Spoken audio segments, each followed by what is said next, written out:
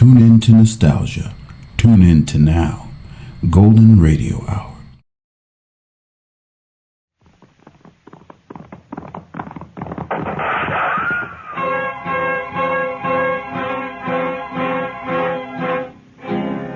Around Dodge City and in the territory on West, there's just one way to handle the killers and the spoilers, and that's with the U.S. Marshal and the smell of Gunsmoke.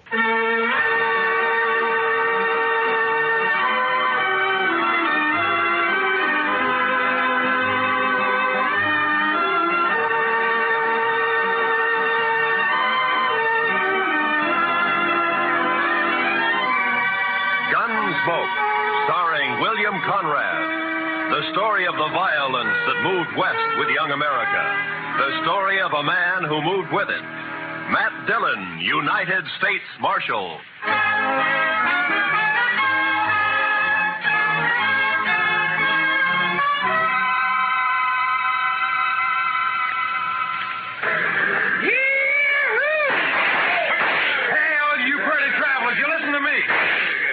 You gotta get welcome to Dodge City proper like.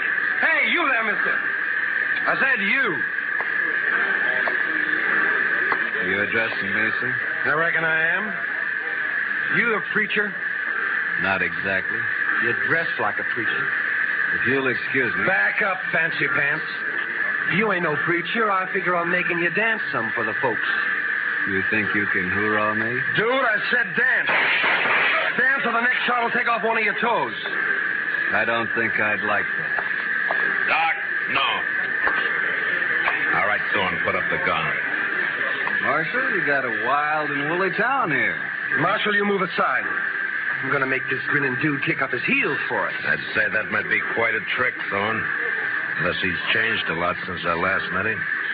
Have you, Doc? Not for the good, Matt. I was afraid. You pasty-faced tenderfoot. I said for you... Shut up, Thorne. He's drunk, Doc. He's dead.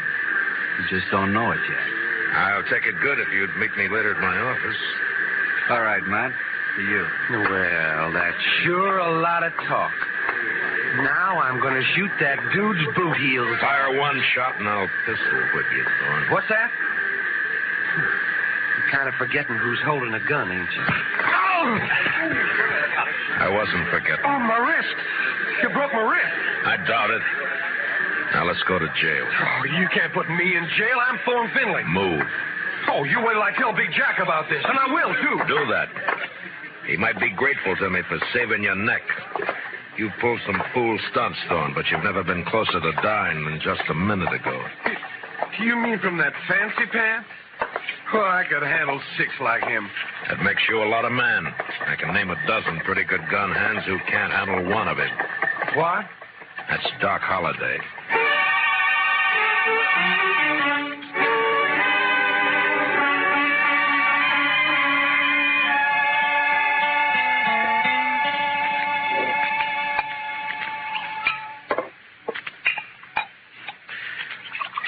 There you are. Salute, Matt. Salute, Doc.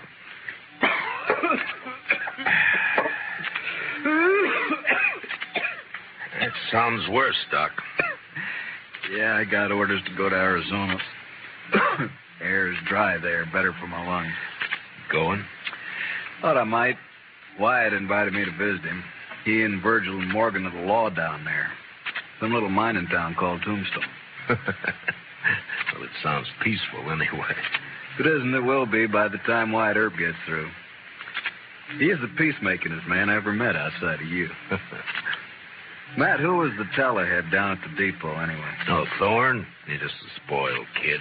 Kid? Couldn't be much younger than you. Sure, but Thorne never grew up. His father has coddled him and protected him and gotten him out of scrapes ever since he was a pup. He's never had to be a man. Not with Big Jack wet nursing him. Big Jack.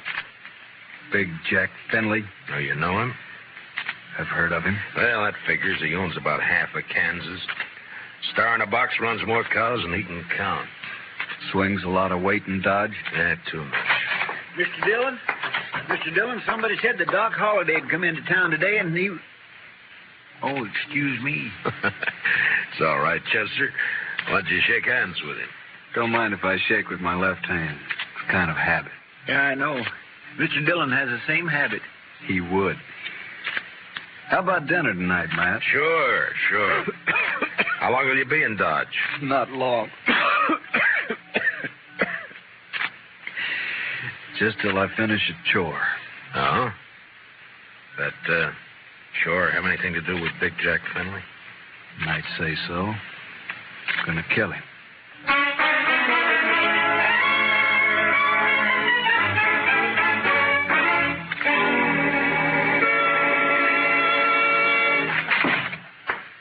All right, Dillon. Turn him loose. You, forgot to close the door, Mr. Finley. You going to turn my boy loose? Or I'm going to have to do it for you. You got a writ of habeas corpus? Writ?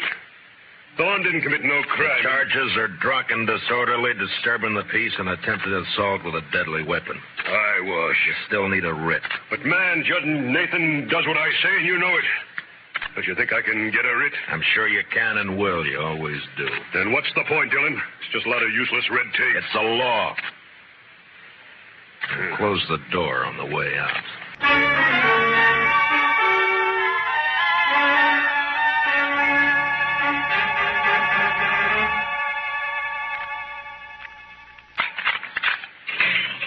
All right, Thorne. Didn't I tell you Big Jack would get me out? When are you going to learn you can't Save the speech. The law can't touch a Finley. You ought to get smart, Marshal. Like you? Sure, like me. Hi, Big Jack. You okay, son? Fine. Anything else, Mr. Finley? Why, yes. My boy here is a little boisterous sometimes, I know. High-spirited, you understand? Uh-huh. So? So, I want to put a stop to all this nonsense of yours arresting him every time he kicks up his heels a bit. Now, go on. Well, I'm offering you a job. Let's say protecting my interests. $200 a month. And no work, naturally. I see we understand each other perfectly.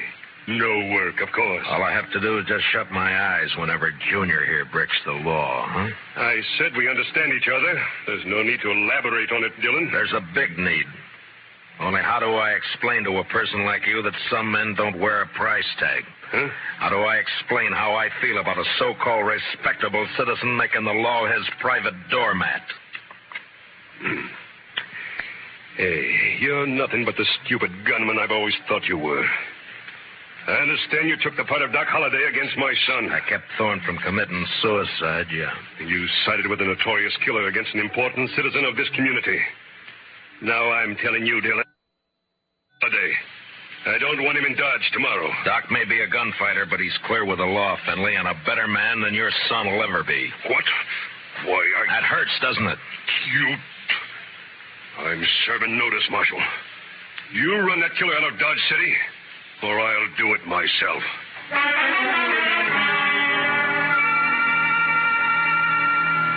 Big Jack Finley, cattleman and self-made king of southern Kansas.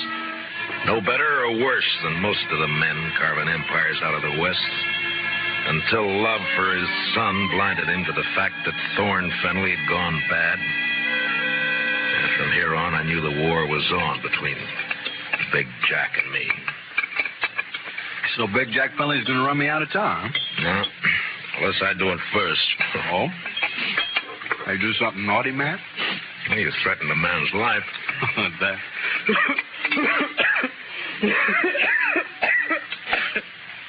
And just between friends, Matt. Anything else, Doc? Not murder. Murder? I give him an even break. With you, that's still murder. Don't you think you better tell me about it? Mm-hmm. What if I don't tell you? Now, then my job's to warn Finley and try to protect him. You're a tough man to be friends with, Matt. It applies to you, too, doesn't it? Guess maybe it does at that. Didn't realize how I put you on the spot by spouting off my good intentions. Sorry. Forget it. You want to talk to me? All right. Remember a girl named Ruth Davis? Mm-hmm. Died in a riding accident a few months ago. Always wondered if it wasn't suicide. She lost her brother 2 weeks before that. No accident. No suicide. You sure? Sure. You know, Ruth and her brother ran the ranch alone. Mm-hmm. A man started pestering Ruth, and she hated him. Her brother kicked the man off the ranch. This fella dry-gulched Ruth's brother, made it look like a robbery. You have any proof of this? Yeah. Ruth was afraid to go to the law, so she sent a letter to me. Here, read it yourself. She says the man was Finley and says she expects him to try and shut her up for good. Well, that doesn't mean it's Big Jack. I went to see Ruth's folks. They had her belongings. Among them, I found this. Watch chain. Engraved JF on the clasp. Jack Finley. You see why I've got to kill him, Matt? He forced Ruth's horse over that cliff, sure. But do you still think she died accidental? No. But who's responsible is something for a court to decide. Court? With Finley's money and influence, he wouldn't spend 5 days in jail even if he was convicted, which he wouldn't be. He doesn't own the court. Maybe not, but it's still the most powerful man in the state against a dead girl whose only friend is Doc Holliday. How do you think a judge will decide? Doc, I'm going to ask you a favor. Make it one I can give. I got an idea, but you must let me handle it my way. Give the law a chance. All right, Matt, I can wait. Thank you. I'll keep this letter and chain for a while. All right, but if the law fails, I'll brace Big Jack Finley when he walks out of the courthouse. And you'll be bracing 2 men, Doc. Finley and me.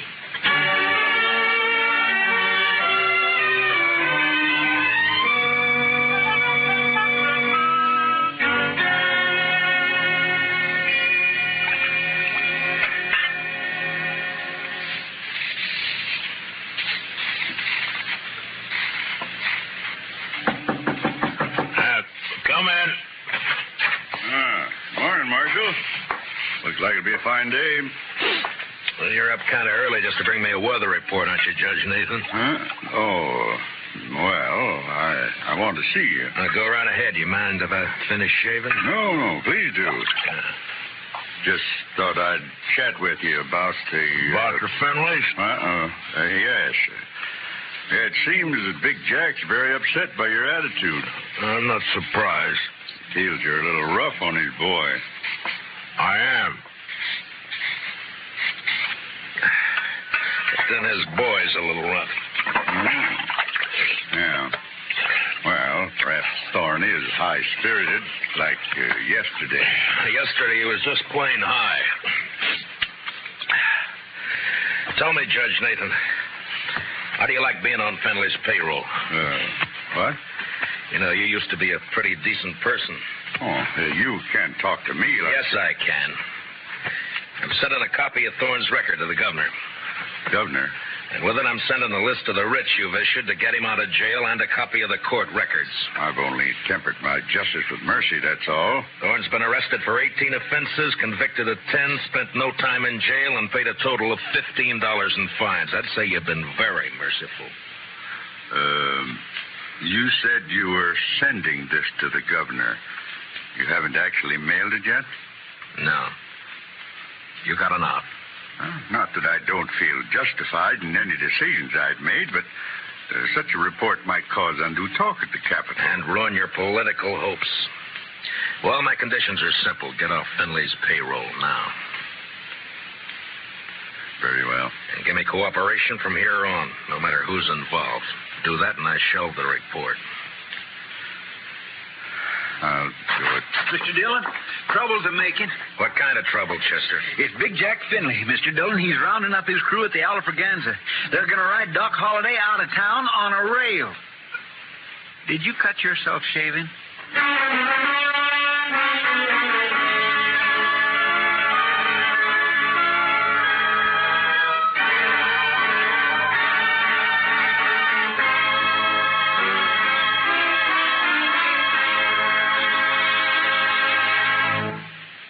We will return for the second act of Gunsmoke in just a moment. But first, don't forget, starting Monday, CBS Radio's tremendous news staff will start bringing you the complete coverage of the Democratic Convention in Chicago. As you found during the Republican convention, CBS Radio never misses.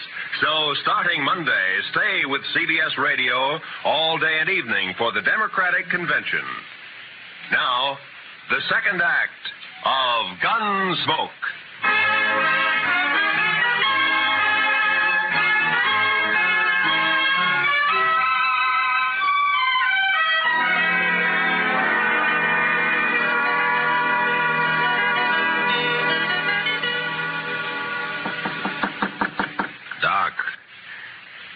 Doc. What? Wake up, Doc. It's Matt. Oh.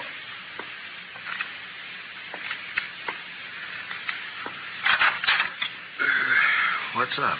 Trouble. Lots of trouble. Big Jack Finley's organizing a little citizens committee of his own hand-picked men coming to escort you out of town. On a rail? Yeah, that's the general idea. Here, take a shotgun. Yeah, I'll hide it under the covers, modest like. Yeah. I'll wait against the wall here. Good. That'll put them in a crossfire. If it comes to that. There's enough of them, we're in a spot. Yeah, likely we are. You're risking your neck to save me some bruises. One I owe you, friend Matt. It's my job. Still one I owe you. There he is. Wrap him up. All right, stop right there. I'll shoot the man who takes another step. You think you're going to stop us, Dillon? I think so. Me and Doc. Doc. Show him, Doc. Sure thing, Marshal. Look, boys, surprise. Shotgun. I sure do love surprises. Dillon, I've got a dozen men with me. Well, sure, about 6 of them will die, Finley, if you don't crawl out of here fast. And guess who'll die first, Big Jack? You there, Moncrief. I always figured you for some brains. Get your boss out of here, quick. Sure talking sense, Big Jack. Shut up, Moncrief. You showing yellow. Oh, but, man, there's nothing here for us to die over. Listen to him, Finley. That greener Doc is holding has 18 buckshot in each barrel. He'll get slaughtered if he triggers that thing. And I'm getting edgy, Finley. And me, if I get a coughing spell, I'm liable to shoot without meaning to. All right. This is twice you have made a Finley back down. You'll never get a third chance. Let's get out of here.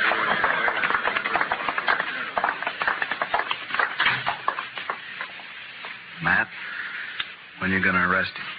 When I'm ready. Not long. I hope not. Getting impatient to see that man dead.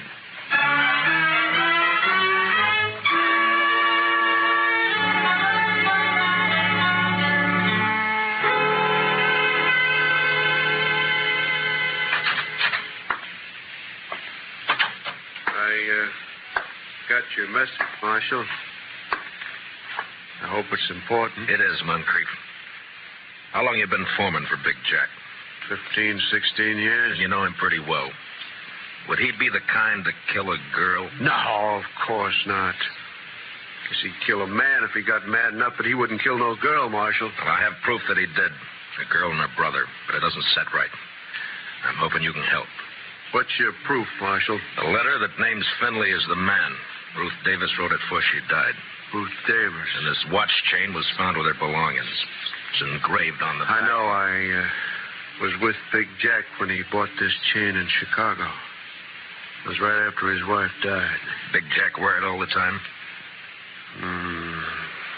You rode the right hunch, Marshal. What? Thorne is your man, just like you figured. He had a yen for the Davis girl, but he kept it quiet. Guess he didn't want it known she throwed him over. But the watch chain... Big Jack gave that to Thorne on his 25th birthday. Whole ranch can testify to that. Good. All right, thank you, Moncrief. You, gonna try and arrest Thorne? Why? If Big Jack believes Thorne killed that girl, it'll break his heart. Broke her neck. If he don't believe it, Then? he'll protect Thorne. And, Marshal, there's not enough lawmen in the state of Kansas to make Big Jack give up his son.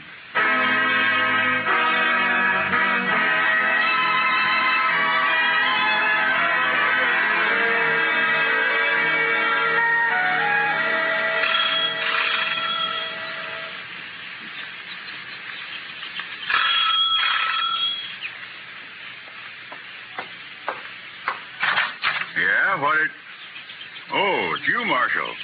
And, John Holliday. Doc, this is Judge Nathan. Holiday? Oh, yes, I've heard of you. I've heard of you, too, Judge. Wonder which has heard the worst. What's that? Why, Judge, I'm here on business. Oh, of course. Come in, won't you? In my study here, so we won't be disturbed.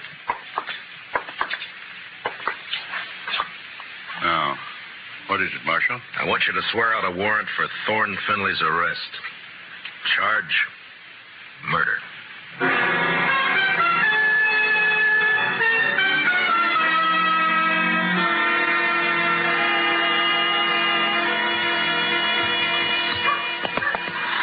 You sure you want to go with me, Doc? I'm sure. All right, hold up your right hand. Oh, no, Matt, you wouldn't make me a lawman. If you go as my deputy. I'm not letting you make this a private fight. Yeah, but my friends, if they hear I wore a star... All right, Matt, it's your show.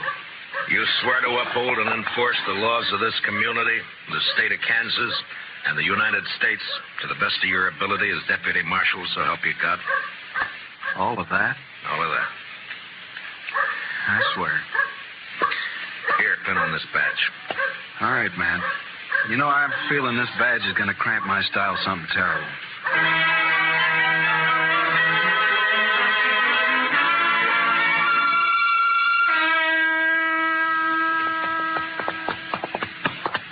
Better breathe our horses going up through this pass. We still got a good ride ahead. How far? Oh, about 10 miles. What do you think, Matt? Will they fight? Well...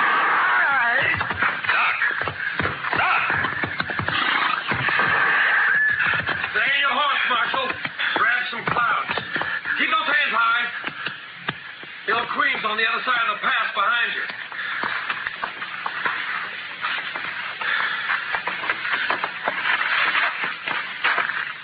That's being smart, Dillon. Queen will drop you if you touch her gun butt. You're handy at this bushwhacking, aren't you, Thorne? If Doc... He's all right. My slug seems to have bounced off his thick skull. Good. Yeah, let's pull your teeth. Better you do it. With your left hand, reach down and across slow. Pull your gun out with your fingertips and toss it away. Nervous?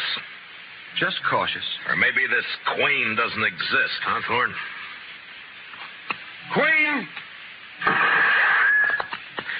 Queen's one of Dad's men, but I pay him extra to work for me. Any more questions? I guess not. There's my gun. The rifle next.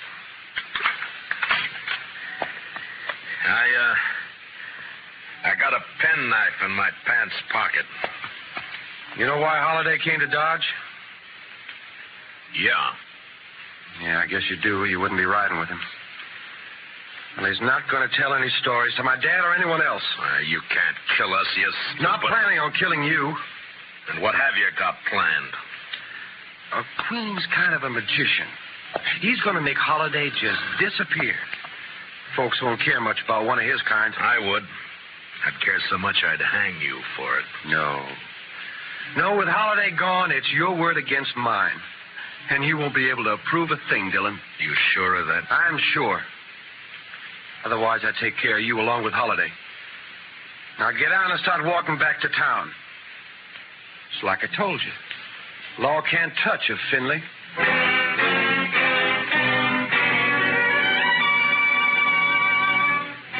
It was no time for heroics, so I walked. When I reached a turn, I cut back through the rocks, but it was too late. They were gone. And with them, the horses, guns, and Doc Holliday. 2 miles up the road, I found my horse turned loose. And with a mind full of cold hate, I raced onto the star in a box. On the front porch of the ranch house was one of Big Jack's men. Hold it right there. Out of my way, mister. I'm in no mood to shake hands. Where you heading, lawman? You don't hear well.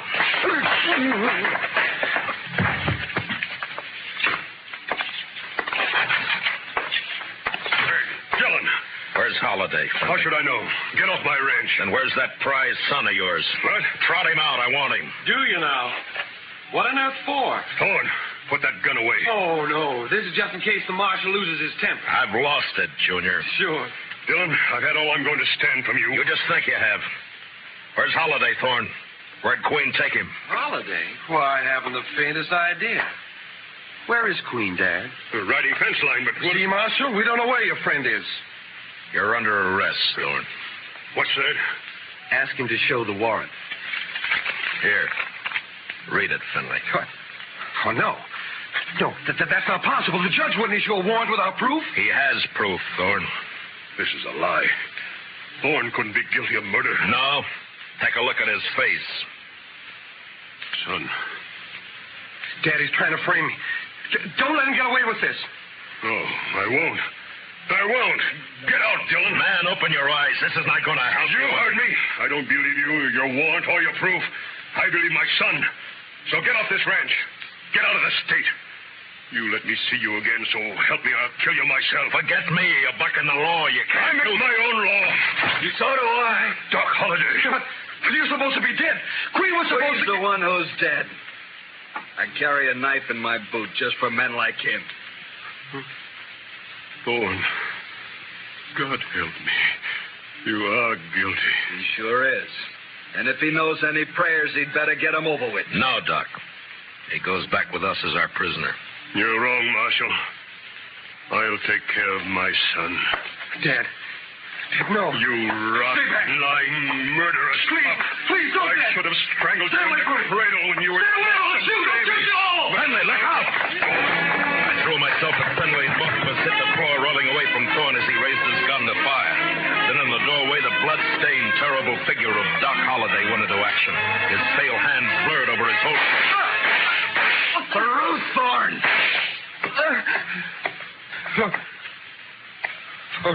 Ruth?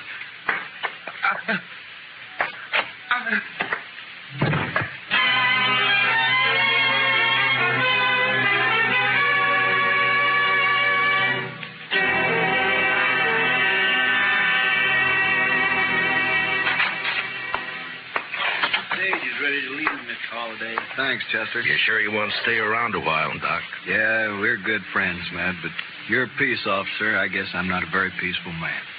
You could be, Doc. No, I'm not going to change, and you shouldn't. Law needs men like you. No, if I stayed, there's too good a chance I might cross you. Yeah? Then I'd have to meet you over gun barrels, and it's one thing I'm afraid of.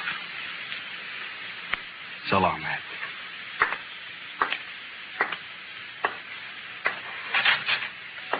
Good luck, Doc. My. I never would have thought Doc Holliday was scared of meeting anyone in a gunfight. You don't understand, Chester. Doc's afraid because he might beat me.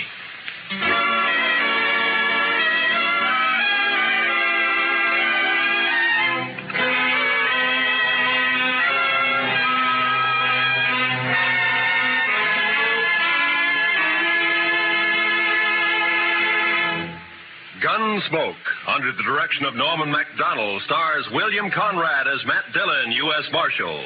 Tonight's story was specially written for Gunsmoke by Herb Purdom, with music composed and conducted by Rex Corey. Featured in our cast were Harry Bartell as Doc Holliday, with Lee Millar, Nestor Paiva, Ralph Moody, and Tom Tully. Parley Bear is Chester. Join us again next week as Matt Dillon, U.S. Marshal, fights to bring law and order out of the wild violence of the West in Gunsmoke.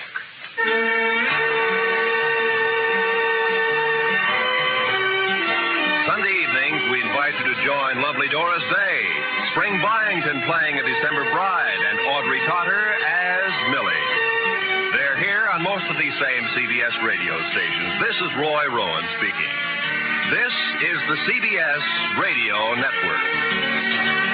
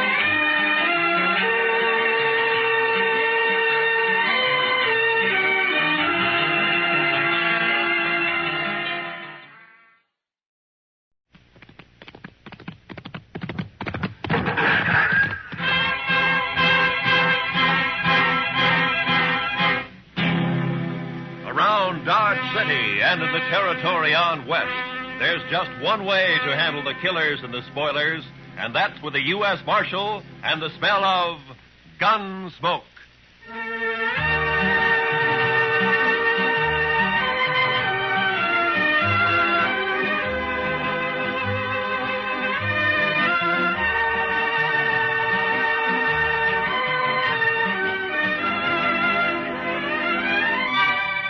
Gunsmoke, starring William Conrad. The story of the violence that moved west with young America. The story of a man who moved with it. Matt Dillon, United States Marshal.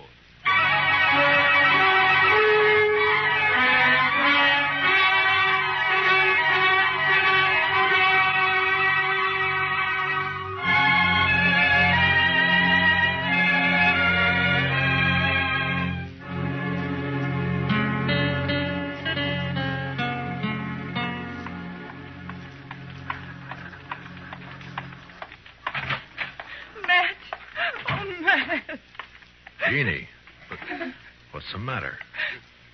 Good morning, Miss Wells. Good morning, Chester. Matt, I've got to talk to you. Sure. Chester?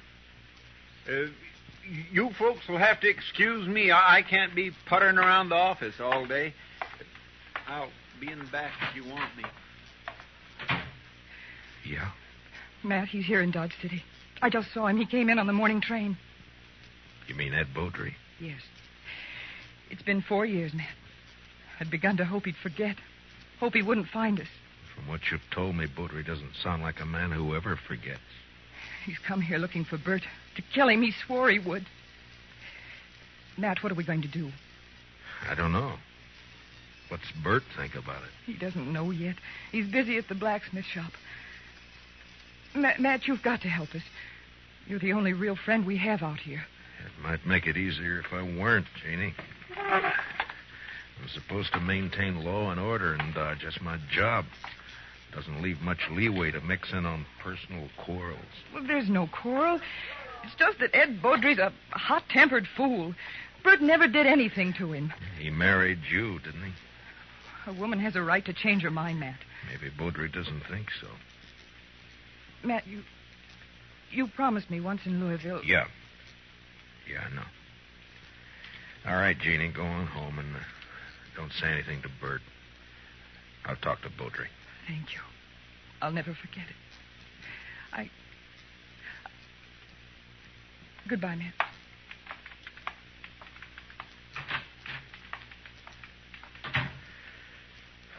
Chester. Yes, sir. I'll be right there, Mr. Dillon. Did Miss Wells leave? Yeah. Fine couple, the Wellses. Did you know them before they came out west? Not Bert. I knew Mrs. Wells. I guess we better drop over to the Texas Trail, Chester. There's a fella in town planning to do some killing.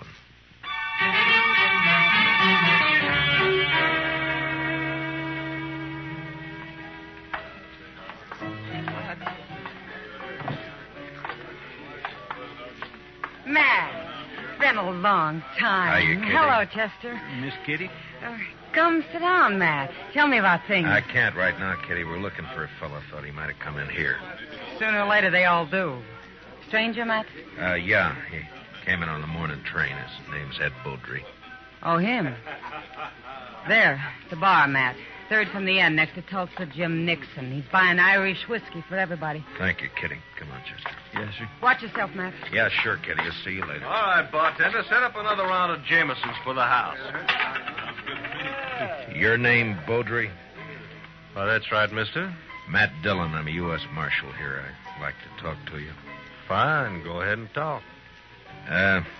Tulsa, suppose you'll move on down the bar for a couple of minutes, huh? Oh, what's the idea, Marshal? This man's a friend of mine. You're not very particular about your friends. Now go on, Tulsa. Drift. Mr. Beaudry, you came here to kill Bert Wells, didn't you? Did I? Well, here's some advice. Don't do it. Take the next train and get out of town. Is that official?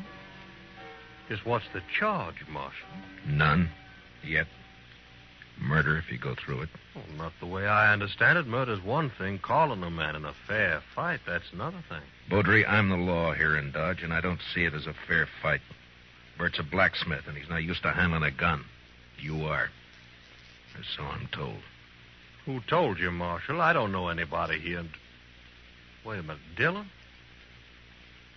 Yeah. I heard Jeannie mention you. You knew her back in Louisville before she ran off. We'll leave her out of this, Baudry. So that's it. This isn't official. You're just doing a personal favor for an old friend. Probably a very close friend. Jeannie always did have a weakness. I warned you once. All right, hold it. Now get up, Baudry.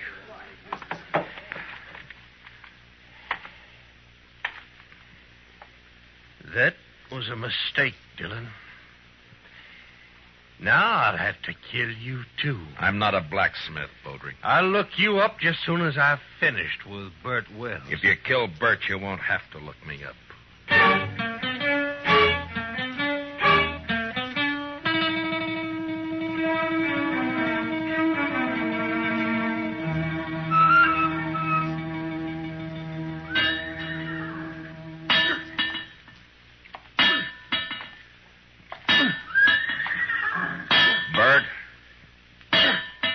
Bert.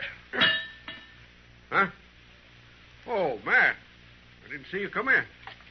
I wanted to talk to you, Bert. About what, Matt? Ed Baudry's in town. Baudry? Well, it was bound to happen sometime. Has he been bothering Jeannie? No, she just happened to see him get off the train this morning. She came and told me. She shouldn't have done it, Matt. It's not your problem. Maybe it is, Bert. I'm the law in Dodge, and the law doesn't like the idea of personal grudges ended up in a killing. What do you aim to do? Yeah, prevent it if I can. Well, I wish you luck.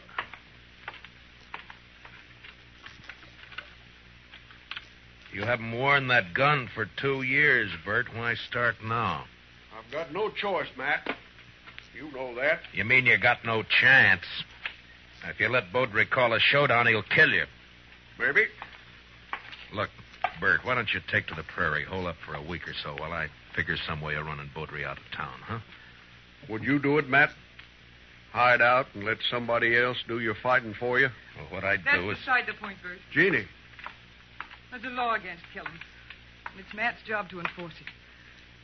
If you went away, there wouldn't be any fight. Wouldn't be much honor either, Jeannie. Man can't run and still call himself a man. He can run from a mad dog. And that's what Ed Baudry is. He never had any claim on me. It appears he thought he did. Matt, you know where Baudry's stand? I talked to him in the Texas Trail. He probably took one of the rooms upstairs. Like to walk over there with me? Well, if that's the way you want it. No, Bert, you... I'll get my hat. Be right with you. Matt, you've got to stop it. Yeah? How? I don't know. But there must be something you can do. Yeah, there is. The way it's shaping up, I can probably arrest the survivor.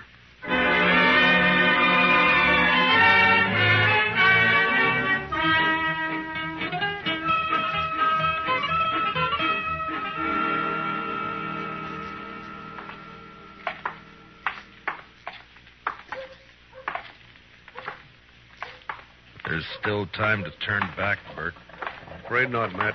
I should have had it out with Baudry back there in Kentucky 5 years ago. Jeannie wanted to run away and avoid trouble, and she was so beautiful it was hard to argue with her. Yeah, I know. Be hard on her if anything happened to you. Life's always hard on a woman, I guess. Worse out here on the prairie. Look out for her, Matt, in case Well, I mean, if anything. Mr. Dillon? Huh? Oh, what is it, Chester? Baudry left the saloon a little while ago. Went over to the livery stable to hire a horse. Oh? I think he's riding out to your place, Mr. Wells. He's been doing a lot of talking. Jeannie will be there alone, Matt. I better get back home. It won't be necessary. Here comes Baudry now. I won't draw unless he does, Matt. Heads up, Chester. Yes, sir.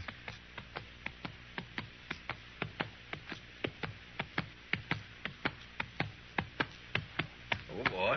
Oh. Just riding out to call on you, Wells. I decided you'd had plenty of time to look me up. No reason to, Baudry.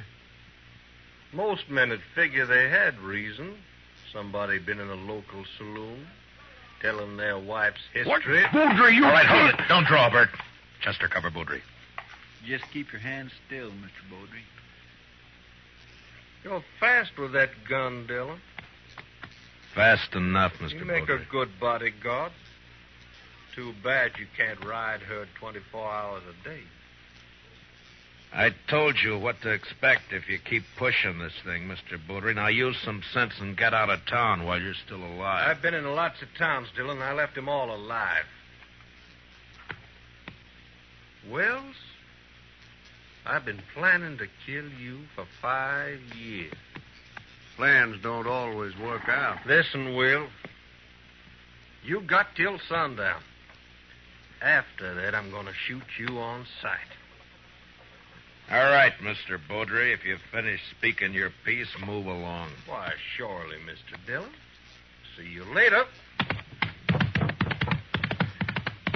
Well, still a couple of hours before sundown.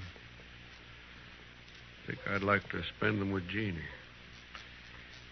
I'll see you, Matt. Yeah, sure. Goodbye, Bert.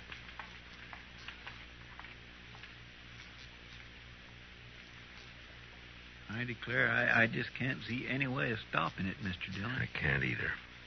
I'd sure hate to be in Bert Wells' shoes. I'd hate worse to be in Baudry's. He'll never submit to arrest. Chester, I'm going to have to kill him.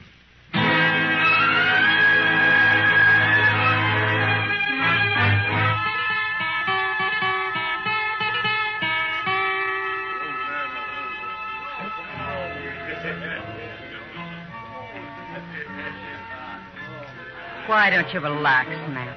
You're nervous as a cat. Yeah, and I'll stay nervous, Kitty, until I find out what's happened to those two. Baudry slipped out the back way just at dusk. Piano player saw him. Yeah. Well, Bert pulled the same trick. I had a couple of boys watching the blacksmith shop, but he managed to give them the slip. There's nothing you can do now, Matt. Well, Another killing. And you in the middle again. Why, Matt? Why do you do it? it's a job, Kitty. Somebody's got to do it. But why you? There are other things in life if you look around for them. Well, maybe I will someday. Will you look my way, Matt?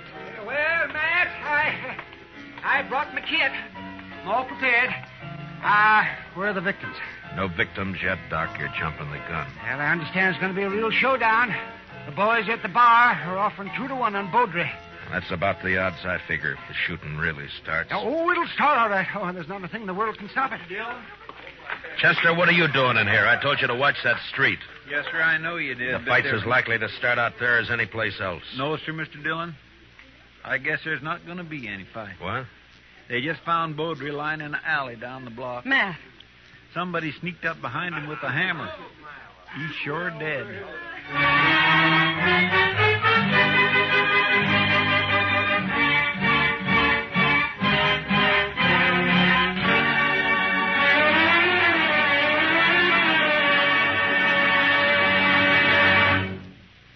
We'll return for the second act of Gunsmoke in just a moment. But first, what is the connection between the statue in the square and a pair of thugs who are definitely not on the square with the law? Tonight on Gangbusters, hear the complete details of this exciting case taken from actual police files. Remember, it's Gangbusters later tonight on most of these same CBS radio stations. Don't miss it. Now, the second act of Gunsmoke.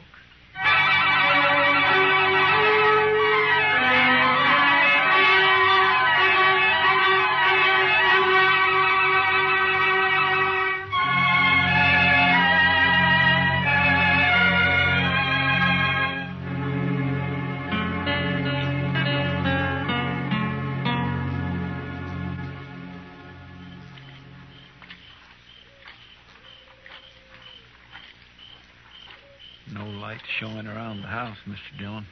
No. Nor the shop either. He might have skipped out. Well, what about his wife, though? I don't know, Chester. I can't figure any of this. It's not like Bert to pull a sneaking trick like that. Hold it. Don't move. He's there by the tree, Chester. Yes, sir. Bert? Who is it? Who's there? Matt. Chester's with me. You better put away the gun. All right, Matt. I thought it was somebody else. Who, Bert? Well, you know who. Beaudry, of course. Guess I better take your gun. Official, Matt? Official. Well, I got no quarrel with the law. Here. Thank you. Now, why did you do it? What do you mean? If it had been a gunfight, the law couldn't have touched you. The circumstances are all in your favor. But this way they'll call it murder, and they'll be right, because that's what it was. Matt, what are you talking about? It's no use. You left the hammer lying right beside his body. It's got your shop brand carved in the handle of it. Whose body you talking about? You mean Beaudry? Yeah, sure, Beaudry. Matt, you're making a mistake. I went looking for Beaudry, yes, but I didn't find him. Then I come back here. I was afraid to leave Jeannie there in the house alone.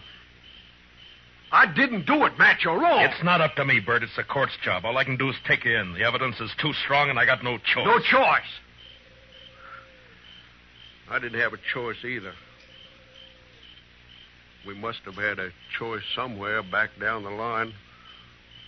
When? Where was it we could have stopped and turned back? I'm a marshal, not a philosopher. Now, let's go. What about Jeannie? I got to tell her. Chester will take care of it. Be better if you do it, Matt. You're a friend. That'd make it easy. I'd rather not if you don't mind. Now, come on, let's go.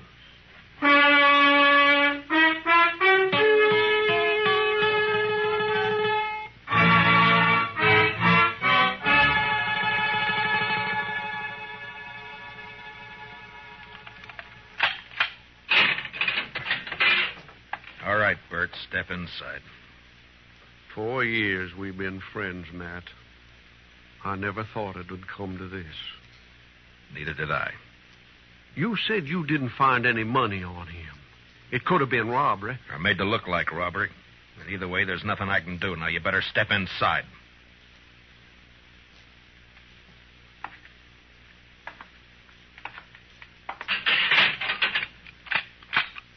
I'll bring you some blankets and tobacco. If you want anything else, let me know. Wish I knew how Jeannie was taking it. She'll be all right. She's a fine girl. Matt, look out for her, will you? Bert, a man's job is one thing, friendship's another. This prairie country is rough and tough and wild at the best. And without the law, nobody could survive in it. And that means putting friendship aside sometimes. But a man still doesn't forget.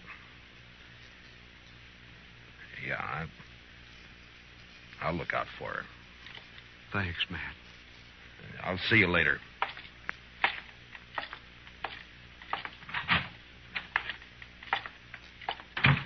Well, you get your prisoner tucked in safely, Matt? What about Beaudry? He's dead. Absolutely dead. Like I never saw anybody any deader. Blacksmith hammer makes a mighty fine weapon. Yeah, at least for sneaking up behind. I can't figure Bert doing that. It's not like him. Sometimes a man changes under pressure, Doc. Yeah, I can't figure it either. What would you say his chances are? Bad. Straws all point one way.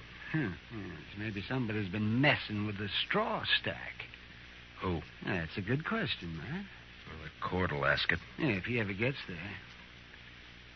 What do you mean? I just come from Texas Trail a while ago, and some of the boys are kind of riled up. They're talking real loose. No law against talking. Doubt if they aim to leave it at talking, Matt. They figure the evidence is a little on the weak side. A court might turn Bert loose. So they're saying it's up to them. Yeah, they're just mad because they lost their source of free drink. Well, maybe so, but you better keep your eyes open, Matt.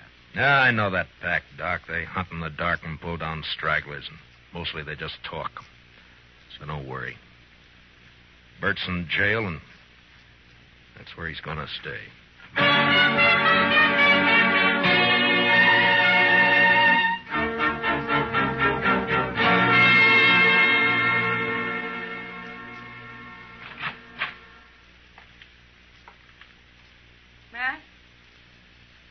Matt, are you here?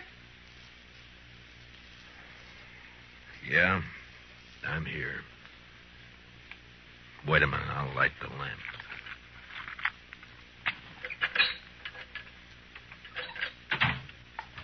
What were you doing sitting here in the dark? Yeah, just thinking, wondering. You shouldn't have come here, Jeannie. Matt, I want to see Bert. No visitors after dark. It's a jail rule. Rules don't have to be enforced. Mine do. Bert's a prisoner, same as any other prisoner. He's charged with murder. He didn't do it, Matt. It's not for me to say. But you know he didn't. You know Bert. You know he wouldn't do a thing like that. Sneak up behind a man's back in the dark. I'm not the court, Jeannie. I know. And they'll believe he did it. Yeah, the night train's coming in. Hope it's not bringing in trouble. The morning train did. Matt, I want to see Bert. I told you that you... Why, you little fool.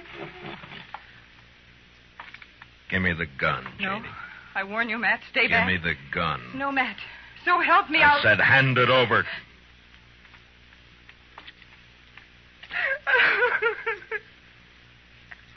You knew I wouldn't shoot. Yeah. Now, what did you hope to gain by I that? don't know. Get Bert out. Maybe I don't know. None of this is his fault. Something's got to be done. Matt, you've got to help me. Easy. Mr. Dillon? Yeah, what is it, Chester? I just come from the Texas Trail. I think there's going to be some trouble. Trouble? The bunch that hangs out around there are doing a lot of drinking and talking up the idea of coming over here to the jail. Oh, no. Well, maybe we ought to go over there and do some talking ourselves. Jeannie, I think the best thing for you to do is to go back home and stay there till morning. Now, don't worry about this. Nothing's going to happen. Oh, but, Matt, you can't handle that crowd alone. I've been handling things alone for a long time. All right, Chester.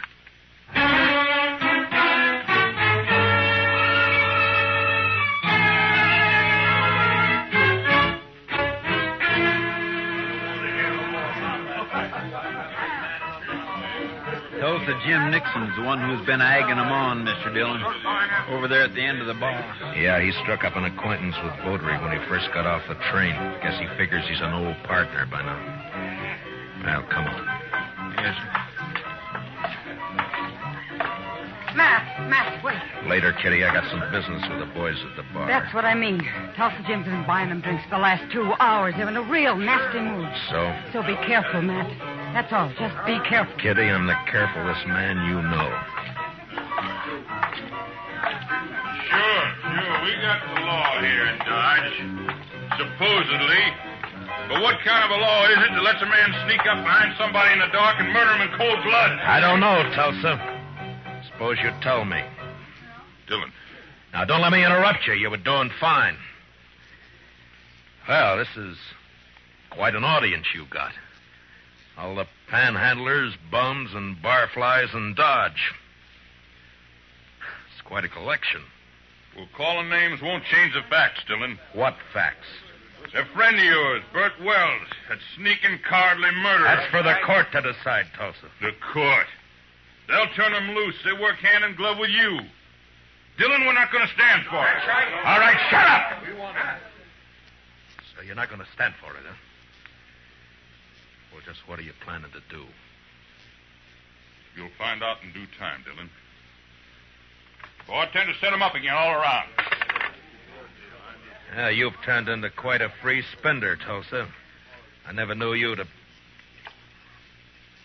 A double eagle gold piece. You mind if I take a look at it? It's good. Don't worry about that. Yeah, I'm sure it is. Where'd you get it? That's my business, Dillon. So you're the one who killed Baudry. That's a lie. I thought robbing him was just a cover-up, but it wasn't. There aren't many double eagles around Dodge. Baudry had a lot of them. Now you. Why would you get a pocket full of gold pieces, Tulsa? Wells killed Baudry. The blacksmith hammer was lying right beside him. Yes, where you left it. What does she mean? Tulsa Jim came into my husband's shop late this afternoon. His horse had thrown a shoe. He had plenty of chance to steal that hammer. She's lying. Where did you get the gold, Tulsa? A lie. I won it in the poker game. Last week when the trail herd would...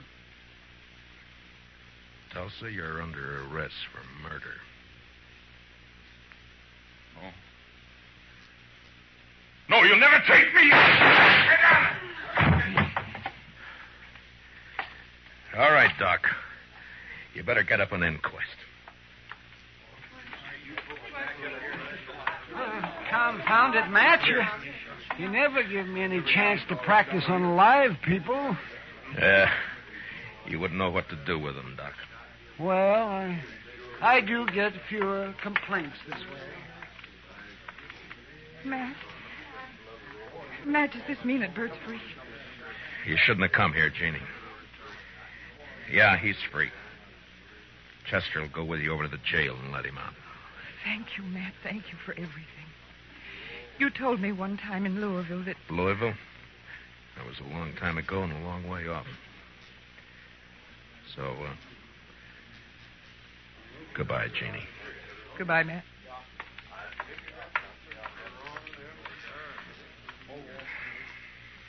What's it all about, Matt? What? What's anything all about, Kitty? Professor, what do you say we'll have a little tune, huh? Why, sure thing, Mr. Dillon. What'd you like to hear? Oh, how about that one of Foster's? Jeannie. Jeannie with the light brown hair. You bet. You knew her before, didn't you, Matt? Yeah, I met her in Louisville one summer. Saw her quite a lot for a couple of months. And then I drifted out west. A man misses out on things by drifting. I told her then if she ever needed help to call on me. Well, she called, and you helped her. Yeah, I guess. Oh, anyway, that's that. Matt. Yeah. Yeah, Kitty. When are you going to help yourself?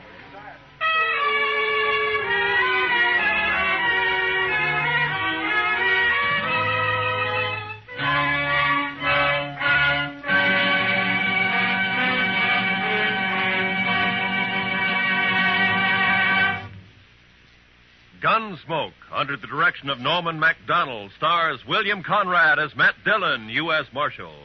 Tonight's story was specially written for Gunsmoke by Les Crutchfield, with music composed and conducted by Rex Corey. Featured in our cast were Tom Tully, Lynn Allen, Larry Dobkin, Georgia Ellis, and Barney Phillips. Parley Bear is Chester, and Howard McNear is Doc. Join us again next week as Matt Dillon, U.S. Marshal, fights to bring law and order out of the wild violence of the West in Gunsmoke.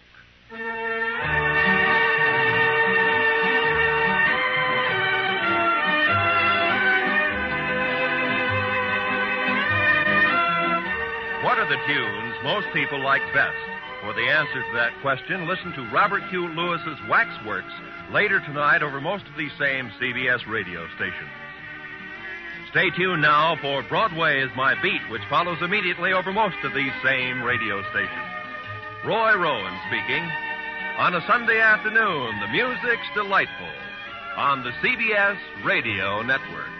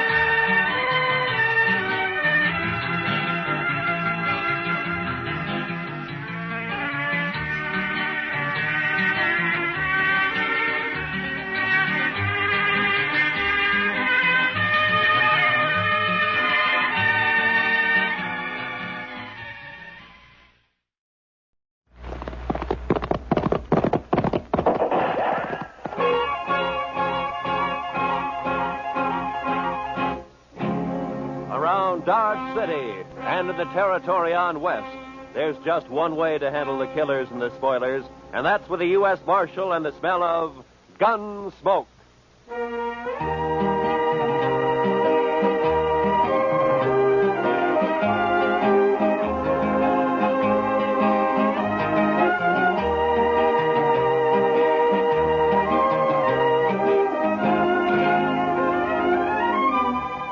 Gunsmoke, starring William Conrad. The story of the violence that moved west with young America. The story of a man who moved with it. Matt Dillon, United States Marshal.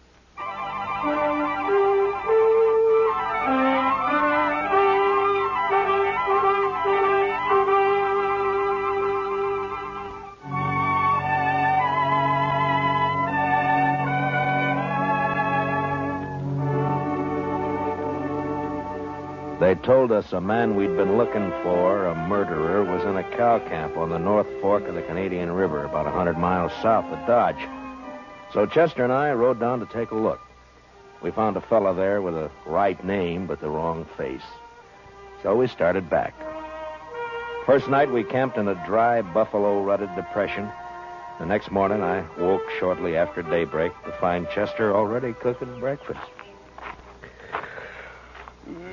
Morning, Mr. Dillon. Meat'll be done soon. Is the coffee made, Chester? That's what I need. It's boiling. I didn't make much, though. I thought I'd better save our water. You know, Chester, I'll bet right now the doc's back there in St. Louis, holed up in some fancy hotel and still asleep. That's quite a thought, sir. Yeah. Him right in the middle of St. Louis and us way out here on the prairie. I'll bet he's even got sheets on his bed. I wouldn't be surprised, Mr. Dillon. Doc said this was one vacation he was going to splurge on. He's riding the Santa Fe both ways. Huh? Well, meat's done. I cleaned off this rock here to cut it on. Oh, good.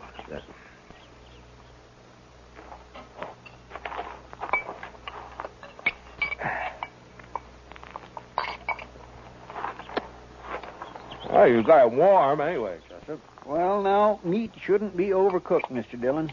That takes the taste clean out of it. Now, then we ought to be able to taste everything about this steer. Eggman's disappointment. How's that, Mr. Dillon? Never mind, Chester. How come you woke up so early this morning?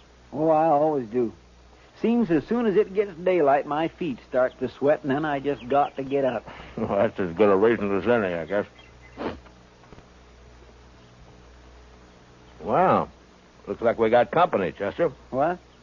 Oh. Where? Right out there. Heading straight for us. Oh, yeah. Some cowboy, probably.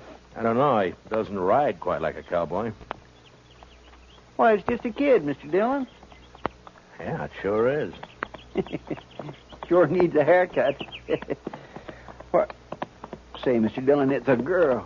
Now, what could she be doing out here? I'm carrying a rifle, too. Well, get on, miss, and have some coffee. Who are you, mister? Hi, this is Chester Proudfoot, and I'm Matt Dillon. How do you do? You rustlers or what? Not exactly. I'm the U.S. Marshal out of Dodge, ma'am. U.S. Marshal?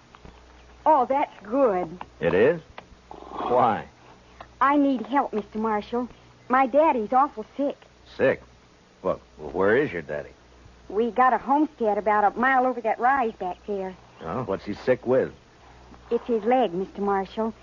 A horse threw him and his saddle both in the corral, and then it stepped on his foot. Now his whole leg's all funny. He's got a fever, too.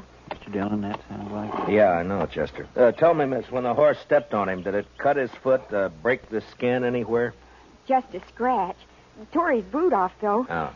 Please, Mr. Marshal, please come see him.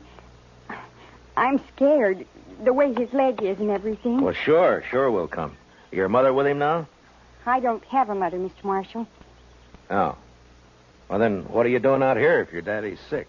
We ran out of meat about 3 days ago, and I don't have anything to feed him. Oh. All right. Chester, I'll ride back with... what is your name, anyway? Tara Hentrys. Oh.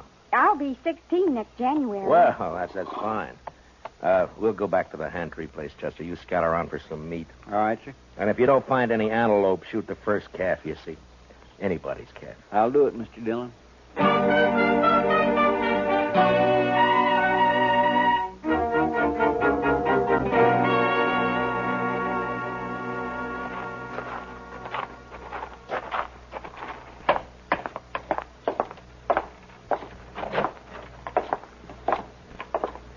He's in the sleeping room, Mr. Marshall. No.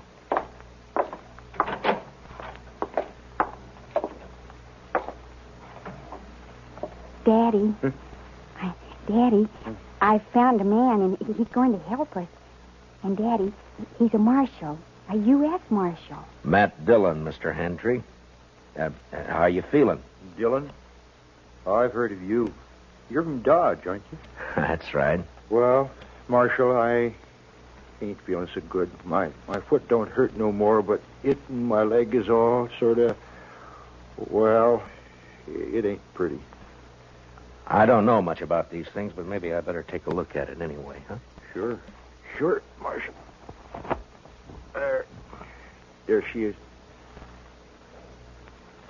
All right, you can cover it up. I was in the war, Marshal. I know what gangrene is. Guess you do, too, huh? Yeah.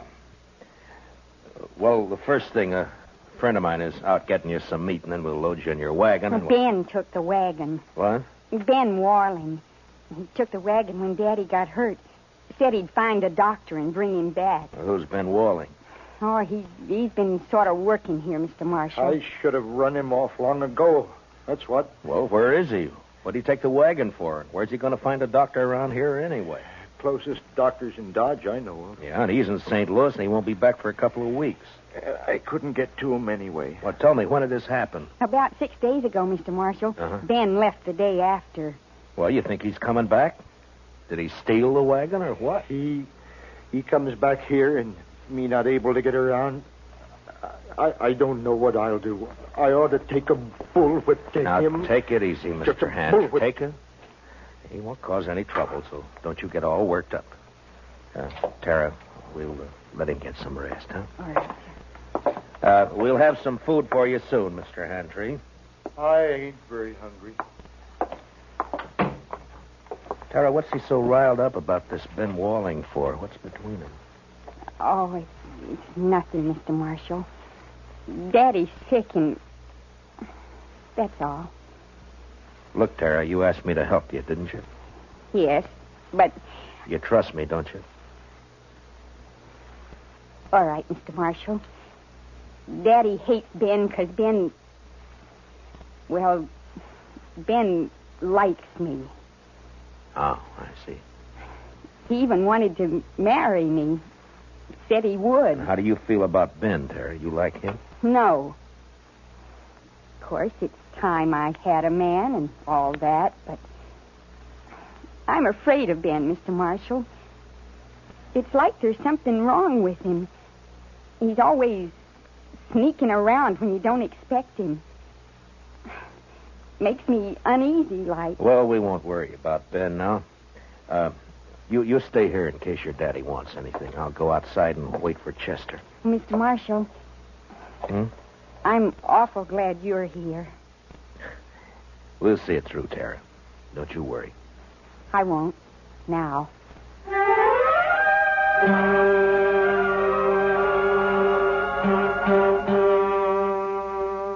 I went outside and walked over to the small corral that stood nearby. There I rolled a smoke and looked out across the flat distances of the prairie. And I wondered how anyone could survive in all that emptiness. Hantry lying on his bed back there in the house. He wouldn't survive. The prairie had got to him all right. And its vast loneliness had put him out of reach of any help. And Tara, what could she do out here in this endless land of grass? I was glad to get my mind off it when Chester rode in with an antelope across his saddle. We hung it on the corral, dressed it, took a hind quarter into Tara, and we went back outside and sat down. Yes, sir. She's a plucky girl, Mr. Dillon. Yeah, fine girl, Chester. Yeah, but this Ben fella, I just don't understand his going off with the wagon like that. Well, it doesn't matter much now. Hentry won't last more than a day or two, anyway. It's that bad, is it? Yeah, blood poisoning, Chester. As soon as it reaches his heart, he's done for. Well, isn't there any way to stop it? Yeah, sure. Cut his leg off. Oh. Too bad Doc isn't here. Yeah. Would that stop it, Mr. Dillon? Cutting his leg off, I mean? I don't know, Chester. I don't know. Maybe too late anyway. Well, I sure wish we could do something for him. I don't take to just sitting around and waiting for a man to die. Well, nobody does. It isn't right, somehow. That poor fella and Tara. Why, Mr. Dillon, that girl will go crazy out here all alone. All right, Chester. What do you want me to do about it? I'm not a doctor. Now, shut up. Well,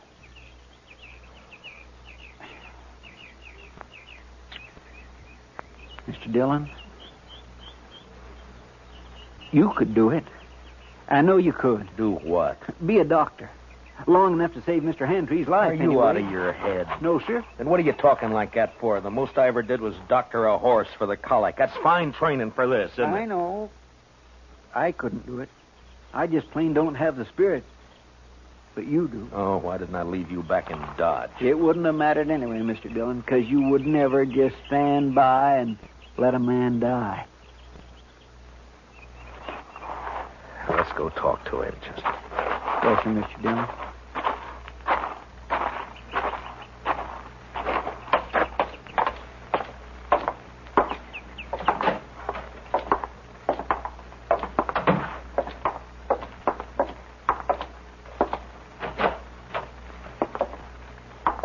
Daddy's fever's worse, Mr. Marshall. I'm going to get some more water. Yeah. How do you feel, Mr. Hentry? I don't feel much, Marshal. Outside of burning up.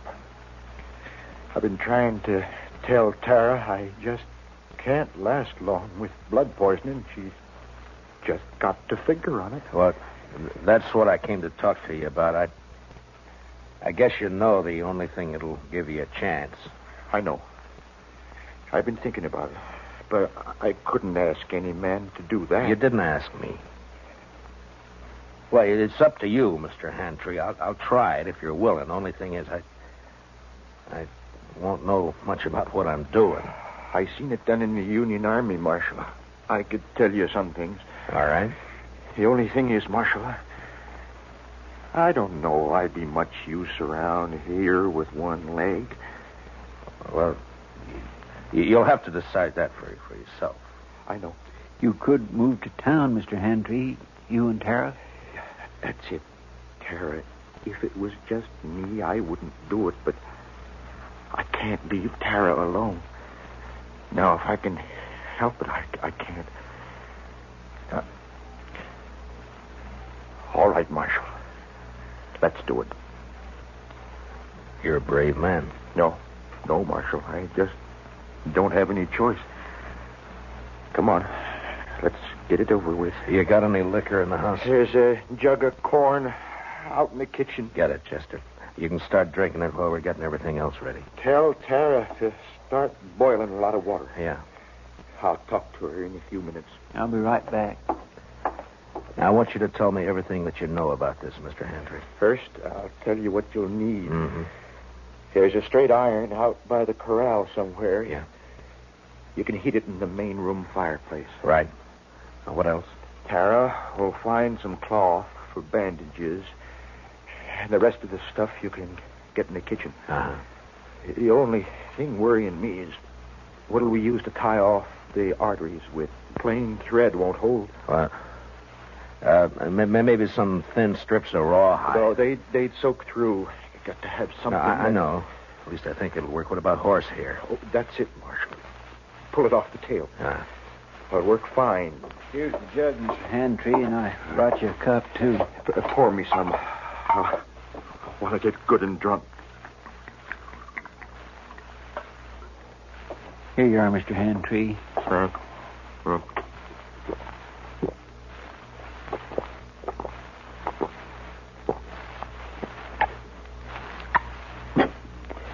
You know, I ain't been drunk in the daytime since we got the news about President Lincoln in the spring of 65.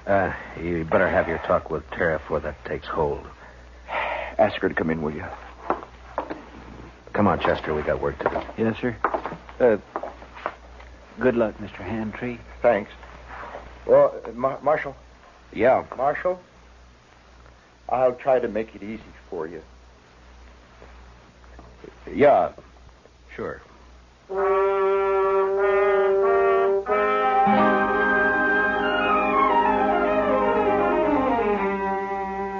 Shortly after noon, I operated. Whether it was the corn whiskey or his own hard courage, I don't know, but Hentrys never whimpered. Chester stood outside the door and brought me whatever I needed. Tara waited in the kitchen, boiling more water and thinking her own thoughts. Maybe it was harder on her than any of us. Toward the end, Hentrys mercifully passed out. When I'd finally finished bandaging him, I was kind of faint myself. I'd done everything I could. I just hoped I'd done it right. How is he, Mr. Dillon? You'll have to clean up in there, Chester. I've got to get outside for some air. Yes, sir, I'll do it. And put that fire out. It's hot enough around here. I don't know how you did it, Mr. Dillon. Tara? Tara, will you come on outside for a while?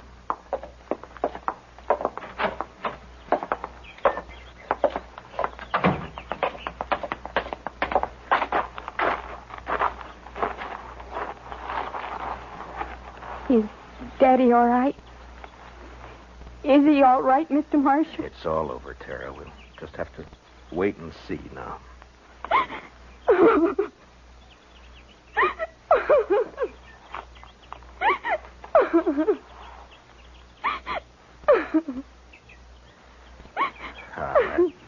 There now, Tara. He's all right. I'm sorry, but it took so long. I thought you'd never finish. He didn't feel much, Tara. The corn liquor worked fine. Fine. Will he get well now? Well, I hope so, Tara. I hope so. Mr. Marshall, are you going to wait and see? Oh, now, Tara, you don't have to worry about that. Chester and I'll be here as long as you need us. I just wanted to be sure. Can I go see Daddy now? Well, as soon as Chester comes out, Tara, then you can. All right. I'll wait, Mr. Marshall.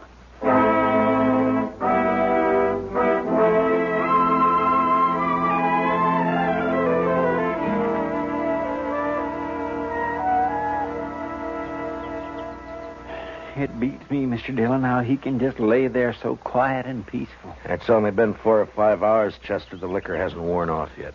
He drank nearly the whole jug. No, he needed it. Say, Mr. Dillon, look yonder. No? Somebody coming with a wagon. Oh, yeah. It's probably that Ben Walling they were talking about. I'll bet that's who it is, all right. Wonder what he'll have to say for himself. Ah, you'll think of something, Chester. His kind always do. You recognize him? No, sir. Do you? No, I never saw him before.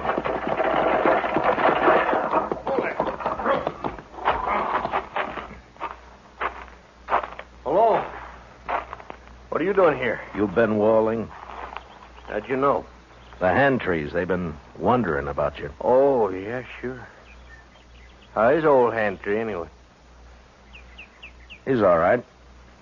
He is, huh? You've been gone a long time, Ben. Where were you? I don't know you, mister, but you sure ask a lot of questions. You can answer them one at a time. Now, where were you? Who are you anyway, mister? I'm a U.S. Marshal. Ain't no U.S. Marshals around here. There is now. Generally, I'm in Dodge. Your name Dillon? It is. Well, what are you doing here, Marshal? Tara ran into us, asked us to help. Seems the only able-bodied man around here took off in a wagon. I went to fetch a doctor. Is anything wrong in that? Not at all. Where is he? Well, first night the horses ran away, and I've been chasing them ever since. I didn't catch him till this morning. And then I've been gone so long, I thought I'd better get back to you right away.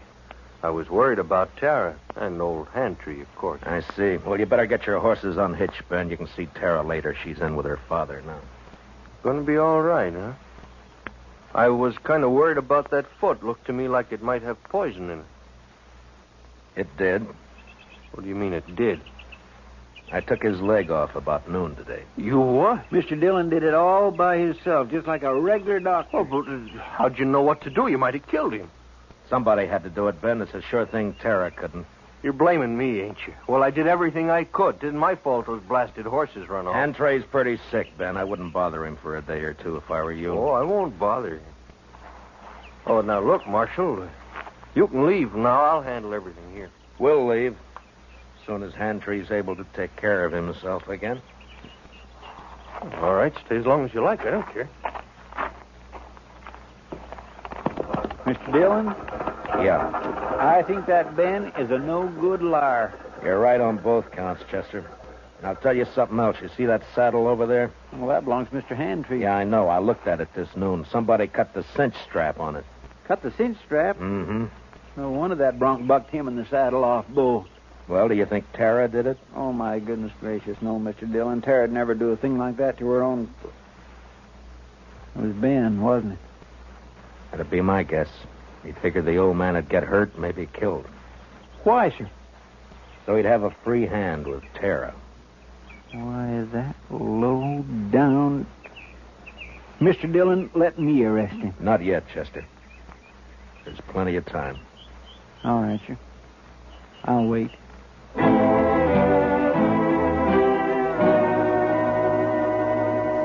There wasn't as much time as I figured. Hentrys had a bad night, and by morning he was so weak he couldn't lift his head. I tried to take his pulse, but I could hardly find it. Maybe I'd operated too late. Maybe the poison had already moved up into his body. I didn't know. I had no way of knowing. So there was nothing to do now but wait. Want some more coffee, Mr. Dillon? Yeah, thank you, Chester. We'll fill it up, huh?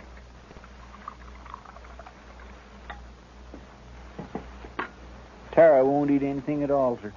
She just sat there by his bed, hasn't slept a wink I know of. Well, it's her father, Chester. He's all she's got.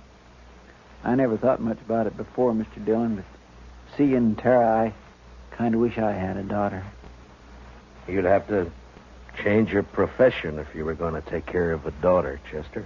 Why, I don't have any profession, Mr. Dillon. Oh, Mr. Marshall. Yeah, what is it, Tara? Please come. Daddy wants you. I think he's... You better come too, Chester. Yes, sir.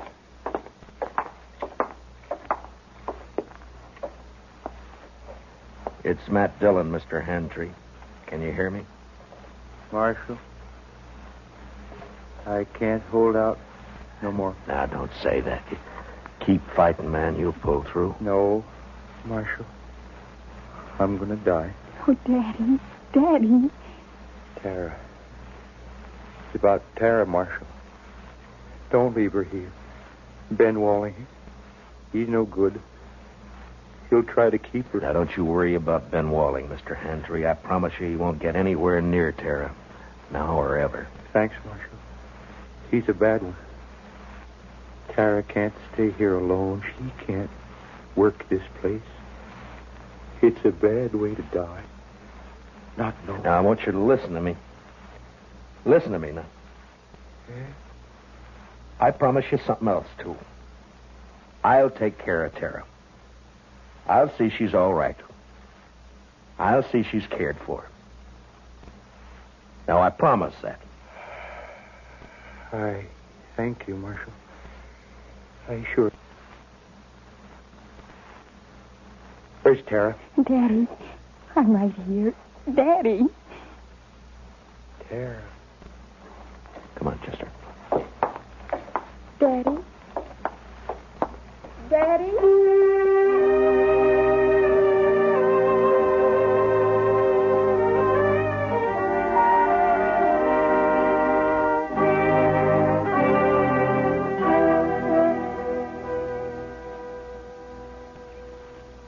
I don't know, Mr. Mr. Dillon, I don't think they'd have made out on this place anyway. Why not, Chester? Well, there just isn't enough water. That one little old spring is all they've got. Well, if they had a lake, it'd still be too much for Tara. What are we going to do with her, Mr. Dillon? I don't know, Chester. We have to think of something, though. My, I wish she'd come out of that house. I don't like it, her in there breaking her heart. Give her a little time, Chester. She'll be all right. Don't you move a finger, either one of you. Well, well, you're mighty careless with that rifle, Ben. Don't get smart with me, Marshal. I know what I'm doing. And what would that be? I heard you in there. Heard you promise to take Tara away. I was right by the window. I heard it all. You got a curious way of courting a girl, Ben, trying to kill her father. Yeah, and I saw you yesterday looking at that saddle, but I didn't kill him, Marshal. You did. That's a lie, Ben Walling, and you know it. shut up. I won't shut up. If we'd have just got here sooner, Mr. Dillon would have saved him, that's all. It's too bad you got here at all. Because you're going to die for it. Both of you. Put the gun down, Ben. You're under arrest for attempted murder.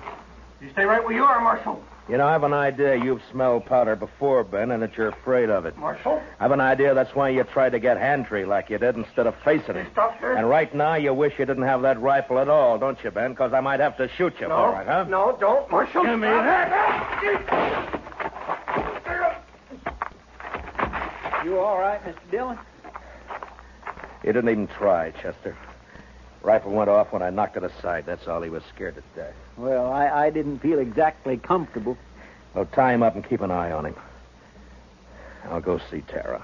Yes, sir, Mr. Dillon.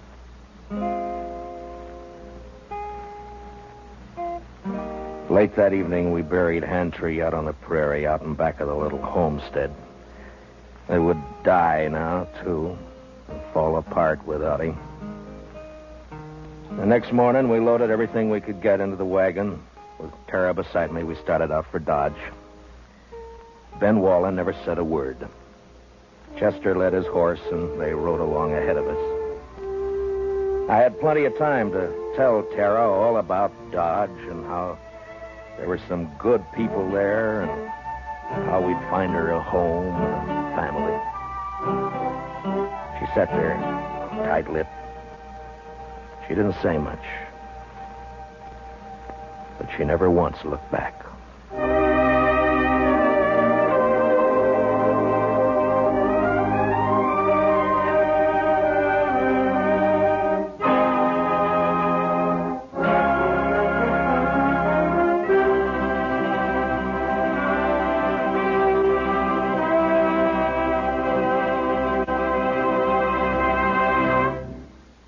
Gunsmoke, transcribed under the direction of Norman MacDonald, stars William Conrad as Matt Dillon, U.S. Marshal. Tonight's story was specially written for Gunsmoke by John Meston, with music composed and conducted by Rex Corey. Featured in the cast were John Daner, Sammy Hill, and Larry Dobkin. Parley Bear is Chester. Join us again next week as Matt Dillon, U.S. Marshal, fights to bring law and order out of the wild violence of the West in Gunsmoke.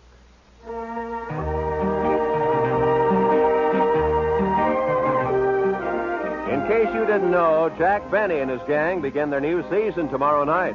Jack, Mary, Don, Dennis, and Rochester welcome a new member to the team, the head man of CBS Radio's Club 15 show, Bob Crosby. Roy Rowan speaking. Remember, the top dramatic show of them all, the Lux Radio Theater, is heard Monday nights on the CBS Radio Network.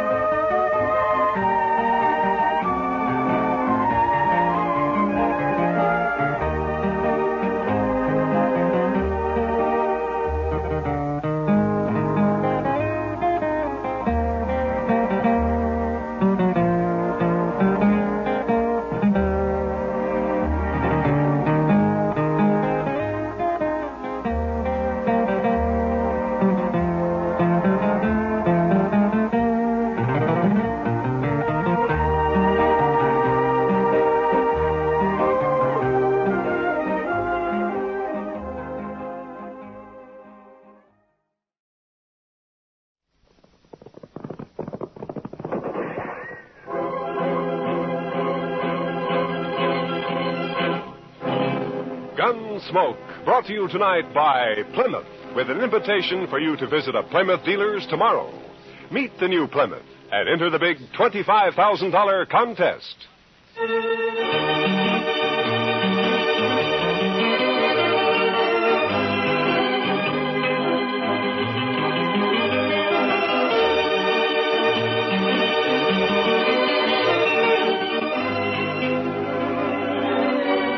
Throughout Kansas and in the territories on west, there's just one way to handle the killers and the spoilers. And that's with a U.S. Marshal and the smell of Gunsmoke. It's here, a new kind of low-priced car. The exciting 53 Plymouth, completely new, completely beautiful.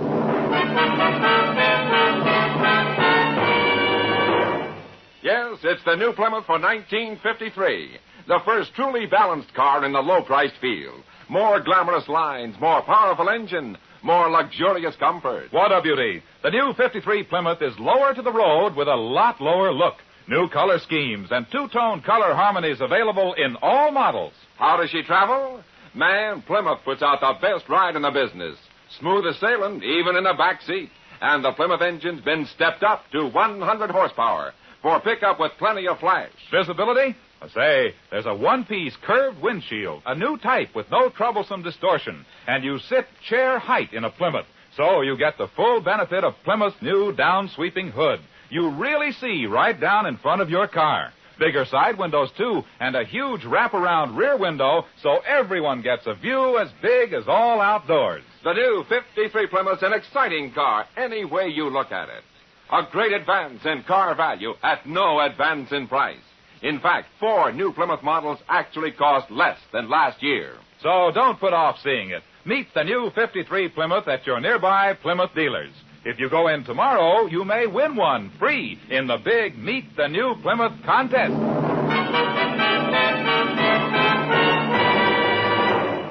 And now, Gunsmoke, starring William Conrad. The story of the violence that moved west with young America.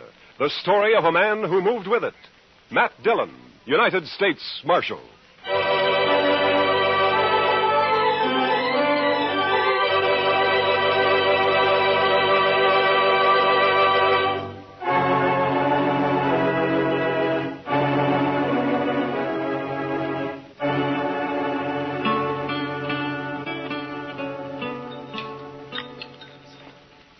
The cook sure must have had a bad night, Mr. Dillon. Well, how do you figure that, Chester?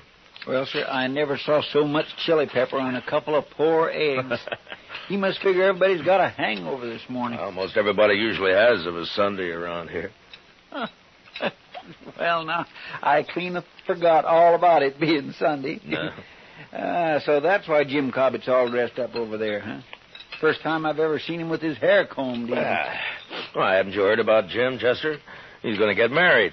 He's got his wife-to-be coming in on the train from back east today. Jim Cobbett? Yeah. Well, now, what sort of a woman would that be, Mr. Dillon, who'd come clear to Dodge City to marry a fellow like Jim? No, Jim's a good man, Chester. It's just that, well, living out on that homestead of his year after year has made him grow a little off-center, so loneliness will do that to a man sometimes. Morning, Marshal. Chester. Morning, Hank. Well, what do you think of that old goat Jim Cobbett getting himself hitched? It's a fine thing, I'd say. Well, Jim's no older than you are, Hank Lewis. Older, maybe. A lot less respectable. Now you're talking your usual nonsense, Hank. Am I, Marshal? What about Jim's first wife who disappeared off of that place he had up north on Hackberry Creek? Just plain disappeared, she did. Jim never explained that, and nobody ever saw her again either. Oh, you're worse than an old woman with your gossip, Hank. Jim's never done anything to you, Hank. Nothing except stake his homestead on the only spring south of the Smoky that didn't dry up. Cheated me out of it, that's what. He filed his claim 2 weeks before you did, Hank, and everybody knows it. Sneaked into town, that's what he did. Sneaked into town behind my back. Still telling your lies, ain't you, Hank Lewis? Now, you keep away from me, Jim. Keep away. I've never bothered you, Hank. But I hear you talking around Lila. When she gets here, I'll hurt you. I'll hurt you bad. What is it you want to hide from her, Jim? Maybe that business about your first wife? All right, don't touch that gun, Hank. Not a move. You arrest him, Marshal. You saw it. Get up. Put him in jail now. I didn't touch him. Shut up. Now, you're just lucky you weren't killed. Now, you get out of here and stay away from Jim. It's his wedding day, and if I find you bothering him again, I'll throw you in jail. Now, go on, move. Fine law we got around here, man. Get tightened up and happened. Sorry to make trouble, Marshal, but I won't hold for his making that talk around Lila. Oh, forget it, Jim. Just keep clear of him for a while. What time's the wedding? About 3 o'clock. At least that's when the preacher said he'd come down. It'll be at the church, won't it, Jim? Well, no. The preacher thought maybe it'd be better to do it somewhere else. It's because of... Yeah, sure, Jim. Dodge City House would be a fine place, wouldn't it? That's just what I'd planned, Marshal. I brought a jug of corn in with me in case anyone came around, maybe. Jim, I wouldn't miss it for the world. I'm going to be there for sure. Yeah, me too, Jim. I certainly do enjoy weddings. I never got married myself, but I sure do like to watch. See you later, Jim. Sure, Marshal. We'll be there, Jim. Bye.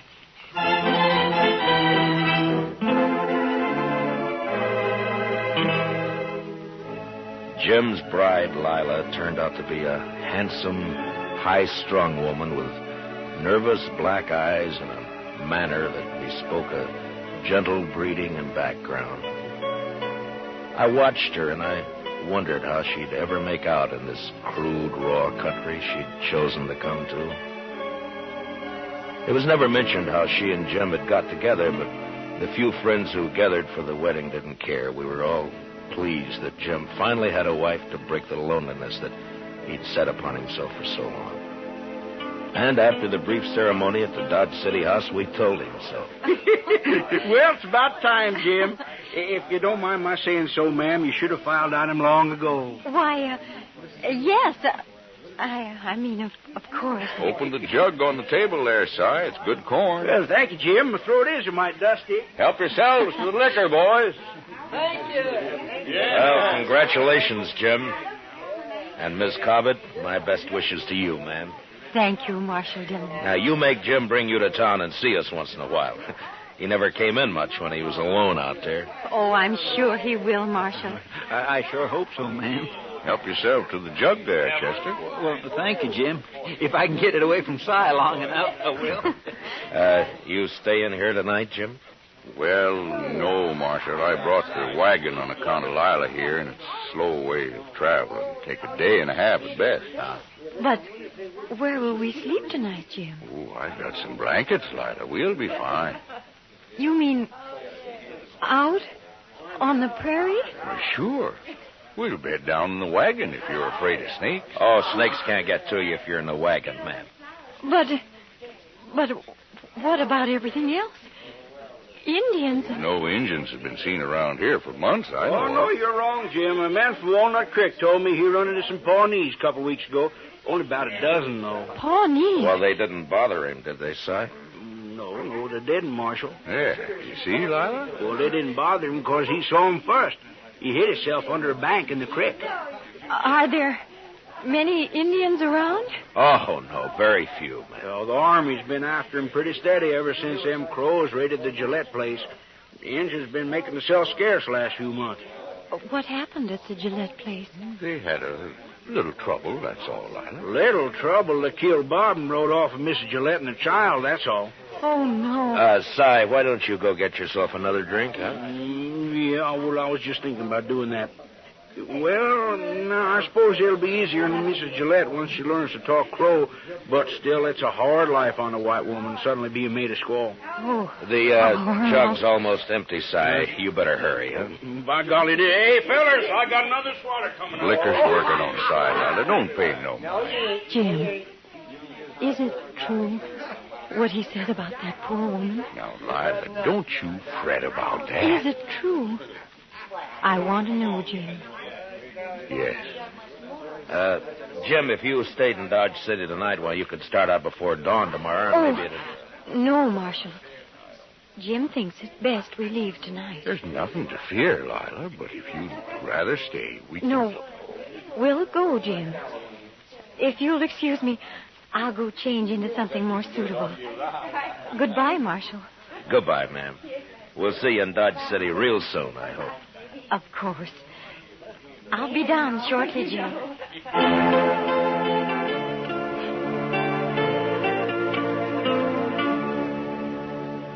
Maybe it was best that way for Lila to face out her first night on the prairie, not far from Dodge. Nothing would bother him that close to town, and it'd make it easier for her on the next night. And they left. And that's all we heard about them for, a month or so. Dodge City was fairly quiet, except for 1 week when a Texas herd arrived. 2 boys were killed the next night, and another a few days after. But then things cooled off and became peaceable again. Hank Blues is in town, Mr. Dillon. Oh, no, Chester. Well, there ought to be a law against it, that's all. He said he was coming here to see you in a few minutes. Look, you talk to him, Chester. I think I'll go upstairs and pick on the doc for a while. Oh, he doesn't want to see me, Mr. Dillon. I'll send him up when he comes. Chester, no. Yes, sir, but he'll ask me where you are, sir, and then what am I going to tell him? Marshal, I want to talk to you. Well, all right, Hank. Go ahead, talk. You think I was lying about Jim Cobbett, don't you? Well, listen to this, Marshal. Lila's disappeared, too. What? I saw it with my own eyes. I saw she isn't there. What are you talking about, Hank? I'm telling you, Marshal, Lila's gone, just like Jim's first wife up on Hackberry Creek. She's plain disappeared. Well, go on. Well, I got a runty bay mare that's always running off, and I rode by Jim's place to see if he'd seen her. Jim was just sitting there, and he'd hardly pay me any mind at all. He was all alone, and when I asked him about Lila, he just walked off, wouldn't say a word. Well, maybe she was just out on the prairie somewhere. Then she stayed a long time. I was back next day and still didn't see her. Stock's gone, too. When was this, Hank? About a week ago. Now, Marshal, I think you ought to get out... I do my own thinking, Hank. Well, all right. But you better get out there, Marshal. I've told you now. Yeah, you've told me, and you can forget it. Just stay away from the Cobbett place, you understand? All right, Marshal. I've done my duty. You better do yours. Goodbye, Hank. Well, Goodbye.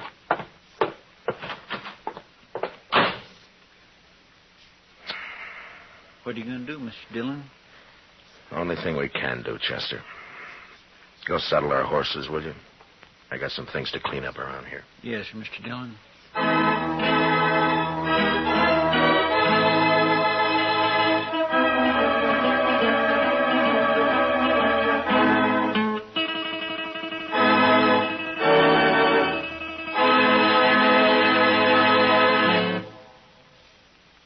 Big doings at all Plymouth dealers. Tomorrow, go in and meet the new Plymouth, the new kind of low-priced car. And enter the big $25,000 Meet the New Plymouth contest. All you do is look her over, compare, ask questions. There'll be people on hand to explain the new body design, new type suspension, new springing, how they combine to give you a ride that's unbelievably smooth. The first truly balanced ride in the low-priced field. Believe me, you'll be enthusiastic. So just transfer that enthusiasm in 50 words or less to a contest entry blank. Tell what you like most about the new, truly balanced Plymouth for 53. That's all there is to it. And you may win a 53 Plymouth or one of hundreds of cash prizes. But entries must be mailed by Monday midnight. So hurry. Get an official entry blank containing all the easy rules tomorrow when you go in to meet the new 53 Plymouth. Now, the second act of Gunsmoke.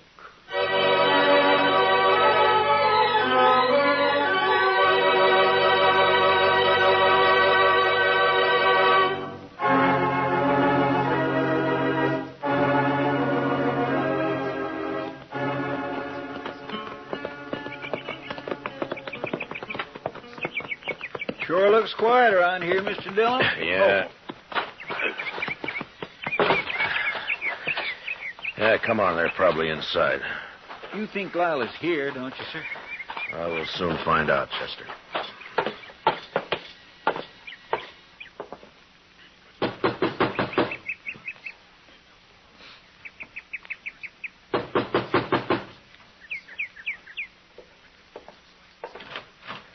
Hello, Jim. Well, hello, Marshal. Chester? Hello, Jim. Come in.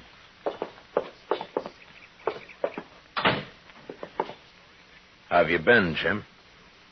Hank Blues told you, didn't he, Marshal? Where is she, Jim? Hank Lou said I killed her, didn't he, Marshal? Oh, now, Jim, you know I don't pay any attention to what Hank Lou says. Then why'd you come here, Marshal? To help you. If you're in trouble. Lila isn't here. And I'm in trouble, all right. Well, what happened, Jim? Where is she? I don't know. What? Well, Injuns, party of Crows, they took her. They took her. Indians? My goodness. You mean you were raided here? Maybe 10 days ago, a war party, about 12 Crows. Well, what happened? Well, Lila was out there by the spring. It was just getting dark. I was sitting on the floor right there, mending the saddle I'd torn the stirrup off of when I heard her come running up the path out back. She was all in a sweat and yelling. Lila, what is it? Oh, I saw something out there. Oh, Jim. Jim, I think it was an Indian. Come inside, quick. Oh. Get on the floor in the corner there. How many did you see? Oh, just him. I saw his skin behind that little rise. Oh, Jim, don't let him get me. Easy now, Lila. Oh. Oh. Well, I don't see a thing out of this window. Take a look over here. Nothing. Must have heard you yelling. Oh, Jim, what'll we do? Stand them off, that's all. Oh. Wait a minute. There's one. Oh, no. Getting hard to see. Jim, the other side. They'll sneak up on the other side. Might be one behind that log out there. Oh, no. But we'll just wait. Oh. They'll get bolder in the dark. I can pick them off easy. Oh, Jim. Jim, they'll carry me off like they did that other woman. I can't stand it, Jim. Here. Take that 6-year-old. Yes, I will. I will.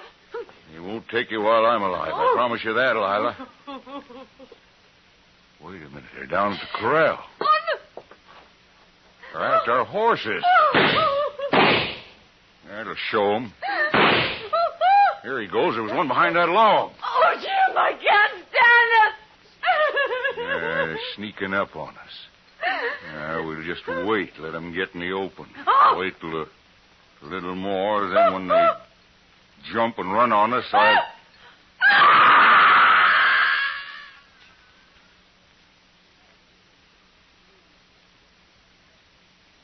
Oh.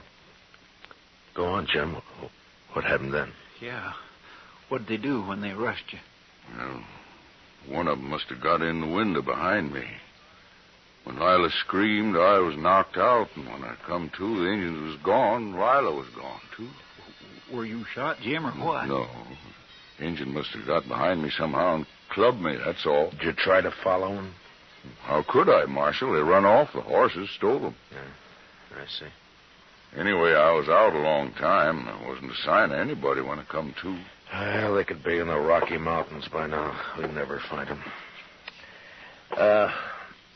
I'll report this to Colonel Jenkins at Fort Dodge, and he can spread the word through the Army post. Thanks, Marshal. I'm sorry, Jim. But I guess that's all I can do for you. Sure, Marshal. Come on, Chester. Let's take a look around outside and then get back to Dodge City. Yes, sir. So long, Jim. I sure am sorry it happened. So long.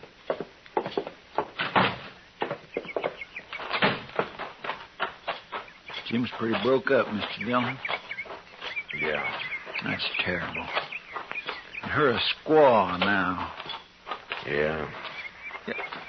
My, aren't those pretty, Mr. Dillon? What? Hey, that bunch of columbine there, growing right in a row. I think I'll just put one in my hat. No, wait a minute, Chester. Huh?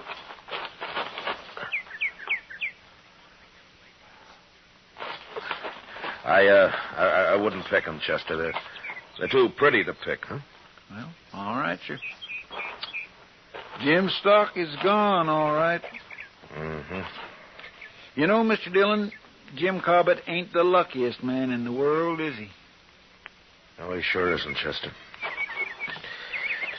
Come on, let's get out of here.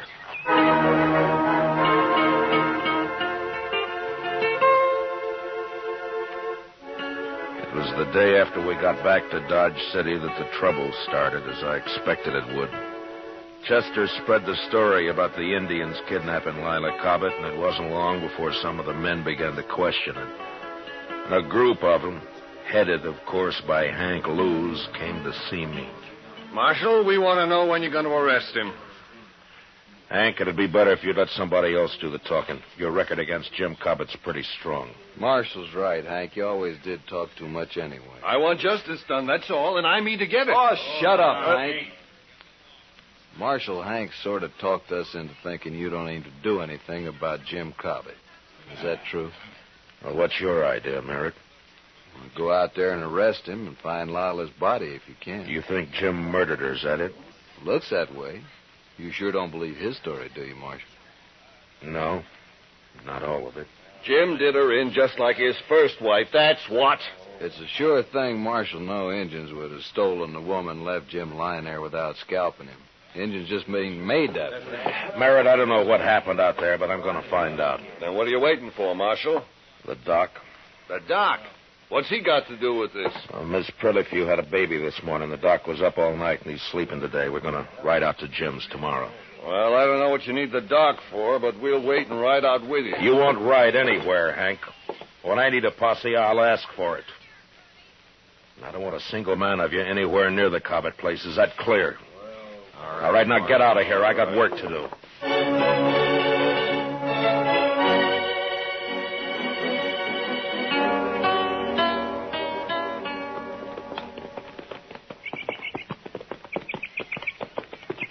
It's a mighty lonely-looking place, Matt. Yeah, indeed. I wonder what Lila Cobbett thought when she first saw it. She must have been mighty fond of Jim to come here at all, seems to me. Yeah. Well, I hope Jim's still there. Isn't that him there? Down by the corral there, isn't it? Oh, yeah. He's got a new horse. Oh.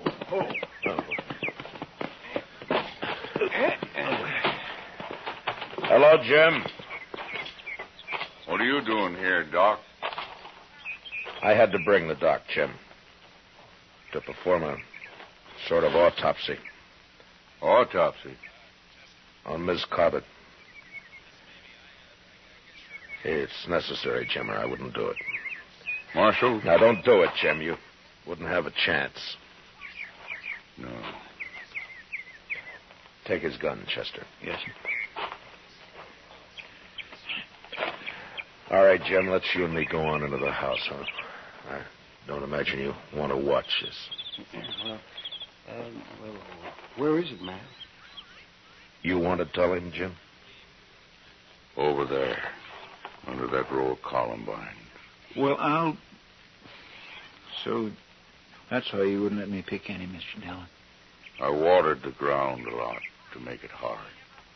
It was a good job, Jim. Come on, let's go in the house. Shovels out back of the corral. I'll get it. Well, all that water and it didn't do any good.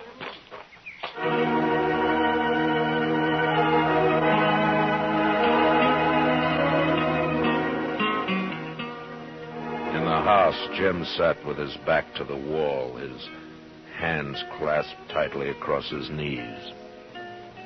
He was so gaunt and leathery that I wondered if he'd bothered to eat anything at all since this had happened.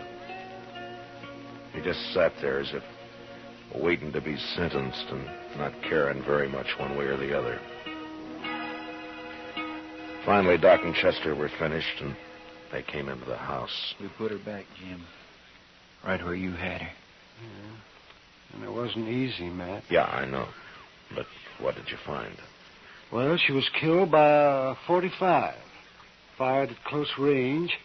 Bullet entered her head just under... Never mind, Doc. Jim's gun here is a .45, Mr. Dillon. You want to tell us about it, Jim? You think I killed her, Marshal? Well, it looks that way, Jim. But I still can't believe it. Thank you, Marshal. If you did it, Jim, you're going to hang for it. The crows didn't attack the house, Marshal. They never aimed to. They just dodged around out there, some of them, to cover for the ones that ran the stock off. They didn't want to fight, just to stalk. Yeah, it's happened before. Lila screamed and screamed. I guess she went kind of crazy. Then I heard a shot. First I thought she was shooting at the engines, but then I saw her on the floor there. I didn't care after that. They could have come right in there. They could have done anything they wanted. I didn't care. You had given her your 6-gun, is that it? Yes.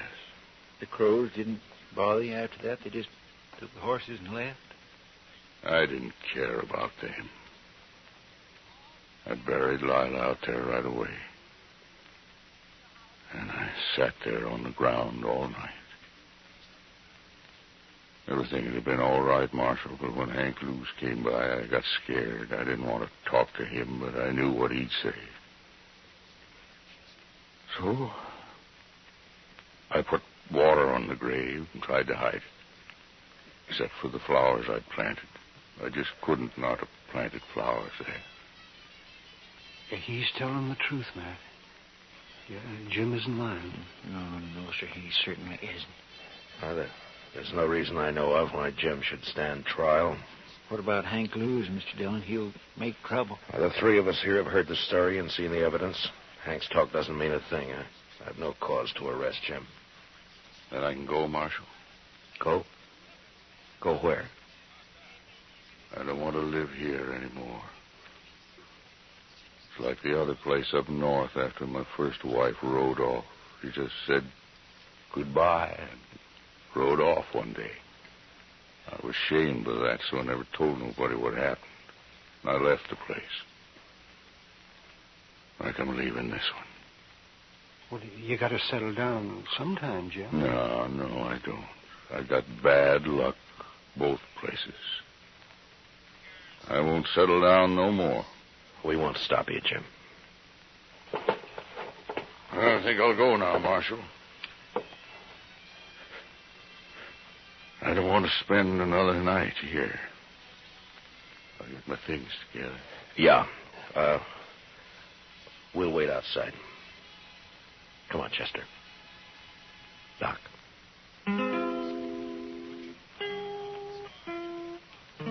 A half hour later, Jim was packed and ready to go. Silently, he shook hands with each one of us and then mounted and rode off. Yeah, the prairie had dealt hard with Jim Cobbett, but the man was too tough and dry not to survive somehow. He wouldn't try again to be happy, but he'd live. He'd make his way. We watched him disappear while the sun went, and the land cooled and became still and quiet.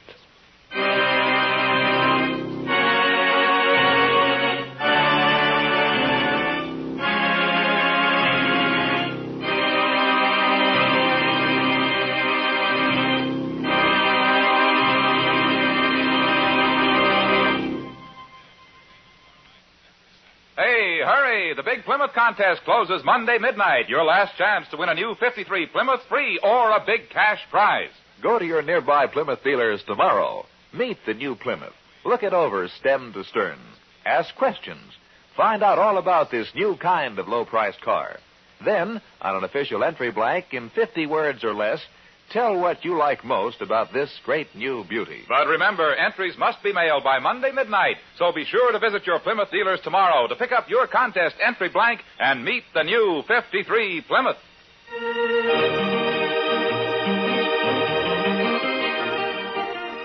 Gunsmoke, under the direction of Norman MacDonald, stars William Conrad as Matt Dillon, U.S. Marshal. Tonight's story was specially written for Gunsmoke by John Meston, with music composed and conducted by Rex Corey.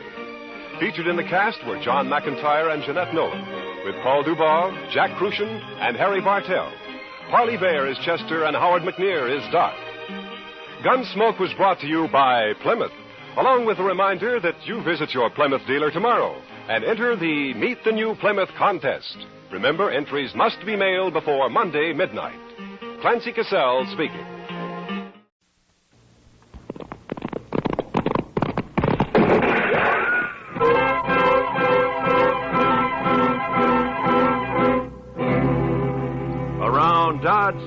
And in the territory on west, there's just one way to handle the killers and the spoilers, and that's with a U.S. Marshal and the smell of Gunsmoke.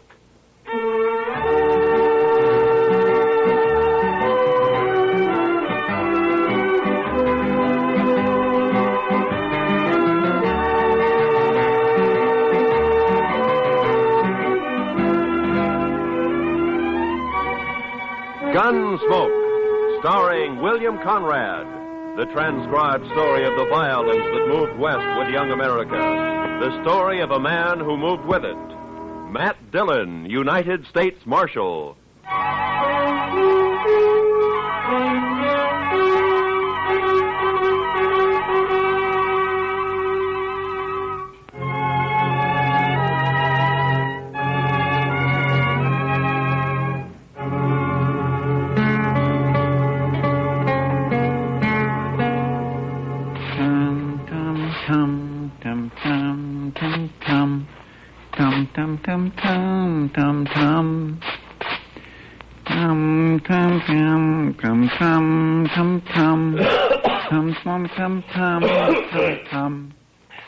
Chester, do you have to do that? You're just stirring up a lot of dust. Well, cleanliness is next to godliness, Mr. Dillon. Yeah, I know, Chester, but all you're doing is getting it off the floor into the air. Man can hardly breathe in here. All right, Mr. Dillon. I'll do my sweeping later. Yeah, good. My mother taught me that, Mr. Dillon. Taught you what, Chester? That cleanliness is next to godliness.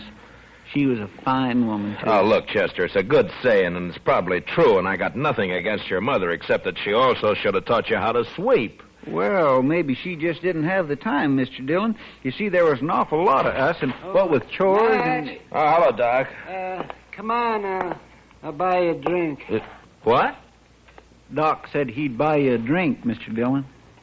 He really said that? You coming? Doc, you got to quit throwing your money around the way you do. Maybe you don't need a drink. No, wait a minute, Doc. I'm with you. I'll tell you all about it when I get back, Chester. I'd be mighty interested, Mr. Dillon.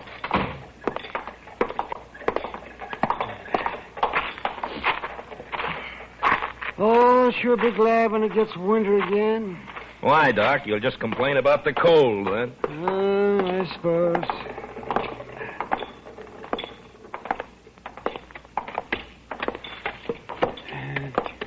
You go sit with Kitty, Matt. I'll bring a bottle. Okay, Doc.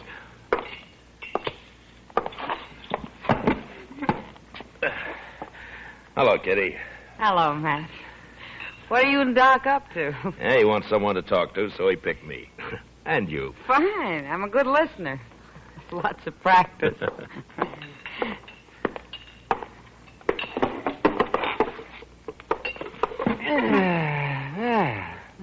What are we celebrating? Let's see here.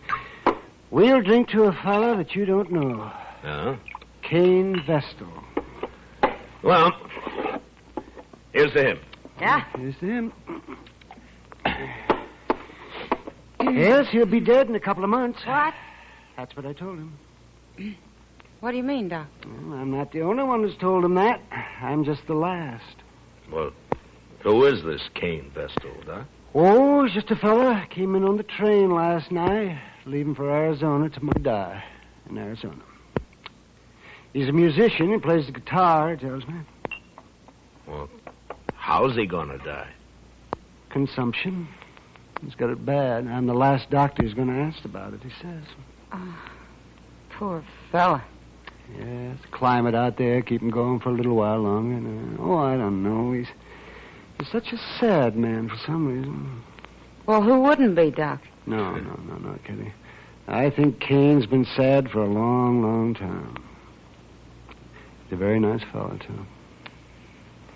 Nothing can help him, huh? No, nothing.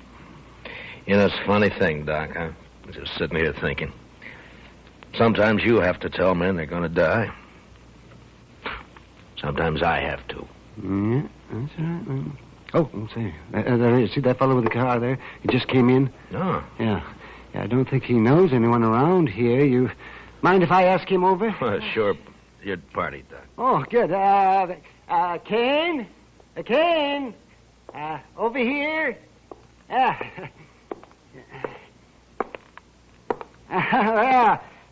Sit down. Sit down. Kane, this is Kitty. Hello, Kane. Kitty. This is Marshal Dillon. Hello, Marshal. Pleasure to meet you. He's doing it, yeah. Sit down. There we are. Have a drink. Well, thank you, Doc. This your first trip west, Kane? Yes, Marshal, it is. Oh, but where are you from? No place in particular, Miss Kitty. I seem to spend most of my life on the Mississippi River. I thought you were a musician. I am. I was hired to ride the river boats and play my guitar for the passengers. Oh. Well, at least you've had a constant change of scenery. After 20 years of going up and down that river, it got pretty familiar, Marshal. Well, Kane, I know a young fella back in St. Louis before the war, and he was learning to be a river pilot. Say, I wonder if you ever ran into him. Name of Clemens, Sam Clemens? No, Doc, I don't believe I did. Oh, he was a very amusing fella. He was just chock full of stories. You leaving Dodge tomorrow, Kane? I'm headed for Arizona, Miss Kitty. No reflection on Dodge, though. If you hit a place out there called Tombstone, I wish you'd look up Virgil Earp for me. Tell him I sent you, huh? Thanks, Marshal. I'll do that. Say, Kane, I wonder, could I ask you a favor? Why, certainly, Miss Kitty. Anything at all. Or would you play something for us? I had an idea that's what it'd be. Anything in particular? Oh, play something you like, Kane. Another girl I knew used to like this one.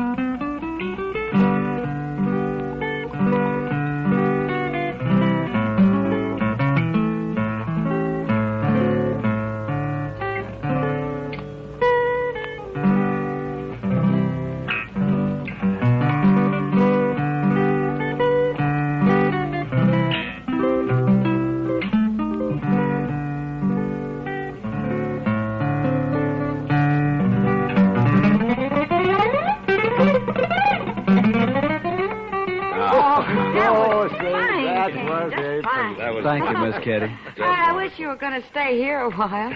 Maybe you could teach me to play like that, huh? It'd be a pleasure, Miss Kitty. But I'm afraid I won't be around for long.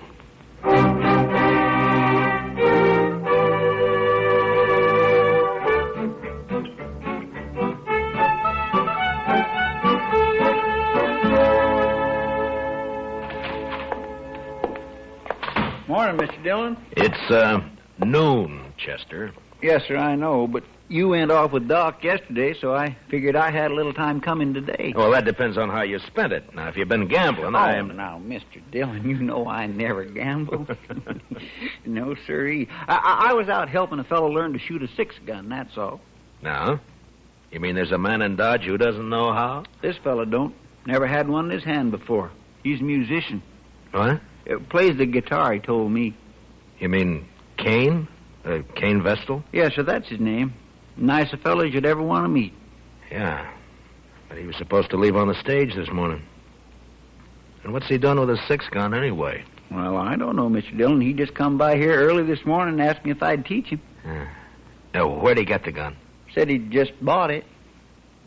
Anything wrong, Mr. Dillon? No. It just doesn't add up somehow, that's all. Oh, well, he won't cause any trouble. He's Not the sort. You never know, Chester. No, sir. My Kitty looks pretty this morning. She's got a yellow parasol, Mr. Dillon. Kitty? Oh, I think I'll go see her for a minute. I'll be right back, Chester. Yes, sir, Mr. Dillon.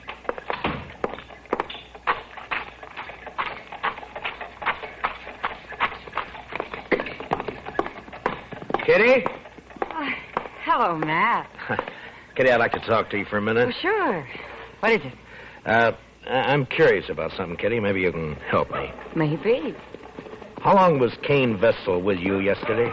Cain? Oh, well, he didn't leave till evening. Why? Well, he didn't go out on the stage this morning, and he's bought himself a 6-gun. You any idea why? A gun? Huh? Doesn't sound like Cain. Anything happened yesterday, Kitty, or did he tell you anything? Oh, yeah. There was one thing, Matt. Joel Adams and a couple of his men came in. Yeah? Cain got pretty upset when he saw him had a bad coughing spell. Oh? Later, he asked a lot of questions about Adams. Well, what'd you tell him? Just that Adams is a big landowner around here, that nobody who isn't working for him likes him very much. That's all I know, anyway. Yeah. They didn't talk, Adams and Cain. No. I don't think they even know each other. Well, anyway, he sure isn't the sort to be packing a gun. Now, you'll just get into trouble, Matt. Yeah. Where's he staying, did he say? Dodge House, I think. Yeah. Thanks, Kitty. I'll see you later.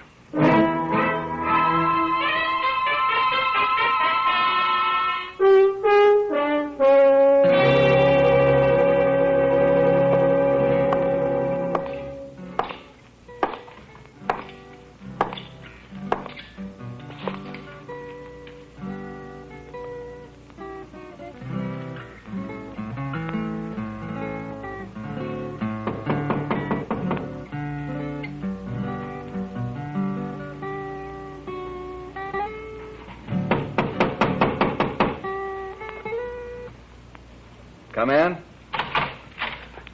Hello, Cain. Why, Marshal Dillon. Come in, come in. Thank you. What can I do for you, Marshal?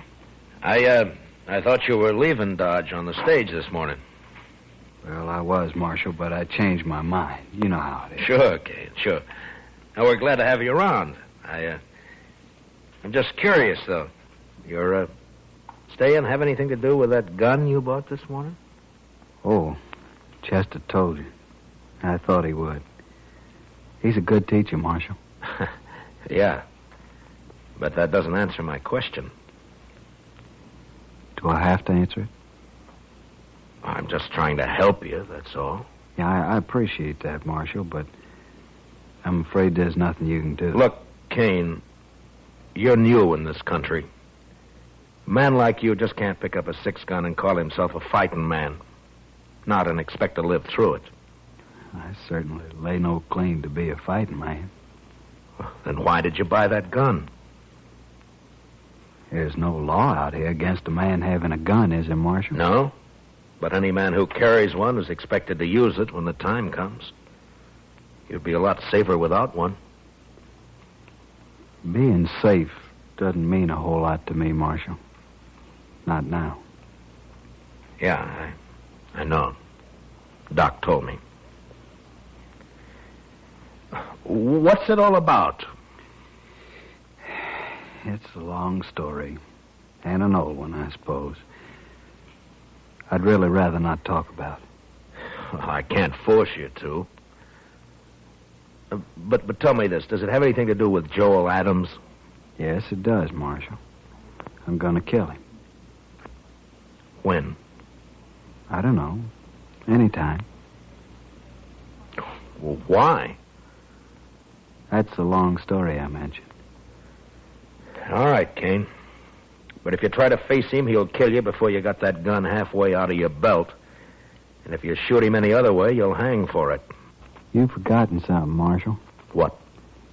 No matter what I do, I'm going to die soon anyway. A month or two isn't going to make any difference. You hate Adams that much? I wouldn't kill a man I didn't hate, would I? I didn't think you were the sort of man who'd kill anyone. Only Joel Adams, Marshal. Then I gotta warn him about you. Well, I understand, Marshal. It's all right. He doesn't know me anyway. Never even saw me before. But you want to kill him? Yes, sir. Well, I'll take your gun away from you, but you'll just find another one. And I can't arrest you unless I catch you trying to bushwhack him. Well, I'm sorry for the trouble I'm causing you, Marshal. You know, I've never had to deal with a man like you before, Kane. Maybe I ought to just tie you up and throw you on that stage. You could. But I'd just come right back. Yeah, I guess you would. I'm sorry this has to happen here in Dodge, Marshal. Then why don't you leave? I guess I hate Joel Adams too much. All right, Kane, I'm through trying to convince you. So long. Goodbye, Marshal.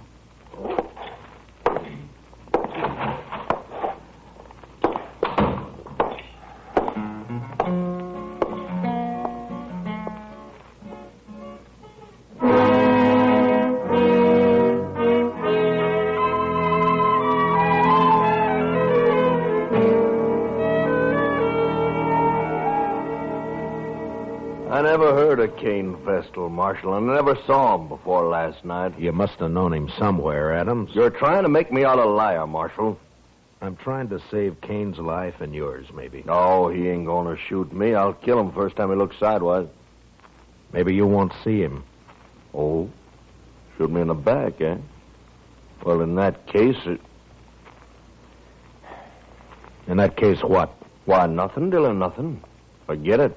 If Kane's shot in the back, you'll be the first man I'd take in, Adams. I don't even know him. Why should I shoot him? I'm only warning you. Well, just leave me be, Marshal. I can take care of myself. See that you do, Adams, and only yourself. Why, sure, Marshal. Only I don't much like the idea of some stranger gunning for me. Makes me sort of uneasy. There must be some reason for it. Don't start it again, Marshal. Ain't no reason. I know. You've led a blameless life. You never hurt anyone. I've told you twice. There are now, men around here who'd shoot you on sight if they thought they could get by with it. I don't think you were ever any good, Adams, so don't tell me Kane's got no reason. I don't believe it. You're pushing me now, I'm Marshal. tired of your talk, that's all. Maybe it's true you don't know him, but he sure knows something about you. Well, then he'll wish you didn't. That's all I got to say. Well, just keep out of his way. Give it a little time, and maybe there won't be any killing at all. Why, sure. All the time in the world. All right, Adams. I've done all I can. Just don't worry about me. I'm not. Then goodbye, Marshal. Goodbye.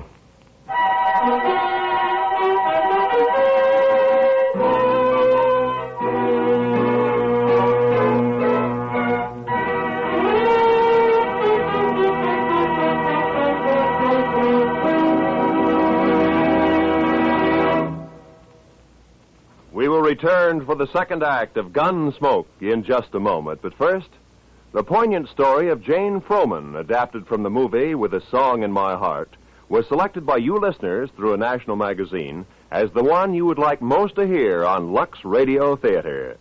So this Monday night, listen for Susan Hayward, Rory Calhoun, David Wayne, Thelma Ritter, and Bob Wagner of the movie cast when CBS Radio presents Lux Radio Theater. Now, the second act of Gunsmoke.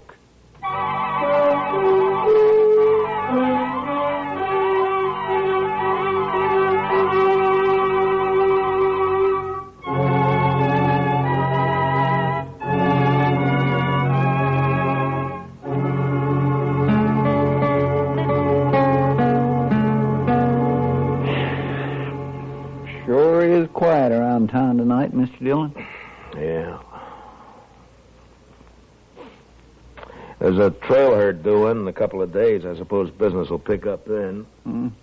You'd think those cowboys be too tuckered out after a ride like that to have any juice left in them at all, Mr. Dillon. Yeah, they're too poor to cut loose any other time. Well, that don't stop them down in Texas, Mr. Dillon. No? No. It's just like an uncle of mine back in Waco. He was poor, he was mean poor. But he always said the only good money was to have fun with. Oh, did he have fun? Well, no, sir. He was too poor, like I said. All right, Chester, all right. All I ask is that you don't try to explain it to me. Well, but there's nothing to explain, Mr. Dillon. It's just that he was the one poorest Chester. man you'd ever... Marshal, say, you want to talk to Cain Vestal? What? Cain is upstairs in my office. He been shot? No, not shot. Beat up. Well, how is he, Doc? Well, it's not too bad. A couple of cowboys found him just outside of town. They heard a shot and said 2 men rode off before they could stop them. Yeah? And I guess whoever it was, they didn't have time to finish the job. They just got started working on him. So Adams made the first move, huh? I'll be back soon, Chester. Yes, sir, Mr. Dillon. They hit him on the head with a gun butt. Scratched him up some. Outside of that, he's fine. It's still assault, even if they didn't kill him, Doc. Yeah, I suppose it is. Anyway, they took a shot at him when they heard those riders coming along. Went right through his coat. Yeah. They probably think he's dead. So that's where you went, Doc. I might have known. Didn't even give you a chance to use that gun, did he, Cain? I didn't have a gun on me, Marshal, but it wasn't he. It was they. Huh? Do you recognize them? Well, I don't know many people around here. You know Joel Adams, or so you told me. It wasn't Adam. Could you pick him out if you saw him again? No, Marshal, I don't believe I could. Where were you when they grabbed you, Cain? End of Front Street. I was taking a walk after supper. They rode up behind me, one on each side, lifted me up, and carried me out of town a ways. You must have got a good look at him, at least when they got off their horses. It was too dark, Marshal. Yeah. Doc, how long's he been here? Oh, about half an hour, Marshal. Why? Those cowboys who saw you, Cain, they brought you right in here, didn't they? Yes. So it was maybe an hour ago when those 2 men hauled you out of town? There was plenty light enough then. Was it, Marshal? You're going to fight it yourself, aren't you? Yes, Marshal. It's my affair. It was, Cain, but you've been assaulted and shot at, so it's the law's business now. I won't prefer any charges, Marshal. You don't have to. I've seen you, and I know who did it, or who hired it done, as well as you do. Please, Marshal, I got to handle this my own way. There's a law that says you can't murder a man, Cain, and the same law says he can't murder you. Are you so full of hate you can't get that through your head? I guess that's it, Marshal. All right, Cain. You do what you have to do. So will I.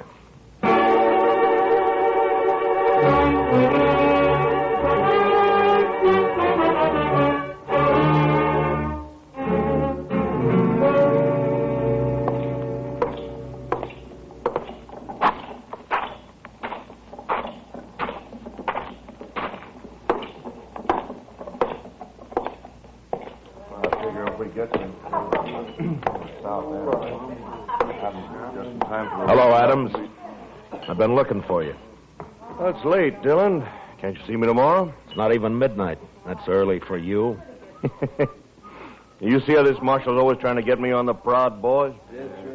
These boys of yours play pretty rough themselves, Adams. Meaning? Didn't they tell you? Tell me what? What they did to Cain Vestal? They did not kill Cain Vestal, and you can't prove it. No, Adams, I can't. Cain isn't even dead. What? You know, I'm curious, Adams. Why'd you think he might be? Why, somebody said he got himself hurt. Joel Adams. You arranged this, Marshal. You know I didn't. Who is he? What does he want? Hello, Joel Adams. Don't strain yourself so you don't know me. Who are you? Cain Vestal. But my name doesn't matter. What are you haunting me for? I never saw you before in my life. That's true. You didn't. But we had a friend in common once. A friend? Who? Julie Travis. What about Julie? You were a riverboat gambler then, Adams, and you had money and fine clothes and a way with women, especially young girls. Julie was only 16 at the time. Never mind all that. So she went away with you to be married, you told her. Oh. I think I guessed the rest. You wanted to marry her, but I got her instead. Is that it? That's it, Adam. That's exactly it. Oh, no, I thought you really had something on your mind, Vestal. Well, all right, why don't you get out of here and quit bothering people while you can still walk? Julie killed herself, Adam. She committed suicide. What? You didn't know that, did you? Well, it's got nothing to do with me. Because you never married her after all. It was just a year after you abandoned her in New Orleans. I think it has a lot to do with you, Joel Adams. What are your plans, mister? I see you got a gun in your belt. Gonna kill you. Oh, so? When? Now. Right now. All right, Vestal, draw. Leave the gun where it is, Kane. One thing I always promised myself, Adams. Someday I'd spit in your face. Why, you...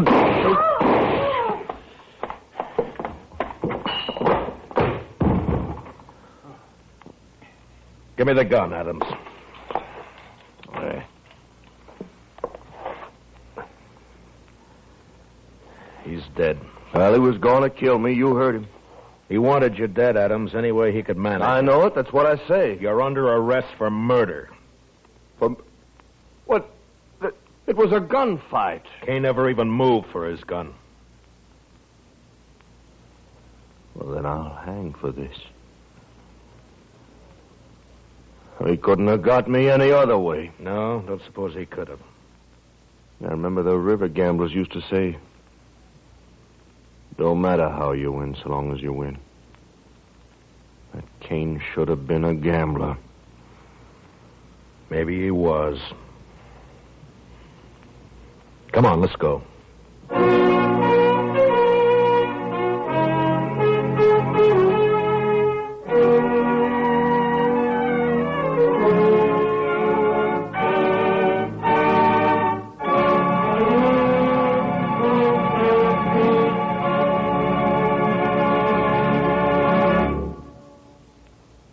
Gunsmoke, transcribed under the direction of Norman MacDonald, stars William Conrad as Matt Dillon, U.S. Marshal.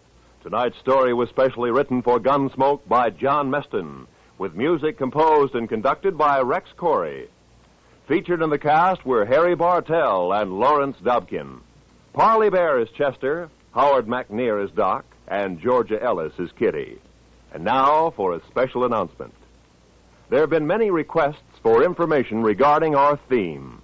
It's called Old Trail, and was written especially for us by Rex Corey, our musical director.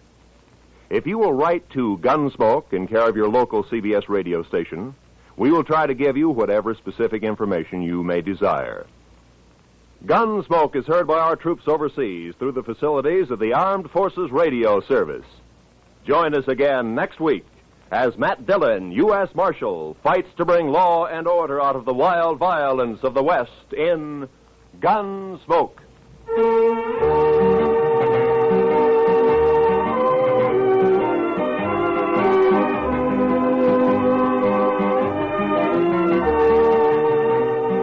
This Monday night, on most of these same CBS radio stations, hear William Powell in a startling anti-communist drama titled The Man Who Cried Wolf. Remember to hear Suspense, starring William Powell, on most of these same CBS radio stations this Monday night. This is Roy Rowan speaking. America now listens to 105 million radio sets and listens most to the CBS Radio Network.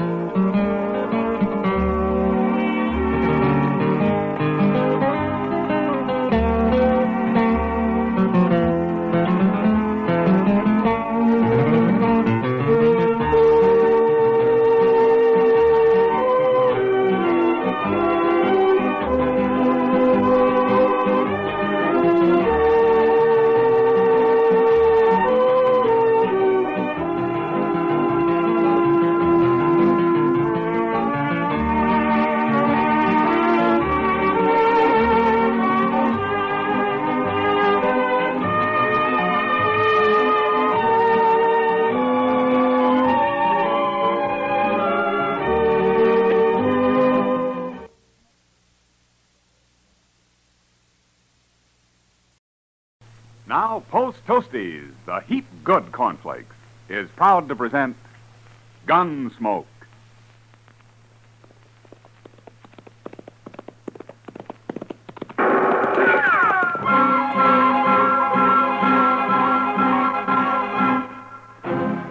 Around Dodge City and in the territory on west, there's just one way to handle the killers and the spoilers, and that's with a U.S. Marshal and the smell of gun smoke.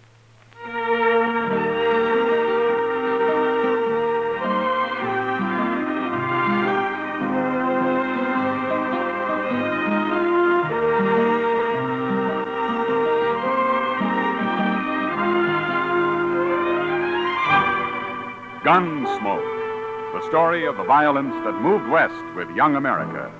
The story of a man who moved with it. Matt Dillon, United States Marshal. It's easy to do your whole tribe a big favor, Mother. Just pour every big and little Indian in your camp a breakfast bowlful of Post Toasties. Post Toasties, you know, are the heap good cornflakes. They're the best thing that's happened to corn since the Indians discovered it. Fresh as fresh can be. Say, Post Toasties are crackling crisp. Sweet kernel corn flavor, toasted. That's Post Toasties. Post Toasties are packed with nourishment, too. A bowl of Post Toasties with sugar and milk helps your big braves and little Indians start the day right. Get Post Toasties soon. And now, Gunsmoke, starring William Conrad.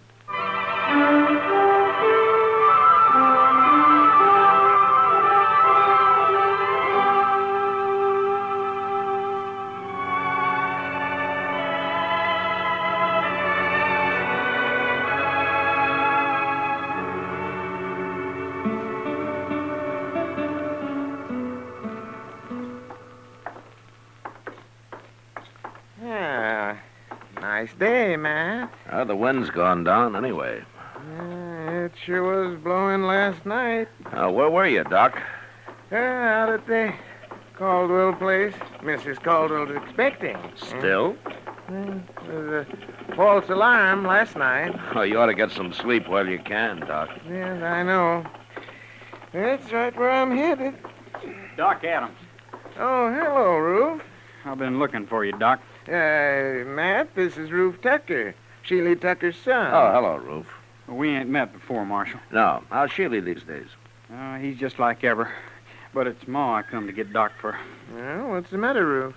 She swallowed a nail, Doc, and it's hurting her bad. Swallowed a nail, did she? How'd she do that? I told her not to, but she was fixing the chicken house anyway, and she had some nails in her mouth. Oh, you say it's hurting her? It's her stomach. She's got a terrible pain in her stomach. Oh, that's bad. I'll ride out with you right away, Ruth. As soon as I get my tools, may have to operate. You know Pa, Doc. You know how he is.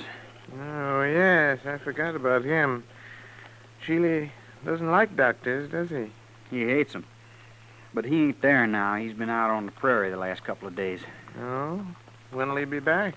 I don't know for sure. But Ma said to get you anyway. She doesn't want to die. Sheely'd cause trouble if he found me there, wouldn't he? He sure would. He'd beat you half to death. Well, maybe I better ride out with you, Doc, just in case Sheely comes home while you're there. Good idea, Matt. I think you better. Yeah, Ruth, go over to the Olive Fraganza and tell Chester I want him to go with us, will you? Sure, Marshal.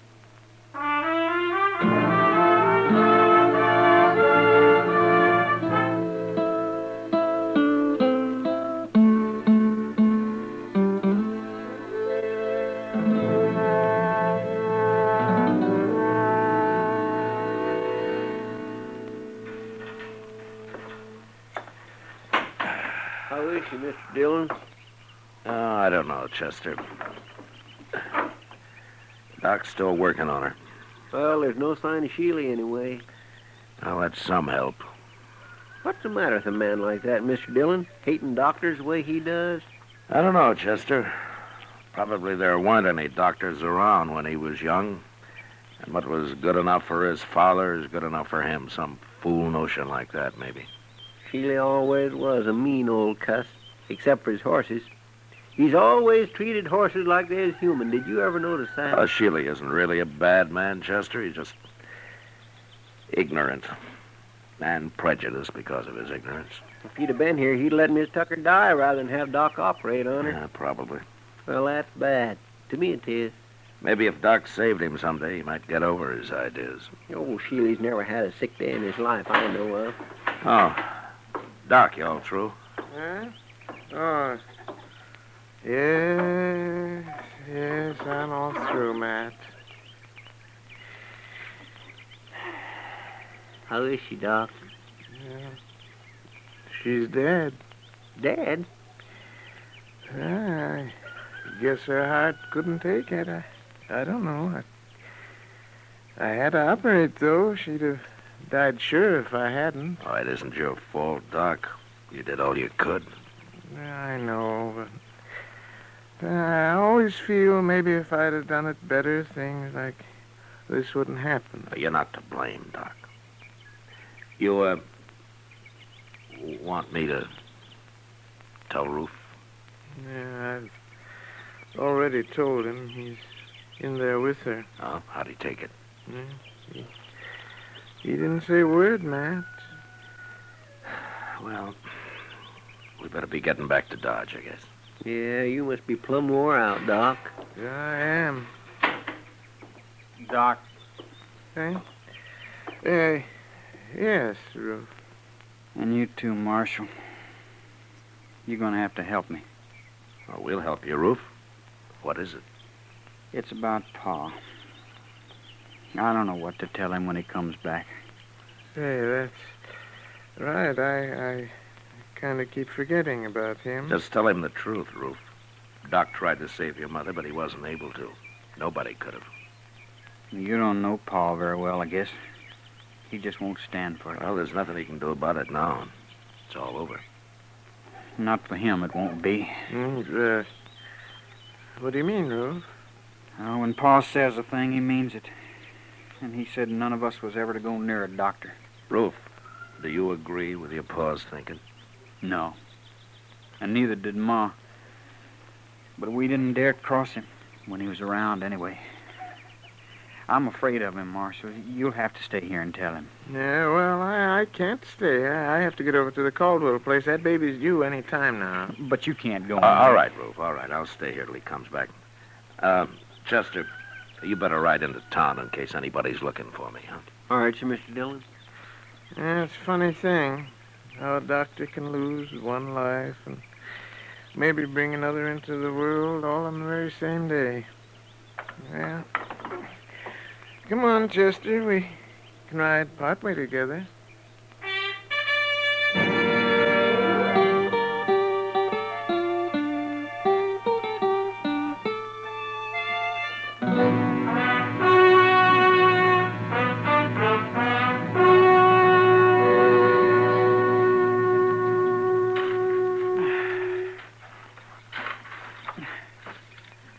That ought to do it, Ruth.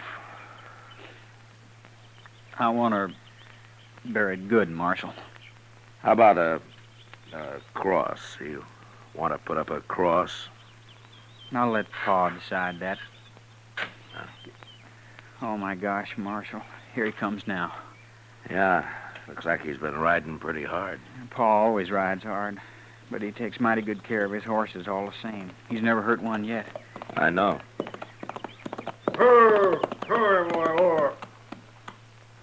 Oh, there, Marshal. How are you, Sheely? What are you doing out here? What's this? Sheely, your wife died. Ruth and I just finished burying her. She died? Just a few hours ago. We didn't know when you were going to get back, so we went ahead and buried her. What'd she die of? She was holding some nails in her mouth, and she swallowed one of them. Oh. Ruth, take this horse into the barn and dry him off. Sure, Pa. Rub him good now. I will, Pa. Don't let him near no water yet. I won't. What are you doing out here, Marshal? I came out with Doc. With who? Doc Adams. He did everything he could to save her life, Sheila. He cut on her, didn't he? He tried to get the nail out, if that's what you mean. She'd have died from it if he hadn't. Cutting on her, that's what killed her. Look, Sheila, your wife was dying, and Doc tried to save her. That's how it happened, no matter what you think. I got no use for doctors. They're all croakers. That's what my old man called them, croakers. I kind of figured that's where all this came from. Sheila, have you ever thought that your old man might have been wrong? Not about them, he wasn't. Hey, how'd Doc get here anyway? Who told him to come? Your wife wanted him. After all the times I've told her to stay away from doctors? I guess she didn't want to die, Sheila. She wanted a chance to live. Yeah, sure. And he come out here and killed her. Poor defenseless woman. Doc Adams will pay for this, Marshal. I'm telling you right now. You lay a hand on Doc, and I'll run you out of the country, Sheila. Maybe it won't be a hand I'll use, Marshal. Try anything like that, and you'll hang for it. I'll find you no matter where you go. He killed my wife with his bungling butchery. He's a murderer. There isn't a man in Kansas who'd believe that. Doc's a pretty valuable citizen around here, Sheila. Not to me, ain't. It's an eye for an eye, Marshal, like it says in the good book. You even try it, and I'll throw you in jail. I don't try nothing. Then you'll hang. Will I, Marshal?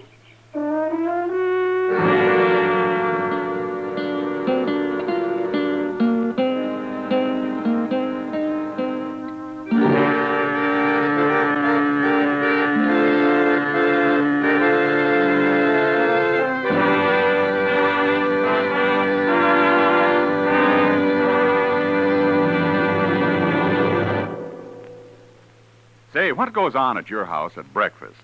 Well, you can take it from me.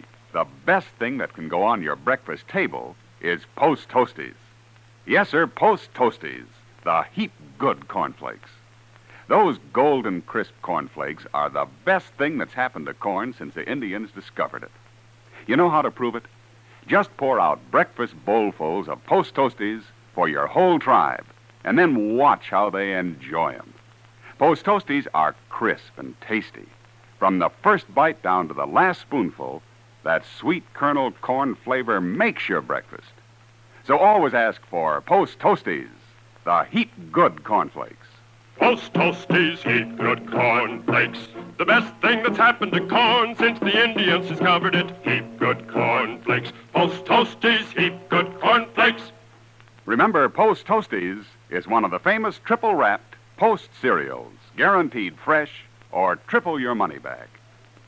Now back to Gunsmoke.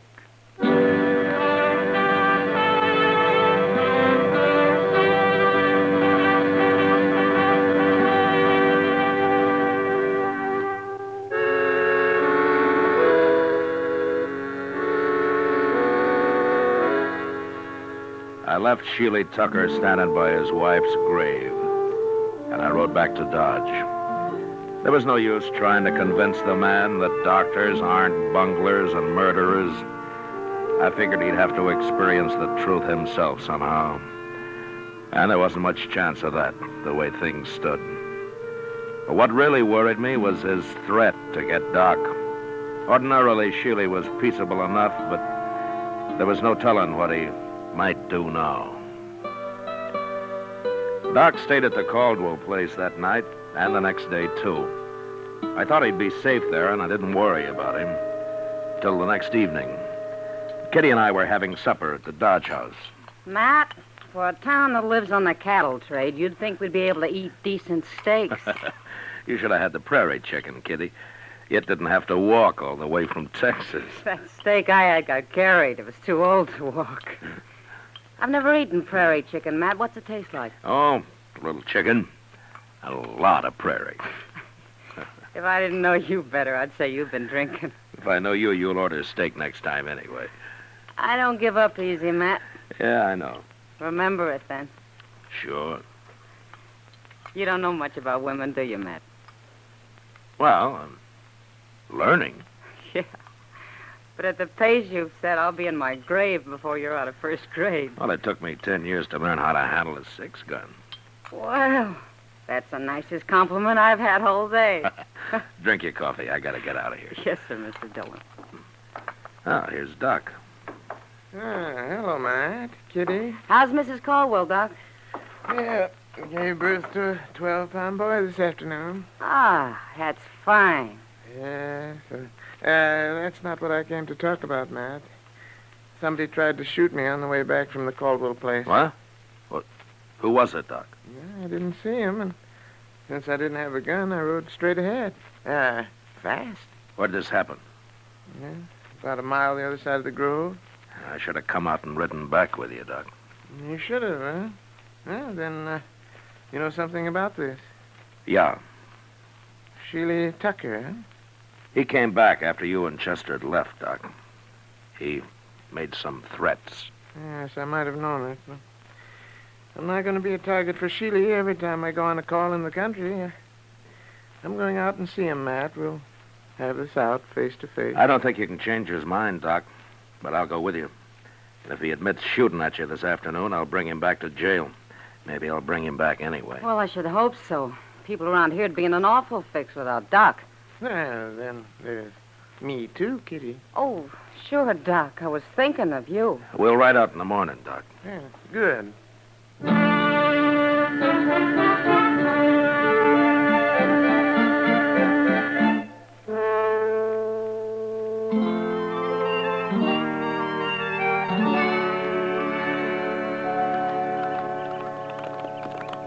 There's somebody in the corral there, man. Yeah, it looks like Sheely. Tis. Him and Ruth both. Oh. Well, let's leave them here. They'll stand.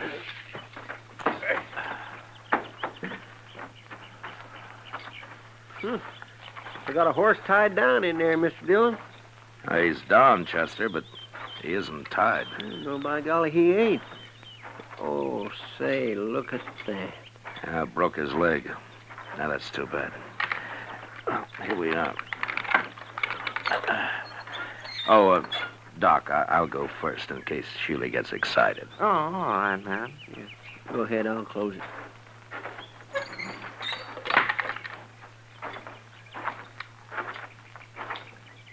Hello, Sheely. Ruth? Hello. You bring that croaker out here to kill my horse for me, Marshal? Now, Sheely... Wait a minute, Doc. I'm sorry about your horse, Sheely. What happened? That bay's the finest animal I ever owned. I was just topping him off when he fell and busted his leg. I'll blame it.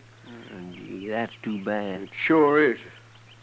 Ruth, go on up to the house and fetch me my rifle. Okay, Pa. Terrible thing to lose a horse like this. Sheely, if you like, I'll do the shooting. Oh, thanks. I'll kill him myself. It's my job. You know, it's a funny thing. We always shoot a horse if it breaks a leg, but we wouldn't think of shooting a man when he does. You croakers got other ways of getting rid of people. Yeah, I'll overlook that, Sheely, but I'll tell you something. I don't want to hear nothing from you. Well, you like that horse, don't you? Of course I do. Well, then, don't shoot him. What? Well, look, Sheely, that horse is done for anyway, so it won't hurt to let me try to fix his leg the same way I would a man. It just might work. You mean put a cast on him? I do. I never heard of putting a cast on a horse, Doc. Yeah, neither have I. It's crazy. I don't like it. It's up to you, Sheely. Well, I wouldn't have let you near my wife if I'd been here. Why should I let you fool with my horse? All right, Sheely. Shoot your horse, and I'm taking you back to Dodge. What for? You're going to jail for trying to kill Doc yesterday. At least that's what Doc told me. Yeah, now, Matt, I didn't exactly Shut up, say... Doc. I ain't going to jail. I can't... Yes, you are. Unless maybe Doc changes his mind about charging you with attempted murder. Then I couldn't put you in jail. Oh? Yeah, no. No, he couldn't then. You know, Sheely, I might get so busy working on this horse, I'd plain forget about everything else. I might even save the animal to boot. Well, make up your mind, Sheely. I gotta get back to Dodge. Well, all right. But you better make it work, Doc. I said I'd try. That's the best I can do. Ever. No matter who the patient is. Okay, Doc, you try. But try real hard, will you? I always do, Sheely. Real hard.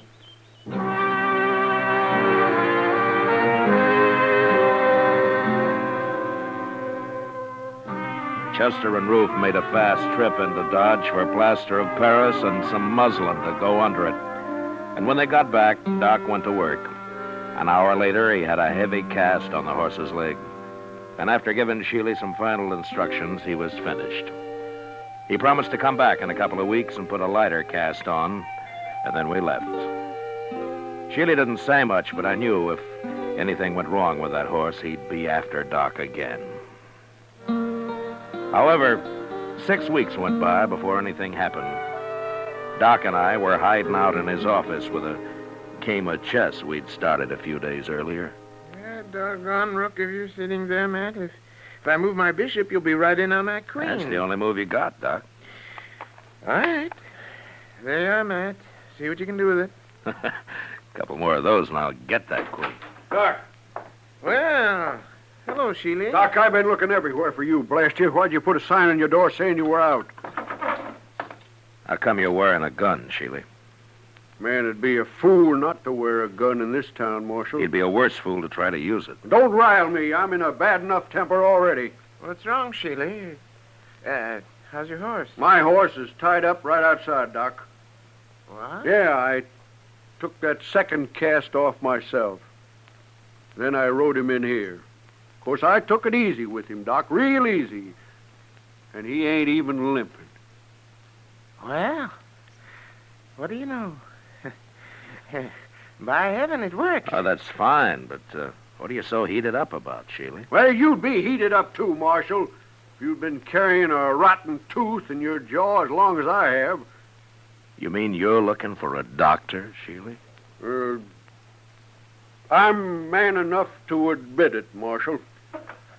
Well, now, Sheely. You just sit down right over there, and I'll see what I can do. Okay, Doc. Hey, this is the one right here. Try to get it out, will you? I'll try, Sheely.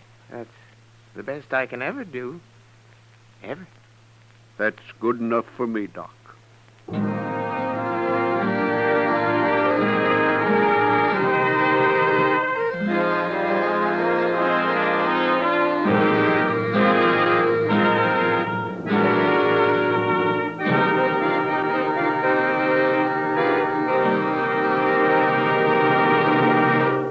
In just a moment, we'll tell you about next week's adventure on Gunsmoke. Say, exciting things happen to breakfast when there's sugar crinkles at every place. Sure, new sugar crinkles make breakfast more fun than a circus. You know why? Sugar crinkles is the sugar rice treat that's just right sweet. Not too sweet, the way some sugar-coated cereals seem to be, and not like others that aren't sweet enough. Sugar crinkles, every golden crisp nugget of them, is just right sweet. So try starting your day off just right with new sugar crinkles. And don't forget, when you're listening to the radio or watching television, sugar crinkles make great snacks. From the bowl or from the pack, for your breakfast or a snack, sugar crinkles are more fun than a circus. Try sugar crinkles soon. They're the sugar rice treat that's just right sweet. So better get several packages.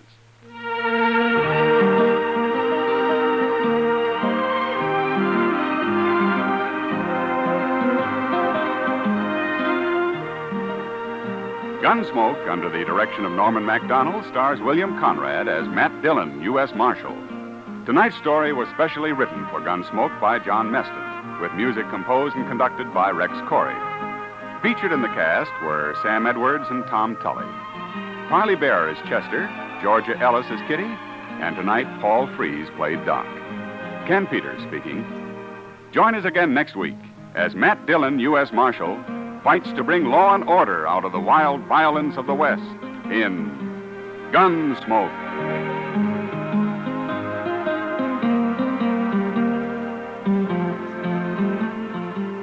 Listen next week at this time when Gunsmoke will be brought to you by Sugar Crinkles, the sugar rice treat that's just right sweet.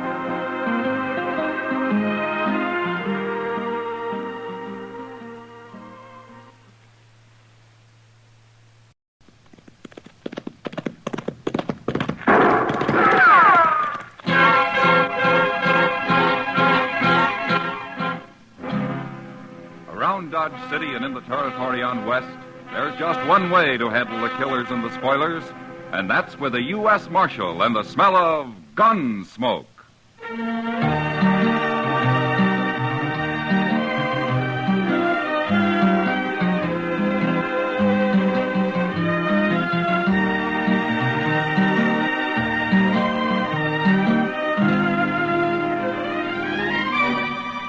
Gunsmoke, starring William Conrad. The story of the violence that moved west with young America.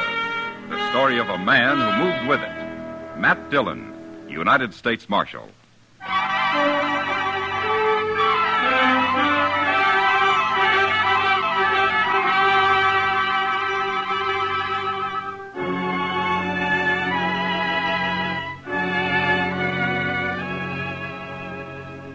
The trip from Hays City to Dodge was long enough horseback, but by stagecoach, it seemed endless. There were only 2 passengers besides me, and after the first hour on the road, we stopped talking and just sat there in silence, waiting for the ride to be over. I'd been up late the last few nights, so I braced myself into one corner of the coach and fell asleep. I vaguely remember the stage pulling to a stop and somebody shouting. But I came fully awake when the door was jerked open and a man behind a bandana stuck a shotgun in my face. Get out of the coach. Hands in front of you. Be a pleasure to blast you open.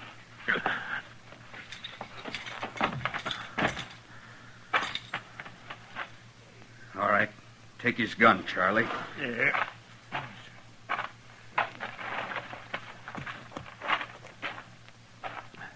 Now, stand over there with the driver.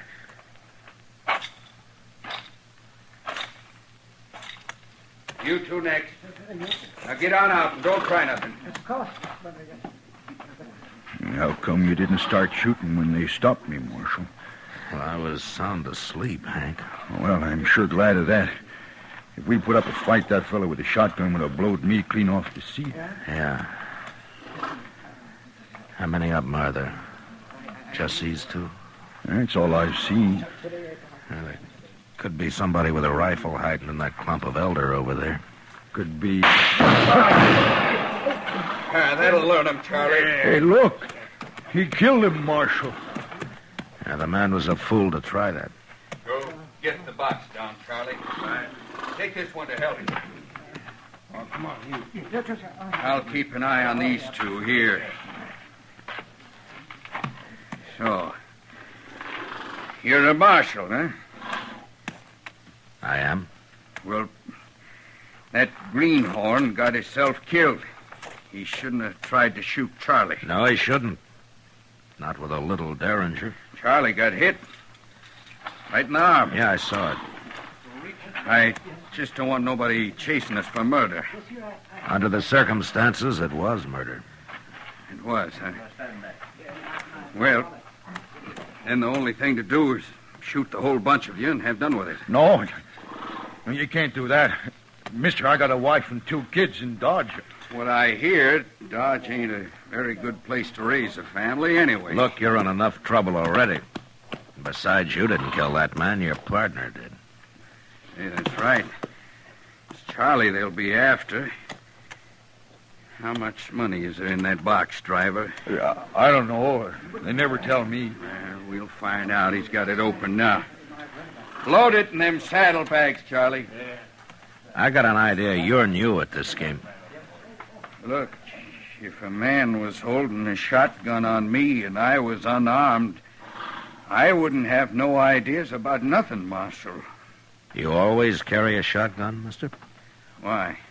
Well, we might meet sometime when you don't have one. You're gonna make me shoot you yet? Hey, look, your partner's ready to go. Okay. Don't you make a move till we're out of sight. We'll ride back and kill every one of you. You understand?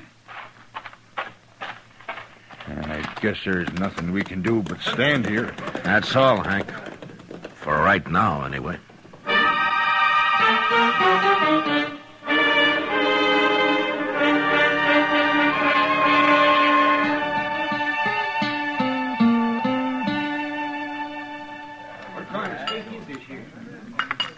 Oh! What'd you do, Kitty? Burn your mouth again? Oh, darn it, yes. What do you mean again? Well, it seems like you always do if the coffee's hot enough. Thanks for the sympathy. It's as much as you gave me about the stage hold-up the other day. All I said was I'm glad you were asleep. You're a lot safer that way. Well, being safe isn't exactly my main goal, Kitty. Yeah, I know. How much money was there, Matt? $2,000? You'd think they'd have paid a man to ride shotgun. Have you any idea who did it? No, they were both masked. I hear Wells Fargo put up a reward for him. Now, there's $1,000 for the one who killed the passenger, dead or alive. They must want him real bad. That's not good for business. People getting murdered. What about the other one? $300 for his capture. And if you recover the stolen money, Kitty, well, they'll give you half of it. If I found that money, they'd give me all of it. You'll end up in jail yet. Well, the Texas Trail isn't far from being a jail. For me, anyway. I gotta get back there pretty soon, Matt. Sure. Hey, you. Waiter. Come here and take this money or I'll throw it at you. Another gentleman in town. Kitty, I don't want to turn around. What does he look like? Well, I think it's the one with the black beard You over there. heard me, waiter. Get over here before I bust your neck. That's the one, all right. Is there anybody with him? No, he's alone. And he's leaving now. Oh, good. No, don't stare at him. I don't want him to see me. Well, he's not even looking this way. He's going out the door, Matt. All right, come on. I want to follow him. Okay.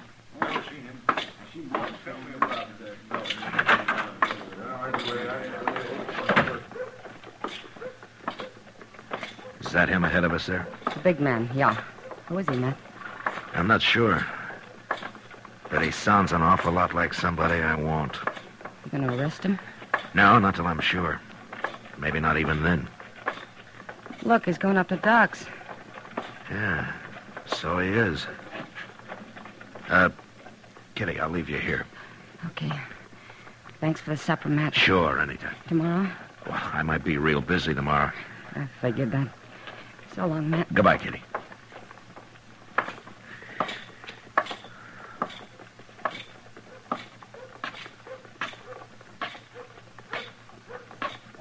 That's a serious thing. It sounds like his arm is infected to me. How'd he do it? Well, he just tore it on some wire. Well, why didn't you bring him into town? It might be gangrene. Is that bad? Bad. Why, he could lose the arm, or even die. Where is he, anyway? On the prairie, camp. Ain't there some medicine or something I could take back with me, Doc? Oh, hello, Matt. Good evening, Doc. Yeah. Go right ahead. I just came up for a smoke. Oh, sure. Sit down, Matt. Yeah, thanks. Now, look, mister.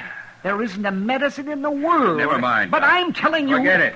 I'll talk to you tomorrow. Everything's okay. Yes. You better not wait too long. I'm warning you. I won't. We'll take care of everything tomorrow. So long. That man's crazy, that's what. No, he's not crazy, Doc. No, you should have heard him. I did. What do you mean you did? I was outside the door, Doc. Well, he's going under the Olafraganza. I guess he isn't too worried. What's this all about, Matt? Doc, I'll explain it to you later. Right now, I gotta find Chester. Oh, Chester? Yes, he's down in the office. I just left him. Oh, good. I sure hope he's had a lot of sleep lately. What's that? He's gonna be pretty busy tonight. I'll see you later, Doc.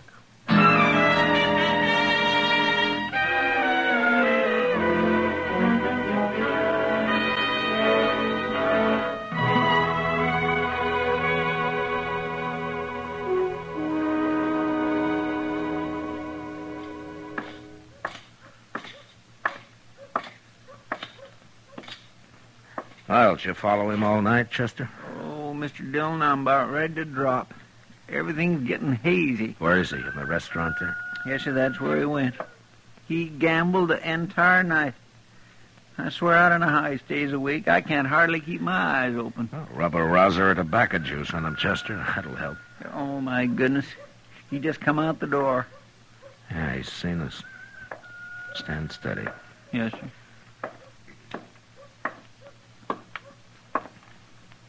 Marshal, I got a complaint. No, is that so? Sure is. I had an idea this man's tracking me all night had something to do with you. Oh, how'd you know I was following you? Mister, you might as well have been wearing snowshoes with cowbells tied on them.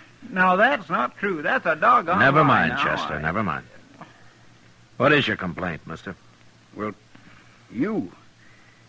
Can't a decent citizen ride into Dodge and do a little gambling without being haunted by your man here? Well, that depends on how decent the citizen really is. What name do you go by, anyway? My own. Jeremo. Jeremo? Is that all there is to it? That's all. Yeah. Well, Jeremo, I just didn't want you to leave town without my knowing about it. Why not? I ain't done nothing. Well, Doc told me about your partner. The one who tore his arm on some wire. What about him?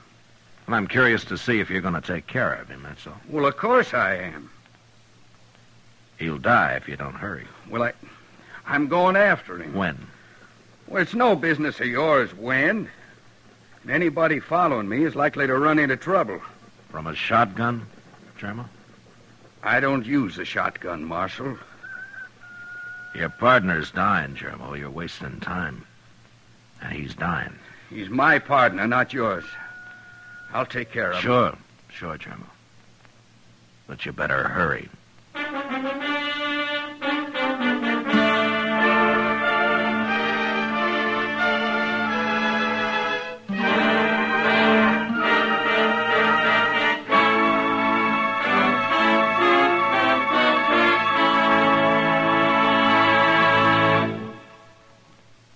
We will return for the second act of Gunsmoke in just a moment. But first, since 1910, the work output of each of us has more than doubled, and the average annual income has gone from $2,400 a year to about $4,000. Yet about 18 hours has been cut off the average work week. These facts add up to the better we produce, the better we live. Now the second act of Gunsmoke.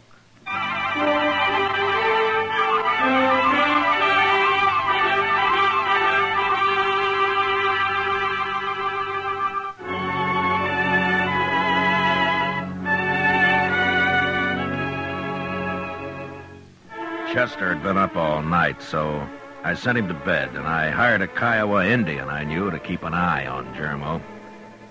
But even though his partner was dying of gangrene from the bullet wound he'd received at the stage holdup, Jeremo didn't leave Dodge that day, or the next. He knew I'd track him to their hideout and to the stolen money if he did, and he wasn't the kind of a man who'd risk his own neck just to save his partner's life. And since I had no real evidence yet, there was no use arresting him. So, all I could do was wait. That Indian is a wonder to behold, Mr. Dillon. He hasn't slept a wink in 2 whole days, and he don't even look tired. No, but Jeremo looked tired the last time I saw him. Oh, he's been sleeping regular. Yeah, I know. But all this is wearing him out just the same.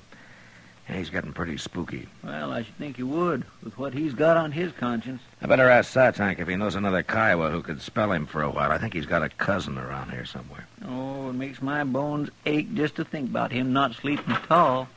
Marshal, I got something to tell you. Huh? Who are you? My name is Bert, but I'm nobody, Marshal. Just a cowboy. Well, there's nothing wrong with being a cowboy, Bert. Sometimes there is. Like yesterday. Oh, what's the trouble? I found a dead man, Marshal, out on the prairie. How'd he die? Well, it looked to me like he got shot. That's why I come to you. Did you bury him? No. No, I wrapped a blanket around him, though. Yeah. Where is he, Bert? Not far from here. Maybe 15 miles. Yeah. Chester. Yes, sir. Get our horses. We'll ride out and have a look.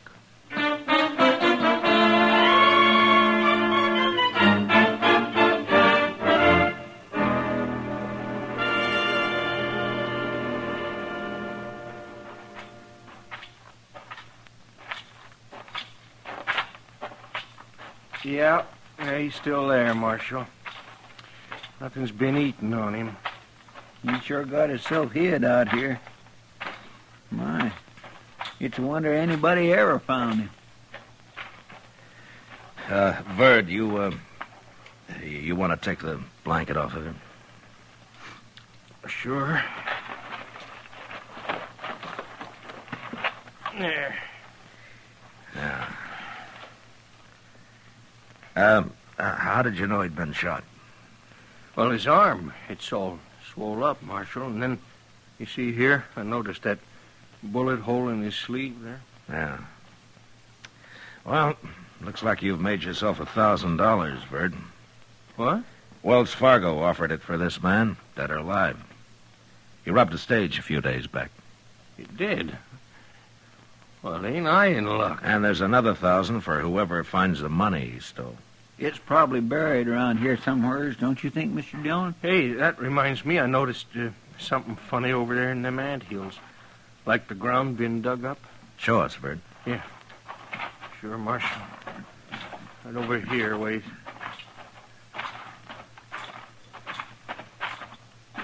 There.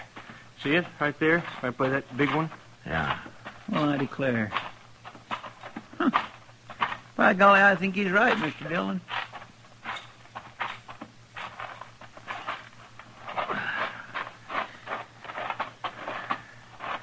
Yeah, there's something been buried here, all right. Yeah. I think I can... See? Yeah, there it is. There, I got it. Hey, looky there, Marshal. It's a money bag. And I found it, didn't I? Yes, sir. That's right, Bert. Here, look at that. That's real money, all right. Marshal, I found it, so I get the reward, won't I? 'Cause I knew where it was. Yeah, you sure did, Bert.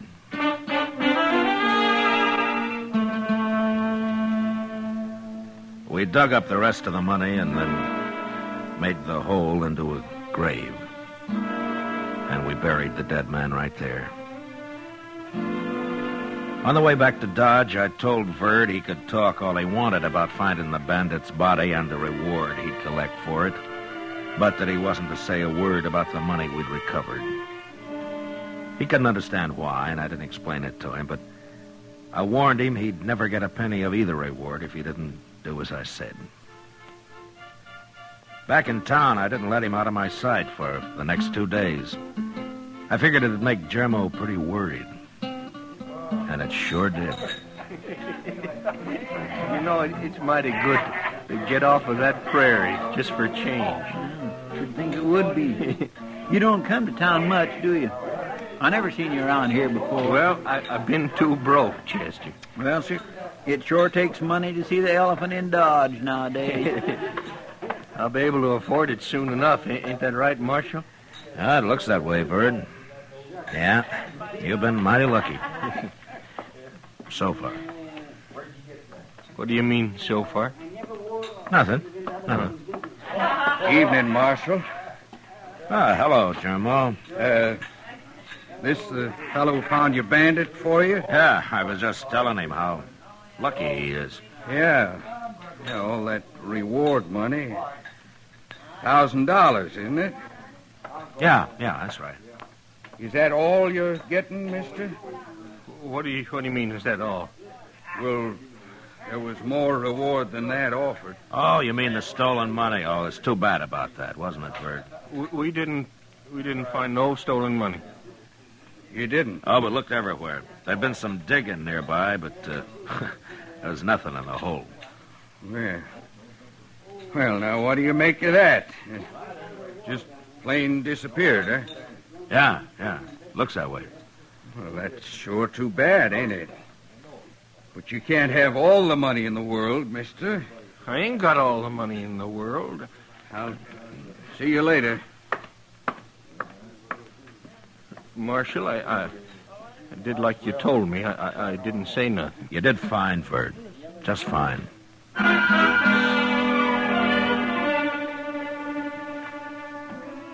When we left the saloon a little later, I noticed Germo standing in the darkness of the alley, waiting. I was pretty sure he'd follow us as we crossed the plaza and walk up Front Street. When we reached Kelly's stable, Verd wanted to go in and see if his horse had been fed, so we said goodnight and left him there. Chester and I walked on a little ways. Then we turned off the street. We went back, entered the stable from the rear. Inside, we could hear voices. And we sneaked up from stall to stall until we were close enough to make them out. Tell me where the money is, Bert. What did you do with it? I told you, Germo. The marshal's got it. We dug it up. You're lying. Now, who turned in $2,000 to collect $1,000? You've stole it and hid it somewhere else. No, I didn't. I tell you. The marshal himself said there'd been some digging nearby. Now, what'd you do with it, Bert? Now, tell me before I kill you. No. Listen a minute, Germo. Look, when you didn't come back, I figured you got caught. And then Charlie died, and I got scared. You always was a coward. That's why we left you in the bushes with a rifle when we stopped the stage. No, that don't matter, but look, Germo, don't you see, this way we're both safe, because I'll split both the rewards with you. You know I will. You're lying, and I'm going to kill you for it. No, now don't, Germo. Hold it, Germo! Germo! You're next, Marshal.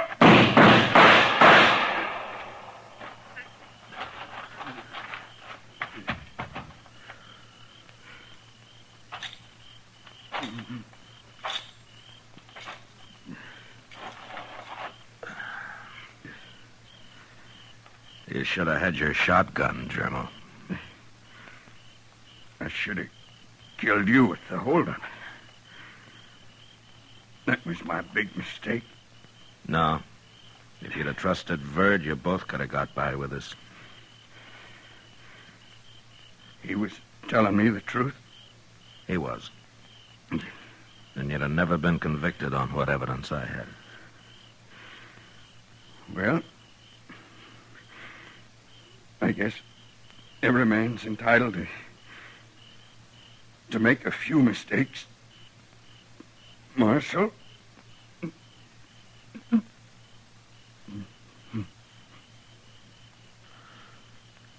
Germo?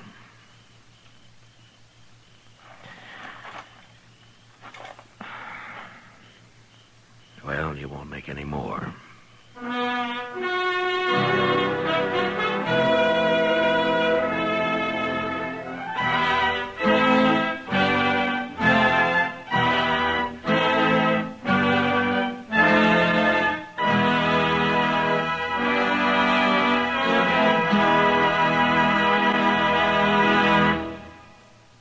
Gunsmoke, under the direction of Norman Macdonnell, stars William Conrad as Matt Dillon, U.S. Marshal. Tonight's story was specially written for Gunsmoke by John Meston, with music composed and conducted by Rex Corey. Featured in the cast were Vic Perrin, John Daner, and Lawrence Dobkin. Parley Bear is Chester, Howard McNear is Doc, and Georgia Ellis is Kitty. Join us again next week as Matt Dillon, U.S. Marshal, fights to bring law and order out of the wild violence of the West in Gunsmoke.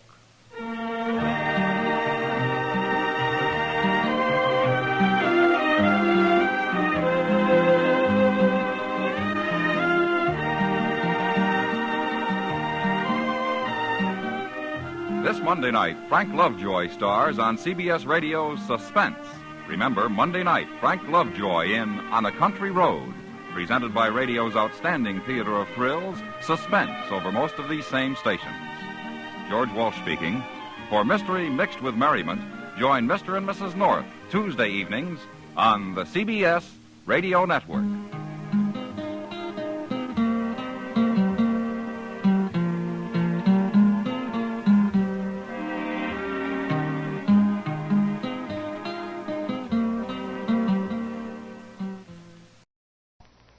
Gunsmoke.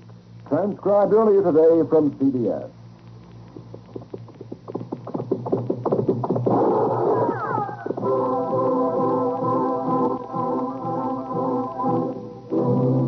Around Dodge City and in the territory on West, there's just one way to handle the killers and the spoilers, and that's with a U.S. Marshal and the smell of Gunsmoke.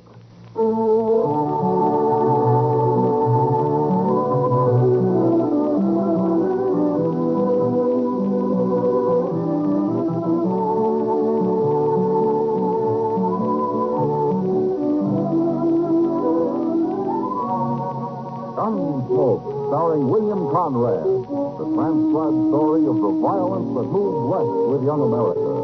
The story of a man who moved with it. Matt Dillon, United States Marshal.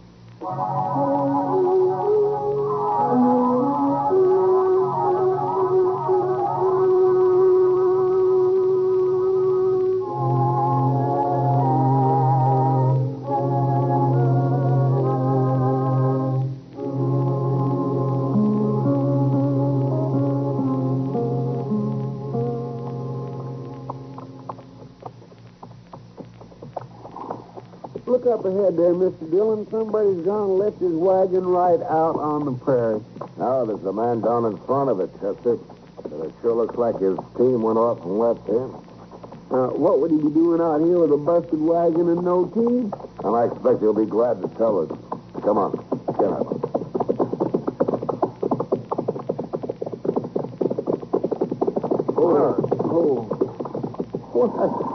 It's Mike Blocker. Yeah. Hello, Mike. Hello there. Oh, it's a poor fix for a man to be in the day before his wedding, Mike. Sure is. Well, it'll keep me sober, Marshal, and I still will appreciate that, even if I don't make Dodge tonight.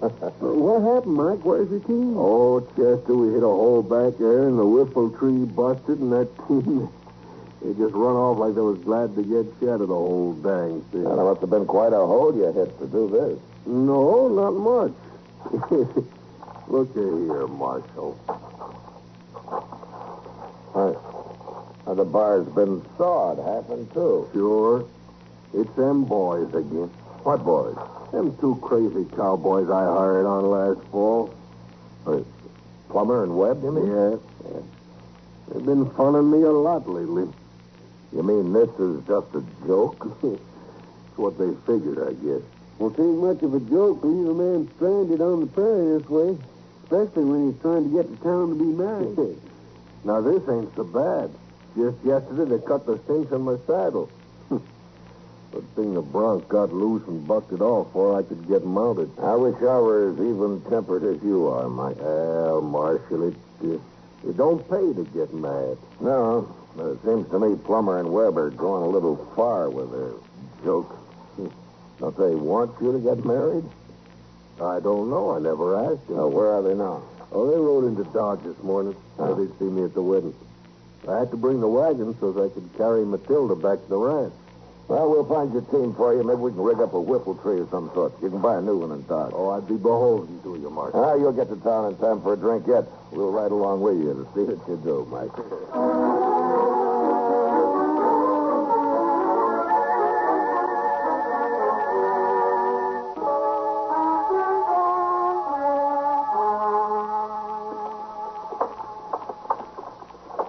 You want a beer, Chester? Well, no, sir. If you don't mind, Mr. Dillon, I think I'll go on down to the depot. The Santa Fe's about due, and I like to watch it come in. Oh, yeah. Well, I'll leave you here then. Sure do thank you, though, all the same. Well, I didn't say that I was buying. You'd have had to. I'm broke.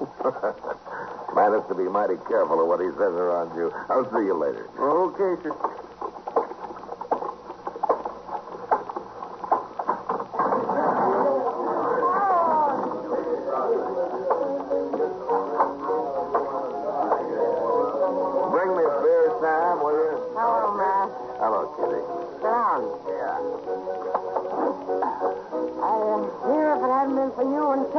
Mike Blocker never would have got to town today. He rode in an hour ago, and you already heard about it? Matilda told me. Oh, yeah, that's right. I forgot about you and Matilda. She's the only lady in this town who is my friend. Here's your beer. Oh, thanks, man. You going to the wedding, Kitty? She insists that I do. You're pretty close friends, aren't you? Pretty close, Matt. I guess it's partly so she can talk to me about things she wouldn't even dare mention to her nice friends. Now, they're no better than you are, Kitty. Maybe not. But there are more of them in the long run. That makes a difference. Why'd you want to know about Matilda and me?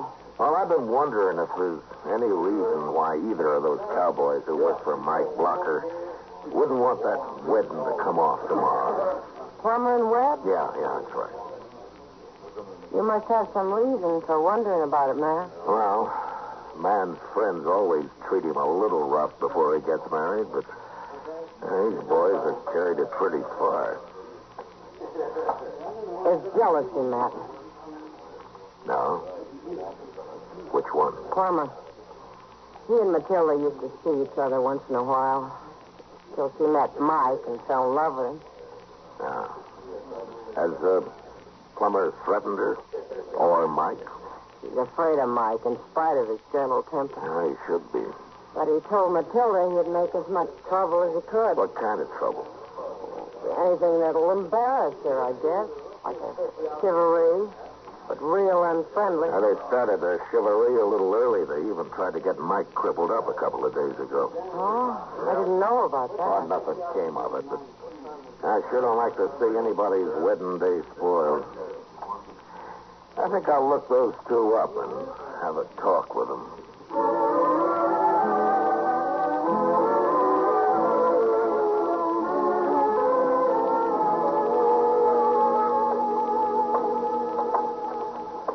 I swear I've been in every saloon in Dodge, Mr. Dillon. Maybe they ain't in town after all. Well, we'll try the hotel, Chester. Why don't you just throw them in jail till the wedding's over? I'd like to. Now, wait a minute. There they are. Yeah. It's them, all right. I saw Mike over at the Longhorn taking on a few. Well, even marrying a good woman makes a man nervous, Chester. Oh, it sure does. Why, just the thought of it, and I want to go live with the Comanche. Well, you can't let other men do all the marrying. Why not? I don't know, Chester, but it's what they say.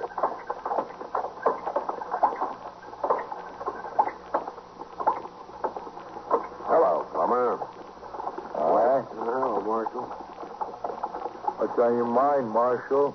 I seen you come all the way across the plaza. Well, I wanted to talk to you about the wedding tomorrow. Oh?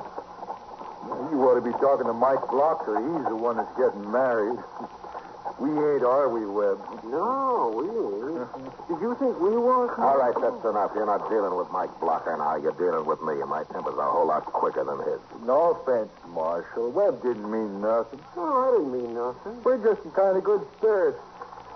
On account of the wedding and all. Well, sure, you know how it is, Marshal. You call it good spirits to try to get a man hurt 2 days before his wedding? How? Cutting the cinch on his saddle. Oh.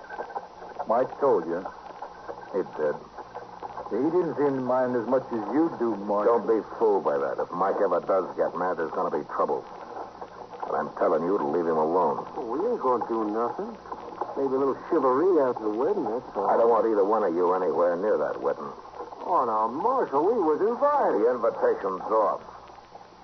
You understand me? Oh, but Marshal... Shut up, Webb. He's the law. We won't go near the wedding if he says so. No, sir, we won't go nowhere near it. That satisfy you, Marshal?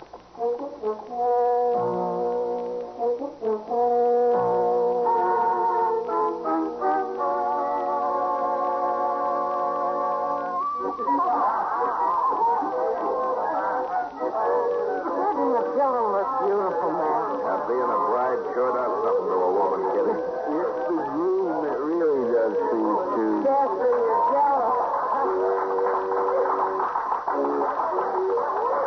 If you'll excuse me now, I promised her I'd go up to her room and help her get packed. You should see all the lovely new clothes she has. he's been saving for years. Yeah, I know. Mike told me. He's real proud. You're going to wait around to see him off, aren't you? Yeah, we'll be here. I couldn't get Chester away from that free liquor anyway. This liquor may be free, but it ain't too stout.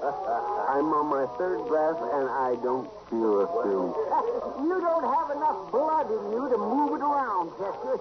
That's your trouble. Well, I'd have plenty of blood if it wasn't for old quacks like you bleeding me every time I get cold. I never bled a man in my life, and you know it. Well, maybe you didn't, but I sure have been bled by other doctors. Don't blame me if you're fool enough to let him do it. See, you know, man, I've always said if people would just stand up to their doctors once in a while, it'll improve the whole medical profession. Well, you may be right, Doc. Of course I might. I'm going to go see if that jug is empty. Yeah, I think Mike's drunk half of it himself. Take a look around outside while you're at it, huh, Chester? For Plummer and Webb? Oh, they haven't showed up yet, but they might be waiting. All right, sir, I'll do it. Oh, it's a nice wedding. Wasn't it, Matt? Yeah, fine. I brought some ammonia along in case Mike got too weak to go through with it. His entrance was a little shaky, but he got his color back about the halfway mark. Matt. Huh? Oh, what's the matter, Kitty? Matt, it's terrible. That poor girl. Oh, what's happened? It's her clothes. All her new clothes. Matt, we went to her room to get a pack, and everything's been torn to shreds. What? It's a mess. And Matilda's up there crying her heart out. Plumber, I suppose. Of course you get it. Who else would? Poor girl. You better go back to her, Kitty. And don't tell anybody about it yet. All right, Matt. Hey, well, what are you going to do, man? Find Plummer and Webb and lock them up. Mike's pretty drunk, and I got an idea he won't take this joke as easy as he did the other.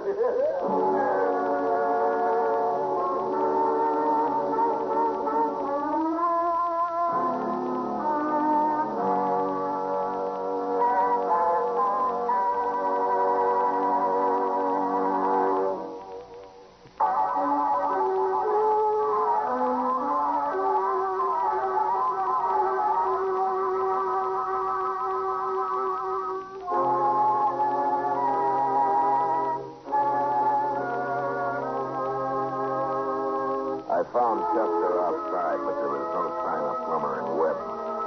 We figured they must have sneaked into Matilda's room during the wedding ceremony, and while she stood downstairs happily becoming Mike's bride, they were up there ripping her trousseau to pieces. Still, I was less worried about her than about Mike. It was one thing to plague him, but to practice this cruelty on Matilda might well be the last straw. Chester and I went from saloon to saloon, but Plummer and Webb seemed to have disappeared. They must have left town, Mr. Dillon. Yeah, the Oasis over there is the only place we haven't been into yet. Might as well have a look. It's making pretty bold calling this place the Oasis. Oh, why? It's the poorest saloon in town. A thirsty jackass wouldn't stop here to sniff a rain barrel. Yeah, not if he knew his way around, he wouldn't. Look at there. Even the door's busted off. Yeah, it sure is.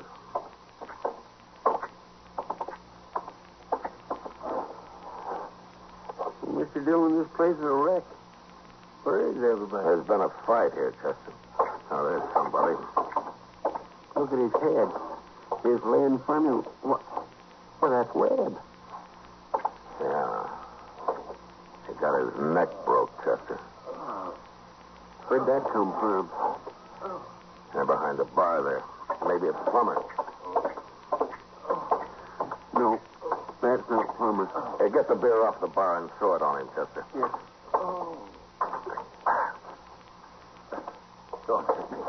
Don't hit me. I'm the marshal. Nobody's going to hit you. Now, who are you, mister? Joe. I'm the bartender. Well, what happened here, Joe? Why, that was crazy. He's still here, Marshal? No, he's gone. Who was he, Joe? The fellow that Plummer and Webb worked for. Mike something. He was awful mad, Marshal. Awful drunk, too. Where'd Plummer go? I don't know. I tried to stop it, but they hit me. Knocked me out. Was anybody else in here? Just them, and then Mike come in. Joe Webb's lying on the other side of the bar. Dead. Dead? Yeah. Do you see who killed him? He pulled a knife on Mike. He was going to use it, too. Somebody killed him, huh? Was it Mike? I got hit about that, Marshal. I didn't see no more. All right, Joe. You do something about Webb there, huh? Look what they done to my place. It's ruined. Who's going to pay for all this? I don't know, Joe, but I'll try to find out.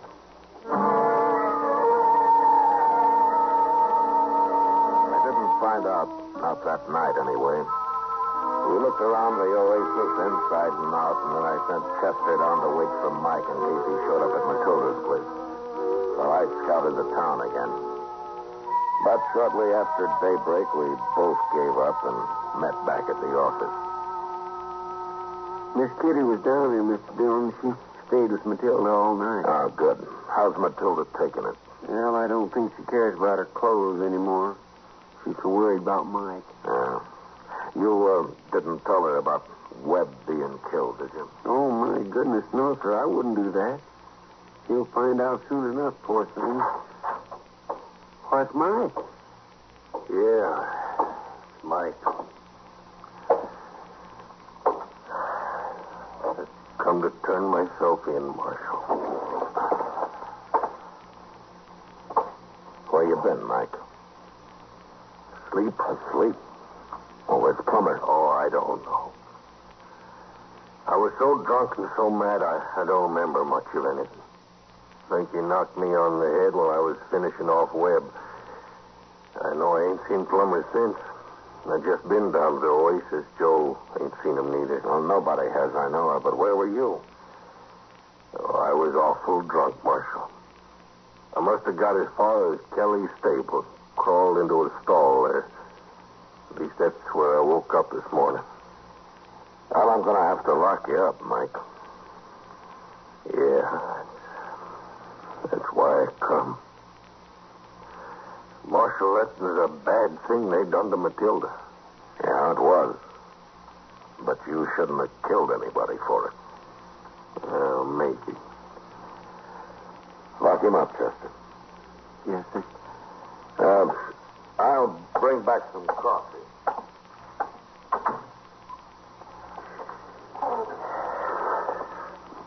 This way, Mike.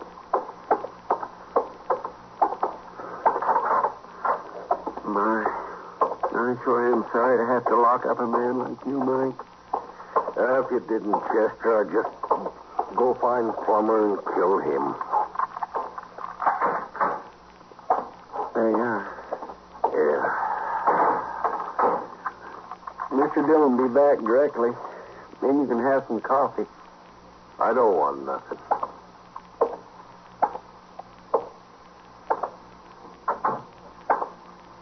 Don't move, Chester. Well, Plummer.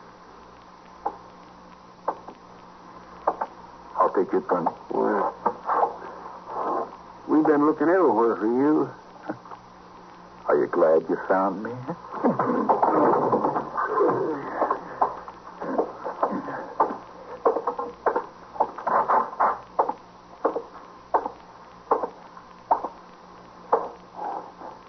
Morning, Mike. What are you doing here, Plummer? I come for you, Mike. I'm going to take you out back and kill you. It's a good thing you got a gun. I didn't have a gun last night. What'd you hit me with then? Table leg. Yeah. I should have killed you, too. You didn't kill Webb. What? You knocked him out, that's all. What are you talking about? He's dead, ain't he? Sure, he's dead. After I hit you with that table leg, I busted his neck with it. What for? So they'd hang you for it. Well, then what are you doing here now? I've already admitted to killing him. I got to thinking, that's why. Thinking what? Well, when Doc gets a look at Webb, he'll know you couldn't have hit him that hard. Anyway, I figured you'd remember about it all.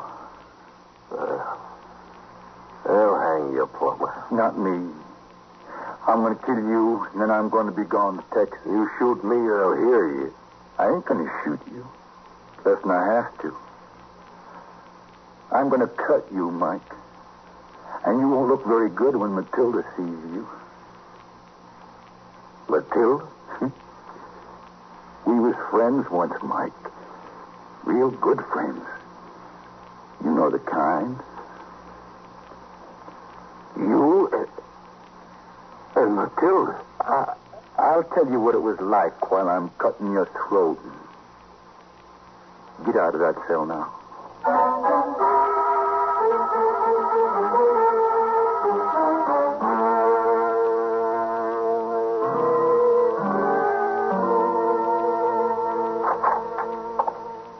Chester, I got Chester. You all right? It was Plummer, Miss Dillon. He hit me. I'm okay now. Come on, then. Come on.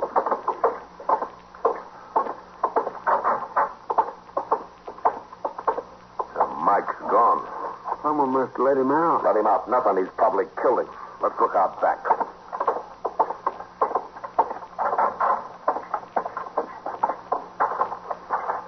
Look, Mr. Dillon. Yeah. It's Plummer. He's been beat to death. He sure has. His gun's missing, but he got that knife into Mike first. He's leaving an easy trail to follow. Come on. He headed for the alley. I wonder you didn't run into him out on the street. If he got that far. All right, stay back, Chester. I'll go around the corner first. Yes, sir.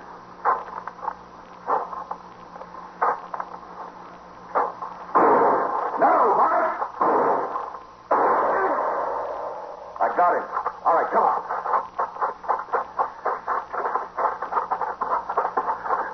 Mike, what did you shoot for? Well, I didn't know it was you, Marshal. Thought maybe Plummer had come through. Now, Plummer's dead. You're not in very good shape yourself. He cut me a little before I got to him. Ain't bad, but I might have killed you. Thank you for not trying, Marshal. Well, we better get you up to Doc. He'll dig that bullet out of your arm. Sure. By the way, Mike, I saw Doc a few minutes ago. He'd been down looking at Webb. What did you hit him with? Oh, Plummer killed him. Told me so. He had a table leg, Marshal. Doc figured something like that.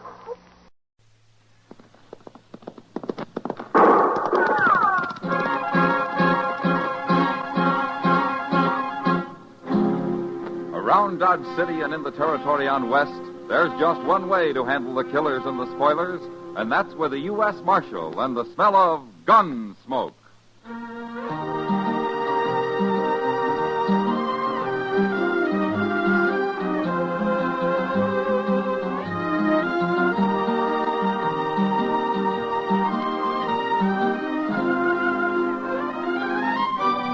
Gunsmoke, starring William Conrad.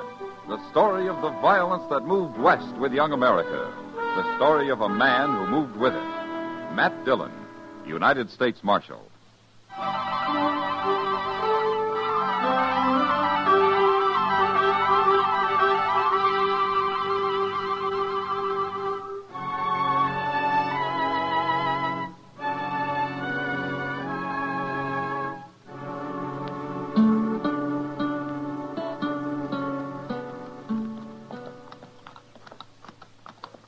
Doggone if Dodge ain't growed a heap since I was here. It is very big. Front Street must have 7, 8 saloons. A lot of towns I seen don't even have that many houses. We are going to stay here? Now, Nina, I told you not to fret yourself. Nobody's going to bother you. Well, look there. The Longhorn Saloon. You know, a man might find whiskey fit to drink in a place like that. Just drop your reins over the rack, Nina. Your old pony ain't about to go nowhere. I will wait right here, Cuff. Here in the dust and heat? Come on, get down off that old horse. You've been riding so long you need to walk around some. All right. Anyway, it's cooler inside. If they got a ladies' parlor, you can sit in there. Well, sit on the porch. Come on.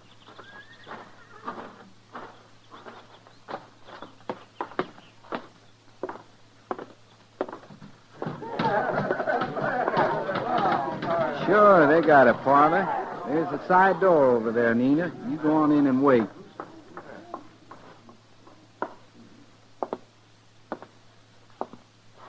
Glass of rye, bartender. Hold that drink, bartender. Maybe you picked the wrong place to drink, mister. That's so? Places down along River let Mex women come in and sit. I've heard tell. Maybe that's where you better go. Bartender, I ain't got my drink yet. Mister, you don't understand what I said. That bartender ain't gonna give you no drink. Maybe he is. No, he ain't. This place don't serve nobody that walks in with no dirty Mexican. All right, hold it. Very well, stranger. Hold it. All right, you men, take Lawson out to a horse trough and soak his head for him. The rest of you get about your business. Come on. You busted up what could have been a man-sized fight. Well, fights like that lead to killings. Darned if they don't. You're a cool one, mister. You get that way in my profession. Oh, what's that? Army scout. I'm on my way to Fort Wallace. What's yours? United States Marshal. My name's Dillon. I noticed they paid you a heap of attention. I'm Cuff Peters and proud to know you. Marshal, I want you to meet somebody. This here's Nina. She's my wife. How do you do? Ma'am? Garth, Nina and me been traveling quite a spell. Oh? Where'd you ride from? Come up from Texas. Figured we'd stay over here in Dodge if I can find a place. Nina's been feeling poorly. How long do you figure on staying in Dodge, Cuff? Can't rightly say, Marshal. Why? Well, you, made trouble for yourself when you hit Hank Lawson. That right. It'll bother him, Cuff, and he'll be after you. I know you can't make Fort Wallace, so it might be better if you and your wife rode out to Fort Dodge and stayed there. He's right, Garth. We should go on right now. We don't want no trouble. You've been riding enough, the way you feel. Besides, I got things to do. Look, Cuff, I don't want any trouble here. I sure don't aim to cause any. Now, how about joining me in a drink, Marshal? I still got a glass of rye coming.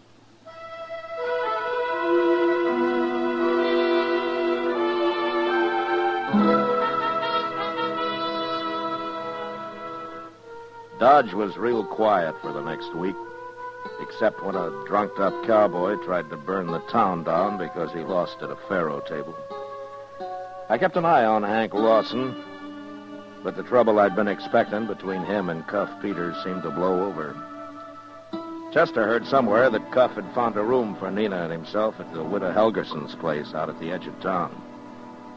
I didn't see Cuff again except once when he drove the widow's buckboard into town, loaded it up with food and supplies, and drove back out. Then one morning while Chester was cleaning up the office, Cuff walked in.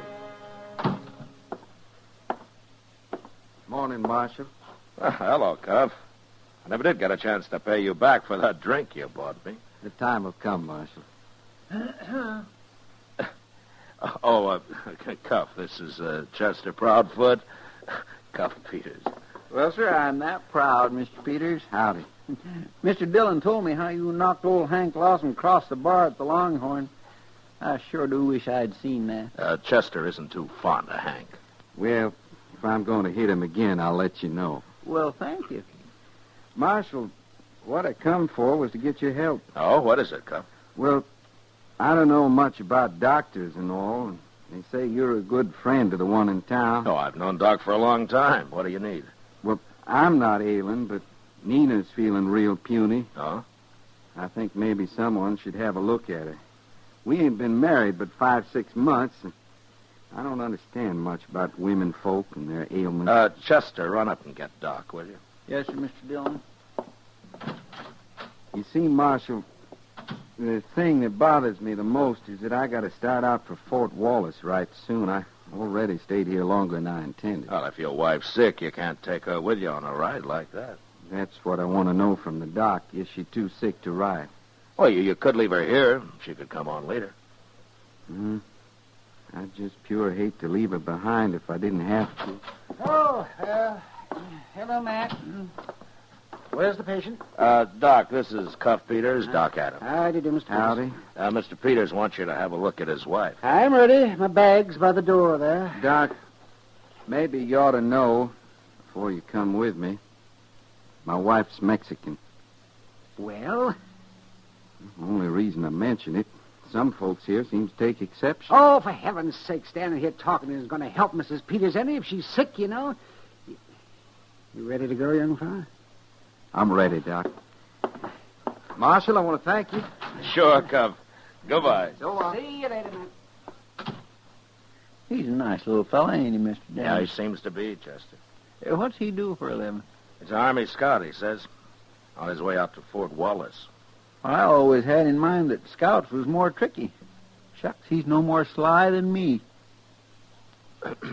Yeah, don't let Cuff fool you, Chester. He's small, but he can take care of himself. Well, one thing, he don't seem to let nothing upset him none. Well, he's worried about his wife, Chester. Plenty.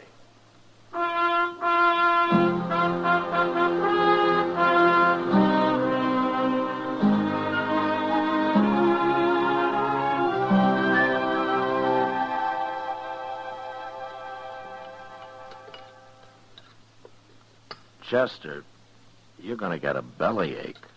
I can't help it, Mr. Dillon. Ever since I was a little boy, I just get a craving for wheat cakes at supper. 4 servings? Well, It does make up to quite a pile, don't it? But then that molasses kind of keeps them wetted down. Oh, hello, Matt. Chester. Sit down, Oh, Doc. Oh, yeah, thank you. Yeah, you going to eat? No, Matt, no. I ate out at Widow Helgeson's with Cuff and his wife. Uh-huh. How is she, Doc? She's resting, easy. She's a pretty little thing, Matt. Just as nice and sweet. Yeah, she is. What was wrong with her, Doc? Nothing that won't be right in about 6 more months. Well, that don't make sense, Doc. She's going to have a baby, Chester. She is? Yeah, well, it only took a minute to see that. I guess Cuff meant it when he said he didn't know much about women. Well, I should think a baby be easy enough to tell about. Chester. Oh, yes. Cuff sent a message to you, Matt. He's going on out to Fort Wallace. Says after he reports in to the colonel and gets a place ready out there, he'll come back for Mrs. Peters. Now, that's a 10-day ride there and back, Doc. Well, I know, man. Why?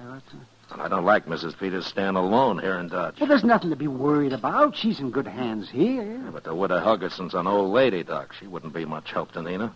Well, what kind of help would she be needing, Mr. Dillon? More than an old lady could give her. If Hank Lawson finds out that she's alone here.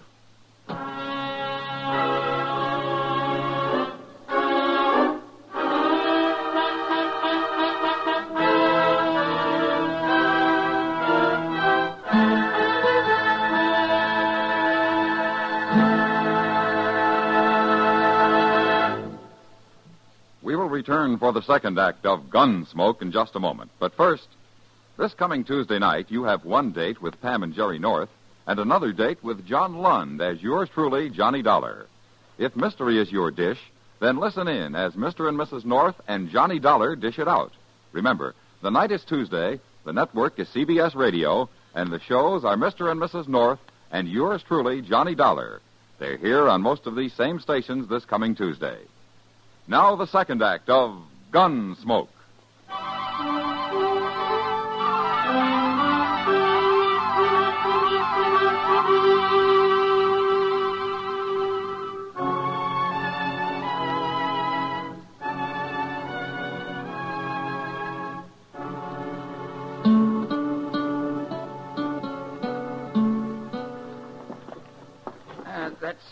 That's about everything, Mrs. Peters? Yes. And thank you. I'll give you a hand out to the buckboard. Oh, it's not that much. I can carry it. Well, I'll get the door for you then, ma'am. Thank you, Mr. Perry. Good day. Good day, ma'am.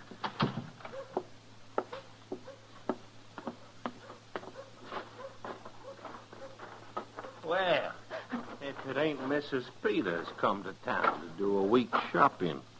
I beg your pardon? Excuse me, ma'am, I ain't being very polite. This here's Kane Twig. I'm Hank Lawson. What do you want? Now, surely you remember me, ma'am. You ought to. I was the fellow your husband hit in the mouth his first day in town. I remember you. Now let me pass. Well, now, ain't I being a miserable cuss letting you carry all them heavy sacks? Here, I help you some. Please. Just put him in the wagon for you. Oh. Oh, that was mighty careless of me. They slipped plumb out of my hands. I hope there was nothing in there to break. Leave me alone, please. Well, now, Miss Peters, I don't know why you're upset. You know I wouldn't do nothing to harm a fine lady like you. Besides, your husband might try to give me another lesson in manners, and that scares me real bad. I just want to show you how much I learned. Now, you go on and get into that buckboard. Go on. Please, por favor, dale con usted cuando juegue. All we're going to do is just start you for home, Miss Peters. Untie them lines so we can face that team down the street. Sure. Now, like I say, ma'am, I don't want you to fret. Stand aside, Twig. All right, ma'am. Hang on.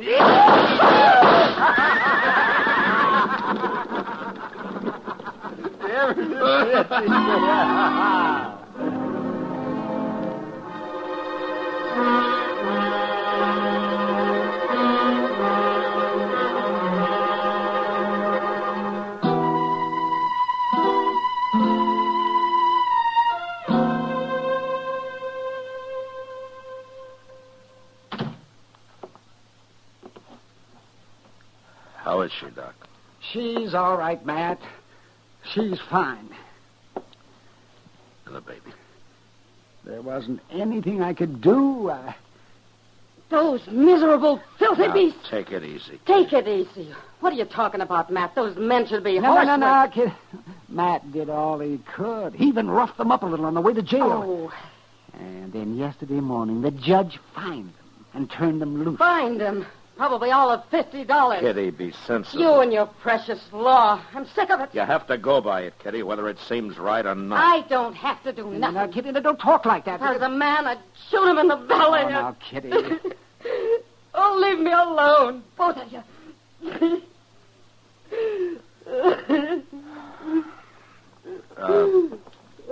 Kitty. Look, Kitty. Why don't you go in and talk with her, huh? She needs another woman, huh? Go on.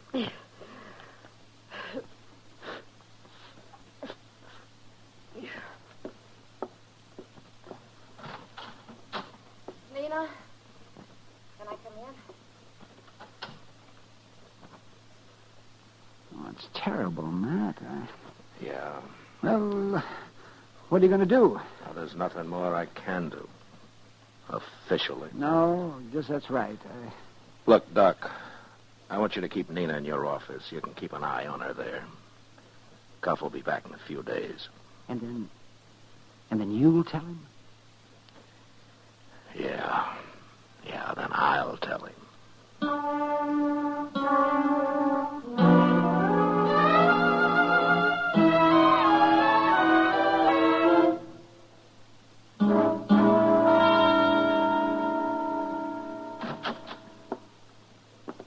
Hello, Marshal.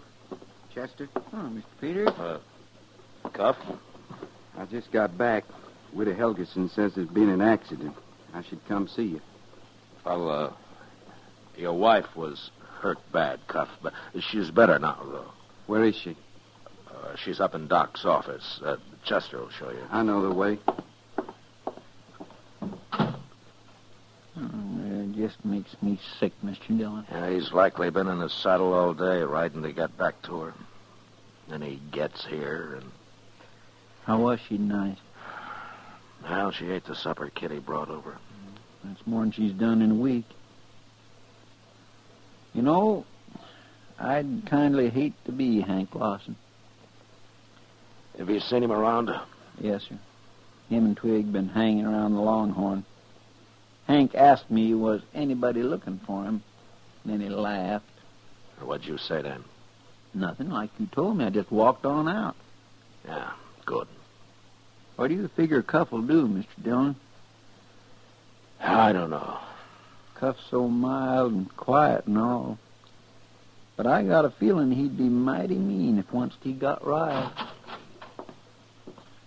I want to thank you, Marshal, for all you and Chester and Doc done for Nina. I'm sorry, Cuff. Now, I wonder if you'd hold my gun for me? Well, what are you going to do? I'm going to look for Hank Lawson, and I'm going to mock him. Mock him good. That way somebody's going to get hurt. That's a fact, Marshal. Look, Cuff, I won't stand for a killing. Now, Nina's well enough to travel. You could start for Fort Wallace. We'd fix a bed and a wagon for you. I'm going to start for Wallace, all right. But not until I've seen Hank Lawson. Well, will you hold my gun? Till you come back for it. Thank you. Oh, Cuff. Yeah?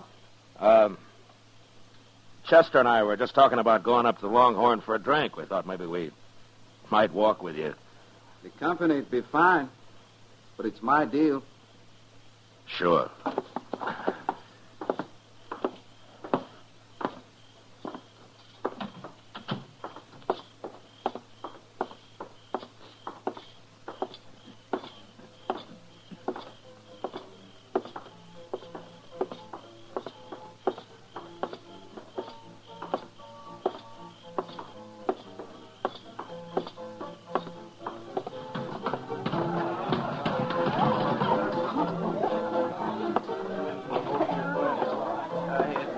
Back to town just a little while ago. This time, when I lay eyes on him, I'm going... Well, if it ain't little feller himself. But I see the marshal come along so's he wouldn't get hurt. I'm just here to see that no shooting starts, Hank. Yeah. What's on your mind, Cuff? I left my gun at the marshal's office. So? After you drop yours on the floor, I'm going to make you bleed. Figure to take me with your fist? That's right. All right, boys, move back. Make a little room here.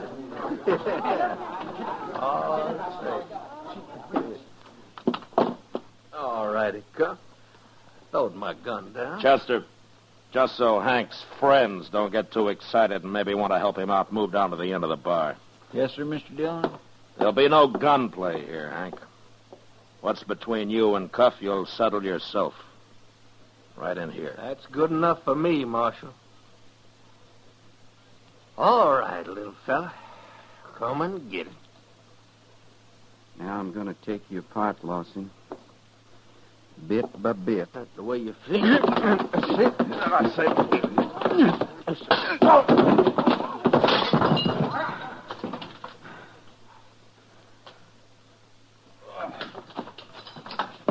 Lucky punch is all that was. Just a lucky punch. That won't happen.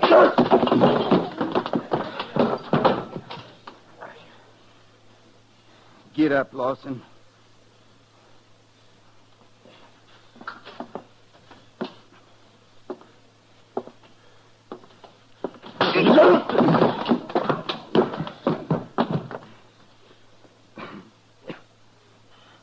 You dirty little pig. I'm going to slit your throat. Drop that knife, Hank. Never mind, Marshal. He's going to fight with a knife. I'll fix me one, too. Yeah.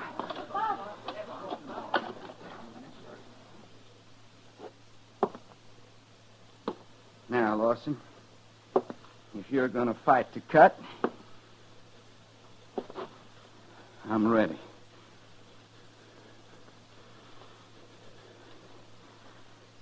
Fight or drop it.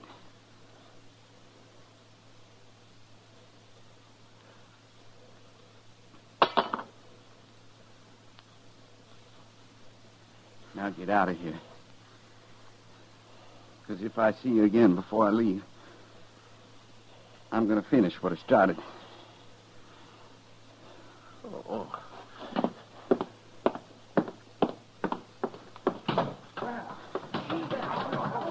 My gracious alive, I ain't seen anything like that since I left Waco. Cuff, as soon as you get your breath, I'd like to buy you that drink I owe you. Thank you, Marshal. I figure I could use it. Because my wife and me's got a long ride ahead of us.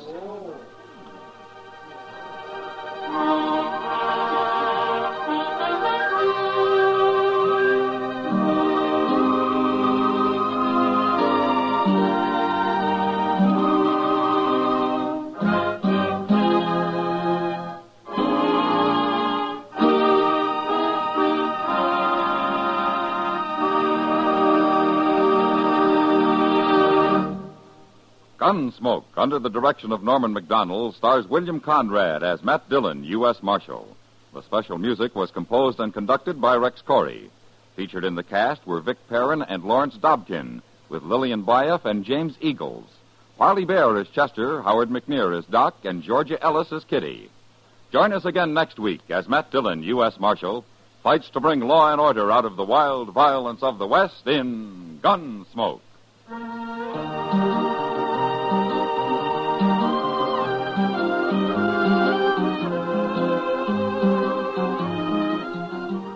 Later tonight on most of these same stations, Herb Schreiner will take your sense of humor in hand and give it a once-over wonderfully on Two for the Money. Hoosier Herb and his droll wit are an irresistible combination for merriment. The quiz part of Two for the Money makes the show that much more interesting to hear. Remember, Two for the Money later tonight. George Walsh speaking. Edgar Bergen and Charlie McCarthy open fire on your funny bone Sunday nights on the CBS Radio Network.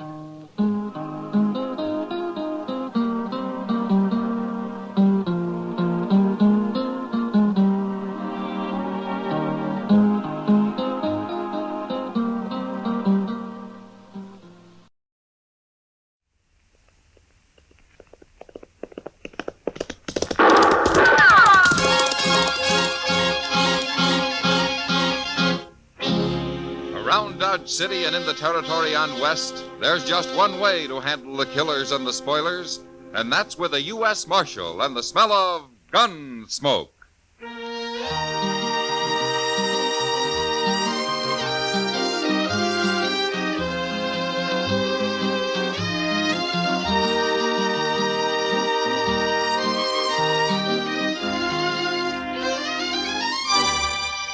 Gunsmoke, starring William Conrad. The story of the violence that moved west with young America. The story of a man who moved with it. Matt Dillon, United States Marshal.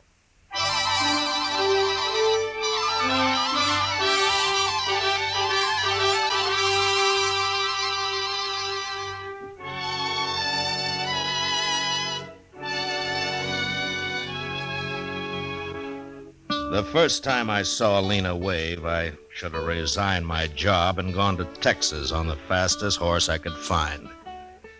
Handling a man is one thing, but trying to handle a woman is another. Especially when she weighs some 200 pounds and is muscled like a mule and twice as ornery. Lena came to Dodge on a great draft horse with dark circles around its eyes. And she was leading an old jack mule that carried her boyfriend, Emmett Fitzgerald. And Emmett was a tired, pigeon-breasted little fellow with a green look in his face. They weren't a very handsome pair, but we were mightily impressed by them the day they rode up Front Street. I swear, Mr. Dillon, that woman must wear leather underwear. I don't know why she's leading his mule. The man doesn't look stout enough to run away if he wanted to. My, I'd sure hate to have her on my tail. Well, she's wearing a 6-gun and built like a buffalo. Well, she sure isn't the gentlest looking woman I ever saw. Oh, that poor little man, Mr. Dillon. He somehow gives me the feeling he's being carried around in a bird cage. Now, quiet, Chester. They'll hear you. Yes, sir. I never thought we'd make it, Lena. You mean you never thought you'd make it? Get off that mule. Sure, Lena. Here. I'll help you tie him up, Lena. Ow! You stepped on my foot. I'm sorry. Lena. That'll learn you to be a gentleman. You up there. Stop that.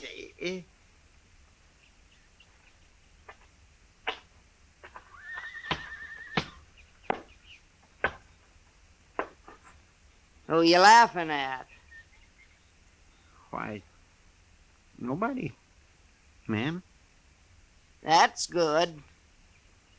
'Cause if I got the notion you was laughing at me or my man, I'd open you up. Oh, no. Oh, mine, no. No, it was just something funny I heard the other day from a fella. What? What? What'd you hear that was so funny? Well, I was sitting there and he come around the end Think hard, mister.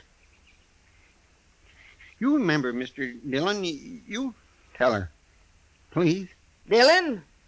Why, you must be the marshal here. Oh, that's right, ma'am. Well, now, Marshal, I'm proud to know you. My name's Lena Wave. Shake! Well, how do you do? Over here, Emmett. Sure, Lena.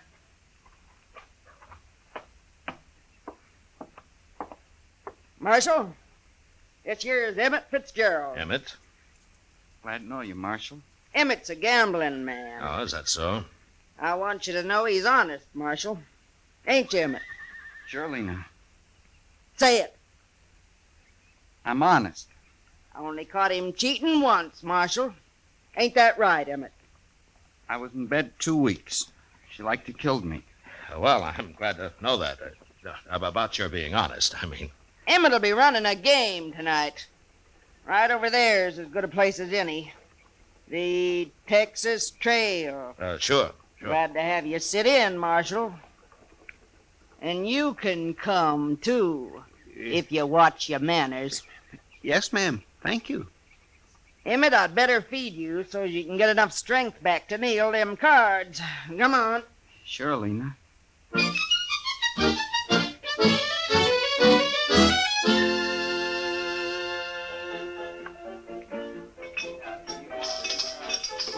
Chester's been in that game over there for 2 hours, Matt.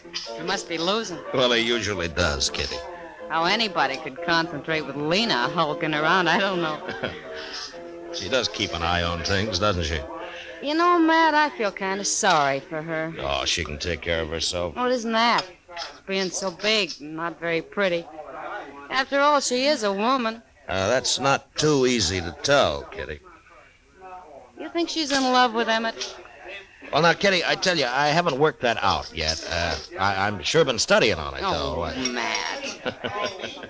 Every woman needs a man of some kind. She's got one. Yeah. I feel sorry for him, too. Oh, Lena will take care of him. I know. But I'll bet he'd like to take care of Lena just once.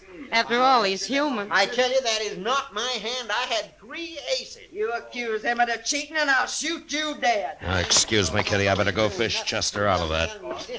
That Emmett was dealing, wasn't he? I'll blow a hole in you, mister. Right now. All right, hold it, Lena. She's about to shoot me, Mr. Dillon. You bet I am. Lena, I don't know what it's like where you came from, but you shoot anybody around here and you're going to go to jail. You'd put a woman in jail? For shooting, I would. For fighting? What? This is what? When I hear he can put me in jail for that, too, now. Now, here. The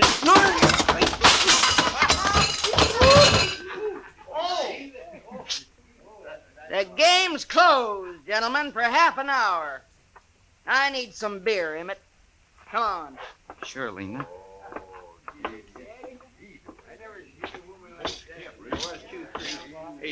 I don't care what this thing. Getting up on me like that, it ain't fair. Here, Chester. Let me help you out. Come on. There. Well, are you all right? Why didn't you stop her, Mr. Dillon? She might have killed me. Well, I don't know, Chester. I never fought with a woman.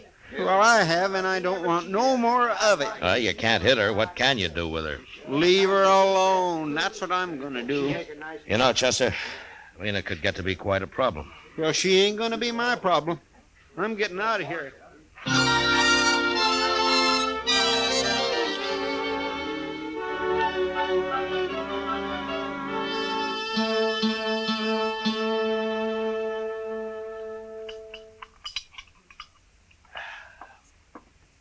Good morning, Matt. Oh, hello, Doc.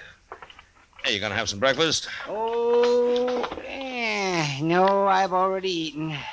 We'll have some coffee, though. Oh, good. They had me up real early this morning. No? Who did? A couple of men Lena Wave got mad at. Huh? She used a bottle on them. Oh, were they hurt bad? Oh, she bloodied them up some. It wasn't real serious, though. All they did was try to protect themselves. After all, what man's going to fight a woman? Yeah, that's true. But one of these days, some drunk's not going to realize she is a woman, and he'll shoot her. The one that hasn't happened already. Oh, say, I hear Chester caught it all right when he accused Emmett of trying to cheat him. Well, he found out later that wasn't true, Doc. The other boys were just playing a joke on him. They switched his cards while he was under the table looking for some chips that he'd dropped. If you ask me, a man that'll leave his hand while he crawls around on the floor deserves anything that happens to him. Well, just about everything did. Mr. Dillon? Oh, here he is. He'll tell you. Mr. Dillon? Oh, say, you better come too, Doc. What's the trouble, Chester? Lena Wave, she just shot a man over at the Dodge House. What? We better get... Is the man dead, Chester? He sure is, Doc. Where's Lena? She's still there. Claims it was self-defense. Did you see it? Yes, sir. I was right there. Lena was getting her room key at the desk, and this buffalo hunter come in and grabbed her. Well, he was pretty drunk. Drunk? At this hour of the morning he was drunk? Well, I guess he'd been up all night, Doc. Anyhow, he tried to kiss her. He must have been drunk. He got her gun hand behind her back, and then he pushed her up against the desk. Oh, she was swearing at him something terrible. Well, how did she shoot him, Chester?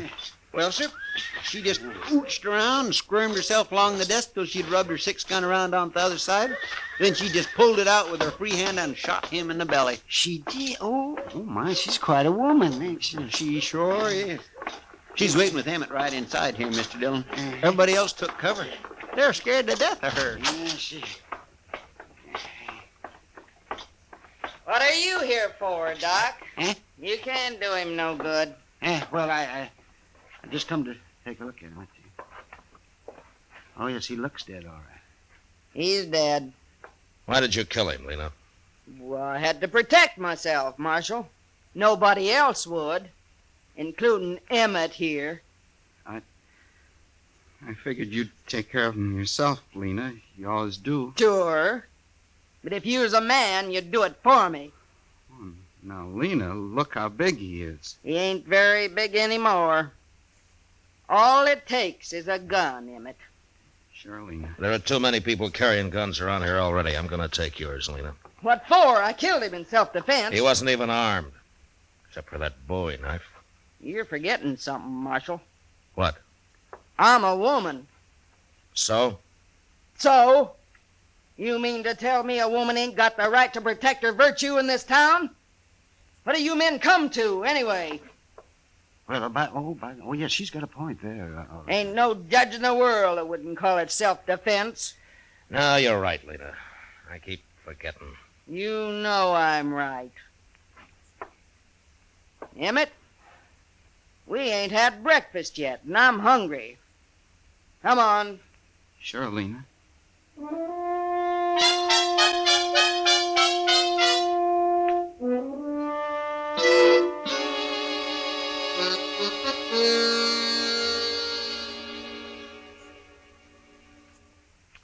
You know, I've been thinking, Mr. Dillon. Oh, what about, Chester?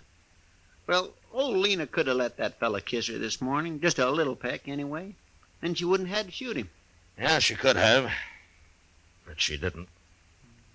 I declare. She's enough to curdle cream. Well, I hope everybody leaves her alone from now on. Marshal Dillon? Yeah. I'm Nate Bannister. Well, I'm glad to know you. You won't be, if what I hear is true. Oh? Jim Henry was my friend, Marshal. Is that so? Nobody's going to shoot a friend of mine and get by with it. Not even a woman. He was drunk, Nate, and he was treating her bad. That's no call to kill him. In this country, a woman's free to protect herself any way she can. Yeah. That's what everybody I've talked to say. Well? Don't sit with me. You going to arrest her? No. Okay, then. Oh, wait a minute. What? Where you going? I'm Marshal. I'm going to kill me a woman.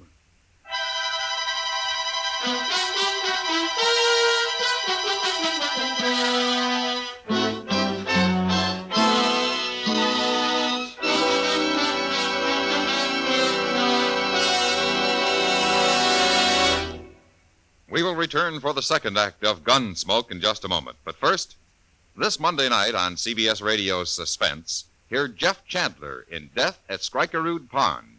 It's an exciting trial in which a young man faces death because of his decisions made as a member of a World War II underground. It's a fascinating study in suspense, and it's yours to hear this Monday night over most of these same stations at the Star's address. Monday, Suspense. Now the second act of Gunsmoke.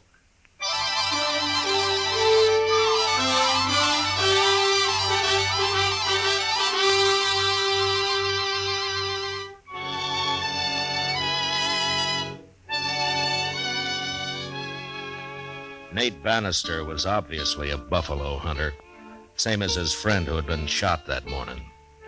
He was a huge man with a heavy black beard and eyebrows so thick it was hard to tell if he was looking at you or not. I watched him as he stood in the doorway, having just said that he was going to kill Lena Wave. And I realized that a man that primitive was capable of doing anything, even shooting a woman. And I wasn't sure how to stop it, unless I shot him first. The way I was brought up, Marshal, that's what friends is for.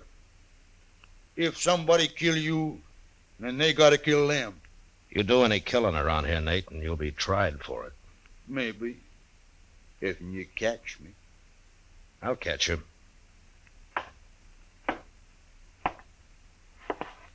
Why you gotta protect women, Marshal? Just 'cause they're so weak and puny? Is that Nate Bannister? Huh? You heard me. Why, yes, ma'am. I'm Nate Bannister.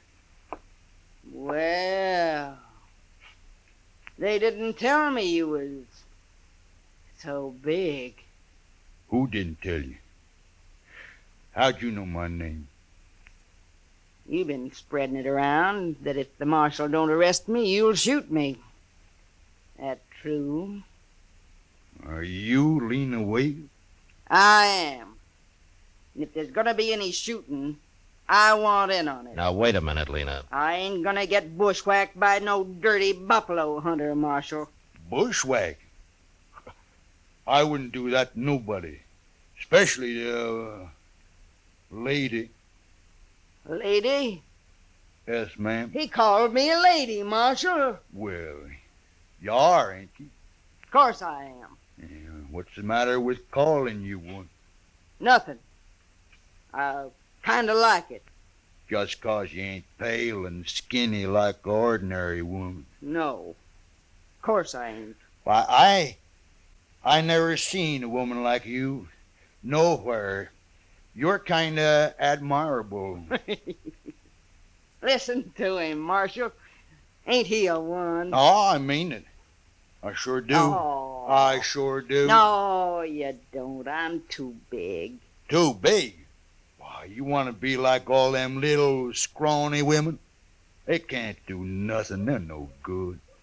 They ain't? Oh, no. A real man needs someone, better than that. He does? Of course he does. Like me? Yeah. Like you. What? What? You was going to shoot me a minute ago. Oh, no. I didn't mean nothing by that. Hey, come on. I'll buy you beer. We'll talk about it. Well, okay. So long, Marshal. Yeah. Don't you worry about nothing, Marshal.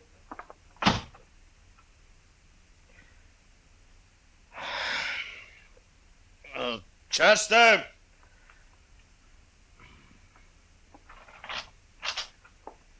Yes, sir. That jug of corn whiskey's still out back. Yes, sir. It was last time I looked. Go and get it.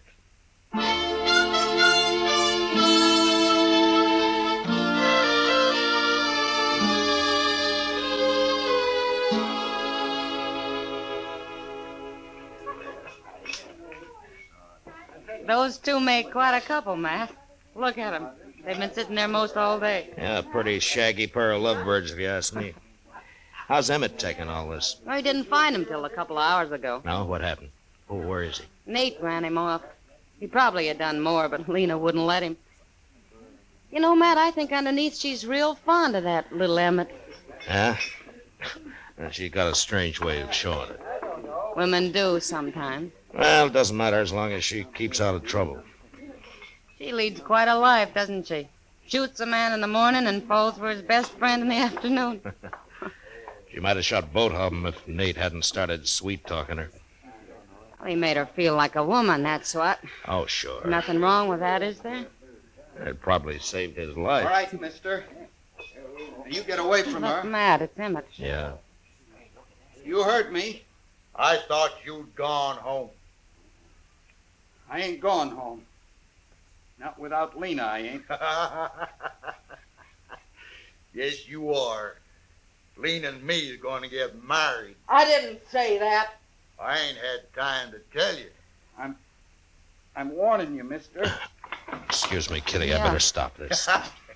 Look, fella, I'm going to kiss her. Watch. No. Hold it, Emmett! Oh! All right, Emmett. Give me that derringer. Sure, Marshal. Chester, Yes, sir. Here I am, Mr. Dillon. get Nate's gun before he comes to. All right, sir. I'll get it. All right, then take him over to Doc's, huh? He doesn't look too bad hurt. No, sir. He ain't. I'll take care of him. Come on, Leslie. You shot him. I know. You shot him. Over me. Well, he was stealing you, Lena. And you went and shot him. I was kind of ashamed this morning when that other fella tried to kiss you. You're a man after all, Emmett. I couldn't stand losing you, Lena. Oh, I didn't care nothing about him. You didn't? No. I was just tired of not being treated like a woman. He called me a lady and kind of lost my head. That's all. Well, Emmett kind of lost his head, too, Lena. All right, Emmett, come on. You're going to jail. No, Marshal, please. Come on, get going, Emmett. All right. My husband goes to jail. So do I. Your husband? Of course. We've been married 10 years, Marshal. I always knew it wasn't a mistake. Well, he's still going to jail. Please, Marshal, don't take him. Of course I'll take him. He just shot a man, didn't he? He was only protecting his lawful wedded wife. You gotta let me go with him. Well, I can't leave him now. I've been waiting 10 years for him to treat me like a woman. Oh, please, Marshal. Look, Lena, there's been nothing but trouble since you hit Dodge. Please, Marshal. When Nate gets patched up, he'll be gunning for Emmett here. Emmett'll kill him next time. All right, Lena. Look, I'll tell you what I'll do. Get out of Dodge, both of you. Right now. You mean it? If you hurry. Oh, thank you, Marshal. Let's go, Emmett. Wait a minute. Huh? Take my arm. All right. Now, Lena. Come on. Sure, Emmett. Sure.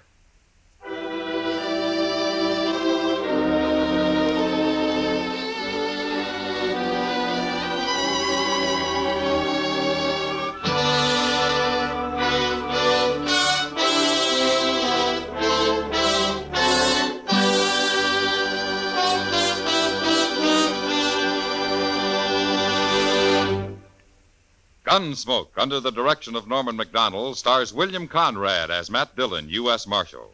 Tonight's story was specially written for Gunsmoke by John Meston, with music composed and conducted by Rex Corey. Featured in the cast were Virginia Gregg with Vic Perrin and John Daner. Parley Bear as Chester, Howard McNear as Doc, and Georgia Ellis as Kitty. Gunsmoke has been selected by the Armed Forces Radio Service to be heard by our troops overseas. Join us again next week as Matt Dillon, U.S. Marshal, fights to bring law and order out of the wild violence of the West in Gunsmoke.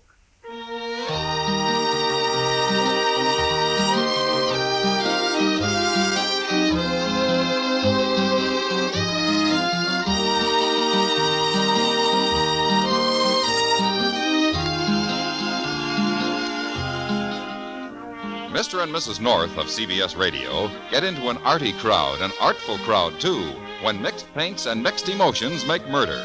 Here a collector's item, Ham and Jerry's latest thriller, leading them a merry chase mid works of art before they nab their killer. It's on most of these same stations Tuesday night. On the same evening, you have a date for thrills with John Lund as yours truly, Johnny Dollar. Don't forget.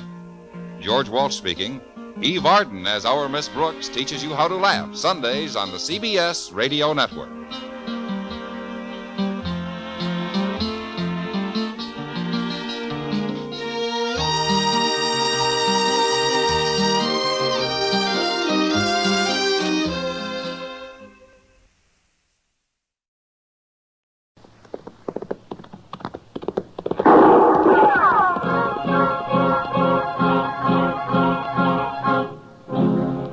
Around Dodge City and in the territory on West, there's just one way to handle the killers and the spoilers, and that's with a U.S. Marshal and the smell of Gunsmoke.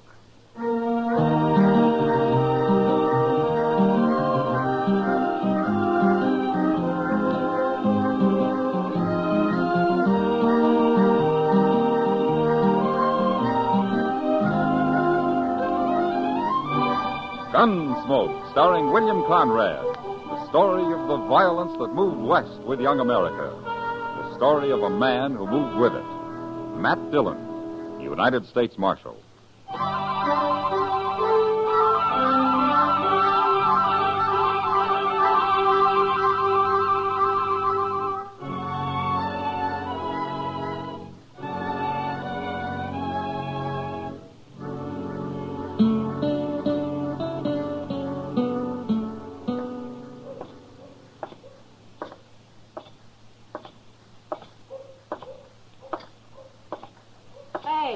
Huh? Hello, Kitty. I didn't see you. You'll get shot someday walking around in days like that. You'll get sunstroke sitting out here in the heat and the dust. I don't see people in the daylight very often. Wanted to find out if they're any different. Sit down. Well, are they? Any different? Yeah. I don't know. But I've spotted a few I think might be sober. That's different. For you, maybe. You know, I was just thinking, Kitty. There's hardly a man comes to Dodge that isn't looking for trouble of some kind. They call it fun. Yeah, sure. But part of their fun's beating somebody up or shooting him. I've heard of places where the men have to check their guns when they come to town. No, that never works. You can always hide a gun. Or a knife. You ought to go fishing, Matt. What? Have some fun yourself. Quit worrying for a while. I'm not worried, Kitty. You know, if it wasn't for all these men stalking each other, I'd be out of a job. There are other jobs besides keeping the peace, Matt. Yeah, I've tried most of them in my time. Hey, Mr. Dillon? Oh, hello, Miss Kitty. Hello, Chester. Doc sent me to find you. There's an old man up in his office. Oh, what does he want me for? The old man's been shot. Shot? Yes, sir. Claims somebody tried to kill him. You mean he was ambushed? I guess he was. Anyway, it hit him in the neck.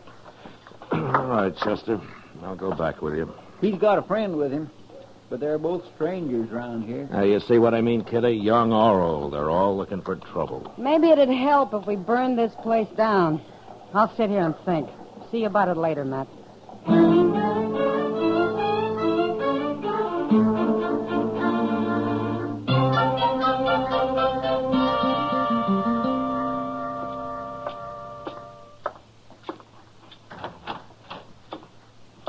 Where's the doc? Somebody come for him. Oh, what do you mean? Somebody come for him. That's what. Said somebody else was sick. You're the man that was shot, huh? We don't need you, Marshal. We'll handle this. What's your name, mister? Peavy. John Peavy. My partner's name's Rives. Milligan Rives, Marshal. You ain't never heard of us. Where are you from? Up north. Sodbusters don't usually wear 6 guns. What are you doing in Dodge? We quit the land, Marshal. We're going to enjoy ourselves for change. We ain't never going back. Oh? You're a little old to be making a move like that, aren't you? I ain't hardly 60. Neither is Rives. Mm-hmm. Well, it didn't take you long to get into trouble, did it? We ain't in trouble. Maybe you're not Rives, but Peavy here's just been shot. I told you we'd handle this, Marshal. Ain't nobody gonna sneak up on John Peavy and shoot him. I don't care if she is a woman. A woman? What woman? Oh, you already did talk too much, Peavy. You might as well tell him now. I ain't going to tell him. I'll fix her myself. You'll tell me or I'll throw you in jail till you do. I'm not going to have any women killed around here. Now, do you understand that? Hey, go on, tell him. You already started. Well, all right. She come up the alley, Marshal, next to our sleeping room, and she shot right through the window. Rives seen her running around the corner after. I'm going to fix her good. She's been threatening him, Marshal. I hear her do it. Who is this woman? What's her name? She's one of them gals that works at the Texas Trail, Marshal. Name of Kitty.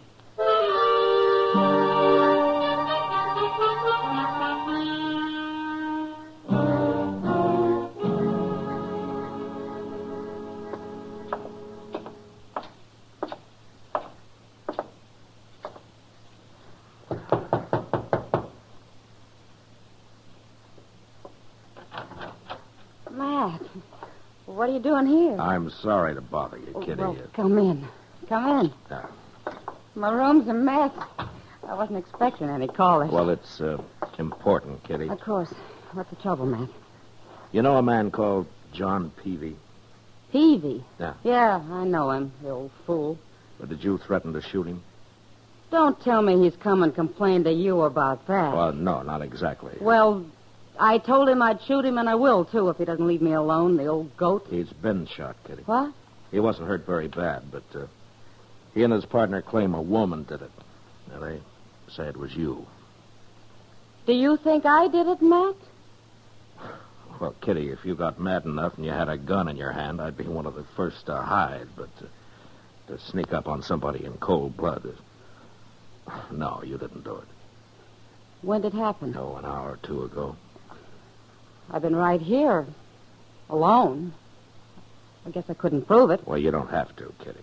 Thanks, Matt. The reason I came was to tell you about it and see if you had any ideas. All I know about Peavy and his friend Rives is that there are a couple of old men who've been acting like schoolboys. Oh. Like they've run away and are having their last fling. And I don't want anything to do with either one of them. Well, I don't blame you. But Rives claims he saw a woman down the alley after the shooting. You, any idea who it might have been? No. He's probably lying, dreaming. Yeah, maybe. Well, if you hear anything, let me know, Kitty. And if Peavy gives you any more trouble, send for me. I sure will.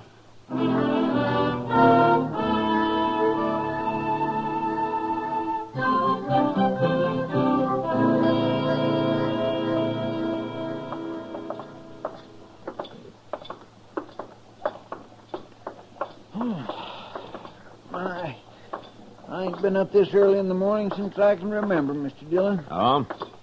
How about last Sunday, Chester? Last Sunday? Yeah. Oh, well, that's different. That was still Saturday night, sort of. Hey, look. There comes Miss Kitty. What in the world's she doing up at this hour? She's in a hurry, whatever she's doing. Matt? Hello, Chester. Morning, Miss Kitty. What's the trouble, Kitty? Matt, somebody tried to shoot me. What? In my room, just a while ago. I had a pillow down by my feet. I guess they thought my head was there. They put a bullet right through it. What, did you see anybody? No, it came from outside. I didn't dare look out right away. It's kind of the same as happened to Peavy, Mr. Dillon. Yeah, maybe it was Peavy. He threatened something like this. I'm scared, Matt. Well, you should be. Chester. Yes, sir? You stay with Kitty. Don't let her out of your sight. I'm going after Peavy and Rives.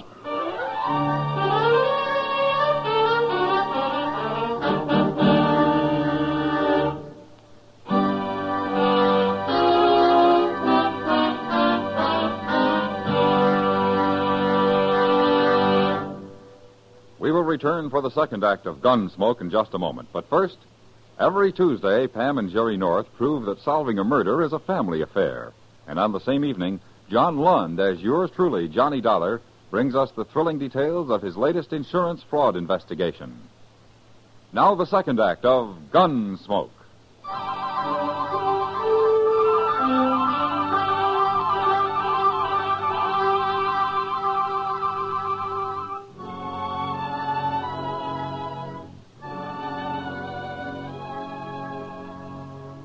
By noon, I'd searched the whole town, and there was no sign of Peavy or his friend Rives.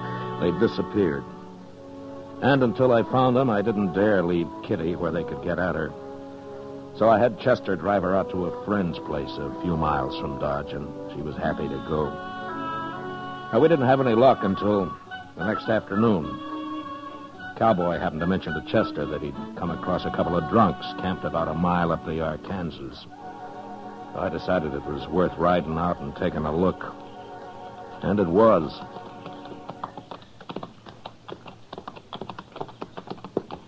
It's them, all right. Yeah, and they've seen us. Keep your head up now. You think they'll fight us? You never know. Oh. Oh, boy. What are you doing out here, Marshal? Looking for you.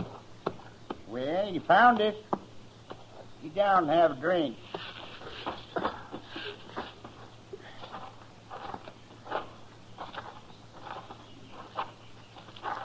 Well, what you got there? Corn liquor. Only about half a jug left, though. What's that other jug? We killed that yesterday. Here, have a swallow. Well, say now, that's right kind of Chester. But of course I don't drink before sundown. Leastwise, not very often. What'd you come out here for if you don't want to drink? How long have you men been here? Day before yesterday.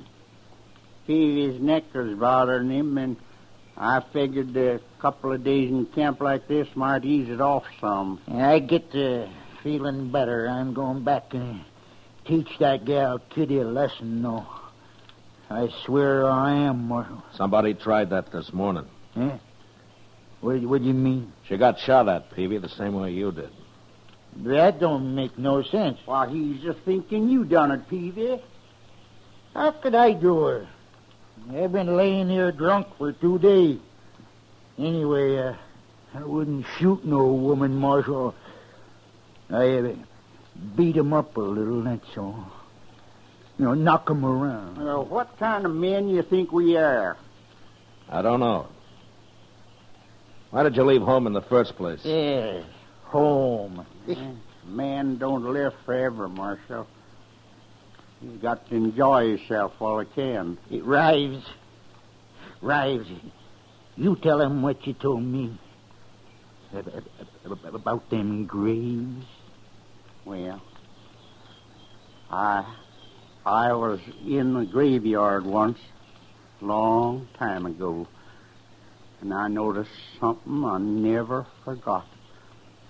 No, sir. Never. Yeah, tell him, Rives. Well, Marshal, I looked around, and I seen that there was as many graves shorter than me as there was graves longer. And that got him to thinking about dying, Marshal.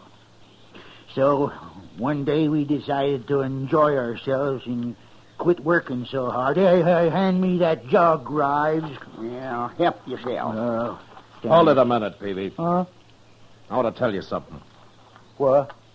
I'm going to leave you here, but if I see you around Dodge, either one of you, I'll throw you in jail.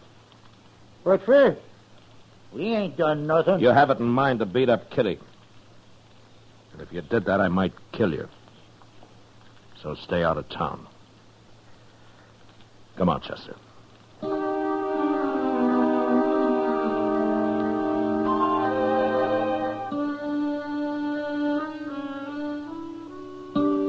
We left them there, passing the jug back and forth across their fire on the riverbank. Talking of death, probably, and of the hard, empty lives that they'd had. The prairie often left men a little too hungry and a little too dry. Chester and I were talking about it when we spotted a woman up ahead. She was walking after a saddle horse, which we figured must have thrown her and got loose. She was an old woman, and dressed for Sunday in a long black skirt and a big hat with a fancy pin stuck through it. I sent Chester to catch the horse while I rode up to her and dismounted. My friend will bring your horse back, ma'am. Are you all right? I'm all right. Well, how'd he get loose? Mean critter, he run off. Oh, I see. You live around here? No. You've been down by the river, ain't you? I just came from there. Why? See anybody? Well, a couple of men lying around a fire, that's all. Drinking? Yeah, they were drinking. You know them? I might. Are you looking for somebody? I might be. Well, maybe you'd like us to ride back there with you. And I don't need nobody to ride nowhere with me, mister. Oh, what's your name, ma'am? What's my name? I don't take to scallywag cowboys asking me my name. Well, I'm sorry. I didn't mean to offend you. You didn't? Well, no, ma'am. Of course I didn't. What's yours? Matt Dillon, ma'am. Dillon. I heard that name somewhere. We won't be introduced proper unless you tell me yours. My name's Sabina Peavy. Ms. Peavy?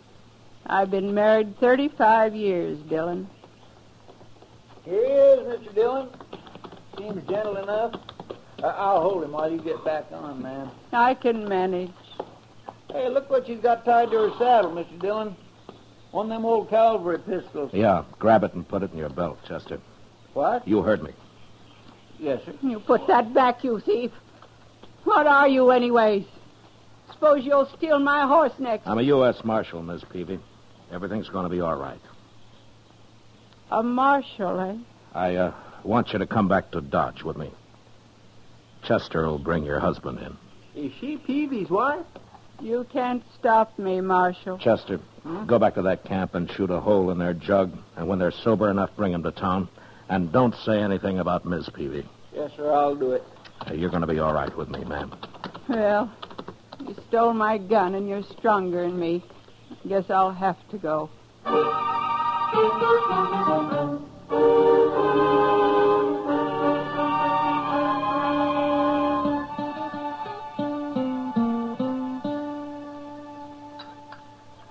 Shall I make another pot of coffee for us, ma'am? No. No, thanks, Dillon. Ah. They ought to be here pretty soon. It's nearly evening. You'll tell that girl, Kitty, how sorry I am I tried to shoot her, won't you? I'm sure Kitty will understand. Imagine me being blind jealous after 35 years. You, told me you were out to kill your husband. If that's true, why would you be jealous? You can be jealous, even if you hate a man, Dillon. You hate Peavy? I didn't know how much I hated him till the day that old fool Rives come by. The two of them rode off together. He come into the house and took the money and left, just like that. After 35 years. How'd you know they'd come here? Oh, they was always talking about Dodge. They was always talking about laying on the bank of the Arkansas and drinking corn liquor, too. I knowed where they was. You're mighty dressed up for a woman riding out to shoot a man. Well, it seemed fitting somehow. Only good clothes I ever owned, Dillon. Wore 'em when I left home, St. Louis. Yeah. Well, I'm glad I ran into you, Miss Peavy, before it was too late. I'll talk to him. I told you I would. But I ain't never going back to him. He's had his fun. Maybe he'll settle down now. Not with me, he won't. Dillon, I bore that man 13 children. 13? 11 of them died. And he beat me every time we lost one. Every time, Dillon. Oh, I see. Well, where are the other two? He ran them off. Don't know where they are. Oh.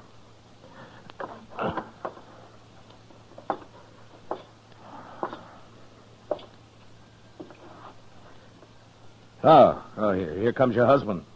Looks like Chester's got him pretty sober. But I don't want to talk to him in here in front of everybody.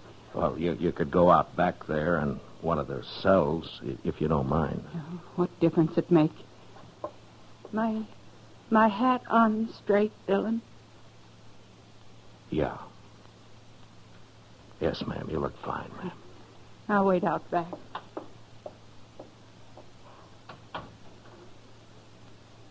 All right, in here. Here they are, Mr. Dillon. Sober as deacons. What's this all about, Marshal? What do you want us for? We ain't bothered nobody. Peavy, you go out back through that door. There's somebody wants to see you. Who? Get moving. No, you stay here, Rives. Go on, Peavy. Well, all right.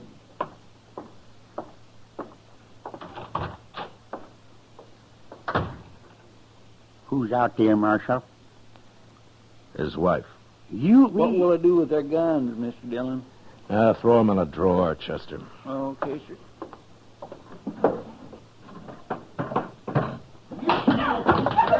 Hey, what's that? He's beating her. Come on.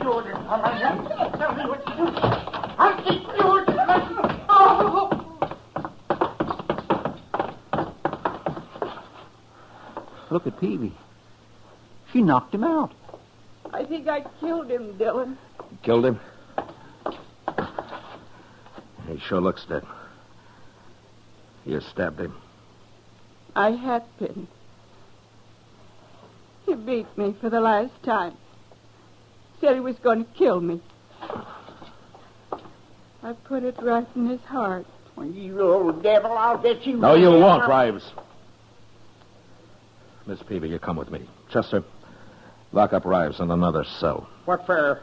You can't lock me up. Oh, you ain't even armed, Rives. Get moving. How I tell you, I'm an innocent man. All right, President. Come into the office, man. Shut up. Your voice itches my ears. I'll have to listen to He was going to kill me, Dillon. I know he was. Well, I shouldn't have let him be alone with you. You didn't know. What are you going to do with me now? You mentioned St. Louis, Miss Peavy. You have any people there? My sister. She's all that's left. Huh. Well, how'd you like to see her? You ain't holding me? It was self-defense.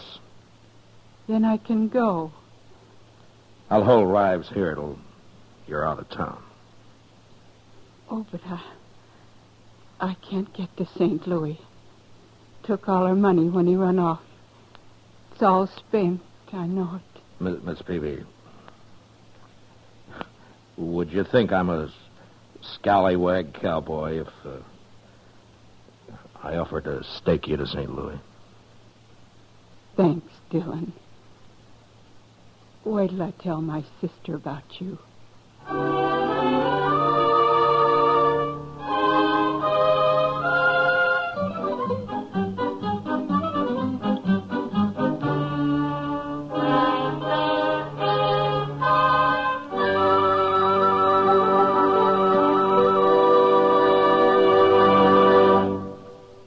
Gunsmoke, under the direction of Norman Macdonald, stars William Conrad as Matt Dillon, U.S. Marshal.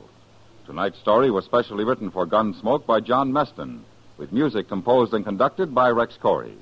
Featured in the cast were John Daner, Ralph Moody, and Helen Cleve. Harley Bear as Chester and Georgia Ellis as Kitty.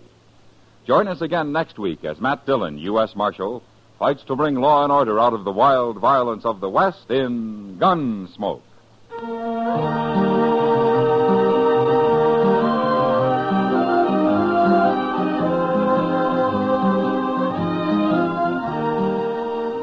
Bill Silver, star of the Broadway and film versions of Top Banana, visits Mike Wallace on Stage Struck tomorrow over most of these same stations. George Walsh speaking. Stay tuned for Gangbusters, which follows in a few minutes over most of these same stations. This is the CBS Radio Network.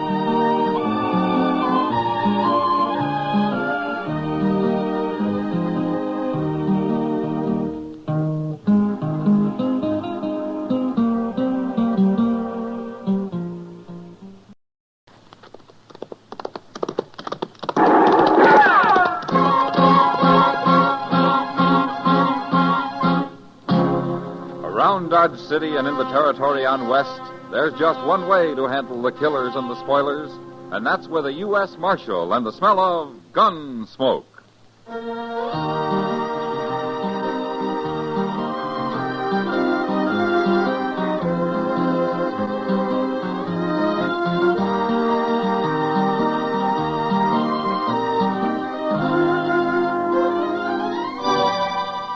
Gunsmoke, starring William Conrad. The story of the violence that moved west with young America. The story of a man who moved with it. Matt Dillon, United States Marshal.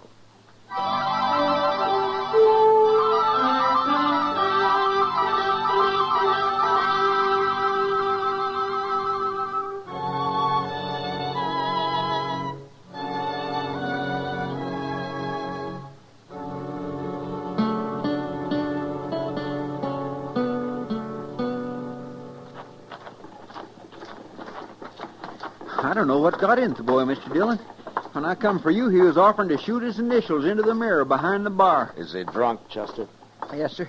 But mostly it seems like he just plain wants to howl. Well, he can howl all he likes as long as he keeps his gun quiet. Oh, there he goes. Yeah. I hope that's the mirror and not some man he's shooting at. Yeah, so do I. Old Dolph would hate to lose that boy. All right, watch it now. Look, he's laying on the floor, Mr. Dillon.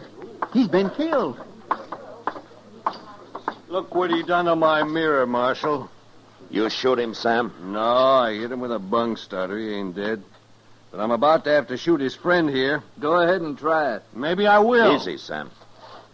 All right, what's your name, mister? My name's Blades. I work for Tom. You mean you work for his father, don't you? Well, sure, the old man owns the ranch, but me and Tom, we work together. Oh, my. Pick up his gun before he comes to, Chester. Yes, sir. All right, Blades. Tom's going to sleep it off in jail. You want to be locked up with him, or you're going to go home quietly? I ain't done nothing. It was that girl over there got him started. Oh, what girl? That one sitting at the table in the red dress. What, Kitty? Yeah, that's her name. Wait till old Dolph hears you threw his son in jail. I'll tell him myself. Now, you get out of here. I'm going. He's at the Dodge House right now, Marshal. I'd like to hear you tell him. Can you get Tom over to the jail, Chester? Yes, sir, I sure can. All right, lock him up. I'll be back later. Yes, sir. All right, come on now, Tom. You ain't hurt You gonna let Chester put him to bed, Matt? Yeah. Sam knocked all the fight out of him, Kitty. I know. I saw it. Blade said that you made him mad. That's one way of putting it. Oh, what do you mean? He made me mad. I don't like fresh kids, Matt. Tom Vickers must be 20. Well, he's been acting like a kid. You know, Matt, he's changed lately. He used to be a gentleman like his father. I don't know what's come over him, but if he were mine, I wouldn't allow him off the ranch. Well, maybe you've just forgotten what it's like to be young, Kitty. I'm young enough to pour this glass of beer over your head. You know what I mean. Sure. Well, that fellow Blades is older, though. Maybe he's responsible for Tom's jumping the fence. I don't like him at all. I'm sure he isn't a good influence on Tom. Yeah, Tom's too easily led. Yeah, he isn't the man his father is. He sure isn't. Anyways, he better leave me alone. Yeah, I'll tell him to. Well, I gotta go see Dolph now. He isn't going to like your throwing his son in jail. Yeah, maybe not. But a stranger was shot and killed on his range yesterday. And I don't like that. Oh? I hadn't heard. Well, they haven't been talking much about it. Well, looks like you and Dolph are in for a pleasant little talk. Yeah. Well, so long, Kitty. Goodbye, Matt.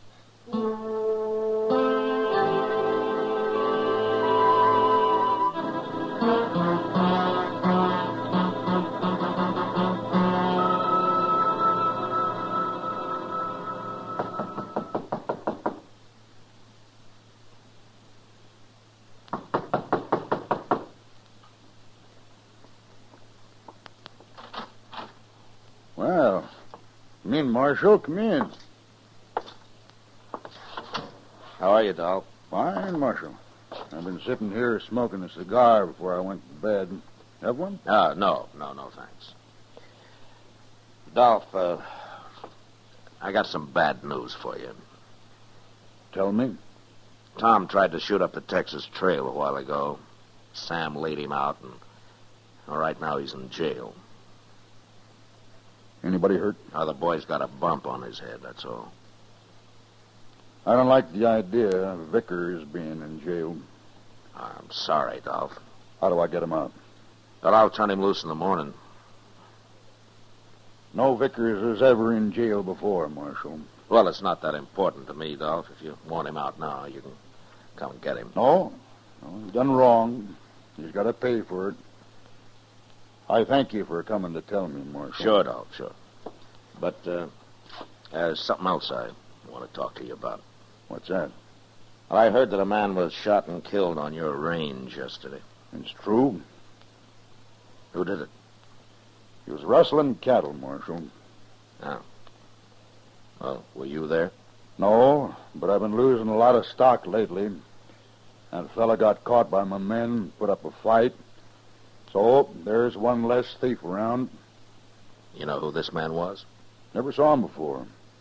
But there's nothing wrong with shooting thieves, is there? Well, not if I try to shoot you first. I'm going to hire me some gunmen, Marshal. I'll show with them... No, that'll just cause trouble, Dolph. Gunmen will shoot anybody that happens along and then claim that they put up a fight. You know what they're like. Then everybody better stay away. Everybody won't know about it, Dolph. You don't want innocent men killed, do you? Of course I don't. But I don't want my cattle stole either. Dolph, you mind if I ride back out to your place with you tomorrow and have a look around? I got business in Dodge tomorrow, but I'm going out the day after. Be glad to have you. Oh, good. Well, I'll meet you here then. Okay, Marshal.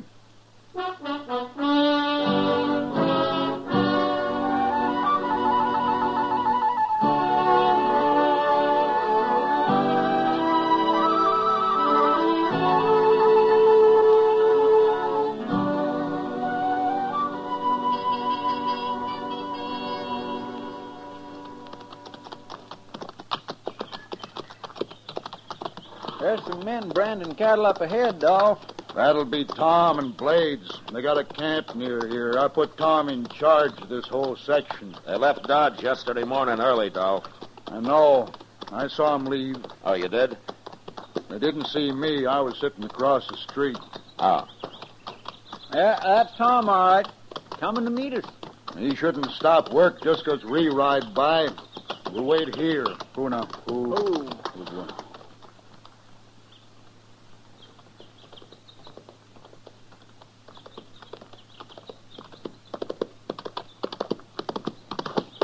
Oh. Hello. Howdy, Tom. Tom? What calves are those, Tom? Oh, it's a bunch of men gathered day before yesterday, sir. Where are the other men?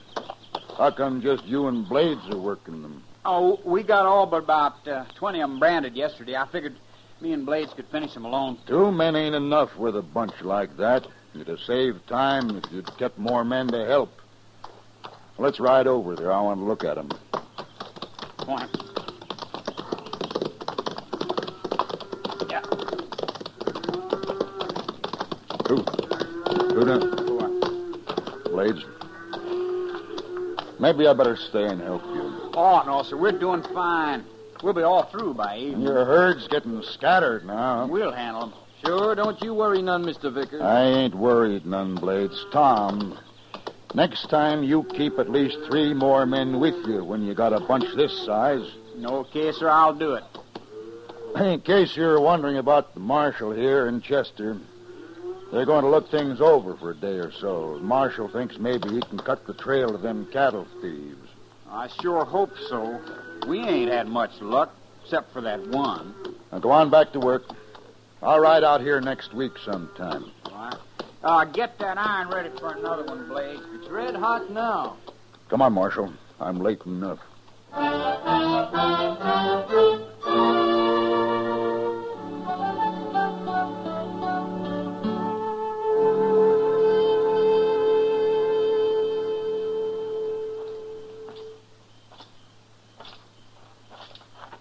Sure is a nice evening, Mr. Dillon, ain't it? Don't you think so? What? Oh, I was just wondering what kind of an evening it is in Dodge, Chester. Oh, if there was any real trouble, somebody would have rode out and told you. Yeah, I suppose so. It's been 2 days now. Oh, we better get back tomorrow. That'll suit me fine. I swear we've rode 1,000 miles over this ranch, and all for nothing, as far as I can tell. Yeah, maybe.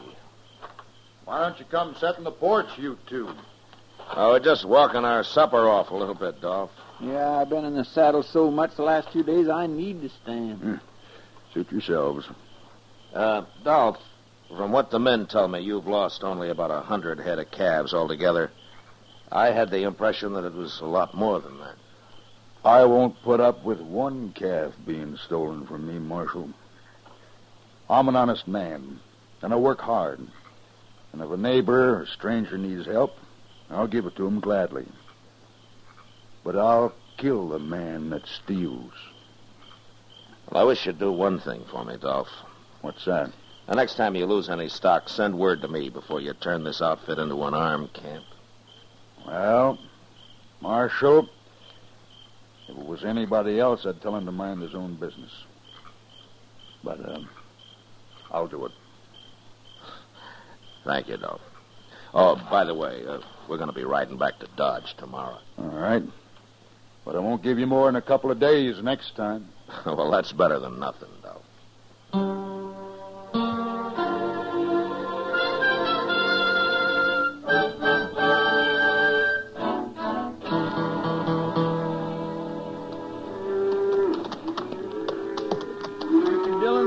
Never get to Dodge if we stop and tally every herd of cows we come across. This is a bunch I wanted to see, Chester. We'll travel as the crow flies from here in. Come on.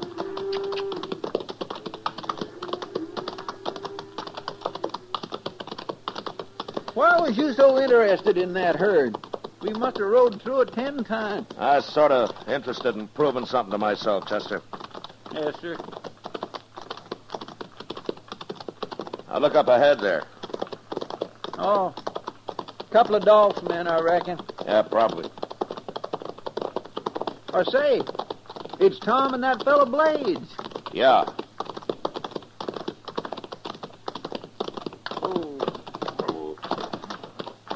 Where's my old man, Marshal? We left him at the ranch, Tom. We're going back to Dodge.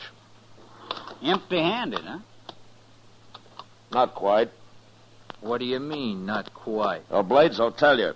I just looked over that bunch of stock back there. Sure. We gathered him yesterday. Now we're going to do a little branding. You better. We'd better? You ain't bossing us, Marshal. Just get them branded, Tom. All of them. Of course we'll get them branded. See that you do. Come on, Chester. Yes, sir.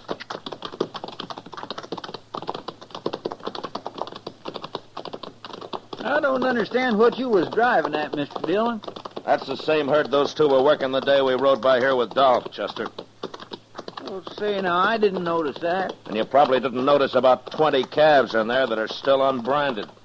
What do you mean? Tom Vickers and his friend Blades are thieves, Chester.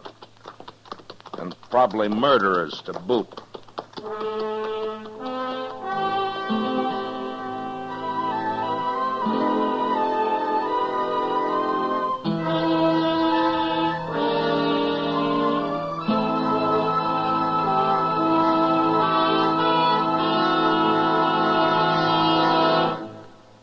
We will return for the second act of Gunsmoke in just a moment. But first, today, good engineers are needed in hundreds of varied fields. You can build a fine career as a trained engineer and at the same time help maintain America's scientific and engineering superiority. For information, write Box 40, Midtown Station, New York 18, New York. That's Box 40, Midtown Station, New York 18, New York. Now the second act of Gunsmoke.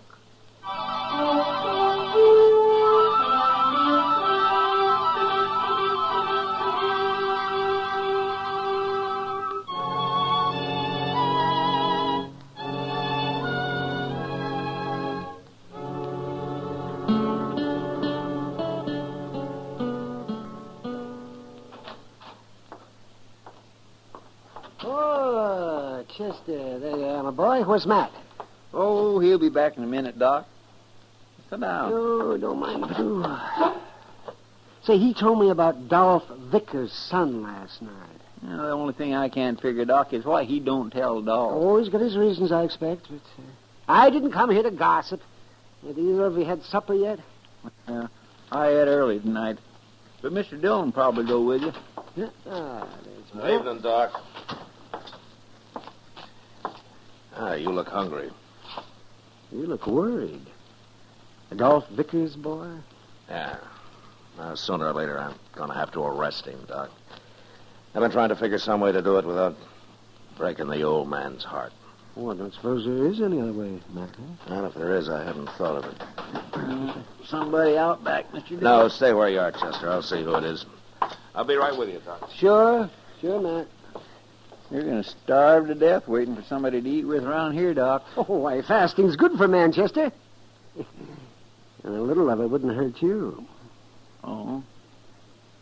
Seems to me I spent my entire youth fasting, Doc. I won't never make up for it. Uh-oh. What's that? I don't know, but I better go see.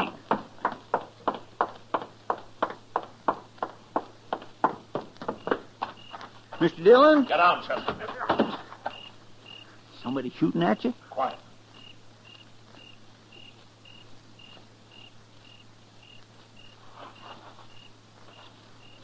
It's okay, Chester. They've gone. Somebody was shooting at you. Yeah. After they knocked on the door, they ran out behind that far shed there. Mighty poor shooting. Well, ain't we going after them? Now, they had horses hidden there. I heard them ride off. Well, I'll go buy a couple from the rail. No, let them go, Chester. Hey, but Mr. Dillon, they tried to ambush you. I know, but I'd prefer not to shoot them. Especially Tom Vickers. Tom? We'll ride out to the ranch tomorrow, Chester. Maybe we can bring him in without a fight. Anyway, it's worth a try. For Dolph's sake.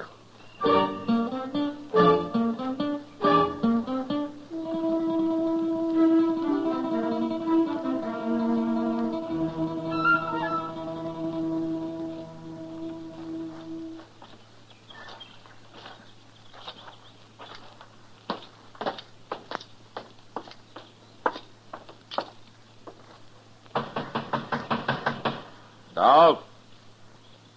Anybody home?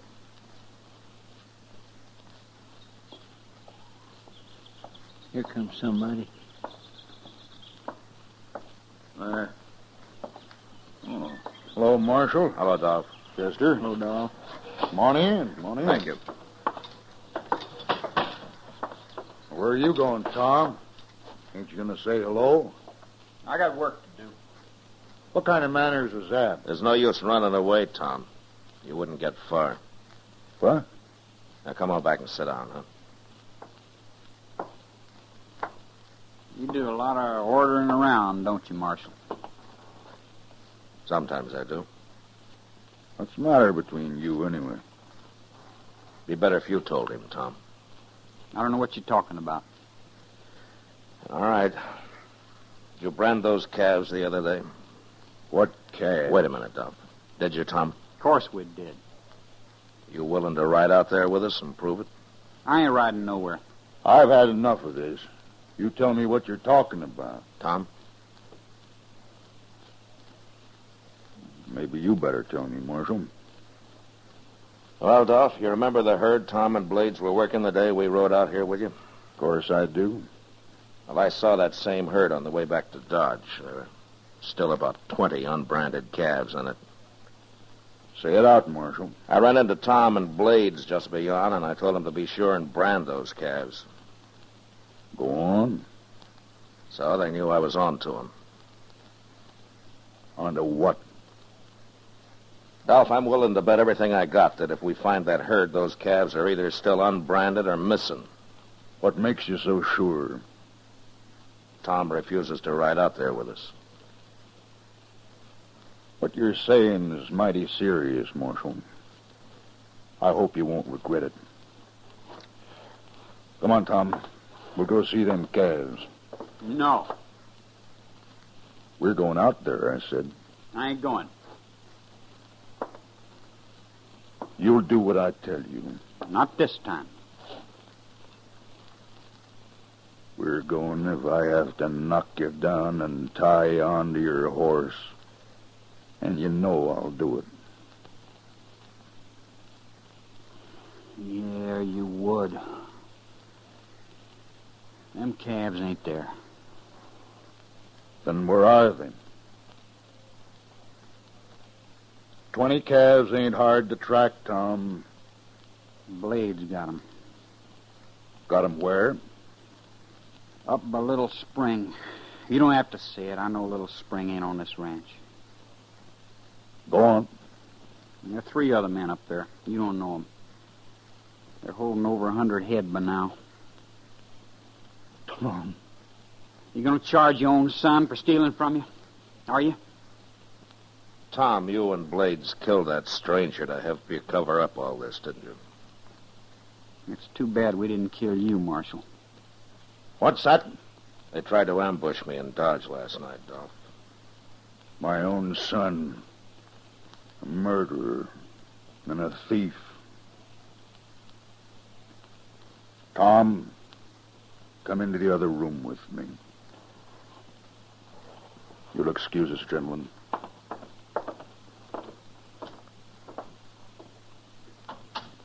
He's going to help him get away, Mr. Dillon. Not if I know Dolph, he isn't. I expect he just wants to talk to him alone before we take him to jail. Yes, sir. You know, I feel a whole lot sorrier for Dolph than I do for the boy. I guess should. Mr. Dillon. It's all right, Marshal.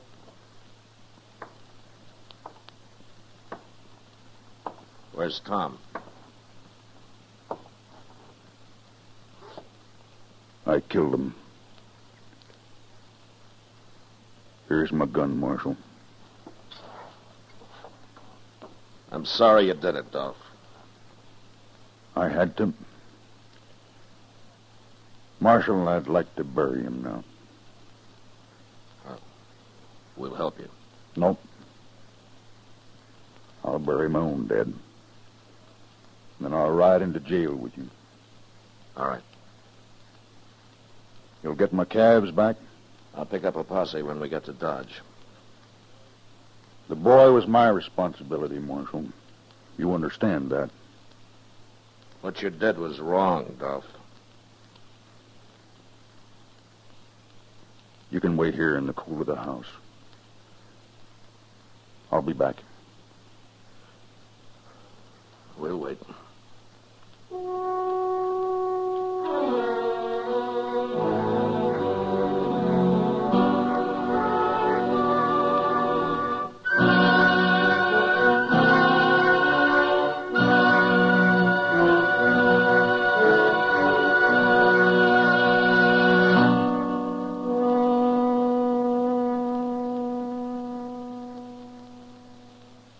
Gunsmoke, under the direction of Norman MacDonald, stars William Conrad as Matt Dillon, U.S. Marshal.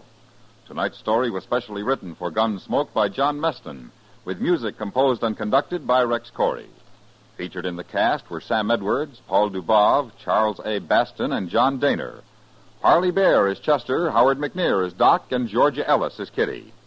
Gunsmoke has been selected by the Armed Forces Radio Service to be heard by our troops overseas. Join us again next week as Matt Dillon, U.S. Marshal, fights to bring law and order out of the wild violence of the West in Gunsmoke.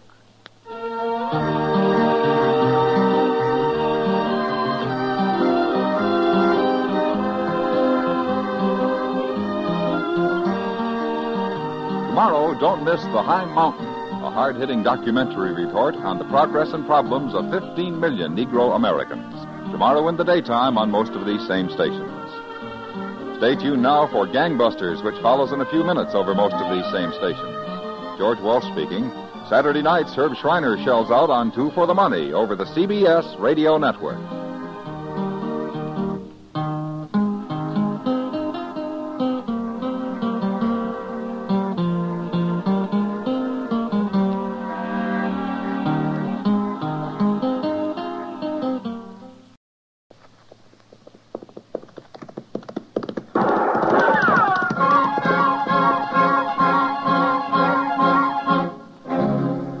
Around Dodge City and in the territory on West, there's just one way to handle the killers and the spoilers, and that's with a U.S. Marshal and the smell of gun smoke.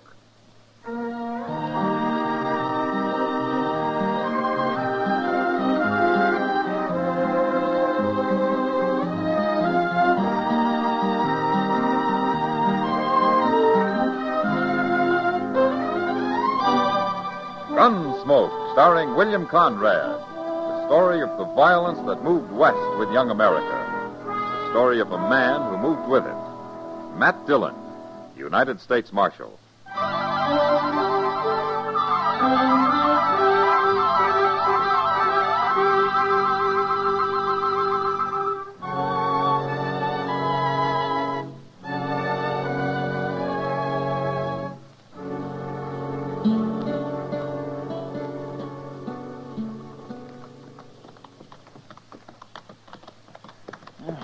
I'm that dry I could fair spit cotton, Mr. Dillon. Oh, you can fill up at the Olive when we get back to Dodge, Chester. Yes, sir. But right now, I'd settle for a drink of water. You can't be that thirsty. I'm about to stampede. You think there might be a spring in that clump of elder up ahead? Yeah, there might. I swear next time I'm going to carry a water bag. And keep it wrapped in your pillow, I suppose, huh? You know, Chester, town life has made you mighty soft. That's far enough for it. He's got a rifle, Mr. Dillon. Yeah.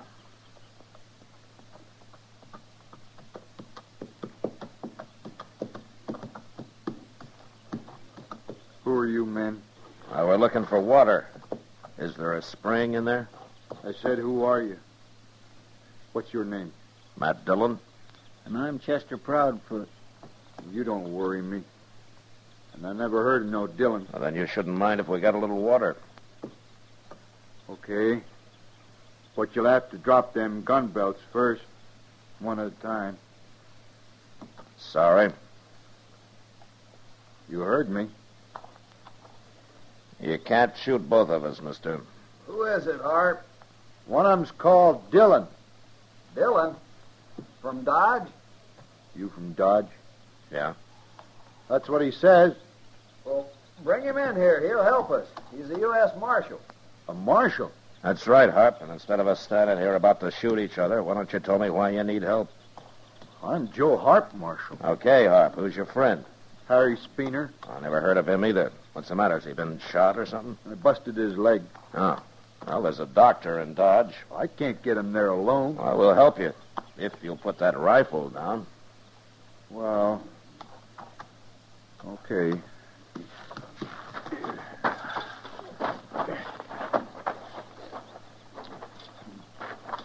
I found him lying out there on the prairie this morning. Horse throwed him, and I drug him into the shade here. You mean you're not traveling with him? No, I just stopped to help. Are you really Marshal Dillon?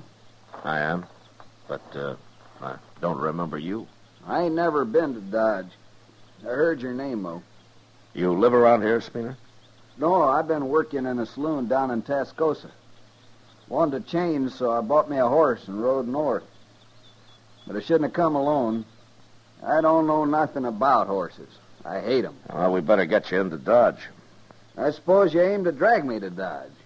Well, I've been drug as far as I'm gonna be. Why'd you get you out of the sun, Speener? You was mighty rough about it. Well, he saved your life, mister. Why shouldn't he save my life? Well, of all the ungrateful, mean-tempered He's people been I like ever... that all day, but I figure it's because his leg hurts him. Of course it hurts. I busted mine once. I know what it feels like. Poor fella. You want to help get him into Dodge, Harp, or you want to keep going? No, Marshal. I'd kind of like to see Dodge anyway. Okay, then let's get busy.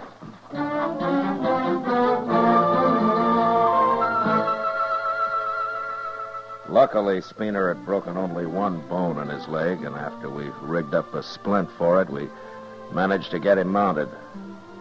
It was night before we reached Dodge, but by the time he got there, he was too weak to complain. Anyway, I was more interested in Joe Harp, but all I could find out was that he was a cowboy, drifting aimlessly through the country like so many of his kind. He said he had a little money from his last job, and that's why he'd been so wary of strangers. And he seemed honest enough. Now, 6 weeks later, he was still in Dodge, gambling some, and making friends with most everybody in town. Doc and I were talking about him one day in the office. You know what he did, Matt, about 3 or 4 weeks ago? What, Doc? Why, he came and offered to pay Speener's bill. He said the poor fellow wouldn't be able to work for some time.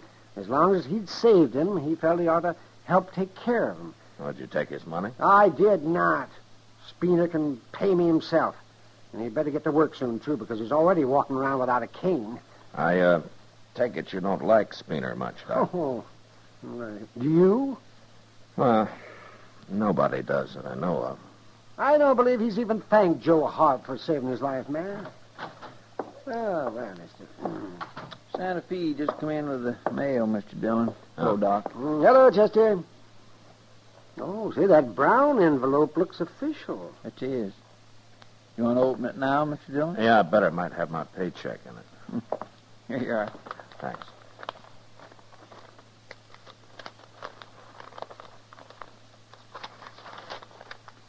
No check. Just some new wanted circulars. What is it? Here, have a look, Chester. Oh, my goodness. Look at that, Doc. Huh? Let me see this. Wanted, dead or alive, reward $500 for bank robbery and murder while escaping. Joseph Harp. Joseph Harp. Age 32, sandy hair. 6 feet tall, blue eyes. That's him, all right. Signed by the sheriff, city of Denver, Colorado Territory. You gonna arrest him, Matt? Can't you pretend you didn't get it or something, Mr. Dillon? You can stay here if you like, Chester. Oh, no, sir. I didn't mean that. All right, then you take the Alafraganza, the Longhorn, and the Oasis. I'll look in this boarding house at the edge of town, then I'll come back to the Texas Trail. Meet me there, if you see him first. Yes, sir. All right, get moving.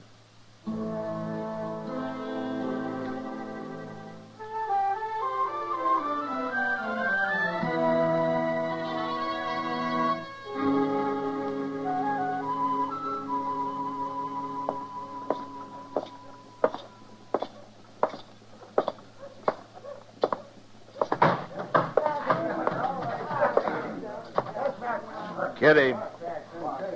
You look like you've been eating cockleburrs, Matt. I don't see Joe Harp around anywhere, Kitty.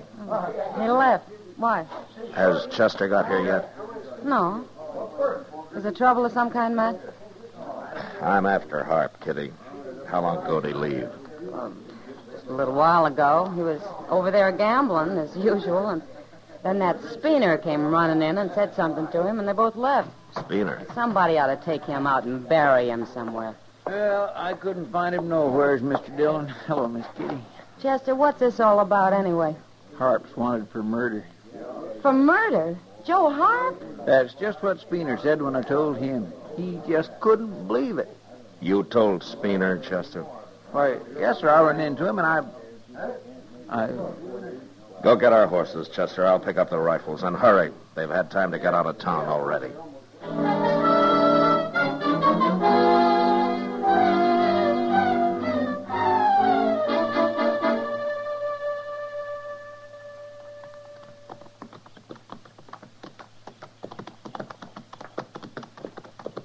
Mr. Dillon? What? I guess I just wasn't thinking when I told Speener about Joe Harp. I didn't know he was going to run off and warn him. Next time I'll send you out with a potato rammed in your mouth. Yes, sir. Oh, I feel so bad. I wish you would. Oh, forget it, Chester. At least it shows Speener isn't as bad as we all thought. I guess he was just waiting for a chance to do Harp a real good turn. Well, he sure did it. Hold it up a minute. Huh? Ho. Look. Hello! Why, it's Speener, Mr. Dillon. He's got his hands up. Yeah. Come on. Get your rifle out, Chester, and keep your eyes open. Yes, sir.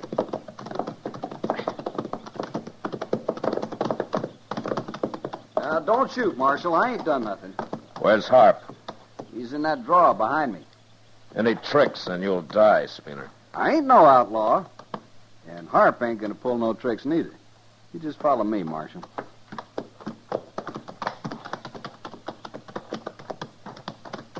I swear I don't understand this at all, Mr. Dillon. Just follow him, Chester. Yes, sir.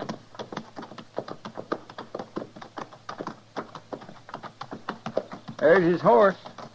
Yeah. And there he is. Well, he's been hurt.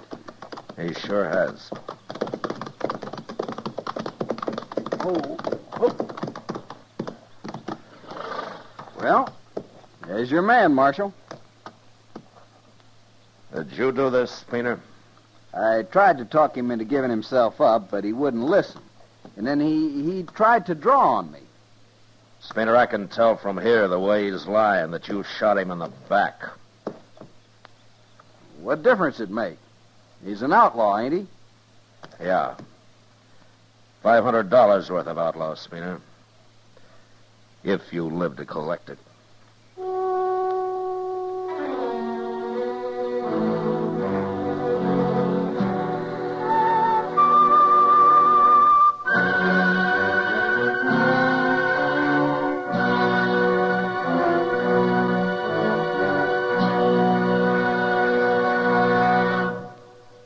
We will return for the second act of Gunsmoke in just a moment. But first, the Red Cross campaign for this year is nearing an end. Have you answered the call? Remember, this year, the Red Cross needs you as well as your contribution. Go to your local Red Cross chapter, and while you're there, join and serve. Now the second act of Gunsmoke.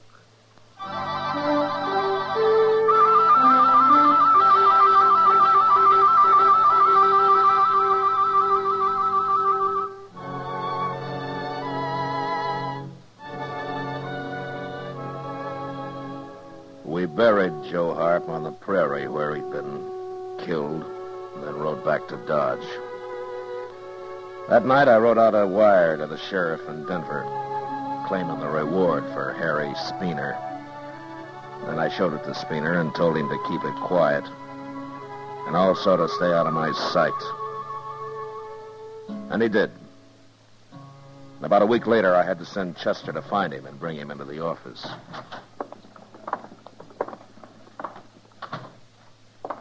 Here he is, Mr. Dillon. Come over here, Spooner. I've been waiting like you said, Marshal. I ain't talked to nobody. I had a wire from Denver this afternoon, Spooner. Everything's all right. The money will be here in another week or so. Oh. I thought it'd come now. There it is. But I thought you said it wasn't here yet. I'm paying you out of government funds. Oh. Well, that's fine. Yeah, I didn't think you'd mind very much how you got the money. Now, Marshal, I only done my Count duty. it, Spooner. Oh, that's all right. I'm sure it's all here, Marshal. Count it, I said. Yes, sir.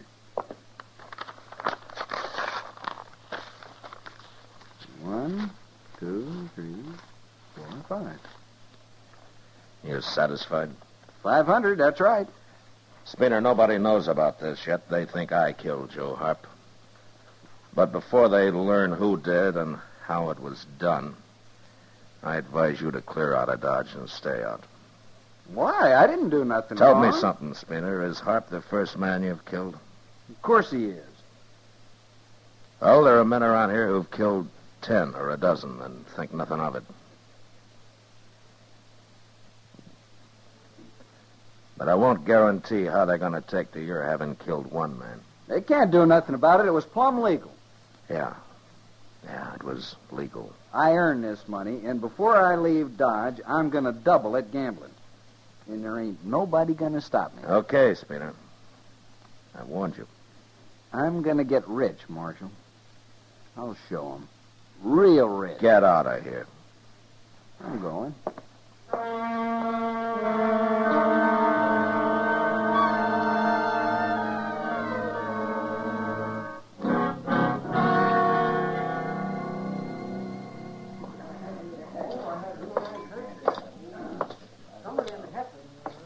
Sit down, Matt. Oh, thanks, Kitty. Drink? No, thanks.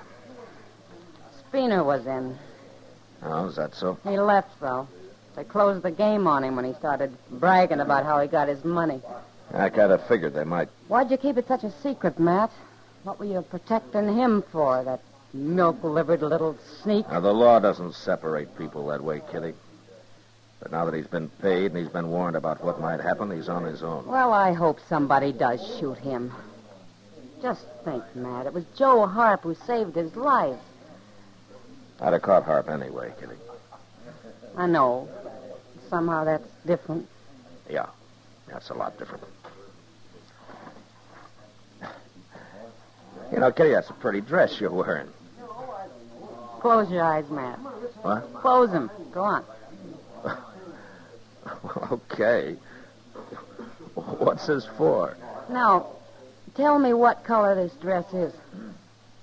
Well, it's, It's blue, Matt. blue, sure. I was just about to say that. I know. Speaking of colors, look what's coming. What? Oh, it's Spooner. Well, nobody's shot him yet. Never too late? Marshal Dillon? Yeah. Marshal, I just tried to buy a drink over at the Alfregan. And they wouldn't serve you. Good. I'm not talking to you. Marshal, 2 men threatened to kill me right there at the bar. Now, that's funny. What do you mean? Well, most men around here don't waste much time on threats. Marshal, I demand protection. And I won't spend the night hiding in jail either. Okay. Then you'll come with me? No. What? I can't protect you any more than I have already, Spooner. But I'll tell you one thing. If you take off your gun, nobody can claim self-defense for shooting you, and I'll have to go after them. If that's any satisfaction for you. Marshal, I'm a citizen, and I demand... Get out of town, Spooner. Get out now.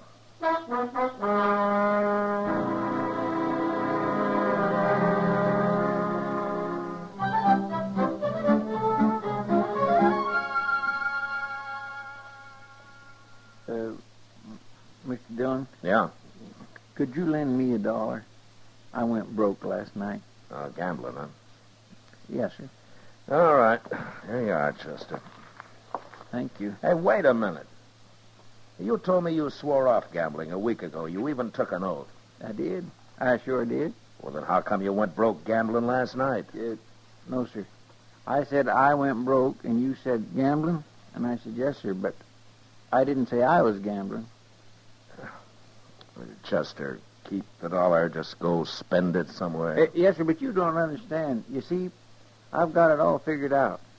I swore off gambling, all right, so what I do now is to hire a fella, and I give him the money, then he goes and sits in a game for me, you see. Oh, hello, Clay. Marshal, my horse come back. What horse? The one Spooner bought off me when he left town. Well, Spooner's been gone 5 days, Clay. I know. But my horse come back, Marshal. Alone. Saddled? Yes, sir. But it ain't my saddle. It's Spooner's. That means somebody must have caught up with him, Mr. Dillon. All right, we'll start looking for him. I can tell you where to look, Marshal. What? That horse has got red mud all over his legs. And there's only one place I know where he'd get into red mud around here. Now, that watering hole, Grande Springs, huh? That's right, Marshal. Say, do I get to keep the horse now? I don't know, Clay. I'll tell you when I get back.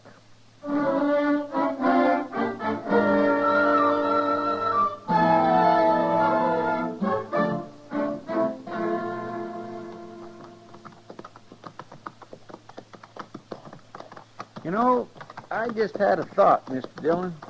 What, Chester? Well, Granby Springs is only 30 miles. Spooner must have made it easy the first morning he left. So? So, if he was killed there, how come nobody ain't found him and reported it yet? I don't know, Chester. There it is, right over there. We'll soon find out. Yes, sir.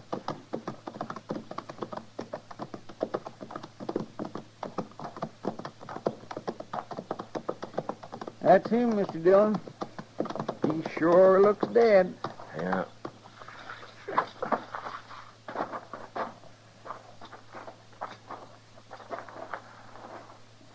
I don't see no bullet hole. No. Hey, he's still breathing, Chester. Go fill up your hat and throw some water on him, huh? Yes, sir. Spooner. Hey, Spooner. Spooner. Can you hear me? Oh, pour a little on his head, Chester. Maybe that'll do it. That enough? Marshal. Yeah. What happened, Spooner? Well, what's the matter? What happened? A horse kicked me in the belly. Busted me up inside. I hate horses. Oh, when did this happen? First day. I got off to get me a drink here. I hung on to the reins till yesterday. But I was too weak. Mr. Dillon? What? There's fresh tracks all around here. Not just them made by that horse of his, neither. Sure, there's fresh tracks. Why, 3 or 4 men been by here. 3 or 4 men? They just sat and looked at me, Marshal. They didn't say nothing. Just sat and looked at me, and they rode off. Every one of them. They seen who it was, Mr. Dillon. That's what. Yeah. It's too late now, Marshal. I'm gonna die. We'll try to get you back, Spooner. No. It's too...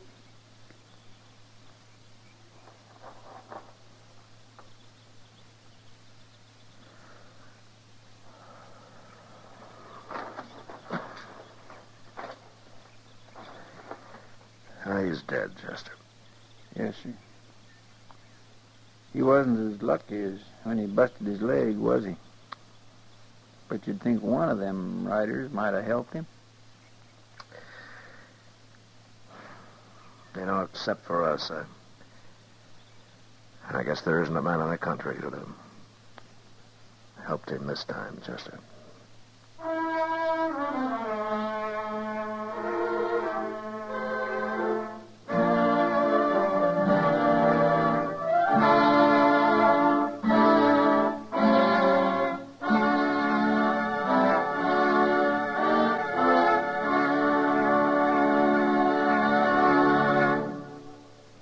Gunsmoke, under the direction of Norman MacDonald, stars William Conrad as Matt Dillon, U.S. Marshal. Tonight's story was specially written for Gunsmoke by John Meston, with music composed and conducted by Rex Corey. Featured in the cast were Harry Bartell, James Nusser, and John Daner. Parley Bear is Chester, Howard McNear is Doc, and Georgia Ellis is Kitty. Gunsmoke has been selected by the Armed Forces Radio Service to be heard by our troops overseas. Join us again next week as Matt Dillon, U.S. Marshal, fights to bring law and order out of the wild violence of the West in Gunsmoke.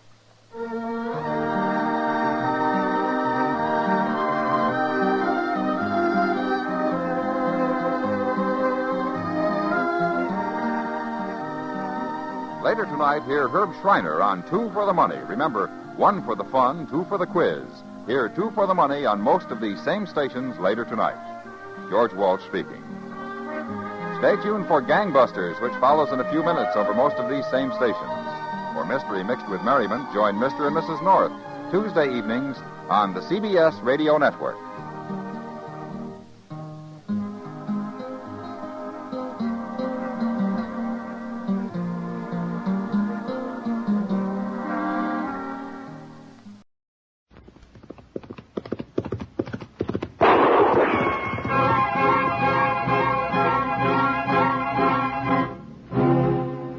Around Dodge City and in the territory on West, there's just one way to handle the killers and the spoilers, and that's with a U.S. Marshal and the smell of gun smoke.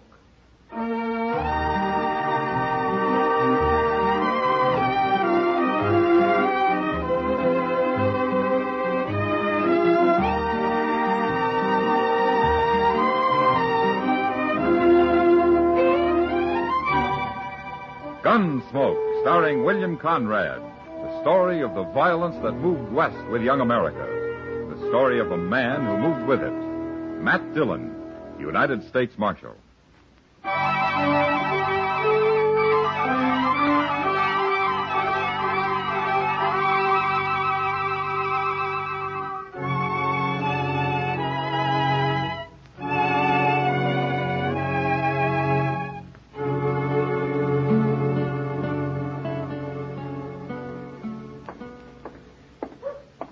Oh, you call this keeping the peace?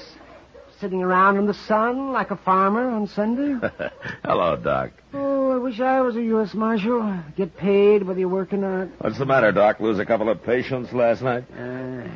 I'm thinking of moving to San Francisco, Matt. What for? You got a monopoly here in Dodge. San Francisco's full of doctors. Yes, and they're probably all rich, too. No, I'm serious, Matt. Well, forget it, Doc. You're some 20 years too late for the gold rush. And anyway, we need you here. Dodge can find another doctor. I'm tired of working day and night and getting paid with promises. Well, you need some money. I'll call a town meeting and shake it out of these people, Doc. But if you try to go to San Francisco, I'll throw you in jail and you can practice from there. Oh, well, good. Then you'll have to feed me, too. Gladly, Doc, gladly. If you can stand Chester's cooking. Yeah, I take it all back, man. The last time I ate one of Chester's meals, I was groggy for 3 days. Chester. Hello, Doc. Mr. Dillon. Doc wants to know where you learned to cook, Chester. Why, my Uncle Arthur taught me, Doc. I batched with him for a time when I was a boy. Poor old fella.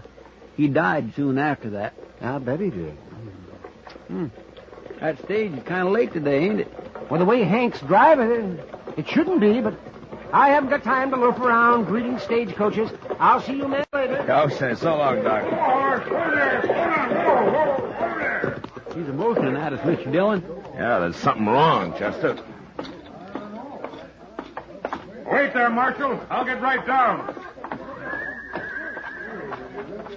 We run into a fight, Marshal. Anybody hurt, Hank? I killed a man I had riding shotgun. Huh? He fell off, and I had to leave him there. Well, I'll send somebody out for him. Where'd it happen? Right where the trail crosses the South Fork of the Pawnee.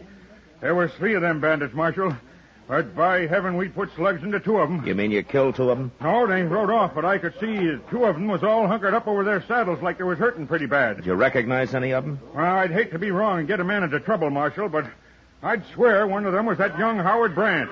You know the fellow that moved out here with his wife a while back? Yeah, I met him. They got a place up near Turkey Creek, Mr. Dillon, but I ain't never seen it. Now, let's ride up and see how they're making out, Chester. All right, sir. I'll go get our horses.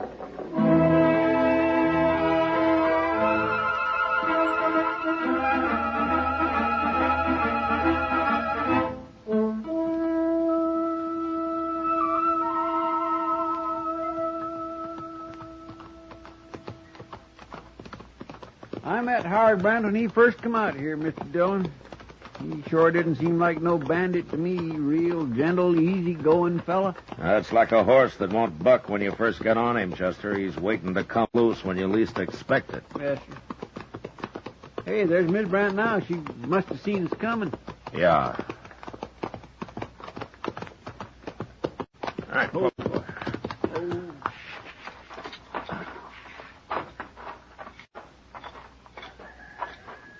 Hello, Miss Brandt. Howard ain't here. It's important, ma'am. We'll just wait on the porch here. We won't bother you. It's no use, Marshal. Howard won't be back till tomorrow. Look down there, Chester, on the steps. What? Hey, that's blood, Mr. Dillon. Miss Brandt. That's chicken blood. I just killed one. I'm sorry, Miss Brandt, but I'm going to have to talk to Howard. Is he bad hurt? He's dying, Marshal. Leave him alone. You want to show me where he is? Marshal, leave him die in peace. He ain't got long. You'll kill him asking him questions. I don't figure he'll live through the night as it is. Howard and his friends held up the stage, Miss Brandt, and they killed a man. Wait, Marshal. Huh? I'll tell you.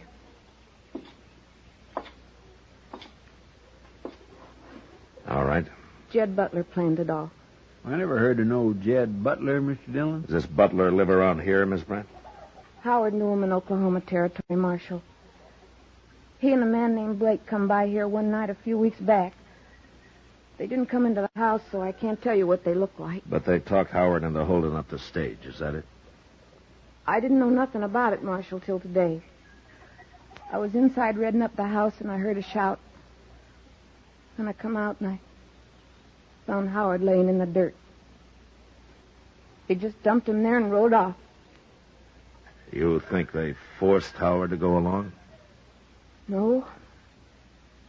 He probably wanted to go. He disappointed me, Marshal. I thought Howard was an honest man.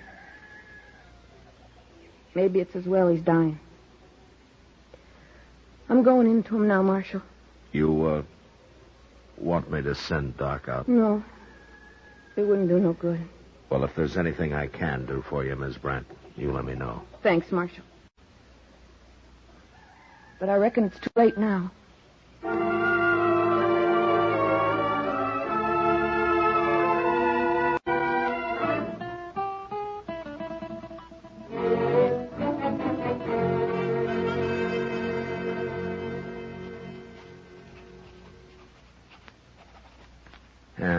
There. Chester, take this down to Mr. Hightower and have him print up some wanted notices from it, huh? Yes, sir. I guess that's about all I can do about Jed Butler and his friend right now. Oh, somebody will spot him and come tell you sooner or later. And I hope so. It's already been 2 days. Matt? Hello, Chester. Oh, hello, Miss Kitty. Oh, what's the trouble, Kitty? I just went up to Doc's office to get some stuff for my throat. He isn't there. Well, should he be? Was he expecting you? He wasn't there this morning either. When did you see him last, Matt? I come to think of it, not since the day of the stage holdup. Why? I was with him that night, Matt. He came into the Texas Trail real late. Yeah? We were sitting there talking, and some kid brought him a message. Doc didn't say it was from, but he left. And as far as I can find out, nobody's seen him since. Hey, by golly, Mr. Dillon, she's right. I ain't seen Doc neither. That was 2 days ago, Matt. Well, sometimes Doc's out on a call longer than that. You're trying to fool yourself, Matt. Yeah, I guess I am. I heard about 2 of those bandits being shot. Well, it sure couldn't have been Miss Brandt who come for Doc. No. You mean one of those men was Howard Brandt? Well, they left him at his house key. I didn't see him, but I believe Miss Brandt. And he probably died last night. I feel sorrier for her than him. I guess I do too, Kitty. But what about Doc, Matt? What are you going to do? Well, Kitty, if I knew where those men are, I'd have gone after him before now. They're holding him. They might even kill him. Look, Kitty, I can't go out and ride around on the prairie hoping to bump into him somewhere. If anything happens to Doc, I'll go after those men myself, Matt. Well, maybe they'll just turn him loose when he's through doctoring the men. I wish I could believe that. Yeah. Yeah, so do I.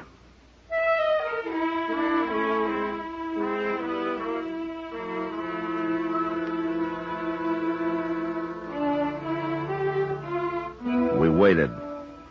The rest of that day and through the night, but nothing happened. The next morning, however, I was walking down to the office when I saw Ms. Brandt drive by in a wagon. I waved, but she went on past me without a sign. And as she did, I noticed a figure lying in the back of the wagon, wrapped in a blanket. As I watched her drive down the street and on out of town, I realized she must be headed for Boot Hill. I got Chester, and we followed her out to the burying ground. She had stopped and was taking a shovel out of the wagon when we walked up to her. I don't need no help, Marshal. The ground's hard, Miss Brandt. We'll dig a hole for you. Leave me be. He's my man, and I'll bury him myself. Right where he deserves. Among the rest of these murderers and outlaws. What are you looking at, Marshal? Your face? What happened to you? Shows, does it? Yeah. Jed Butler did that, Marshal. He came by yesterday. Knocked me around some. He did? What for? Where is he? I was going to come tell you. Once I got Howard buried. Well, tell me now. He's got Doc with him. At least I think he has. Doc was there all tied up sitting on a horse. He didn't say nothing. Butler said he'd shoot him if he did. Why'd he beat you? What'd he want? He wanted to know if you'd been around. And if we'd told you anything. Howard was still alive, Marshal. I don't know how he lived so long. But he died after Butler got to shaking him and slapping him. What did you tell him? Nothing. That's why he beat me. Well, at least we know for sure he's got Doc with him, Mr. Dillon. Yeah, but we're no closer to finding him. You sure you won't let us help bury Howard, ma'am? I kind of wish you would now, Marshal. I'm just about wore out.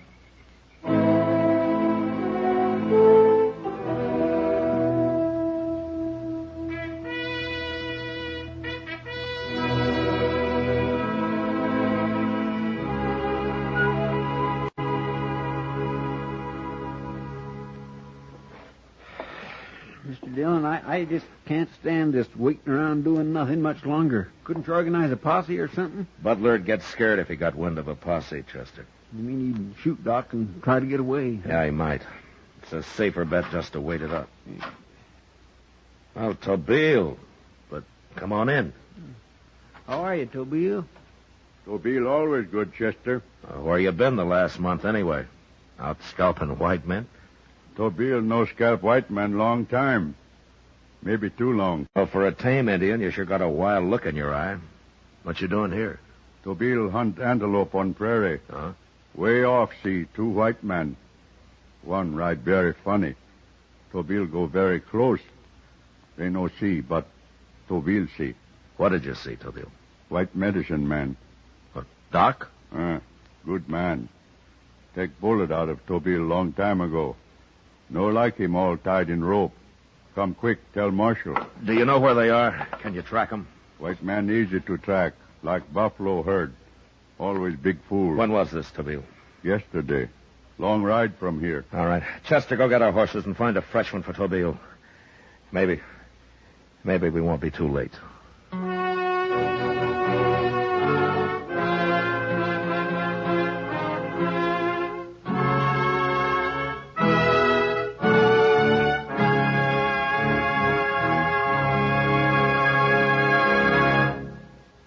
return for the second act of Gunsmoke in just a moment. But first, a man just out of prison emerges to freedom packed with panic. Monday night on CBS Radio, Suspense stars Broderick Crawford in Parole to Panic, a spine-tingling production well calculated to keep you in suspense. It's entirely possible, under certain circumstances, that prison might be preferable to freedom. Hear Suspense Monday night on most of these stations, and you'll agree fully with that premise. Now the second act of Gunsmoke.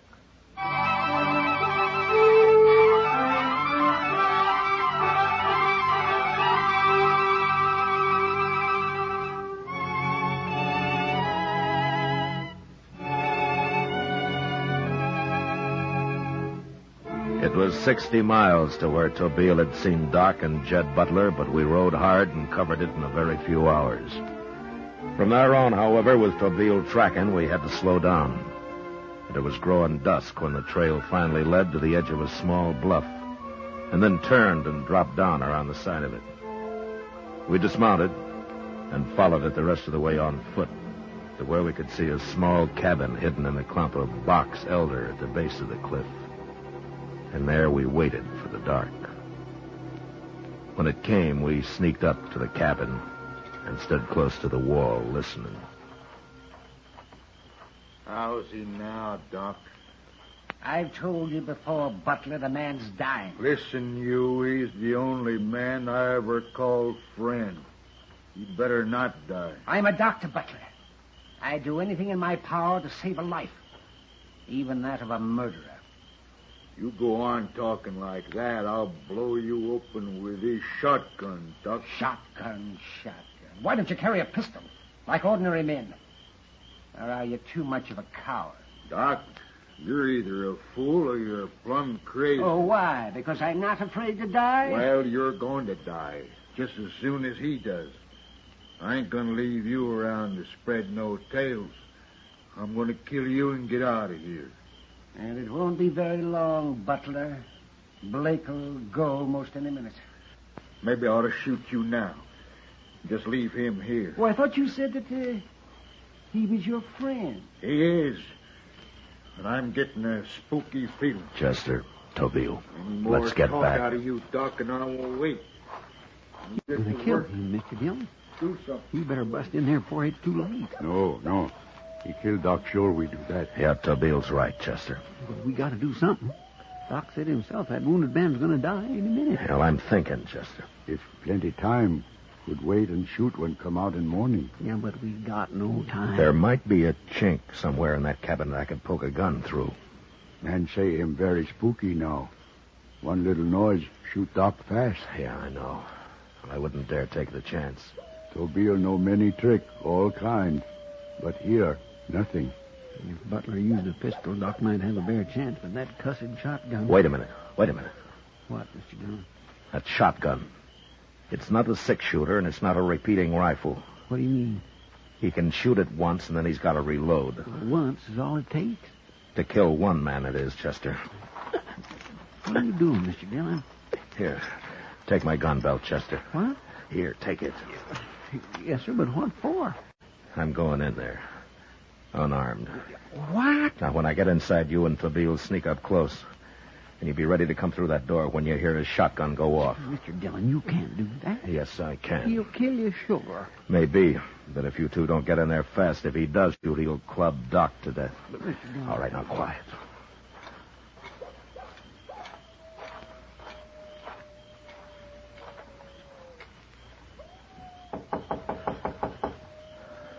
Who's that?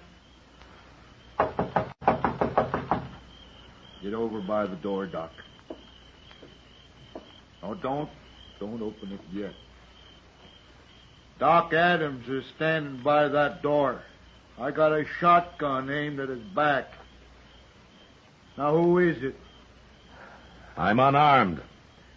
Open the door. I'll come in with my hands in front of me.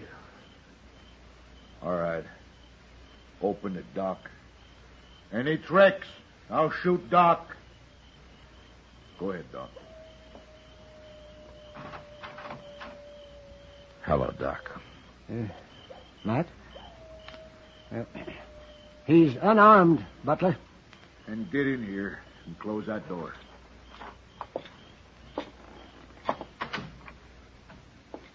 Who are you? Matt Dillon. Dillon? Marshal? That's right. You got some men outside, huh? Well, it won't do no good, Marshal. I'll shoot you before they can get anywhere near me. I got 2 men out there, Butler. And the second they hear a shot, they'll be in here. That'll be too late, won't it, Marshal? Well, it depends on how you look at it, Butler. Won't be too late to take you. That shotgun only shoots once. Take me? You'll be dead. Yeah? Matt, you shouldn't have done this. Why not, Doc? Well, it's bad enough. Me getting killed. He can only kill one of us, Doc. If he shoots me, Tabeel and Chester will get him. And if he shoots you, I'll kill him with my bare hands. You got it all figured. Ain't you, Marshal? Yeah? Well, I'd rather kill a U.S. Marshal than a doctor any day. You know that? Matt, he's right. You should have stayed outside. And stand there waiting for him to shoot you? No, I wouldn't like that much, Doc. Well, maybe you'll shoot me anyway. Maybe. But at least there's some kind of a chance now. Shut up a minute, you two. Shut up. I don't quite figure this. No? No. You mean you come in here knowing I'll probably kill you rather than Doc? Is that right? Yes, Butler, that's right. Yes, that's what he did. Why? Well, no reason, Butler. No reason at all, except we're friends, I guess. Just something like that. What's being friends got to do with it? You wouldn't understand, Butler. You no good, filthy, rotten scum. He's willing to die for you, ain't he? I never heard of nothing like that. And him, Marshal, and everything, willing to die. That's your friend, Butler. I'd better take a look at it.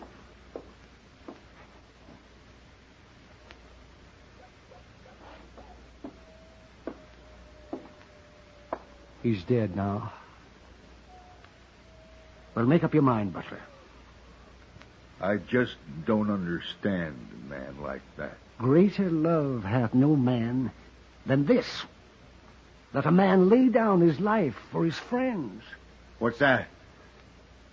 You ain't saying that. That come from something. Scripture, huh? Is that what it is? Blake's the only friend I ever had. Oh, and a while ago you were willing to leave him here to die. Alone. You don't know anything about friendship, Butler. No, I guess I don't. Anyways, if I was in a spot like you, there ain't nobody in the world would have walked in here to do for me what the marshal's willing to do for you. Oh, and I feel sorry for you, Butler. Real sorry. If it'll still give you pleasure to shoot, well, go ahead. No. I'd just get killed anyway.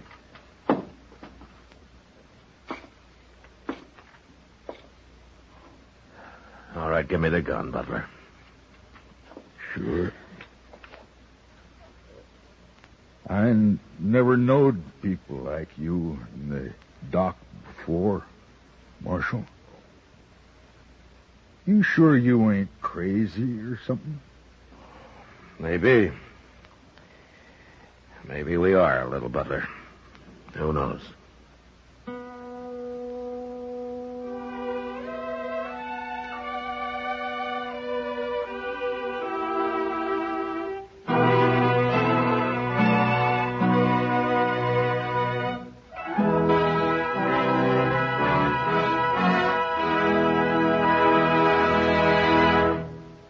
Gunsmoke, under the direction of Norman MacDonald, stars William Conrad as Matt Dillon, U.S. Marshal.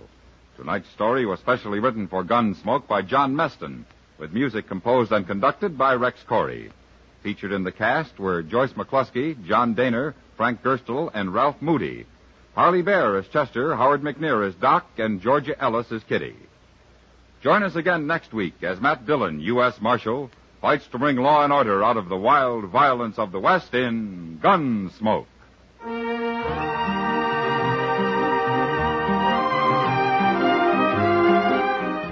Tomorrow afternoon, for its 11th feature report to America, the CBS Radio Department of Public Affairs tells the story of the wetbacks, the thousands of illegal immigrants who cross our southern border through America's big back door to look for work and wages. Hear Wetbacks, Sunday afternoon on most of these same stations. George Walsh speaking. John Lund, as yours truly, Johnny Dollar, brings you Colorful Mystery Tuesday nights on the CBS Radio Network.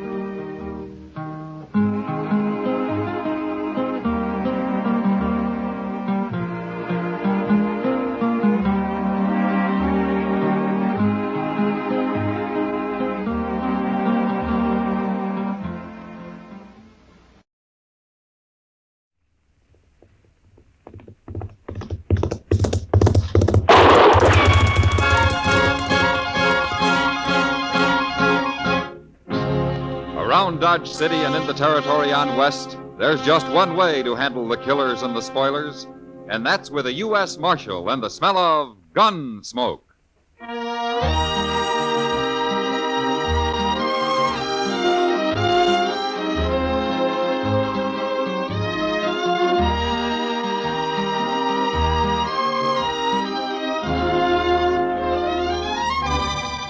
Gunsmoke, starring William Conrad. The story of the violence that moved west with young America.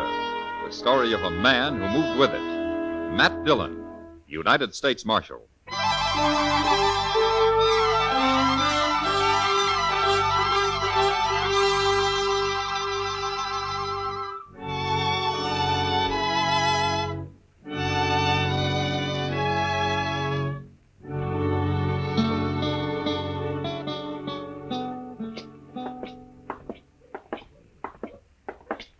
Mr. Dillon, would you mind stopping at the Alfraganza here for a minute?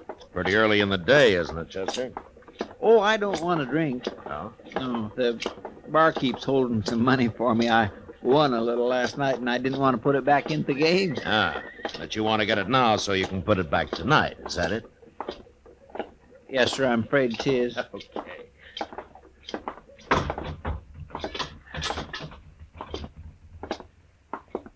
Mike? Come for your money, Chester? Yep. Hello there, Marshal Dillon. How are you, Mike? Well, here you are, Chester. 3, 4, 5, 6. Thanks, Mike. Here. Buy yourself a drink. Yeah, I sure will. See you tonight, Chester. Sure. Excuse me.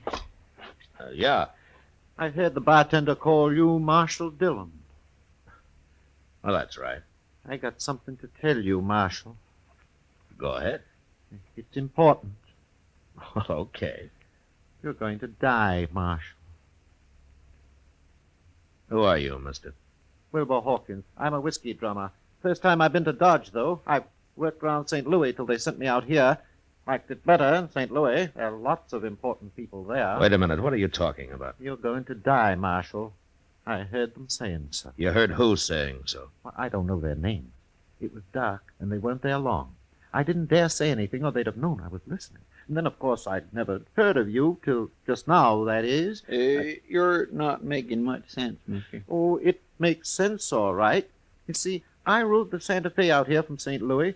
And one night I was all wrapped up trying to sleep, and these two men came by and stood there in the aisle. One gave the other $300. He said it was to kill Marshal Dillon, but he didn't say where. So of course I didn't know till just now. Is that all you know about it, Mr. Hawkins? Yeah, that's all, Marshal.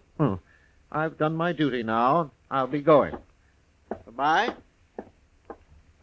Well, what do you make of that, Mr. Dillon? I don't know, Chester. He acts so crazy like I don't know whether to believe him or not. No. But I suppose we'll find out soon enough. The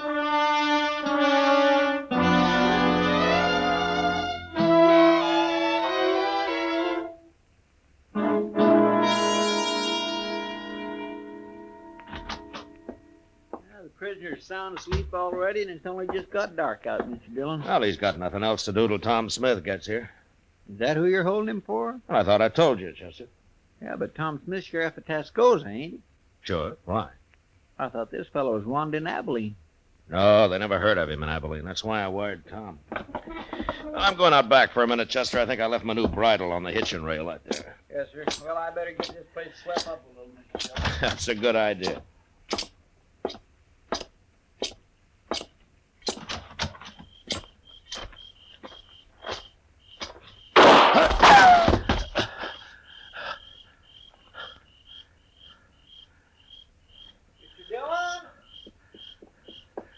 Stay there, Chester. Stay there. Mr. Dillon, you've been shot. Well, I was trying to play possum, Chester. I wanted to get him to come up where I could see him. Oh. But he's gone now. You've scared him away. You're on down the alley there. Oh, he'll be lost in the crowd, but now... Oh, I'm sorry. Well, it doesn't matter, Chester. What? He probably thinks I'm dead. So I'll just go on playing possum. How do you mean? Come on, let's go up to Doc's office. I'll tell you there.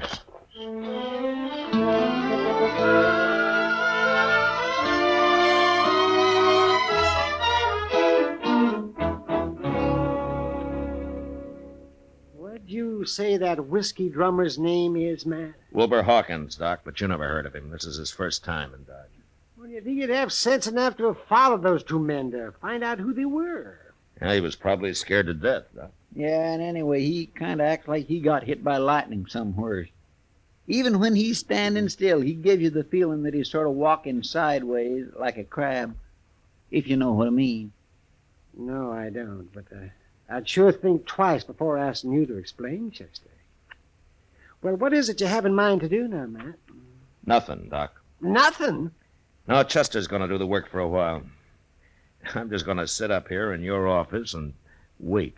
Wait? Wait for what? Well, when Chester spreads the word around that I'm dead, whoever wants me that way is going to make his play. He'll come right out into the open and do whatever he's got planned. And then I'm going to give him a little surprise. Oh, Mr. Dillon, that's a wonderful idea. Now, why didn't I think of that? You better get going, Chester. I'm kind of anxious to meet this man. Him and his gunman. Yes, sir. But only one thing.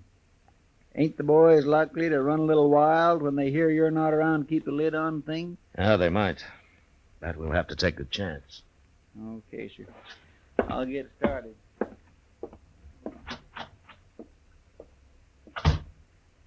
Well, I kind of think Chester's right, Matt. There's a lot of men in Dodge who are just waiting for an excuse like this. If it gets too bad, I'll just have to come to life again. Tell me something, Doc. What are you going to do to entertain me while I'm waiting up here, huh? Say, I never thought about that. I suppose I got to feed you, too. You'd be a mighty poor host if you didn't. Well, how long do you figure on staying here, anyway? I don't know, Doc, but I don't think it'll be very long. Well, you want to play a little cribbage, or would you rather fix supper first? You're the first dead man I ever saw with an appetite. Well, I'll go get the cribbage board, but I'm making no promises about supper.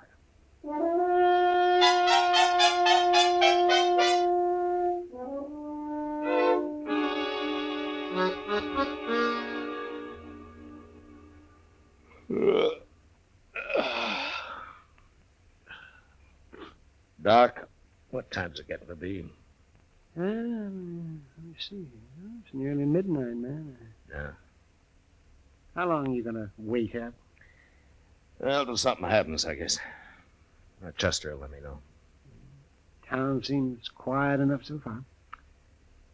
Maybe nothing's going to happen. They didn't try to kill me just for the fun of it, Doc.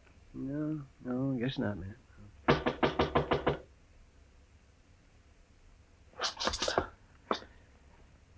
All right, answer it, Doc. After I get to the back room. Maybe it's a patient. I'll be holding a gun on him anyway. I'm coming. Kitty, what are you doing here this time of night? I might tell you if you ask me in, Doc. Well, of course. Come in. Where's the corpse, Doc? What's that? The body. I expected to find him all laid out. Oh, you mean Matt? You, don't seem too upset about the corpse, Kitty. Oh, all that talk didn't fool me. Just didn't make sense, Chester running around telling everybody you've been killed. No, why not? I know Chester too well. If you were dead, he wouldn't be acting like that. No, I guess he wouldn't. Where is he, anyway? I haven't seen him for a couple of hours, but most everybody else believes it, Matt. Now they do, huh? Mm-hmm. Good. I don't know what you're up to, but I figure someone's been trying to kill you. Is that right? Yeah? Ambush, Kitty. That's not the way he's telling it, Matt. Not the way who's telling it. I never saw him before, but there's a man standing at the bar of the Texas Trail bragging about outdrawing you. You mean he's admitting he killed me? I kind of thought you'd like to know. That's him, Matt. This is what you've been waiting for. Is there anybody with him, Kitty? No. He's alone as far as I know. Anyway, you better come to life again, Matt. There's going to be trouble if you don't. There hasn't been any trouble yet, has there? No, but they're working themselves up to it. Yeah. Well, maybe I'd better not wait any longer. But I'd like to take that gunman's employer along with me, though. You can find out who it is, Matt. Beat it out of him. You better come with me, Kitty, so you can point this man out. Yeah. And you take cover in case he wants to fight. Any man who's coward enough to shoot you in the dark isn't going to face you now, Matt. Yeah, maybe not, Doc, but you never know.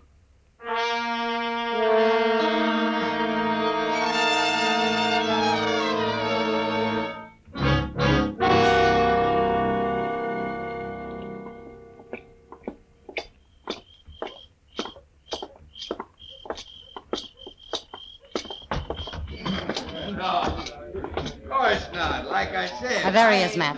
Tall fellow in the black hat. He's kind of drunk. Okay, Kitty. I was just waiting. You wait outside while I see how he's going to behave. Okay, Matt. Good luck. Thanks.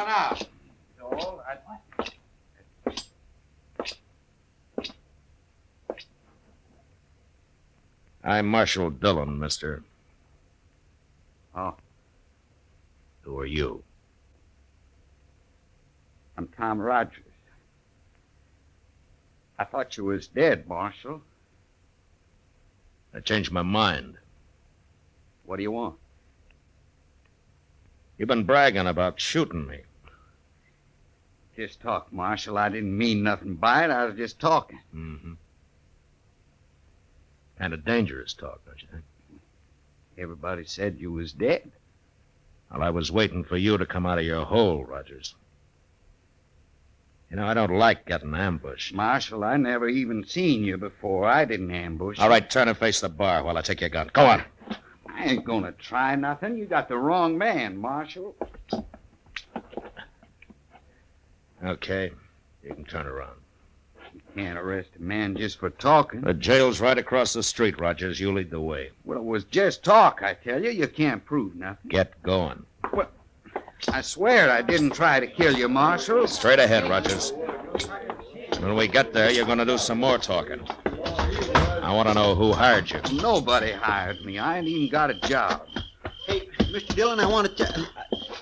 Mr. Dillon, what are you doing out here? Who's this fella? His name's Rogers, Chester. He's been bragging about shooting me. I was just having a little fun. I ain't no gunman. It doesn't take much of a gunman to try to ambush a man. But I didn't do it, Marshal. I heard him talking about it, and I don't know why I started saying I'd done Mr. it. Dillon? Yeah, what, Chester?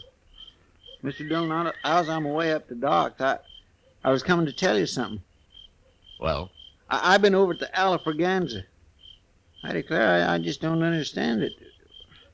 Well, say it, Chester. Yes, sir. Well, there's a fellow over there, and he's been bragging about shooting you, too. What? Yes, sir, that's right. He's saying he outdrawed you and killed you. Of course, he's a little drunk. Yeah, of course he is. So it was Rogers here till I scared him sober. Sure, I've been drinking, Marshal. I wouldn't have talked like that if I'd been plumb sober. Here's your gun, Rogers. You turning me loose? It's like you say, Rogers. You're just a big talker. What about the fellow over at the Alfraganza? I don't even want to see him, Chester. He'll shut up fast enough when he hears I'm still around. And you go on back to the bar, Rogers, unless the men laugh you out of town. Yes, sir. I'm sure sorry I done it, Marshal. All right, get going. Sure, I'm going. I don't know what's the matter with me, Chester, not figuring this. I might have known there'd be at least a couple of drunks wanting the reputation for having killed me. Yes, sir. Doggone it. Now we're right back where we started from. Yeah. Hey, maybe that whiskey drummer was lying, too. No, you're forgetting I got shot at, Chester. And there's a man somewhere in Dodge still waiting to kill me.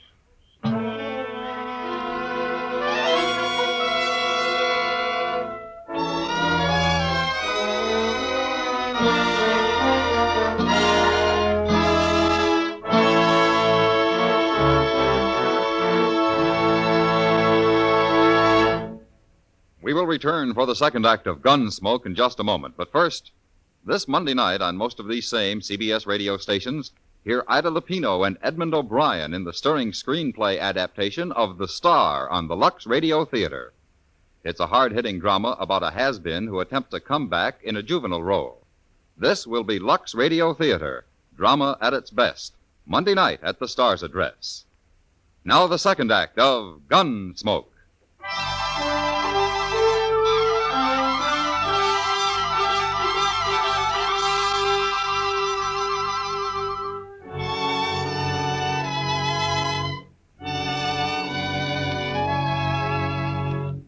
It wears a man down, living from day to day, waiting for a bullet in the back, and not knowing who to expect it from or when. Makes you feel kind of helpless. And before long, in spite of everything you try to do to stop it, you get kind of spooky. And you start shying at the most ordinary noise, especially if it comes from behind you. No way to stay alive, because this is the one time you need to be as calm and clear as you've ever been in your life. Well, I had a week of it, and nothing happened. Until Chester came into the office one day with a telegram from Sheriff Tom Smith at Tascosa. I thought I'd better get right over here at this, Mr. Dillon. Might be important. Now, you told me it was from Tom Smith, Chester. Yes, sir. It is. Well, if you know that, how come you don't know what the message is? Oh, well, I didn't read it too close, Mr. Dillon. Here. Thanks. He's coming for his prisoner. He'll be here on the stage. Day after tomorrow, the way I figure it. Now, anything else? What? Well, is that all it says here? Yes, sir, that's all. Well, there's just one thing you missed, Chester.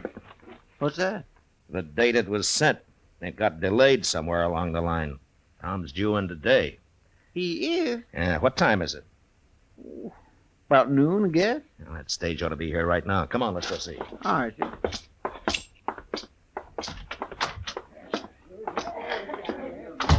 Well, there it is, Mr. Dillon. Must have pulled in just a minute ago. I don't see no passengers, though. Well, that may be because they haven't got out yet, Chester. Here they come. Ain't that Tom Smith? Yeah, that's him. Who's that other fella? He looks kind of familiar. Now, that's Wilbur Hawkins, Chester, that little whiskey drummer. Oh, yes. Well, now, I've been wondering where he's been. Matt Dillon. Hello, Tom. Hey, how are you, Matt? Hello, Chester. Hello, Mr. Smith. Well, I'm sure glad that trip's over.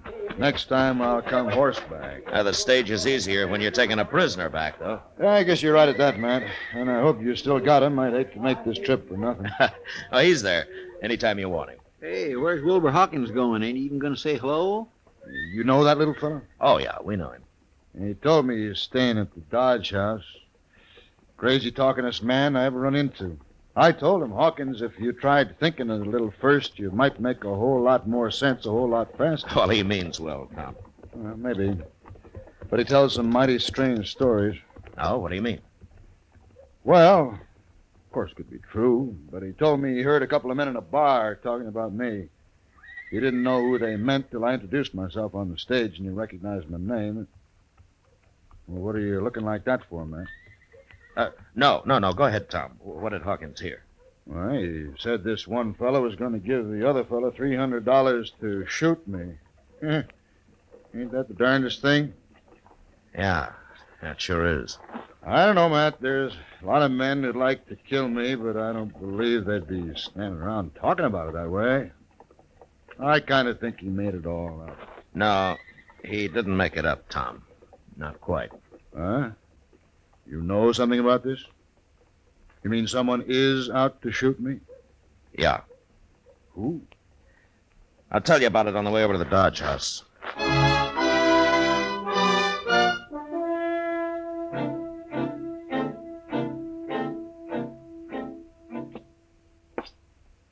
You wait here, Chester, just in case he gets past us. All right, Chief.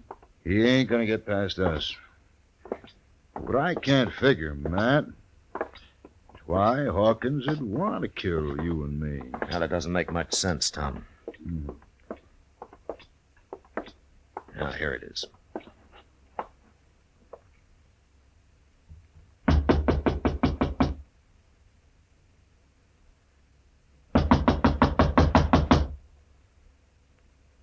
Who is it? It's Tom Smith and Matt Dillon, Hawkins. What are you doing here? We want to talk to you. Open up, Hawkins. Tom, get out of the way. Yeah.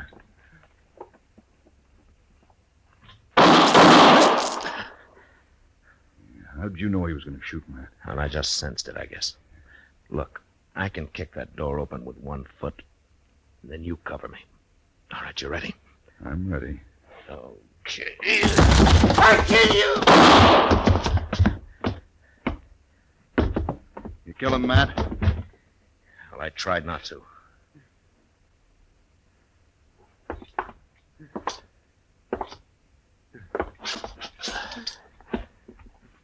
Hawkins. You hit me. Now, I'm going to die. I had to shoot Hawkins. But why did you want to kill us? Smith and me. A lot of people want to. I hear them saying. Nobody said nothing. You made all that up, Hawkins.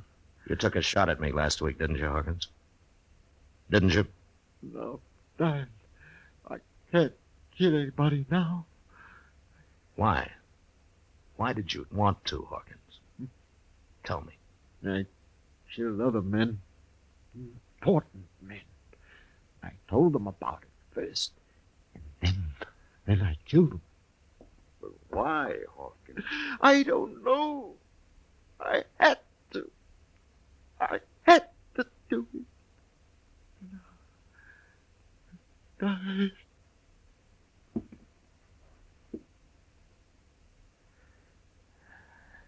He's dead, Tom. Matt, what the devil was he talking about? I don't know. But it doesn't matter much. I don't understand it. I never saw him before yesterday. Now, Hawkins was a murderer, Tom. The kind that doesn't need any particular reason. Nobody will ever know why he did what he did. Yeah, he was crazy, if you like. Sure was crazy. You think he's done a lot of killing, Matt? Yeah, probably.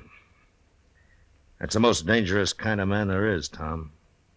A murderer with no reason at all.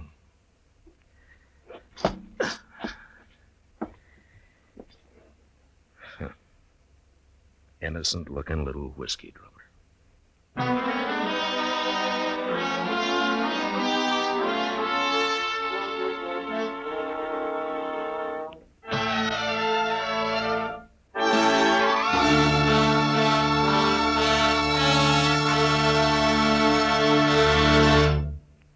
Gunsmoke, under the direction of Norman MacDonald, stars William Conrad as Matt Dillon, U.S. Marshal.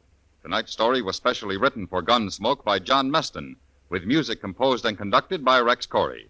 Featured in the cast were Edgar Barrier, John Daner, and Vic Perrin. Parley Bear as Chester, Howard McNear as Doc, and Georgia Ellis as Kitty. Join us again next week as Matt Dillon, U.S. Marshal, fights to bring law and order out of the wild violence of the West in Gunsmoke. You've heard fictional crime cases many times, but there's nothing like the real thing. We're talking about Night Watch.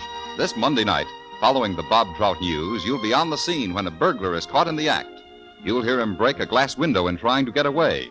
You'll hear the officers handcuff him and take him off to jail. You'll hear this authentic case unfold from beginning to end on Night Watch Monday night. George Walsh speaking. John Lund, as yours truly, Johnny Dollar, brings you Colorful Mystery Tuesdays on the CBS Radio Network.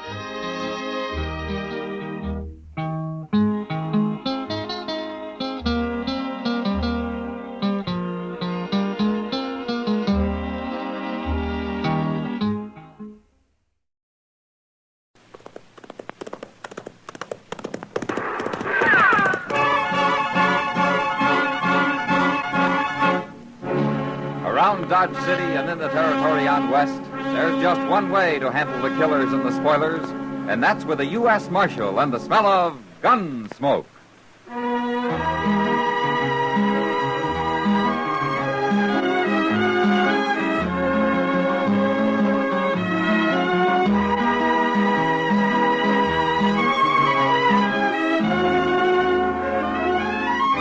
Gunsmoke, starring William Conrad. Transcribed story of the violence that moved west with young America. The story of a man who moved with it. Matt Dillon, United States Marshal.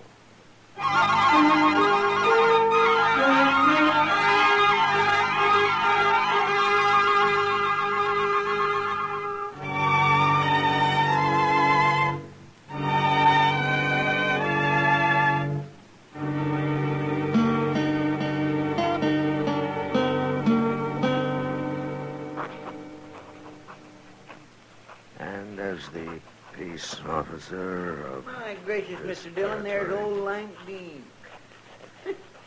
I haven't seen him in town for over a year. You. Got his wife with him, too. And the wagon's filled with kids? Well, how'd you know Lank had brung the kids along? Well, he always does. Oh. John... Hey, look, there's the Pilcher boys. Pardon. And way down there is Emma Gold. Is Ain't seen her in town for a spell either. not in the area. Respectfully, Matt Dillon, U.S. Marshal. That does it. Chester. Yes, sir? Will you shut the door? You're letting in all the flies in Kansas. But, Mr. Dillon, I can't... Shut the door, Chester. You can go out or stay in, but shut the door. Yes, sir. No, Mr. Dillon, this town's just busting with people. All here for the races tomorrow, I guess. Yeah. You going out to the flats tomorrow? I don't know, Chester. You don't sound like you hanker after going too much. Well, I don't. I wish Colonel Benson's officers would forget about horse racing. Well, I guess they figure their Army Greys are about the best horses in the country. Well, everybody knows the cavalry has good horses. They don't have to prove it every 4 or 5 months. Well, Mr. Dillon, I just plain don't understand. Ain't nobody likes a horse race better than you. I know, Chester. I like 'em fine, but that's not... Marshal Dillon? Yeah, that's right. Lieutenant Flagg, sir, Fort Dodge. Oh, sit down, Lieutenant. Colonel Benson's compliments, sir. And he requests your presence at the fort tomorrow.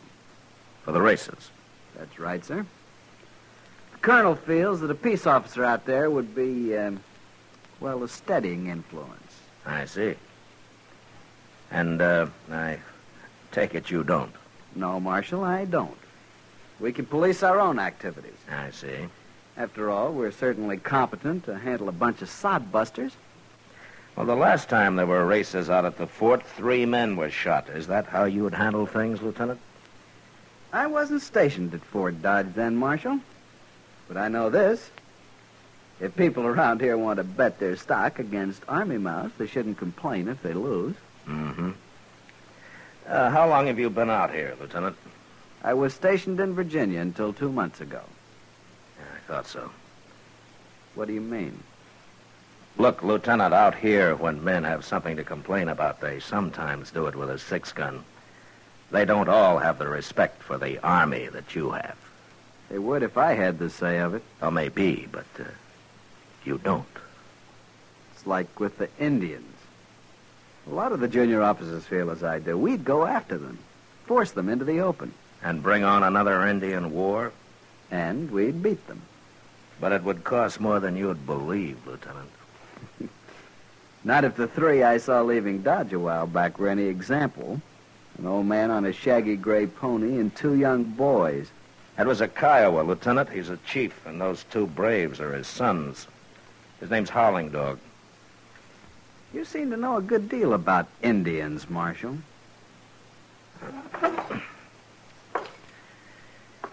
Lieutenant Flagg, you're a young officer. You're ambitious and you're eager, but you talk too much, and you don't even know part of what you're talking about. Now, look here. Tell Colonel Benson I'll be out there tomorrow. Very good, Marshal. And, Lieutenant. Yes? I've known Howling Dog ever since I came to Kansas. He's old, but he isn't stupid. So, don't guess wrong about him. His pa sure must have hated the world, Mr. Dillon. Ah, he's young, Chester. He'll learn. Yes, sir. But you know, sometimes fellas grow up and don't improve a bit. Oh, there you are. Well, hello, Matt. Chester. How are you, Doc? I passed a young lieutenant on the way out. Is Chester enlisting in the Army, Matt? Oh, Chester in the Army. My gracious, Doc. What's on your mind, Doc? Oh, well, just thought you'd know. I won't be around town tomorrow. I'm taking the day off. Oh, is that so? Yep, I'm going out to the fort for the races. Might even work up some business. Thought you was taking the day off. Chester. Say, Matt, that fella Hunter out there, regimental surgeon, you know. Yeah? Well, he thinks he's the only good doctor around these parts. Well, ain't he? He... Oh, well... Now, Matt, if you were going to be out there, you might push a little practice my way. The last time, Hunter got 6 cases out of 7. The only man he let me have was dead. Well, look, Doc, I'll tell you, if Lieutenant Flagg was running things, maybe we could arrange a whole massacre for you. Well, who's Lieutenant Flagg? The lieutenant you seen leaving. Yeah, Colonel Benson sent him in, Doc. Seems I've got an official invitation just to make sure the civilian element don't get to shooting each other. Oh, now, Matt, you don't think they'd do that again, do you? No, Doc. If there's any trouble out there this time, it won't be the townspeople that start it. It'll be Lieutenant Flagg and his crowd. Oh, that's so? Well, how's that, Matt? Well, he's got no use for anything but Army. And he'd just as soon shoot an Indian as see one. Well? Howling Dog's in this part of the country again, Doc. Oh? And I wouldn't be too surprised but what he shows up at the races tomorrow.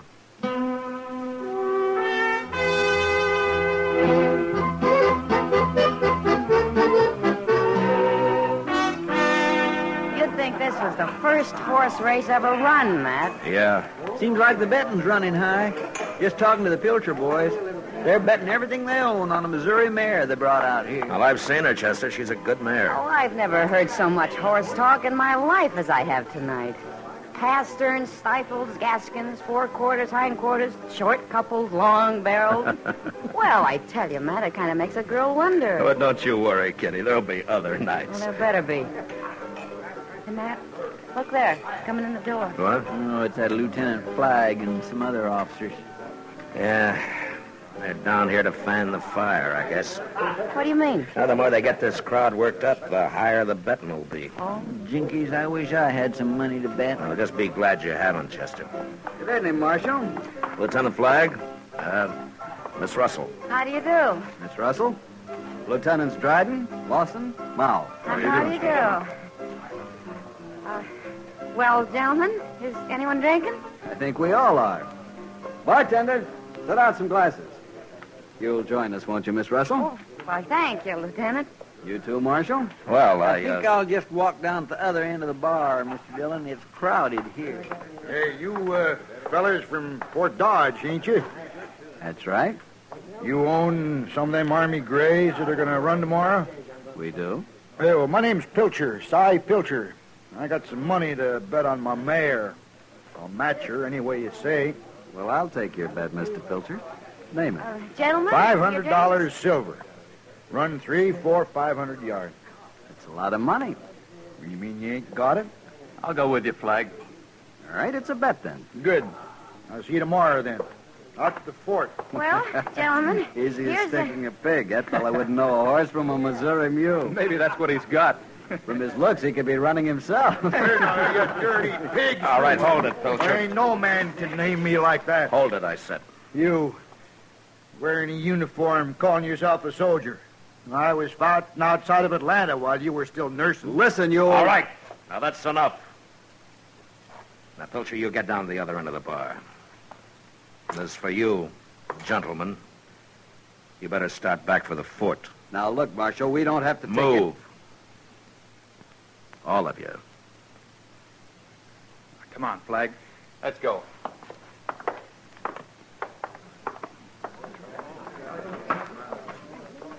Well, at least they paid for the bottle before you ran them off. You want a drink? No, Kitty, not for me, thank you. You go ahead. Look, Matt, you can't stop trouble every time before it starts.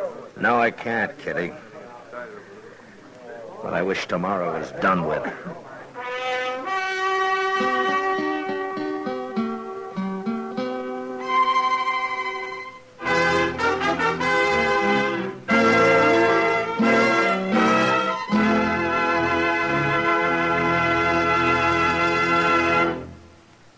We will return for the second act of Gunsmoke in just a moment. But first, 3 burglars lucky at theft prove unlucky at gambling. To make matters worse, authorities catch up with them on their theft rap as well in the case of the cold dice on Gangbusters later tonight.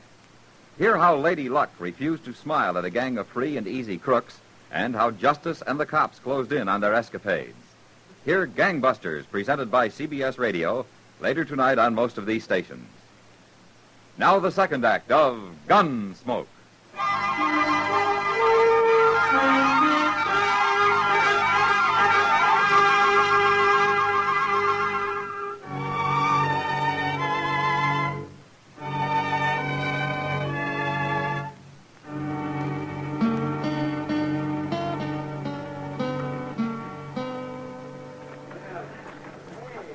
Well, afternoon's most gone, Mr. Dillon.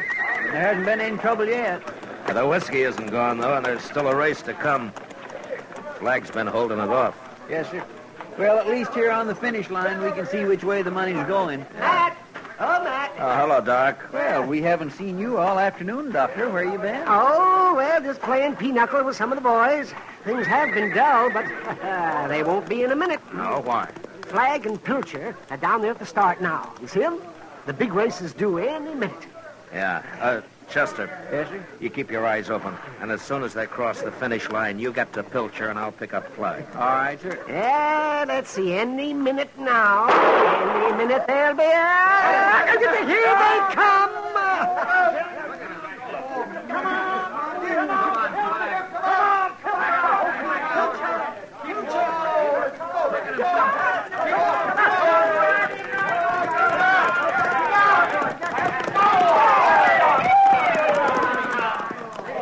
All right, get moving, Chester. I'll find Flag. Yes, sir.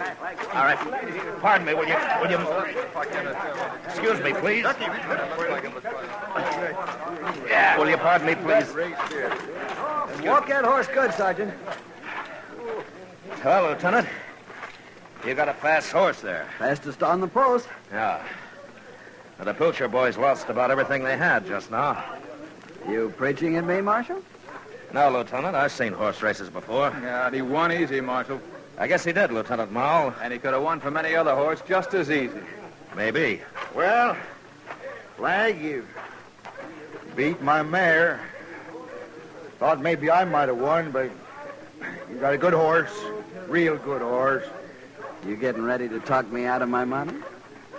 You're not much of a man, but you got a good mount, and I'm paying you. Here. $500 silver. Come on, Tom, let's go home. Well, Marshal, the races are over. The Army won, and no trouble. You sorry? I got no complaints, Lieutenant Flagg. Looks like the colonel was worried about nothing. Thinking there might be some hotheads out here. Matter of fact, I was kind of hoping for some fun along with the running. Maybe you are a steadying influence, Marshal. Now, you look here, young fella, soldier boy Chester, or no soldier. take it easy. Hey, Flagg. Look over there. Well, if it isn't that old Kiowa howling dog. Mal, you want some fun? Why not? Flagg. It's going to challenge him to a race, Marshal. He's an old man, Lieutenant. Come on, Mal. We'll go talk to him. What are you going to do, Mr. Dillon? We'll go over, too. Flagg's feeling mighty big right now and looking for trouble. All right. It looked to me like folks was all leaving a minute ago. Now they seem to be drifting back. Yeah. What do you think old Howling Dog's going to do? I don't know, Chester. This is Lieutenant Mao. I know Army officers. You speak good English for an Indian. I am chief of tribe. Chief? I hear you Kiowa ride good horses. Yeah. Horses help us hunt. And I hear they're fast. Now, you've been sitting here all afternoon. You saw the races. Yeah, I saw. You saw my horse run. You think any of your horses could beat him? Yes. Which one, Howling Dog? Your son's horses or the one you're riding? Anyone. Any one of these three? There's one of them could run 400 yards and live. All right. All right, now stop deviling him, Flagg. I'm not doing anything, Marshal. He tells me his horses can beat mine. I don't think they can. If you want a race, set one up, but don't fun him. Will you race my horse, Howling Dog? I will race. Which horse? The one I ride. Hey, Flagg, did you ever see a sorrier sheep? You want to bet on the race, Howling Dog? Kiowa got no money. Well, you must have something. If I lose, I give you a horse. I wouldn't want him. But I'll take that little beaded sack you're wearing around your neck. Yeah, that's Indian medicine. You say you could beat me, so there's nothing to worry about. If I lose, I give Army man medicine sack. Good. Well, I'll get Sergeant Crockett to bring my horse over here, will you? I'll be right back. Now, Howling Dog, what distance do we race? You say. All right. We'll race from here down to that wagon with the broken wheel and back again. That's about 500 yards. Marshal, you can mark the start and finish. All right. Now, Howland Dog, do you understand? From here to the wagon and then back again. The first man to pass me coming back wins. Yeah. Here you are, Flagg. Had a chance to blow. Good shape. Good. Lieutenant Mao, would you step over here a minute? I'd like to talk to you. Sure, Marshal. You ready, Chief? I am ready. You can ride dressed like that? Yes. Okay, Marshal. Fine with me. Hey, Flagg, that Indian gonna ride in his blanket? He can ride in a tent for all I care. Army man. Yes? What you give me when I win? When you... What do you want? Money? No. What then? Uniform. Yeah. You mean what I'm wearing? Yes. Well... Why not, Flagg? What difference does it make? He won't win anyway. All right. It's a bet, Chief. Just a minute, Lieutenant. What is it, Pilcher? My horse couldn't do it. Maybe the Chief's can. I ain't got any money left, but I'll bet my saddles and wagon and 4 mules against 500. It's a bet. All right. Chester. Yes, sir? You hold the money, huh? Yes, sir. And I might just take about $5 on the Indian, too, Lieutenant. It's a bet. Anybody else? I've done all right today. I'll take 100. Well, you're a fool, but now that's a bet. As soon as I'm mounted, I'll be ready, Marshal. All right. You ready, Howling Dog? Ready. All right, now to that wagon and back across this line, then. You there, would you ride down and clear those people out of the way, please? All right, move up on the line. Now I'll fire one shot. All right, steady now.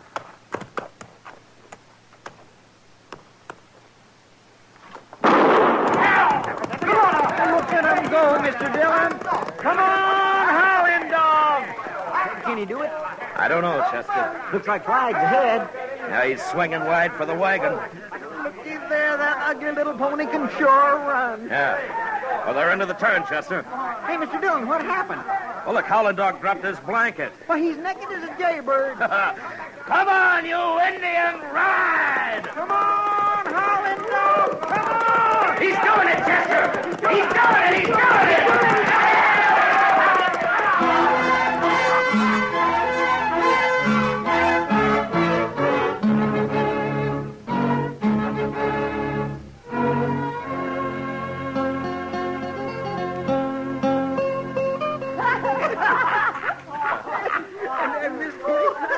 To laugh so hard I got the hiccups. Oh, my. Oh, it was a sight, a sight.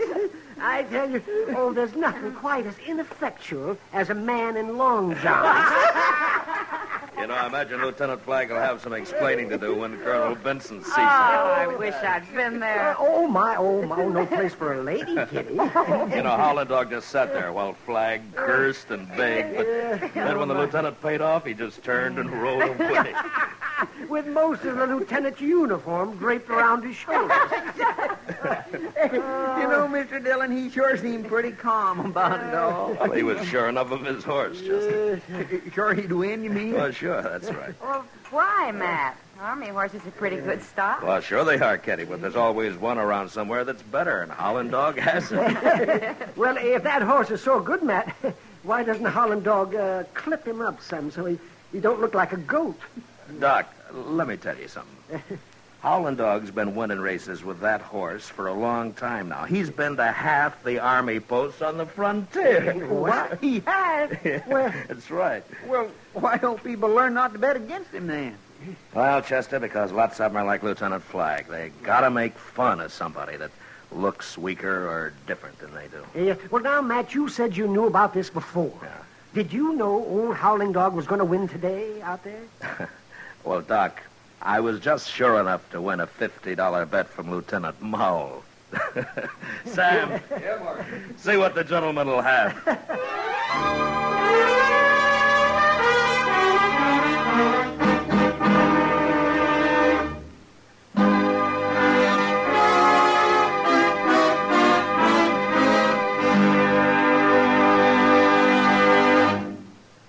Gunsmoke, transcribed under the direction of Norman MacDonald, stars William Conrad as Matt Dillon, U.S. Marshal.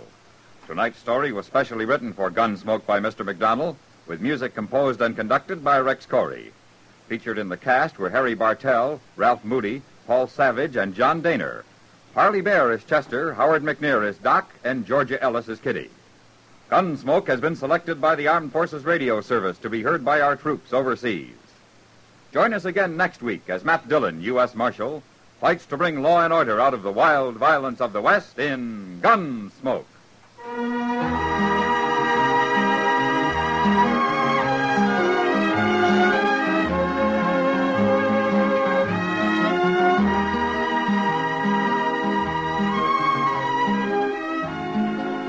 Tomorrow night, motion picture star Van Heflin plays Damon Runyon on the Radio Hall of Fame. Novelist Gene Fowler and Lionel Barrymore, both friends of the late Damon Runyon, take part in the dramatized tribute. Remember, over CBS Radio tomorrow night, listen to a tribute to the beloved writer of short stories. It's on the Radio Hall of Fame on most of these stations of the Star's address. George Walsh speaking. coming, going, staying at home, enjoy music and song on a Sunday afternoon on the CBS Radio Network.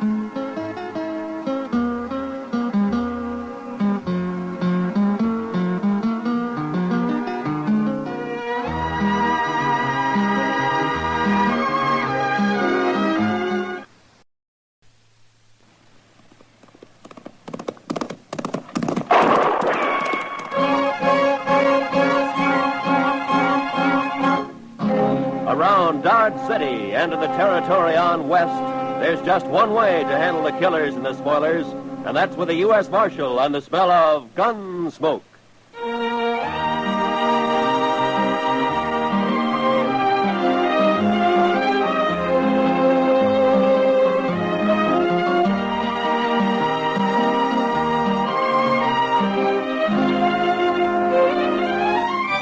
Gunsmoke, starring William Conrad, the transcribed story of the violence that moved west with young America, the story of a man who moved with it, Matt Dillon, United States Marshal.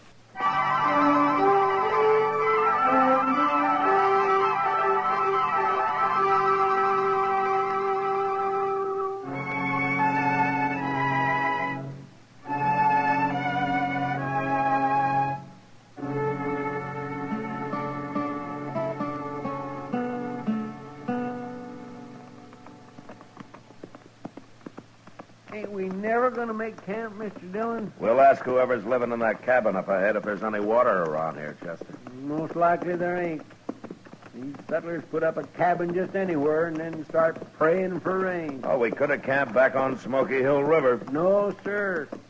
I'd rather go dry. Just as long as we make Dodge by tomorrow night. We'll make it. I never seen such a place as that Fort Wallace, Mr. Dillon. Man could go plumb out of his mind living there. Well, they don't build army posts for pleasure-loving people like you, Chester. I've been in the Army. Oh? Like it? Well, sir, we didn't always see eye to eye, me and the Army, but at least I didn't get killed. Well, that helps. I'll bet you look pretty bold in a uniform, Chester. Oh, my, yes. I surely did. I wonder if there's anybody home here. Hello? Place looks deserted, Mr. Dillon. Yeah. Here, hold my horse, Chester. I'll take a look. Yes.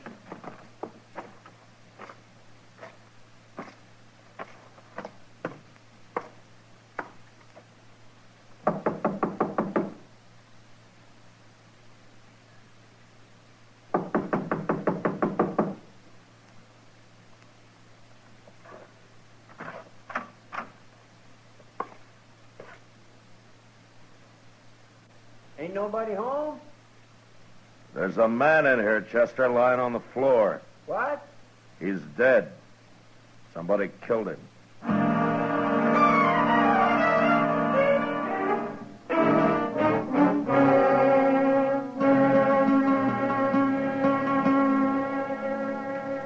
We'll put the fire out now, Mr. Dillon. Yeah, we better get started. Looks like rain this morning. Yeah, it's too early to tell for sure. Too bad we don't know that fellow's name, Mr. Dillon. Sure do hate to bury a man and not even put a marker on his grave. I'd rather know the name of the man that killed him. Yeah. It's awful easy to get by with killing a man way out here. Yeah, too easy. Say, look over there, Mr. Dillon. Yonder comes a couple of riders. Yeah, I see him. What do you suppose they're carrying rifles for? Stand over there, Chester, about 10 feet from me, huh? Yes, sir. And keep the hair out of your eyes. Yes, sir, I will.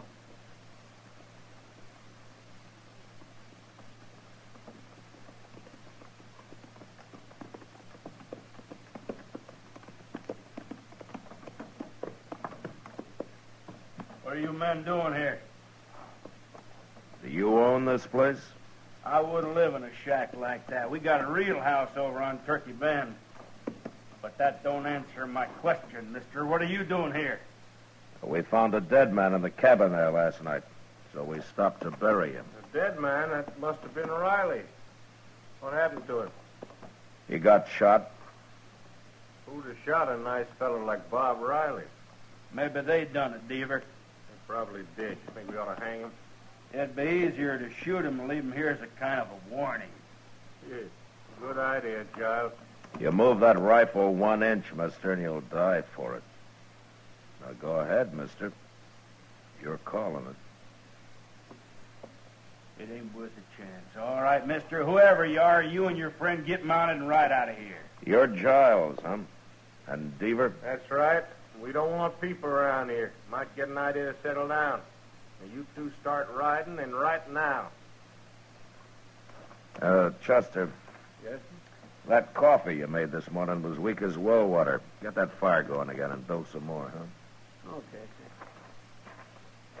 Sure got a lot of nerve, mister. He don't even blink, Deaver. Look at him. We'll be by here later, mister.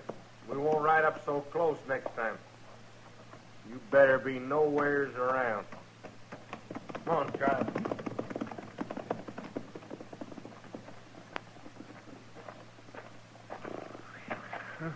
I almost stopped breathing, Mr. Dillon. It was 2 against 2, Chester. We'd have made out all right. Yes, I know, but it's the waiting that chills me. Say, you know something? I'll bet anything it was them that killed the fellow that lived here. Maybe. And I'd sure like to know more about those two. But right now, we better get started for Dodge. Yes, sir, I'll go get the horses. Chester and I got mounted and rode maybe 1.5 miles when we came across a sort of a camp.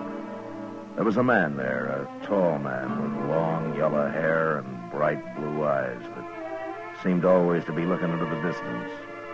He had a mule and an old wagon and some hogs that he kept in a well-built, partly covered pen. But he hadn't put up a shelter of any kind for himself, and it didn't look as though he was about to. We got down and walked over to where he was standing by a small fire. Sit down, man. I got no coffee, but you're welcome to that pot of chicory. There's a spoonful of molasses in it. Well, thank you, but we just stopped to say hello. No need to hurry off, mister. My name's Obie Ridgers. Glad to know you, Richards. I'm Matt Dillon, and this is Chester Proudfoot. How do you do? I don't meet many people out here. Are you raising hogs? All my life. Not here, though. Where do you live, Ridgers? You got a house somewhere? Ain't lived in a house since I was 9 years old. I like it outside. I need a breathe. Well, you're outside here, all right. And I ain't going to move no matter what they say. No matter what who says. Them 2 fellas up on Turkey Bend. Giles and Deaver? Them's the ones. Tell me, Richards, there's a cabin about 1.5 miles north of here. You know the man that lives there, Riley? He comes by here now and then. Oh, we buried him last night. Somebody shot him. That's bad. That's real bad. You better tell the law about it if you're going anywhere, mister. I don't hold with murdering a man. Well, I'm a U.S. Marshal, Richards. That a fact. Well, now. Don't you ever get into Dodge? Well, never have, but I'm going today. What, in that wagon? It'll take you a week. No, sir. I'm going horseback. Well, I swear I don't see no horse. Well, right out there, fella. Here he comes now. There's Jim Branch leading him. Jim talked me into going to Dodge with him, but I know I won't like it. I'm just doing it for Jim's sake, kind of coddling him along, make him feel good. Where does this Jim Branch live? He's got a little place over west of here somewhere. Jim's nothing but a cowboy, Marshal. He'll be drifting on one of these days, kind of like me that way. Hello? Got company, Jim. You ready to go, Obie? I'm all dressed up like a sore thumb, can't you see? What'd you do, change your socks? This here's a U.S. Marshal, Jim. I forget his name. My name's Matt Dillon. I'm glad to know you. I'm Chester Proudfoot. Well, how you do? You heading for Dodge, Marshal? Yeah, we'll ride in with you if you like. Good. It's a big day. I've been talking Obie into going to town for 3 months. He claims he don't like towns. Wait till he sees Dodge. I'm happy right here with my hogs. I don't need no town. Your hogs won't miss you. Well, let's get started. I gotta be back in 3 days, Jim, like you promised. Them hogs will starve if I ain't. You'll be back. Oh, say. What? The marshal here tells me Riley got shot. No. There's Giles and Deaver done it. Now, wait a minute, Richards. It looks like they did it, but if I could prove it, I'd be taking them in for trial right now. Well, it's too bad you can't, Marshal. They're no good, them fellows. Well, I can wait. They'll make a mistake sooner or later. But we better get going. It's 60 miles to Dodge.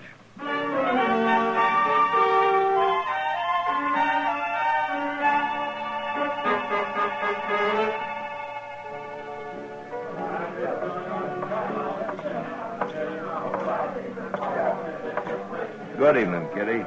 Sit down, Matt. You want a drink? No, thanks. I just had dinner.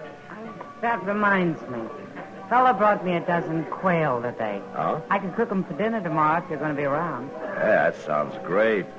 I'll be here. They ought to be ripe enough by then. You know, I never saw as many quail as there are this year. Riding in yesterday, we put up clouds of them. That Jim Branch seems like a nice fellow, Matt. Obie Ridges, too. Yeah, they are, Kitty. They sure make a funny pair. Maybe. But still, they're kind of like brothers. Look at him over there at the bar. Opie's getting spookier every minute he's here. Obie likes it outdoors, right out on the ground. I doubt he'll ever come into town again. Jim told me he still hasn't been able to get him to take a meal in a restaurant. He has to bring it outside for him. Says he can drink inside, but that's all. Well, maybe we'd all be better off if we lived that way, Kitty. Not me. I don't want to live like an animal. Don't you? Hello, Miss Kitty. Hello, Jim. Marshal, something bad's happened. What, Jim? Well, this fella here just rode into town from up north. Well, he come by Obie's camp. Marshal, somebody shot Obie's mule and burnt up his wagon and killed all his hogs. That's right, Marshal. Oh, no. Giles and Deaver again, huh? Well, it's Obie I'm worried about. I never should have made him come to town, Marshal. He'll kill them fellas now. I know he will. I'll ride out with you, Jim. Right now.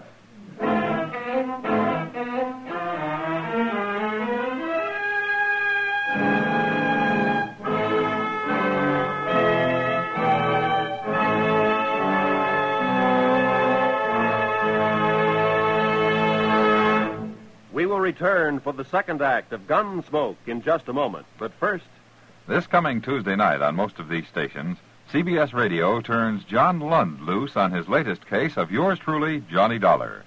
In the Woodward Manila matter, Dollar launches a search for a missing man and a missing fortune. And when the chips are all totaled up, the missing man and the missing money, each somewhat depleted, are accounted for. Don't forget, this Tuesday night at the Star's address, yours truly, Johnny Dollar. now the second act of Gunsmoke.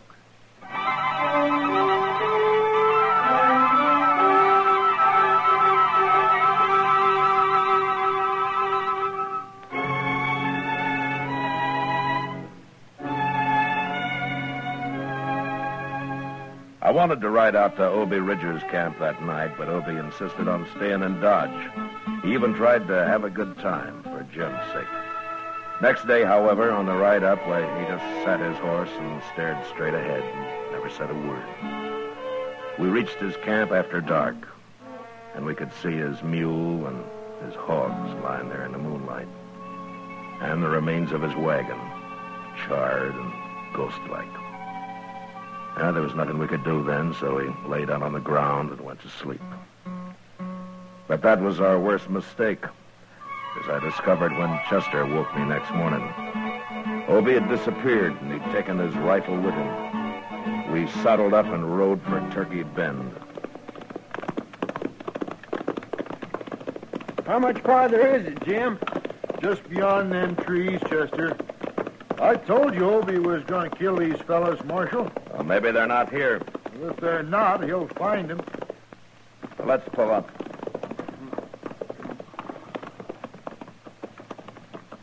I don't see no cabin. It's right in there. There it is, see? It's... Oh, sure. Wait a minute. Look over there, behind that log. It's Obie. Hey, Obie! We better walk over. Okay. Hey, what are you doing, Obie? Down, you'll get shot. Come on, Ruth. Let's run for it.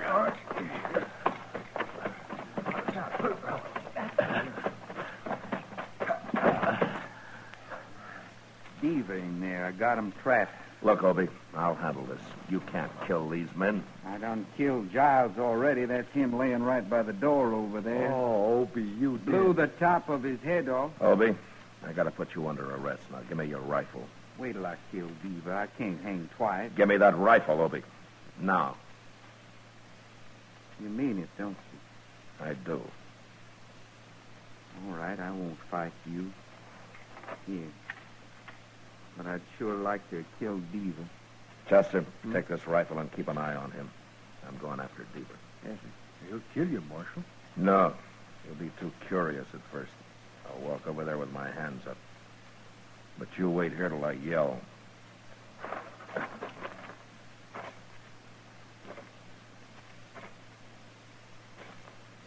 Deaver, don't shoot. I want to talk to you. That's far enough. Come outside. Obie's under guard. He won't shoot. I'm a U.S. Marshal, Deaver.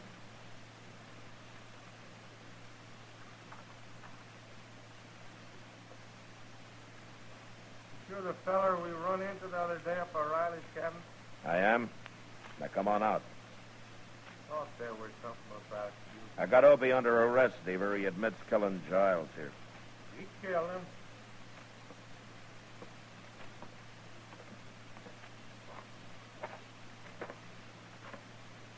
Did you and Giles slaughter his mule and his hogs? Ain't no reason to murder a man. No? No, it isn't. But tell me about you. Did you murder Riley? Well, wait a minute, You're Mark. going back to Dodge with us, Deaver. Oh, no, not me. Keep your hand away from that gun. Let's see how good you really are, Marshal. No!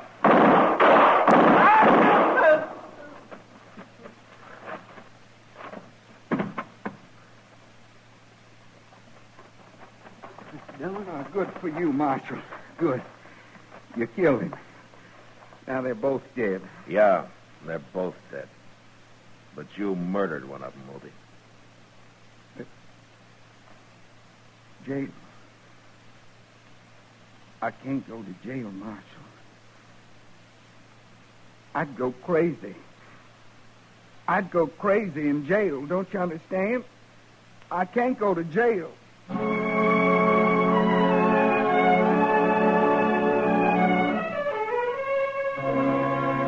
It was a hard thing to do, but I had no choice. And I took Obie back to Dodge and locked him up. A few weeks later, he went on trial. And after long deliberation, the judge sentenced him to life imprisonment. Obie stood up and said he'd rather be hung. And I took him back to jail. And I sat there with him for a while. I thank you for everything you said, Marshal. You didn't have to do that. Well, I just tried to get the judge to believe you went crazy and you didn't know what you were doing, Obie. I knew what I was doing. I told him I did. Yeah, I know. Why wouldn't he let him hang me, Marshal? And he did what he thought was just, Obie. He didn't think he deserved hanging. I don't know how I stood it this long in jail. I'm sorry, Obie. I wish I could help you. They got windows in the penitentiary, Marshal? Sure they have. Well, I'll be around later, Obie.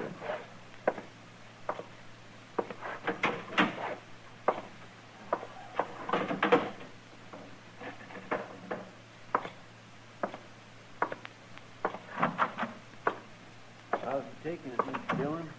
It's pretty hard on him, Chester. Where's Jim Branch, anyway? Oh, my, I ain't seen him since the trial was over.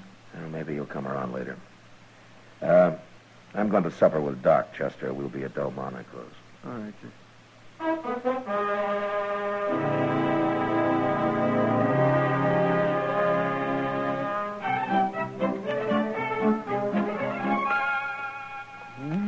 Well, man like that could go crazy.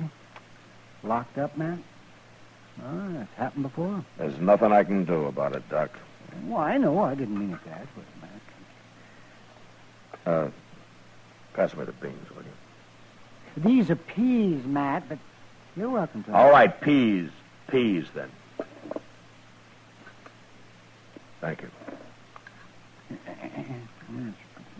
Well, why don't you take a vacation, Matt? You know, go back east somewhere, kind of like St. Louis or Kansas City, someplace like that.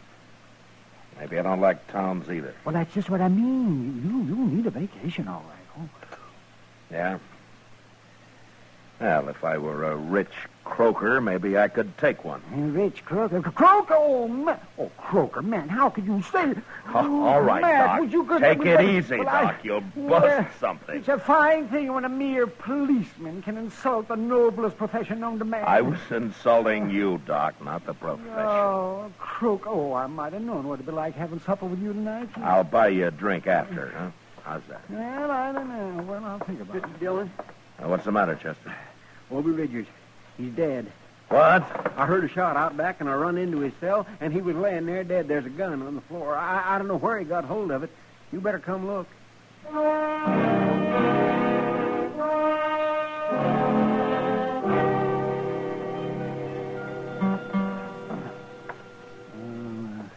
He's dead, all right, man.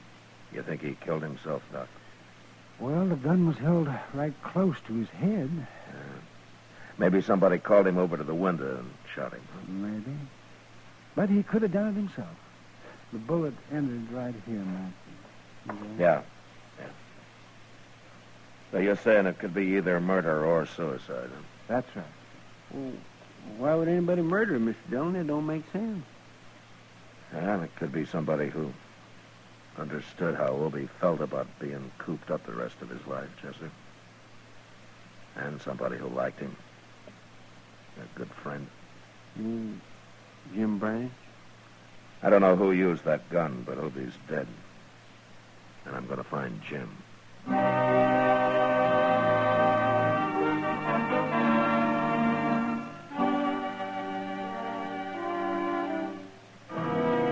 Jim Branch wouldn't talk one way or the other. So I charged him with both murder and abetting a suicide, and he was brought to trial. The trial didn't last long due to lack of evidence, and Jim was freed. He left the country soon after, and I never heard of him again. And as Kitty had said, he and Obie were kind of like brothers.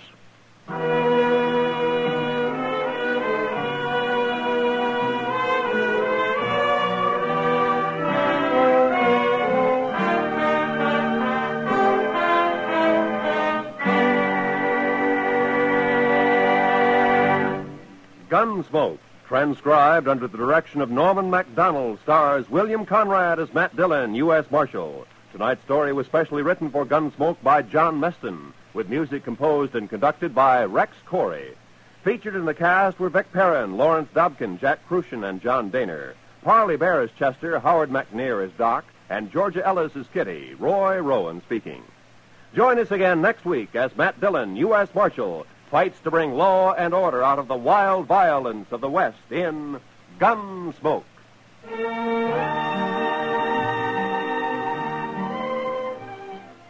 From all corners of the globe comes the news, edited and reported for your listening pleasure on CBS Newsroom Sunday Desk, every Sunday afternoon on most of these same CBS radio stations. 3 top reporters bring you the latest up-to-the-minute news in their specialized fields. Dick Joy tells you about news at home and overseas. Tom Harmon handles sports, and George Fisher reports the Movieland news. That's CBS Newsroom Sunday Desk, tomorrow at the Star's address. Eve Arden as Our Miss Brooks teaches you how to laugh tomorrow on the CBS Radio Network.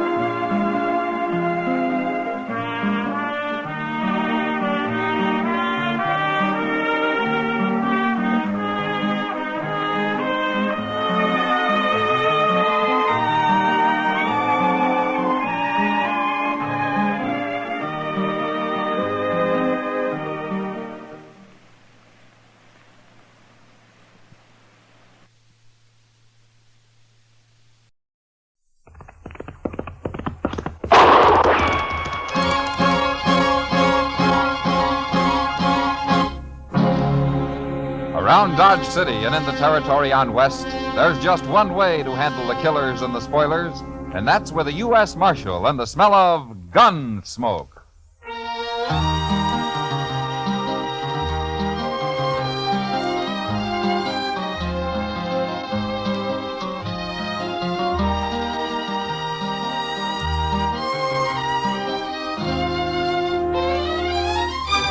Gunsmoke, starring William Conrad. The transcribed story of the violence that moved west with young America. The story of a man who moved with it. Matt Dillon, United States Marshal.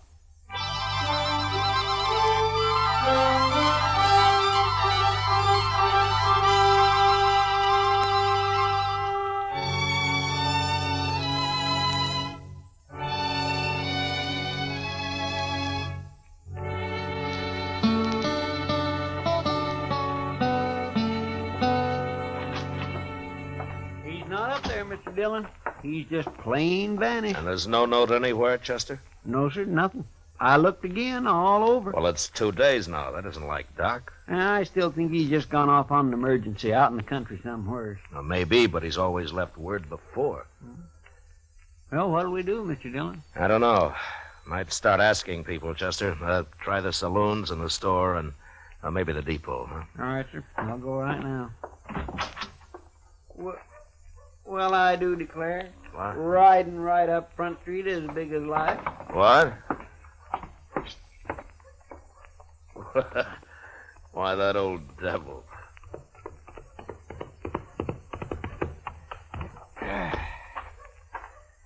Well, you sure are a sight for sore eyes, Doc. Where in the world have you been, anyway? Hello, Chester. Matt? Well, you had us worried, Doc. Oh, that's so? Well, you've been gone 2 days. I know. Next time, leave word, Doc. I will. I surely will.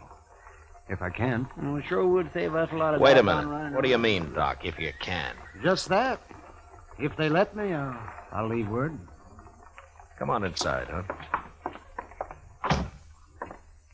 Okay, Doc, I'm curious. You want to tell me about it?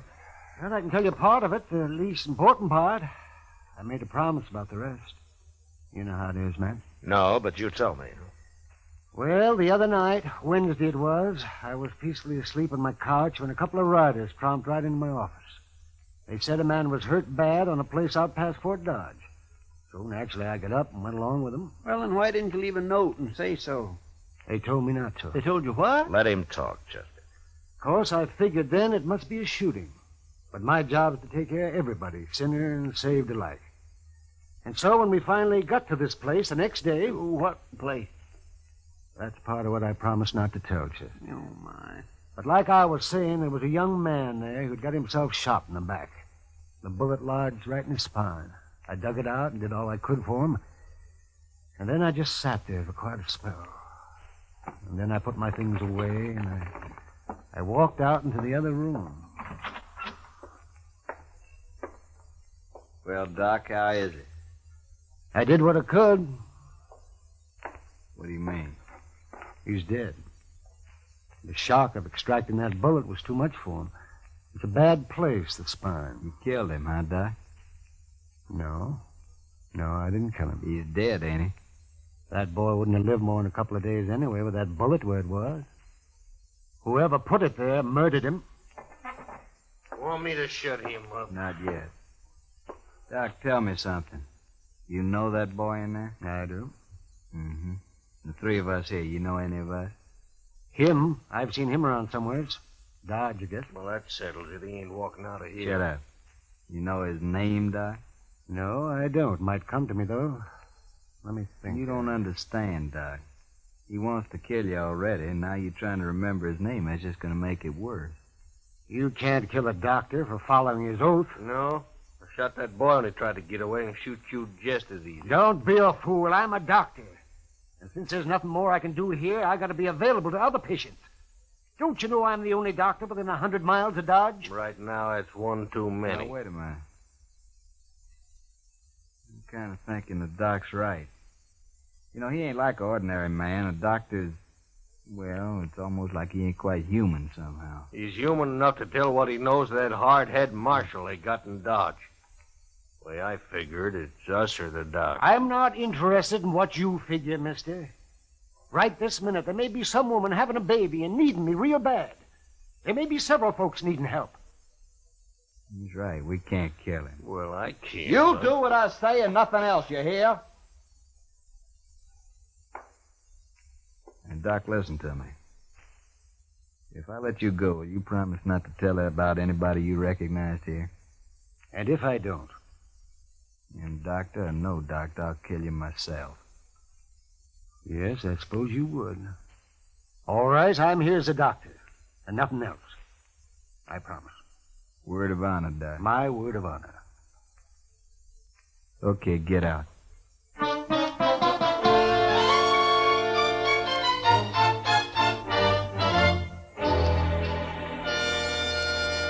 Well, that's quite a story, Doc. Oh, you played it right smart if you ask me. Who were they, Doc? And I only recognize one of them, Chester, besides the man they'd shot. Have you thought of his name yet? Chester, don't you understand? I gave my word I wouldn't tell. Oh, but that was just so you could get away. Yes, but still I gave my word. It doesn't matter how or why. But, Doc, they're just a bunch of killers. I know. Leave him alone, Chester. But I don't... Yes, sir? Matt? Yeah. Wouldn't you do the same if you were in my boots? That'd be a hard choice, Doc, but... Yeah, I suppose I would. I think any man would. Leastwise, any man of honor. I guess I wasn't really thinking about it that way. Well, I'm going to get myself some sleep. Matt? That was a good boy they murdered. I hope they hang for it. God bless them. How are we ever going to find him, Mr. Dillon? I don't know, Chester. They don't even know who they killed. And just think, Doc could lead us straight to him right now. It isn't making the Doc happy, Chester. No, sir, it sure isn't.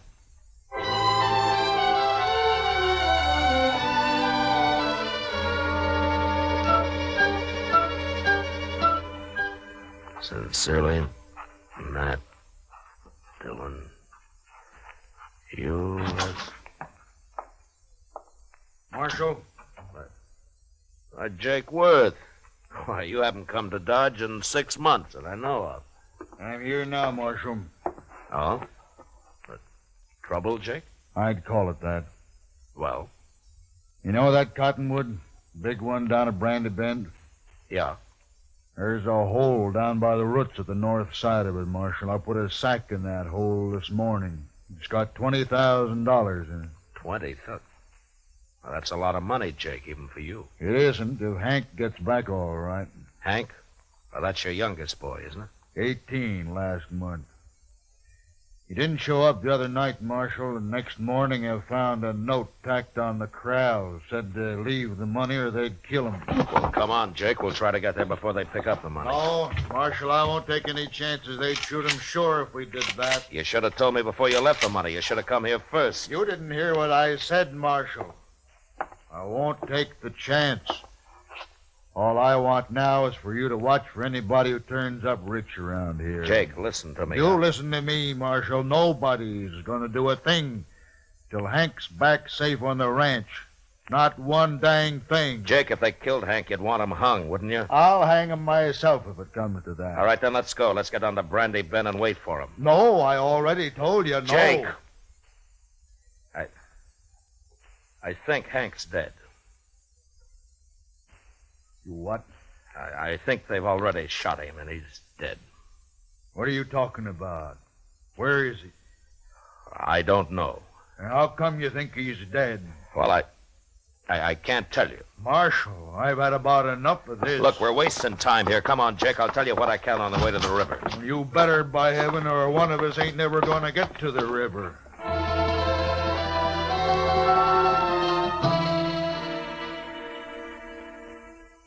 Jake Worth was known as a hard, hot-tempered man, but he was straight as they come. He'd made one fortune in Texas cattle and another in buffalo hides, and now all he wanted was his ranch and his 3 sons to work it with him. The Worths were good men. They didn't cause any trouble, and they worked hard. It wasn't easy to tell Jake, but without mentioning Doc, I said what I could. And when we reached the Arkansas, we hid our horses in a clump of bushes and worked our way on foot up to the big cottonwood. And then we saw it. That's him. That's Hank.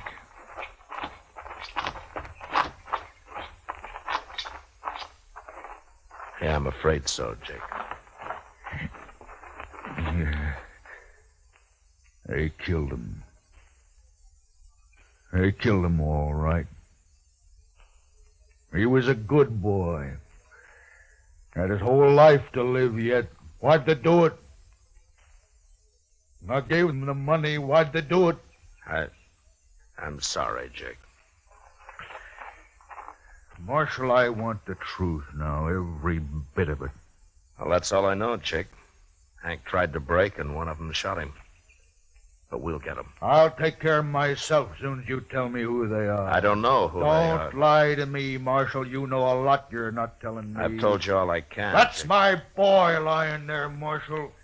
He's been murdered, and if I didn't know you so well, I'd begin to think maybe you had something to do with it yourself. Easy now, Jake. Then why don't you tell me? Because the man who told me about it had to promise not to name anybody. That's why. What man? Who is he? I'll get it out of him if I have to cut it out. I know. That's why I can't tell you who he is. What kind of a lawman are you, anyway?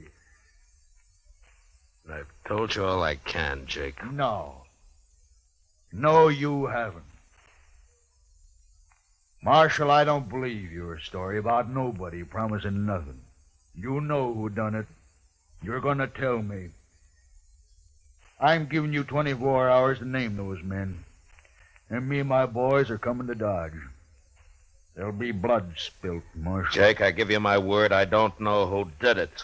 I don't believe you. I'll help you take your boy home now. Go on back to Dodge. I'll manage here.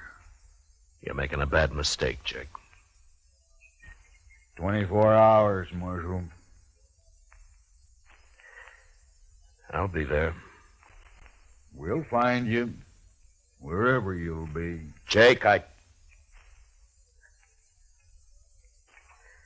So long, Jake.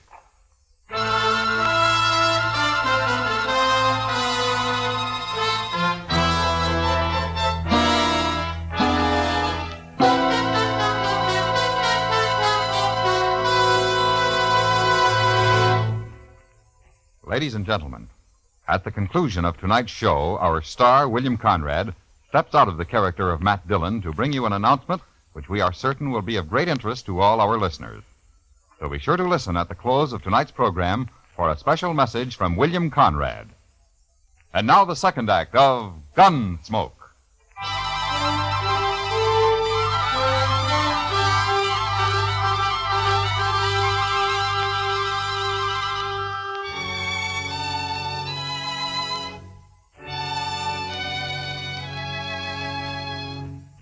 There was no use arguing with him. The man's grief had destroyed his reason. And the worst of it was, I knew his sons would do whatever Jake told them to do. Unless I could stop it somehow, I'd have to shoot it out with 3 good and perfectly innocent men. And for no reason at all. I thought about it all the way back to Dodge.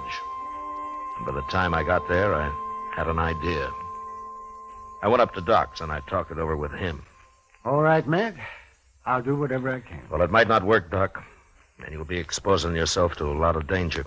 Have you thought about that? I have. And I've also been thinking about the men who killed Hank Worth. Well, we could wait till they start spending their money, or till one of them gets drunk and maybe talks too much somewhere. Yes, we could, but meantime, you and the Worths will have a gunfight.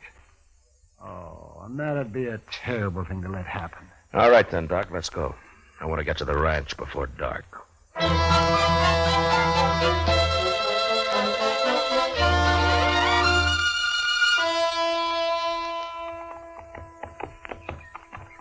You know, Matt, I haven't been out here since Mrs. Worth died. It must be 4 or 5 years now. Place sure has changed. Yeah. I don't see anybody around, do you? Well, maybe they saw us first. Maybe they hid out. Yeah, maybe.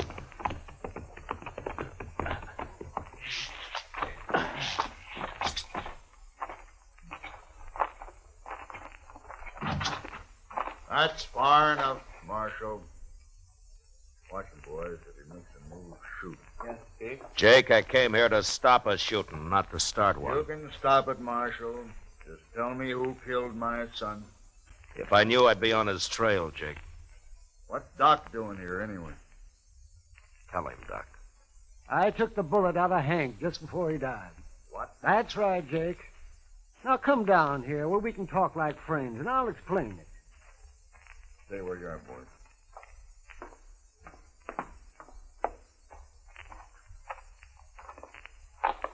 All right, Doc, let's hear it. Well, they got me out of bed, Jake, and they led me out into the country. Hank had been shot in the back, and I extracted the bullet. But it was no use. He'd have died anyway. There were 3 men there, and I recognized one of them. Who was he? I had to promise I wouldn't tell, Jake, or they'd have killed me. That don't matter now. Think about it, Jake. Doc gave him his word, and you're asking him to break it. Now think about it for a minute. I'm thinking, and I'm thinking about my boy, too. Hank's dead, Jake. We can't help him. Shot in the back, and the coward who did it's running free. You want to help get him, Jake? Don't ask fool questions, Marshal. Of course I want to get him. All right, then listen to me. Those men told Doc if he talked, they'd kill him. Yes, and they meant it, too. All right, so I got an idea, Jake. We'll spread it around that Doc has identified the killer. The news will reach him soon enough. And meantime, I'll lay low and have Chester tell everybody I've ridden out after them. Go on. Then we'll just wait. 1 or 2 or maybe all 3 of them will come into Dodge to kill Doc some night soon. I still might get away. I'll deputize you and your boys right now, and you can wait for them with us. But you're going to have to stay hidden, like me. Well, we won't mind that. Not if we get a chance at them, we won't. Good. Funny thing, though. What? Man like Doc here, rather than break his word, he'll make himself a target for those killers. Yeah. Look, Jake, Doc and I are going to go back to Dodge now. I'll see that the story gets started. And in a day or 2, you and your boys can ride in, but separately, though. Otherwise, it might cause talk. I understand. And come straight to Doc's. We'll get there.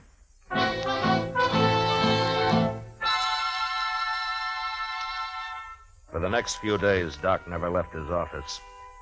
I figured that'd make him look scared and draw the killers right into his place. The rest of us sat around in his back room and waited. Chester kept us supplied with food and coffee. And on the 6th night, about midnight, we got our game. Mr. Dillon, I think it's them. What? They just rode up Front Street, 3 of them. They're tying up outside right now. They acted too deliberate like for ordinary riders, so I run up the back way to tell you. Good. Doc, come on in here, huh? What do you want me to do, Mac? Take cover in here and stay out of sight, huh? Whatever you say, Mac. Let's go downstairs and meet them, Marshal. No, we might just scatter them that way, Jake. Now listen. One of them will probably stand guard on the street while the other 2 come up here to get Doc. Chester, you and the 2 boys go down the back way. Jake and I'll wait in Doc's office. Now, don't jump that man until we go into action up here. You understand? Yes, right, got it. All right, then move and move fast. All right, come on, Jake. Now what?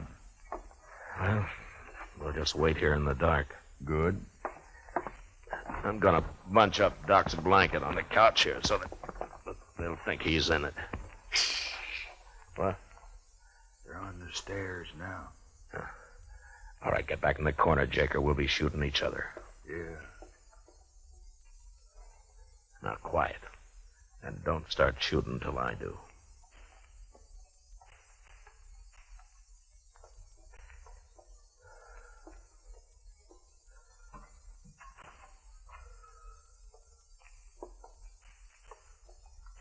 Doc, wake up, you lying dog. Let's just shoot him and get out of here. Wait, he ain't here. What? Get your hands up. You're under It's a arrest. trap. Both of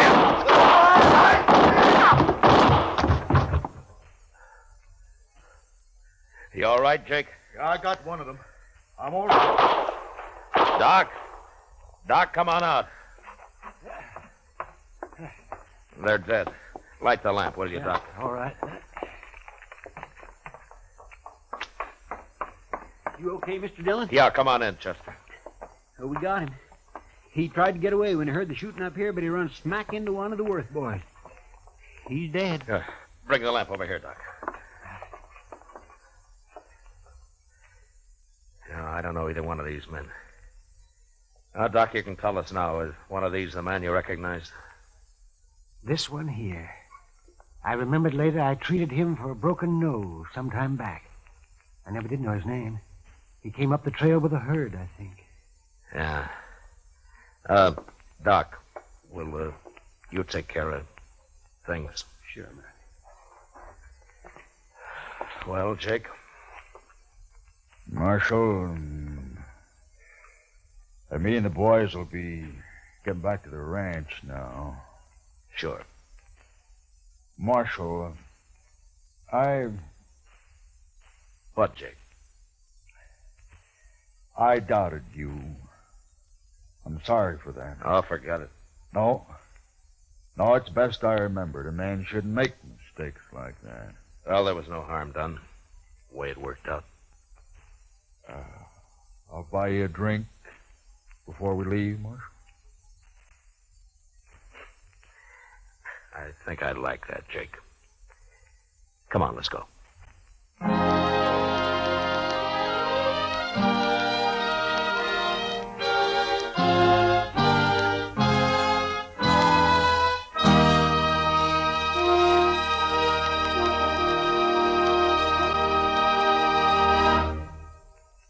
Now, a special announcement. Here is our star, William Conrad. Thank you, George. You know, I believe this is the first time I've ever set aside the character of Matt Dillon to speak to you. But this is important to all of us here on the show, and I hope it will seem so to you. Starting next week, Gunsmoke will come to you at a new time, on a new day, sponsored by Chesterfield Cigarettes. Chester, Doc, Kitty, and I, together with all of our strong-minded, brawling, hard-living citizens of Dodge, who will come to you next Monday, July the 5th. So from now on, that's when you'll hear Gunsmoke, on Mondays.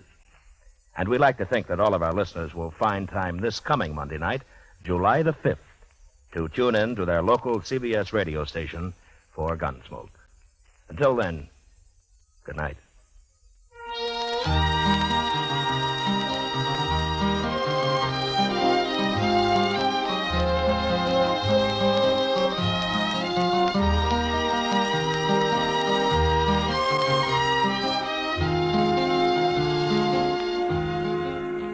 Gunsmoke, transcribed under the direction of Norman MacDonald, stars William Conrad as Matt Dillon, U.S. Marshal. Tonight's story was specially written for Gunsmoke by John Meston, with music composed and conducted by Rex Corey. Featured in the cast were John Daner, Lawrence Dobkin, and Harry Bartell. Parley Bear is Chester, and Howard McNear is Doc. Join us again Monday, July 5th, as Matt Dillon, U.S. Marshal, fights to bring law and order out of the wild violence of the West in Gunsmoke. George Walsh speaking. For the top tunes of rural America, here's Saturday Night Country Style every week on the CBS Radio Network.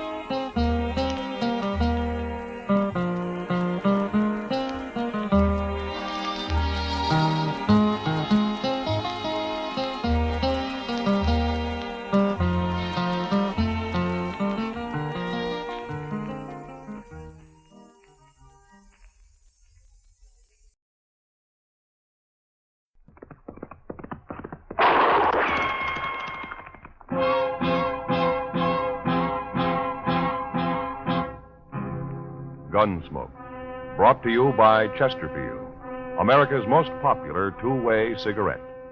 What a pair. Chesterfield King Size at the new low price. Chesterfield Regular. Around Dodge City and in the territory on West, there's just one way to handle the killers and the spoilers, and that's with a U.S. Marshal and the smell of gun smoke.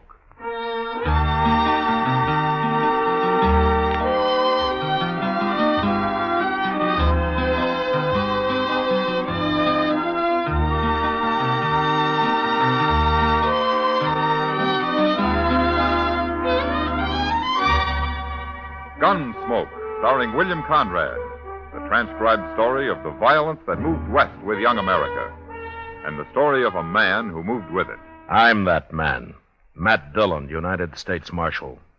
The first man they look for and the last they want to meet. It's a chancy job, and it makes a man watchful. And a little lonely.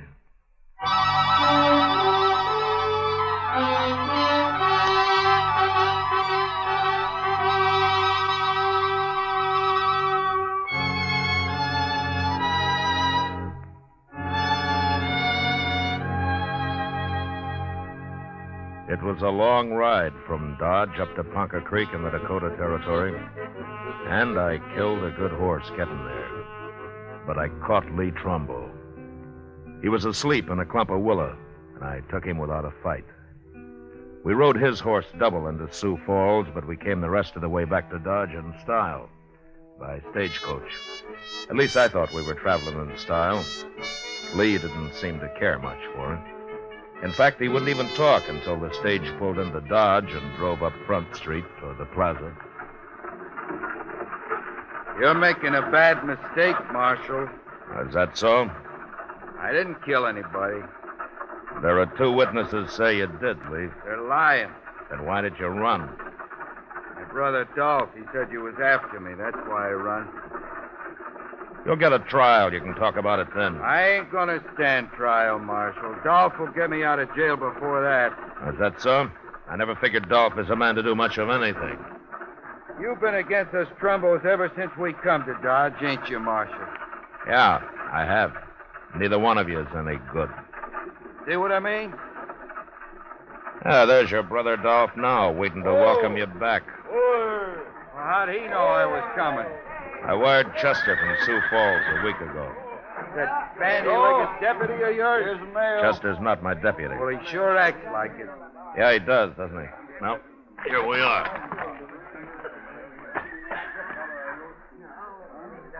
You got my brother in there, Marshal? Come on out, Lee. You're going to be sorry for this. Yeah, that's what Lee's been telling me. Come on, Lee. Get on out of there. I'm coming, Marshal. I'm coming. Shoot him, Dolph. What? Look out. Look out. There's that.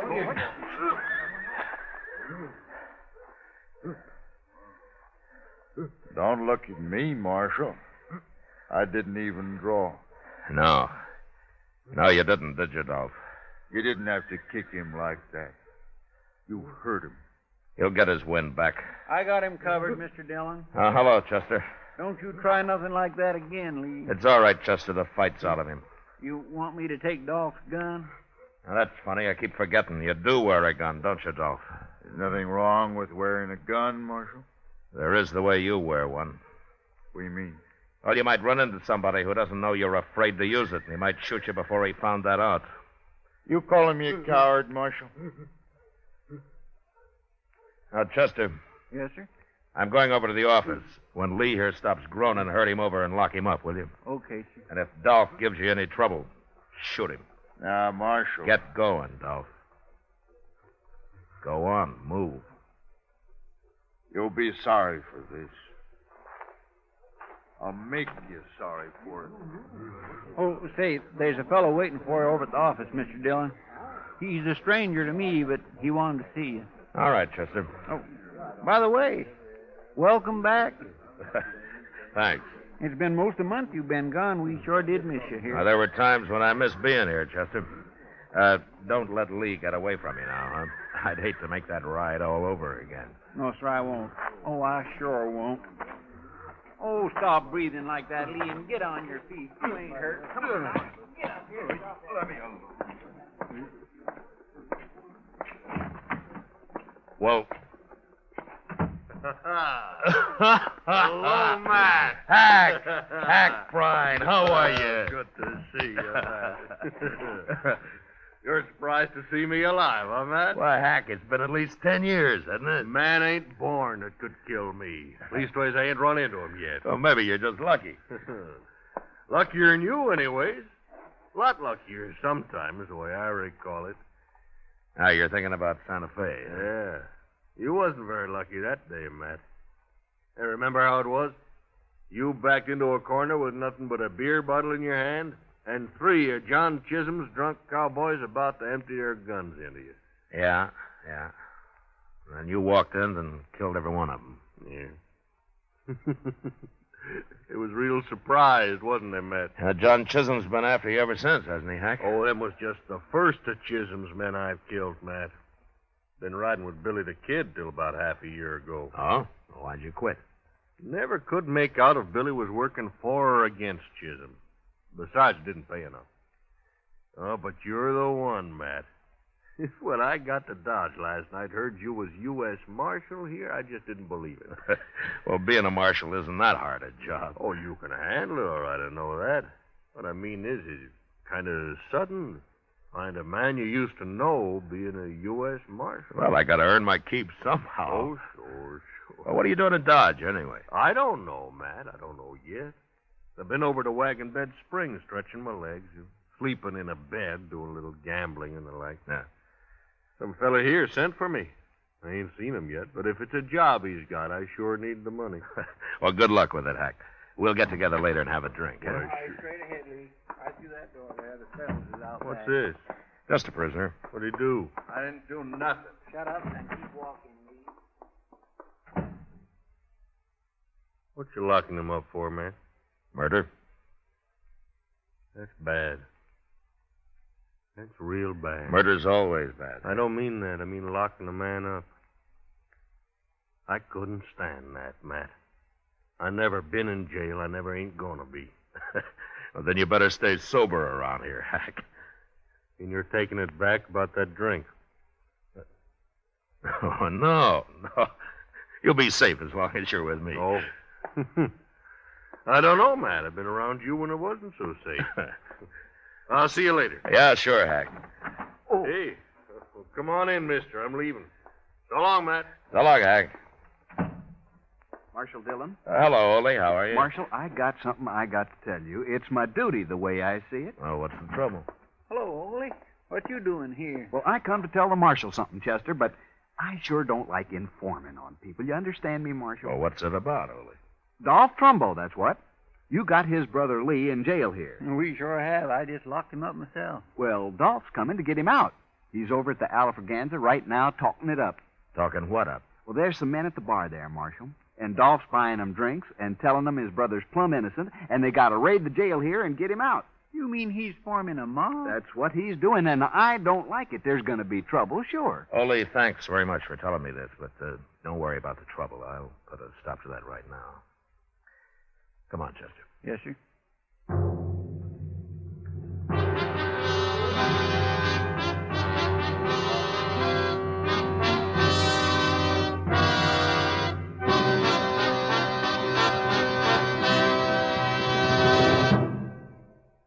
What a pair. What a buy. King-size Chesterfield, now at the new low price. And Chesterfield Regular. They're the quality twins. The same highest quality. The same low nicotine. Either way you like them, you get the same wonderful taste and mildness. A refreshing smoke every time. Change to Chesterfield, America's most popular two-way cigarette. Yes, the Chesterfield you smoke today is the best cigarette ever made. What a pair. Chesterfield Regular, Chesterfield King Size. They satisfy millions. They're best for you.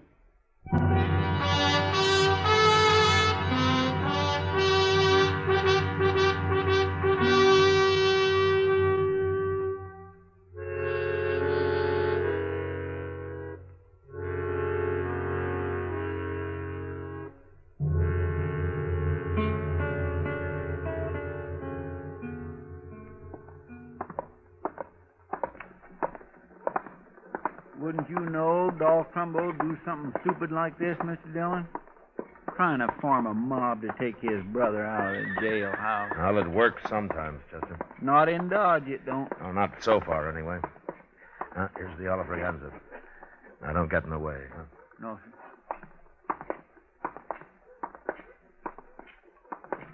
You're right, Bob. And something else.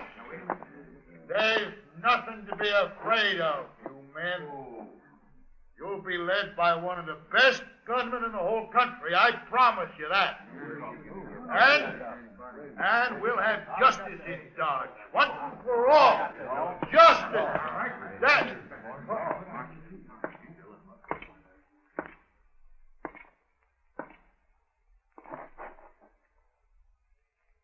What do you want, Marshal? What are you doing here? Ole told you, huh? I seen him sneak out. I just been talking, Marshal. No harm in talking, is there? Well, Lee's innocent anyway. He shouldn't be in jail. And I'm going to get him out, too. These men here are all with me. And we're going to... Quiet. Shut up! Bartender, this place is closed for the rest of the day. No more liquor. And you men get out of here and don't let me find any of you together again. Not for a long time. Now get moving.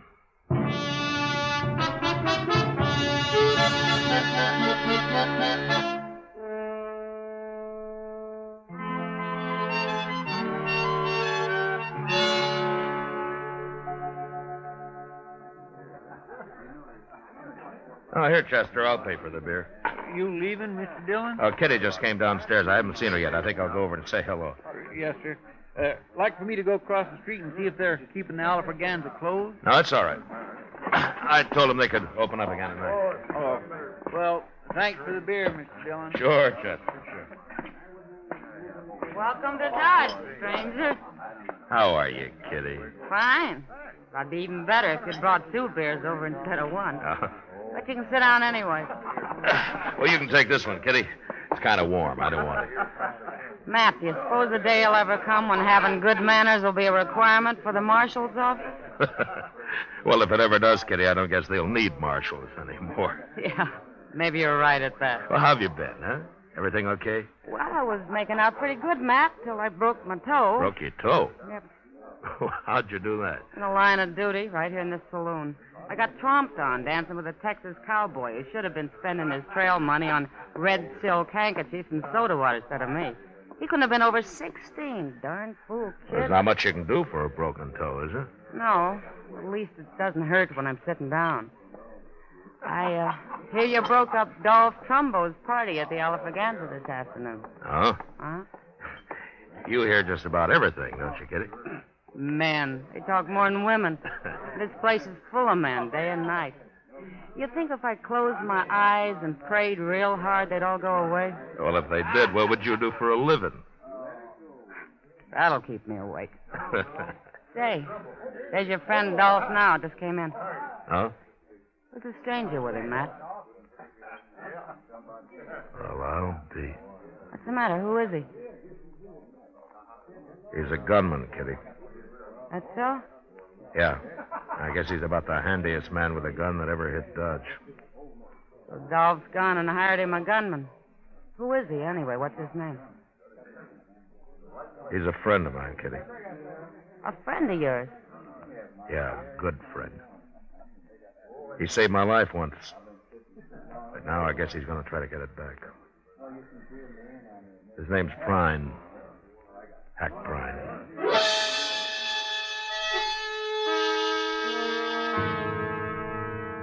The government never did pay me much for enforcing the law in Dodge, but even if they doubled it, there were times when I'd like to have quit. I sat there with Kitty and watched the 2 men at the bar. They had a drink, then they shook hands, and then Hack walked out.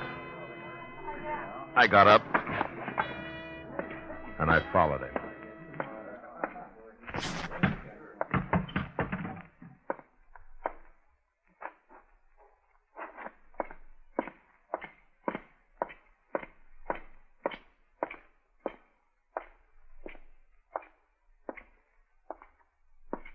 Following me, Matt? Yeah, Hack. What for? Where you staying? Dodge House. Huh? Got a room. I'd like to talk to you. street'll do. Okay. Dolph was trying to form a mob this afternoon, Hack. He wanted to raid his brother out of jail. I heard about it. When I went to break it up, I heard him saying they'd be led by one of the best gunmen in the country. Now, that wouldn't be Dolph himself. No. He's afraid of guns. He meant you, didn't he, Hack? I hadn't talked to him yet. He was just guessing I'd come in. And you have? Not with no mob. I told him that. I don't work with mobs. You should have known better than to say that. Well, how do you work, Hack? Alone, by myself. I'm a pretty good gunman, Matt. Yeah, I know. It saved my life once, sure, being a good gunman. Yeah. Matt, turn his brother loose. I get paid if you do. Look, Hack, Lee Trumbo murdered a man. He's going to stand trial for it. I don't get paid if he stands trial. But you get paid for shooting me?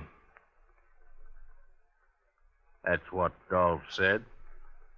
That was his deal. Well?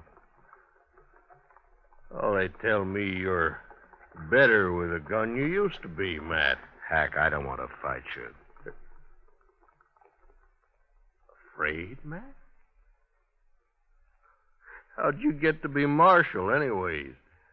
It's a job. I took it. Well, I've been offered a job, too, and I took it. Yeah, but you had better jobs, Hack.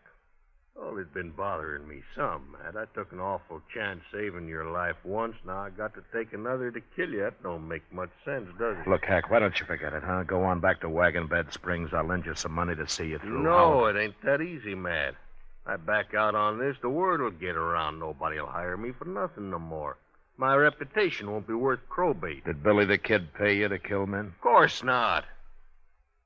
Of course not. That was for pleasure. You know how I hate John Chisholm. And you come down a long way, Hack. Selling your gun. I killed a man for pay over to La Junta. Didn't bother me none. Who was he? I don't know. Some gambler. Pretty good gunman, though. Tell me something, Hack. Did Dolph say how his brother murdered that man here? Dolph claims he didn't do it at all. Well, there were 2 witnesses who saw him do it. The man was a buffalo skinner, unarmed. He didn't even have a knife on him. But he refused to buy Lee Trumbo a drink, so Lee shot him. Unarmed? That's right. Shot an unarmed man? You think it over, Hack. I'll see you tomorrow. Good night.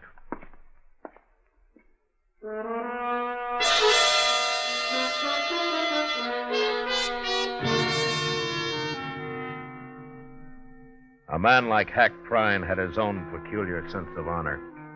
The idea of shooting me seemed to bother him less than the fact that Lee Trumbo had killed an unarmed man. Later that night, I heard he'd been seen having an argument with Dolph. So I figured I'd won. That another killing in Dodge, either me or Hack, had been avoided. Until early next morning, word came that a man had been shot at the Dodge house. I sent Chester on over while I went up and got Doc Adams. How do you know the man isn't already dead, Matt? I don't know, Doc. Well, it doesn't matter. I'll probably make more money off of him dead than alive. Oh? Well, I get paid for autopsies, don't I? Sure. Yeah, but just try to collect for the ones I keep alive. Just you try it. And I'm glad I don't have to, Doc, but I still notice you buy a new buggy every spring. Oh, yes, and wear it out before. Racing across the prairie, delivering babies, setting bones, digging out bullets, delivering babies. Well, exercise keeps a man young, Doc. It's a good thing I don't depend on sympathy to keep me young. Now, here we are. Mr. Dillon? Mr. Dillon, oh, hello, Doc. Where is he, Chester? In that room right there, number 12. And you know who it is? It's Ole. Ole? Yes, sir. And Hack Prine shot him. What? It's Hack's room, Mr. Dillon. He did it all right. Well, let's take a look. Where's Hack now, Chester? I don't know, sir. Nobody's seen him for the past hour. I kept everybody out of the room, Mr. Dillon.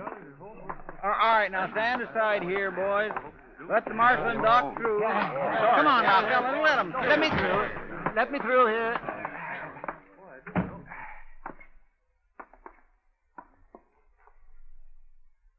It's Ole, all right. He's dead, Matt. Real dead. 3-4 hours, probably. Nobody heard a shot or nothing, Mr. Dillon. But when the clerk come on duty about an hour ago, he saw Hack Prine walk out of here. Why anybody would want to kill poor little Ole, I do not understand. I'll bet I know, Mr. Dillon. What, Chester? You didn't talk Hack out of trying to kill you after all. He went back to Dolph last night and told him he'd take the job. Then he figured the only way to get you into a fight was to shoot somebody so you'd have to come after him. Yeah, maybe. Now, come on, let's start looking for him.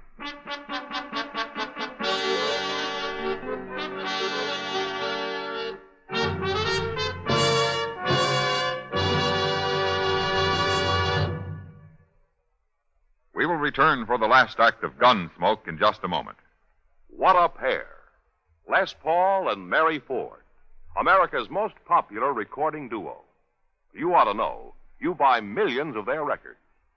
Les and Mary say, Chesterfield's for me. I guess you could call us a real Chesterfield family. I've been enjoying them now for over 6 years. It's over 15 years for me. We believe it's the best cigarette ever made. Yes, they have just that refreshing taste and mildness that we like. What a pair. Chesterfield King Size, now at the new low price, and Chesterfield Regular, America's most popular two-way cigarette.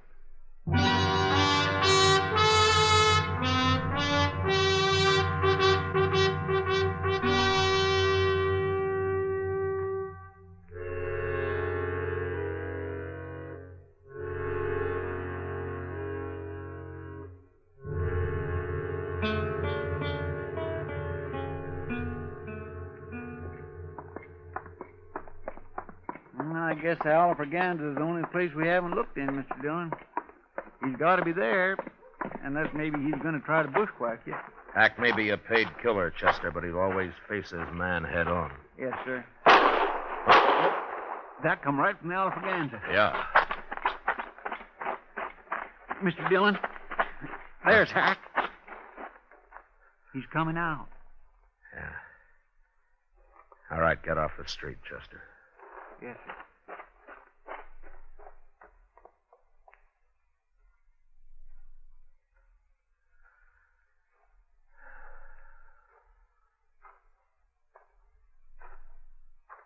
Morning, Matt. Hello, Hack. Just killed a man, that saloon there. Dolph Trumbo? I killed him. I give him a chance, but he wouldn't draw. I killed him anyways. That's too bad, Hack. Ain't no man gonna frame me. I never thought you killed Ole, but I wanted to hear you say so. How'd you know I didn't do it? Well, it wouldn't be your style to kill a defenseless little fellow like that, would it? Of course not. So while you were out gambling last night, Dolph killed him and dumped him in your room. I found him there, and then I went after Dolph. Ain't no man can do that to me. Hack, according to the law, you murdered Dolph. I'm going to have to arrest you. What? You're going to have to stand trial for it. Oh, no, Matt. No, sir, I ain't going to jail. Not me, Matt. Never. I'm a lawman, Hack. I got to arrest you. Matt, I told Dolph last night I wasn't going to take his job. I told him I was going to leave town. You're under arrest, Hack. All right. I guess you've got to do it. Let's go for it, Matt. No, Hack, no. Let's see what happens.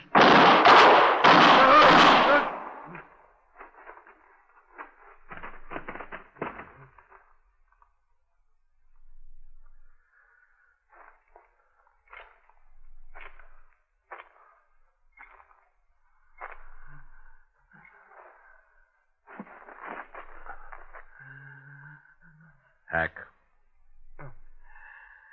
Hack. Oh, You're sure good, Matt. You're awful good. Yeah. Better this way, Matt, than getting paid to fight you. Sure. Sure it is. There weren't no reason to fight you. Not that way. I can't see you no more, Matt. It's like being underwater. I can't see nothing. Mr.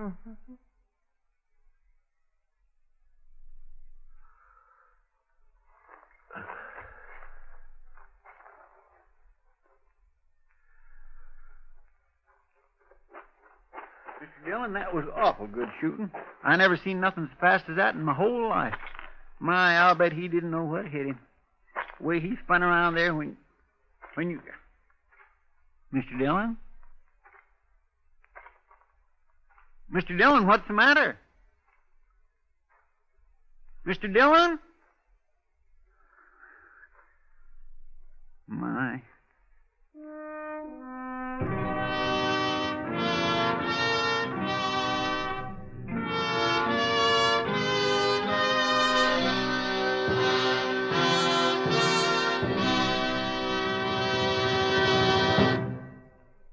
Here is our star, William Conrad.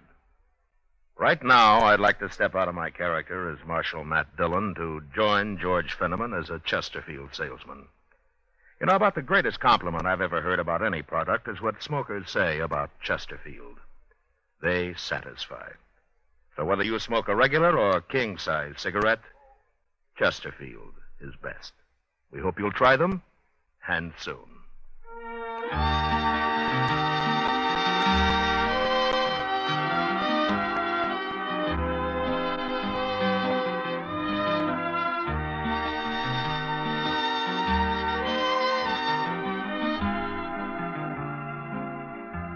Gunsmoke, transcribed under the direction of Norman MacDonald, stars William Conrad as Matt Dillon, U.S. Marshal. Tonight's story was specially written for Gunsmoke by John Meston, with music composed and conducted by Rex Corey.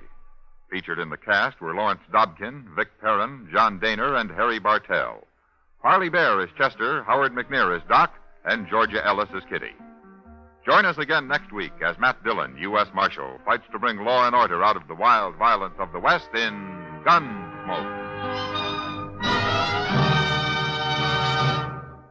Today, L&M filters have a nationwide demand never before equaled by any other cigarette in so short a time. The reason? This is it. It's the filter that counts, and L&M has the best. L&M's exclusive Miracle Tip contains alpha cellulose to give you effective filtration. Two other things are important. L&M's have much more flavor, much less nicotine. Buy America's highest quality and best filter tip cigarette. Light and mild L&M.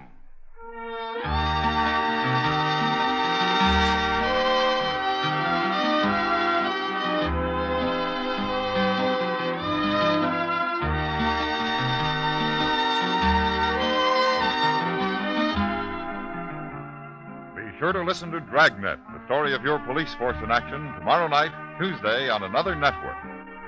Next week at this same time, Chesterfield will bring you another story of the Old West on Gunsmoke. This is the CBS Radio Network.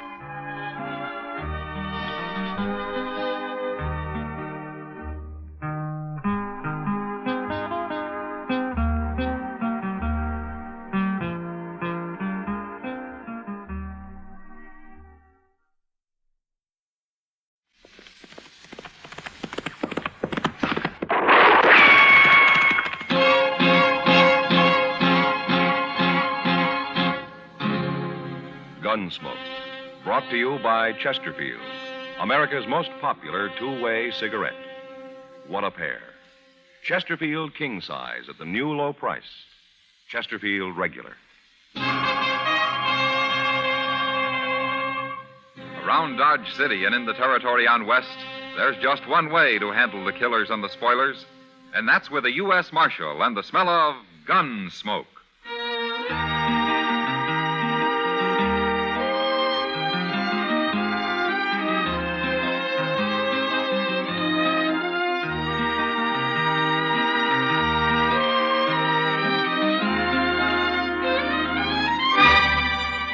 Gunsmoke, starring William Conrad, the transcribed story of the violence that moved west with young America, and the story of a man who moved with it. I'm that man, Matt Dillon, United States Marshal. The first man they look for and the last they want to meet. It's a chancy job, and it makes a man watchful and a little lonely.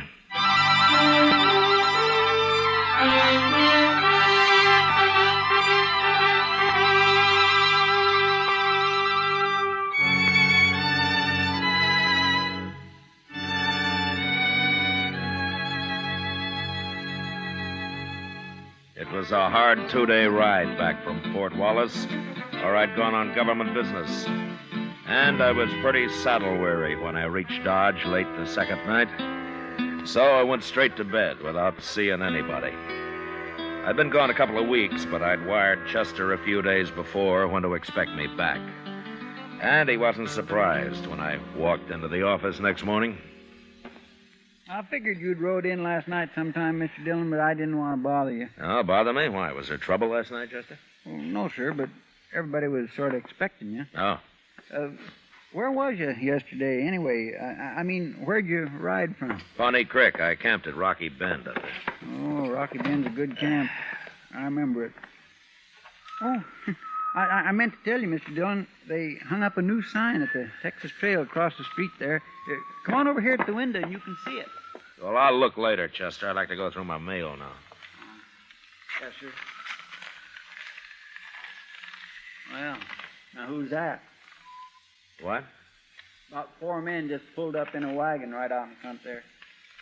They're getting down. Hey, they're heading this way. I don't believe I know any of them. Well, let them in anyway, huh, Chester? Oh, yes, sir. Come in, gentlemen, come in. Where's Marshal Dillon? He's just sitting right there at his desk, mister. Marshal, I'm Red Samples. Hello? These other men here work for me, except him. Huggins, come up here. This is Jim Huggins, Marshal. Huggins? Hello, Marshal. There's another man laying in the back of the wagon out there, Marshal. He's been shot. Did you say shot? That's what I said. Oh, then I better run upstairs and get Doc Adams. I'll be back, Mr. Dillon. Doc Adams ain't going to do him any good. No? That man's dead, Marshal. He's been dead since yesterday morning. Who is he? Lou Price. Lou Price? That's right. Same man you ran out of town about a month ago. You were pretty mad at him, the way I heard it. Yeah, I was. He tried to put a knife into me. Nobody saw him try. How do you know that? He told me. Lou Price was a sort of partner of mine, Marshal. Oh? Buying up cattle, Marshal, all over Kansas. Buying lots of them. I have me a big ranch when I'm through, up on Pawnee Creek. Well, that's fine. You were camped on Pawnee Creek night before last, weren't you, Marshal? Yeah, I was. At Rocky Bend. That's right. Hear that, men? The only reason I asked Marshal was that Jim Huggins happened to see you there. Oh, is that so? I don't remember seeing him. Doesn't matter. As long as he saw you. Tell him, Huggins. It was him, all right. That's where Lou Price was shot, Marshal, at Rocky Bend. Poor Lou, he never had a chance. He wasn't even armed. Happened yesterday morning. I seen the whole thing. Huggins, tell us who killed Lou. He did. What? You did, Marshal. You're the man I saw. You shot him.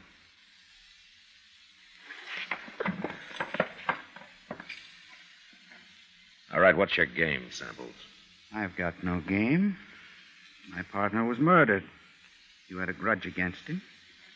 You just admitted before witnesses you were at Rocky Bend. Jim Huggins has identified you as the man he saw kill Lou. It's good enough evidence for any court of law. You'll hang for it, Marshal. You got it all figured, haven't you? We're going down right now and swear it out legal on paper. Then I'm going to send it to the governor. Don't you try to get away, Marshal. We'll run you down, sure. Yeah, I expect you would, Samples. Your men look like professional gunmen. Except for Huggins there. I never saw Huggins till he run into us yesterday. I don't bear you no grudge, Marshal.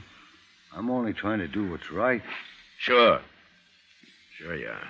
All right, let's get going, men. The sooner I get this to the governor, the sooner we'll see justice done. Remember what I said, Marshal. Don't you try to run.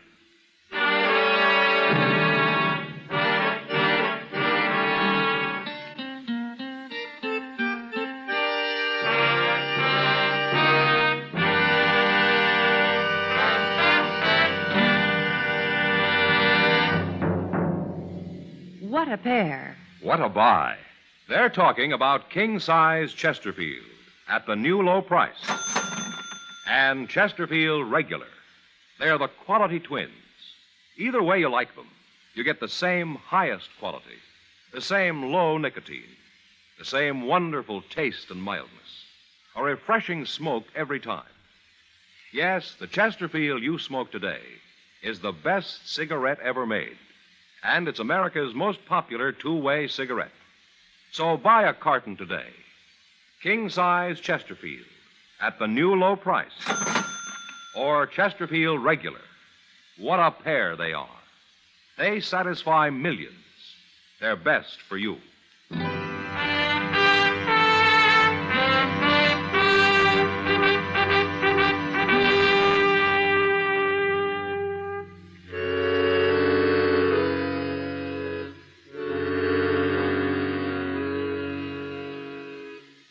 I'll say one thing for Red Samples. He had about as good a case against me as I'd ever heard of against any man.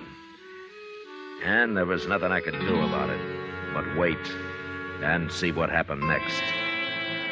Meantime, he spread the word around Dodge, and people began looking at me like I was a white buffalo. I guess it wasn't often they had a U.S. Marshal walking around with a murder charge against him. But finally, one night, a couple of weeks later, something did happen. I was sitting with Kitty watching the crowd at the Texas Trail. I'll fetch you a drink, Matt. No thanks, Kitty. You're expecting trouble of some kind, aren't you? Seems to me I got enough trouble already. I know. Matt, I hate to say it, but I think half the people in Dodge believe you're guilty. Sure. And the other half just doesn't care one way or the other. Well, I don't think you are. Don't you? Of course I don't. Then why don't we talk about something else? You're edgy. Sure, I'm edgy. I stay that way to keep from falling asleep all the time. Now, don't get all riled up. I didn't mean anything. I'm sorry, Kitty. I guess this business is getting on my nerves after all. Well, I should think it would. Why don't you go and get good and drunk? Forget the whole thing that way. Kitty, if I ever got drunk, I could name you 10 men right here in Dodge who'd cut cards for the honor of shooting me down. Mr. Dillon? Oh, hello, Miss Kitty. Evening, Chester. Sit down. Thank you. I've been down to the telegraph office, Mr. Dillon. Oh, any news? Yes, sir, but you won't like it. Here it is, sir. A telegraph from Washington, D.C. How do you know I won't like it? Well, you see, I was standing there when he was writing it out, and I couldn't help watching him work and all that. I don't want to read it, Chester. You tell me what it says, huh? Well, it's from the War Department, and it says they heard from the governor, and, well, you'd better read it, Mr. Dillon. No, you're doing fine. Go ahead. Well, you're suspended. What? You're suspended from U.S. Marshal, Mr. Dillon. And to make it legal and formal like, they're sending somebody to arrest you and take you up to Hayes City for trial. I don't believe it. Neither do I, Miss Kitty, but that's what it says. It's the only way they see how to clear this up proper. Evening, Dillon. Miss Kitty? Oh, I see Chester beat me back with the news. What? How'd you know about this, Samples? I'm just as interested in this business as you are, Chester, so I sort of talked the clerk into giving me a copy of that telegram after you'd left. Well, you got no doubt on It's right to go okay, snooping Chester. around. It doesn't matter. Dillon, Dodge is going to breathe a lot easier now that you're suspended. You won't be around as marshal. I'm still around, Samples. But you're not marshal anymore. You won't be around for long, anyway. Tell me something, Samples. Sure. With me out of office, are you going to be breathing easier, too? I'll tell you, Dillon. There are 2 reasons I'll be glad to see you hang. One is for murdering my partner. And the other? Well, I always heard you were too strict here, and I like to do a little gambling now and then. Oh? In fact, I'm thinking of running a few tables myself. I see. It's more fun without some hard-nosed lawman looking over your shoulder all the time. You understand? Yeah, I understand. Well, I'll see you at the trial. I hope I'm around when they come to arrest you, Dillon. You probably will be. So long. What's he talking about, Mr. Dillon? You're being too strict. Why, there's plenty of gambling going on in Dodge right now. Not his kind of gambling, Chester. What do you mean? Well, he told me he's buying up cattle and getting himself a big ranch. But he's probably going to finance it from his gambling. And that takes a lot of money. Sure, steady money. Oh. And I've always run crooked gamblers out of Dodge. Matt, what are you going to do? I don't know, Kitty. I'd sure like to have a talk with that witness of theirs, Jim Huggins. Well, why don't you? Well, I can't find him. I got him hid out someplace. Matt, is there something I can do? No, nothing, Kitty. Thanks anyway.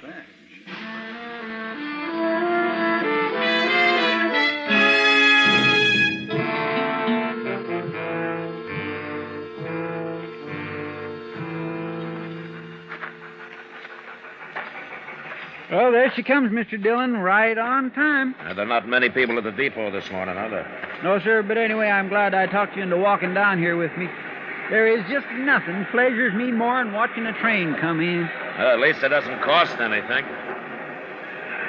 My, I'd like to drive one of them. Wouldn't you, Mr. Dillon? No, they're too noisy for me, Chester. Hello, Marshal. Hello, John. Maybe if I talked to the Santa Fe people, they'd let me try it sometime, you think? Hey, wait a minute. What? Over there, just getting off, the man with the long hair. Well, I'll be... It's Wild Bill Hickok. It sure is. Hey, Bill! Hey, Bill! Hello, Matt. How are you, Bill? How are you, Chester? Fine, Mr. Hickok, just fine. Hey, that's quite a surprise. Why didn't you let me know you were coming? I didn't know myself till just before I left Abilene. Huh? Well, how is Abilene these days? Well, I'm still sheriff there. Guess I will be till somebody gets around to shooting me. Oh, nobody's going to shoot you, Mr. Hickok.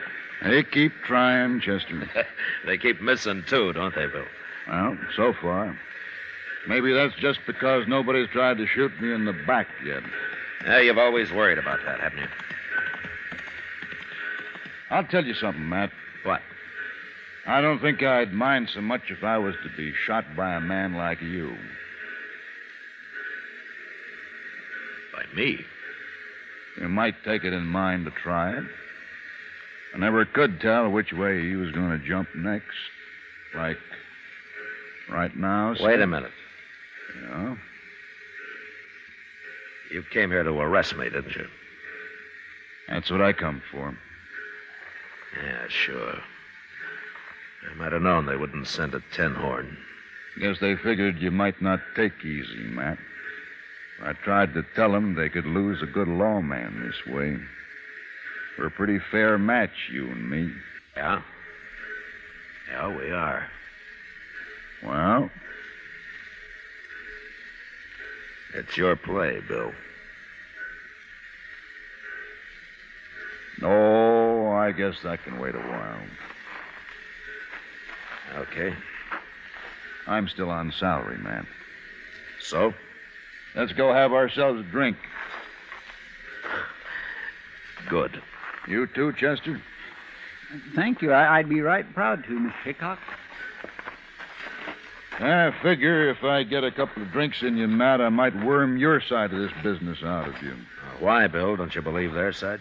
Well, I've seen you pretty mean and ornery, but even if I was to watch you judged and hung for it, I still wouldn't believe Matt Dillon killed an unarmed man. Thanks, Bill. That girl headed this way. Ain't that Kitty? Yes, sir, it sure is.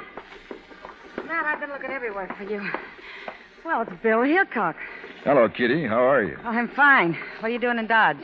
Well, I sort of come on business. You said you were looking for me, Kitty? Matt, I know where he is. Where who is? The witness they've been hiding, Jim Huggins. What? Well, where is he? Red Samples was in the Texas Trail drinking last night, and the bartender heard him tell one of his gunmen to take some food out to the loft at the OK stable. Bill. Yeah?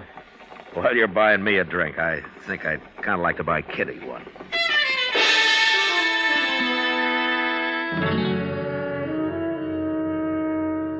Later on, back at my office, I explained the situation to Bill Hickok, and we talked it over. And then we sat around the rest of the day talking about old times and people and horses and guns. And along about evening, we went up and laid out our plan to Doc Adams. As soon as it got dark, we went over to the OK stable and took Jim Huggins out of the loft and got him across the street and up to Doc's office before he was real sure what was happening. Put him on the couch there, gentlemen.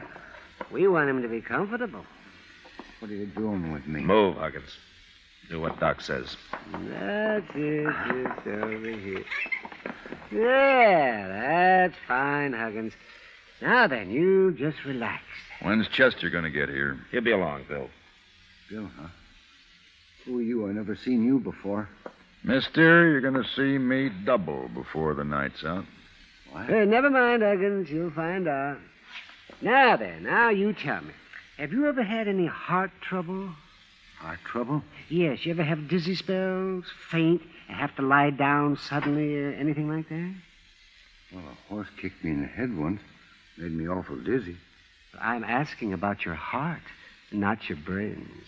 I don't want anybody to die here. The business is bad enough as it is. What are you going to do with me? What's this all about? Oh, over here, Chester. I got it. I got plenty. That's good. Just put them on the table here, Chester. Let's... 3 quarts? Well, this is a man we're working on, not an elephant, Chester. Well, I wanted to be sure there was enough, Doc. Open one up in Chester. There's a glass there. Yes, sir.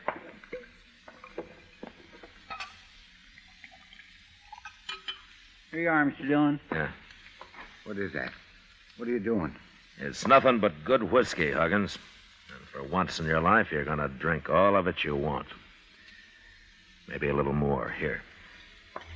Oh, no, I don't want to drink all that whiskey, Marshal. I couldn't hold all that. Oh, you can drink it slow, Huggins. But you're going to drink it.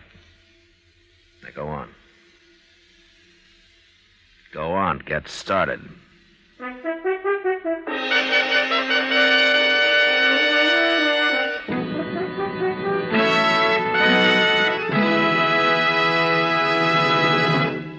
We will return for the last act of Gunsmoke in just a moment. They've got the taste and they've got mildest, millions all agree. They're low in nicotine and they're the highest quality. 30 years research went into this great cigarette. So here is all you say to get the finest smoking yet. Chesterfield's for me, Chesterfield's for me. You just say it's Chesterfield's for me. Remember, friends, Chesterfield is tested and approved by 30 years of scientific tobacco research. For the taste and mildness you want, next time say Chesterfield's for me. Buy a carton of king-size Chesterfield at the new low price, or Chesterfield Regular. What a pair they are. They're best for you.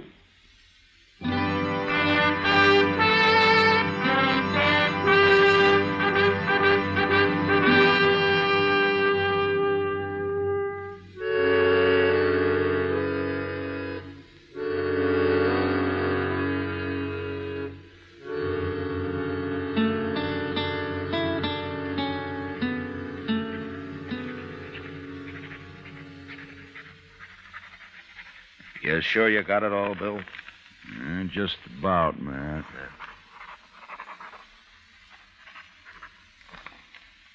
There she is. Want to read it over? No, you heard everything I did. Very well, gentlemen. Your friend Huggins has got one of the biggest hangovers coming up any man will have to endure. Is he still out, Doc? Yes. It won't hurt him any, though. I sent Chester out for some coffee. I could use a little coffee myself, Doc. There'll be enough. Oh, say, wasn't it something how that Huggins talked once he got started? I told you, you get enough whiskey in the man and he'd start bragging. Well, you were sure right, Doc. He's not going to feel so big and smart when he wakes up. I don't know. The man was awful drunk. He may not even remember what he said. He'll remember when we tell him we even know where he hid the money Red Samples paid him. Yeah, that's Samples. Imagine him shooting his own partner. Well, he's smart, Doc. You shoot your partner, you get his half, don't you? That's a fine way for a lawman to be talking. You mean an ex-lawman, don't you? You know, Bill, I'm just starting to get mad about all this. Come on, let's get going. Oh, Matt, you calm down a spell. We got to get Huggins to sign all I got wrote down here first. Doc, how long it'll be before he'll know what he's doing? Oh, maybe 5, 6 hours. Look, Bill, you do what you like, but I'm going after Samples before he finds out his witness is missing. It don't seem quite legal till we get Huggins' signature. Maybe not, but my arresting Samples isn't going to be quite legal anyway. I'll arrest him. No, you won't, Bill. He's mine. All right, Matt. But I'm coming along. Okay. But just stay out of it. Matt, once you get your tail up and your stinger out, you're the hardest man to stop I ever saw.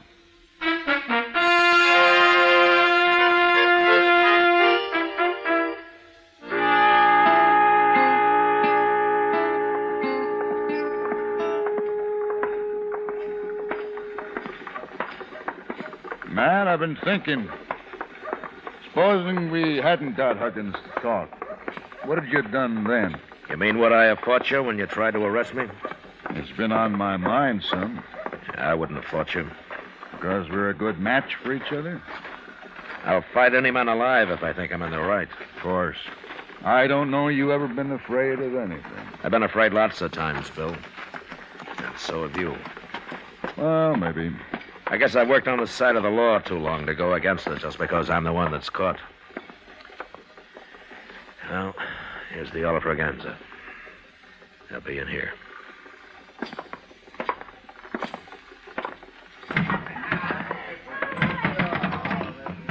Which one's Samples, Matt? The end of the bar, the one in the middle. The other two are his gunmen. Come on.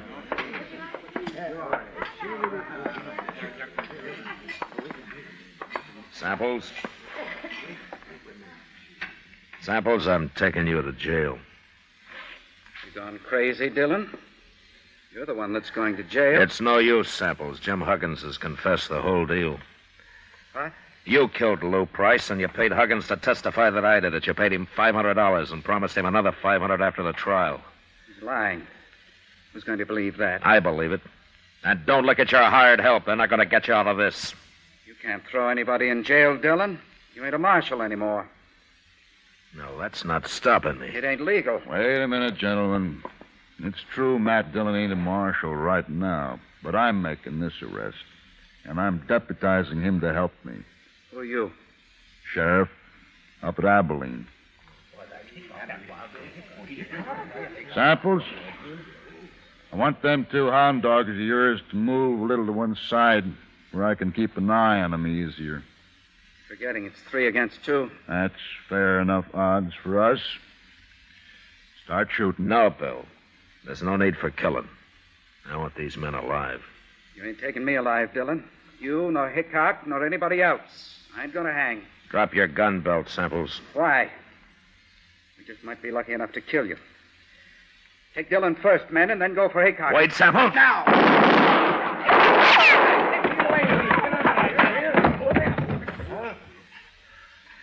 All right. What about you two? They never moved a finger, Matt. They're too scared. All right, you gunmen. Pick up Samples and carry him out of here. Ain't you going to take their guns first, Matt? You don't hobble a horse with a busted leg, Bill. Let them keep their guns.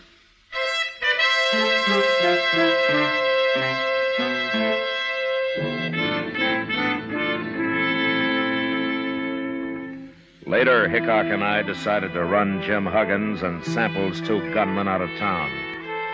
And the way they took off, we figured they'd reach California before they stopped to breathe. The next day, Bill went back to Abilene and took Huggins' confession with him. And a week later, I had a wire of apology from the governor. Washington took a little longer. They just sent me my regular paycheck with the time of my suspension carefully deducted, which left me almost enough money to pay for the liquor I'd poured into Jim Huggins.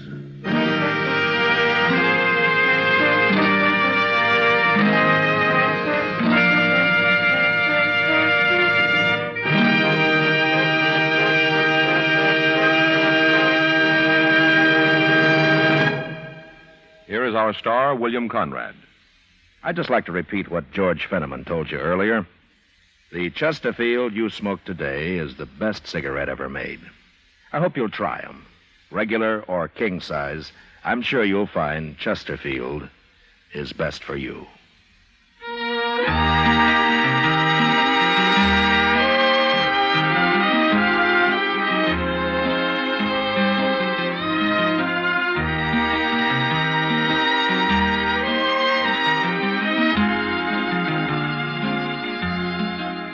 Gunsmoke, produced and directed by Norman Macdonald, stars William Conrad as Matt Dillon, U.S. Marshal. Tonight's story was specially written for Gunsmoke by John Meston, with music composed and conducted by Rex Corey. Featured in the cast were John Daner, Vic Perrin, and James Nusser. Parley Bear as Chester, Howard McNear as Doc, and Georgia Ellis as Kitty. Join us again next week as Matt Dillon, U.S. Marshal, fights to bring law and order out of the wild violence of the West in Gunsmoke.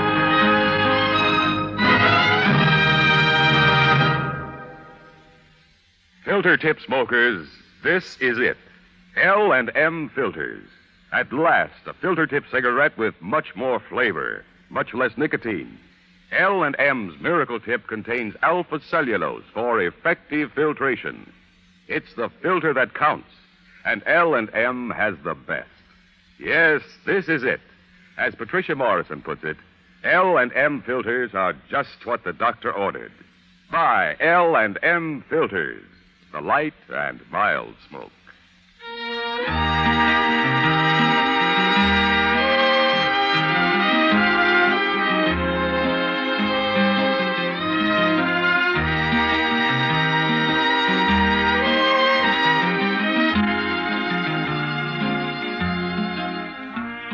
Without your letters, your friend in the service feels out of touch, lonely, and it's tough to be lonesome. The USO knows a letter always makes a fellow feel better. Mail from you brings the warmth of home and friends to him wherever he is. So, write today. Remember, it's tough to be left out at mail call. Next week at the same time, Chesterfield will bring you another transcribed story of the Western frontier on Gunsmoke. This is the CBS Radio Network.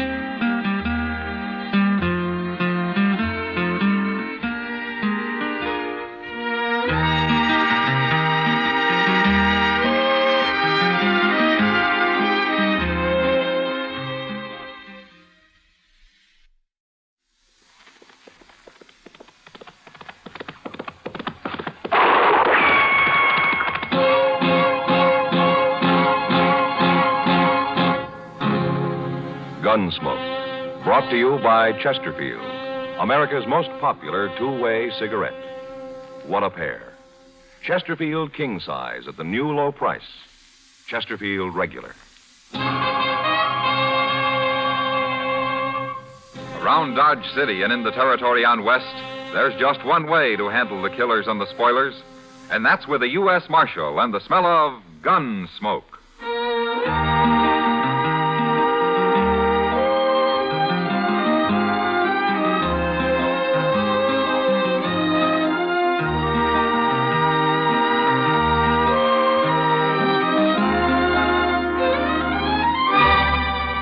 Gunsmoke, starring William Conrad, the transcribed story of the violence that moved west with young America, and the story of a man who moved with it. I'm that man, Matt Dillon, United States Marshal. The first man they look for and the last they want to meet. It's a chancy job, and it makes a man watchful and a little lonely.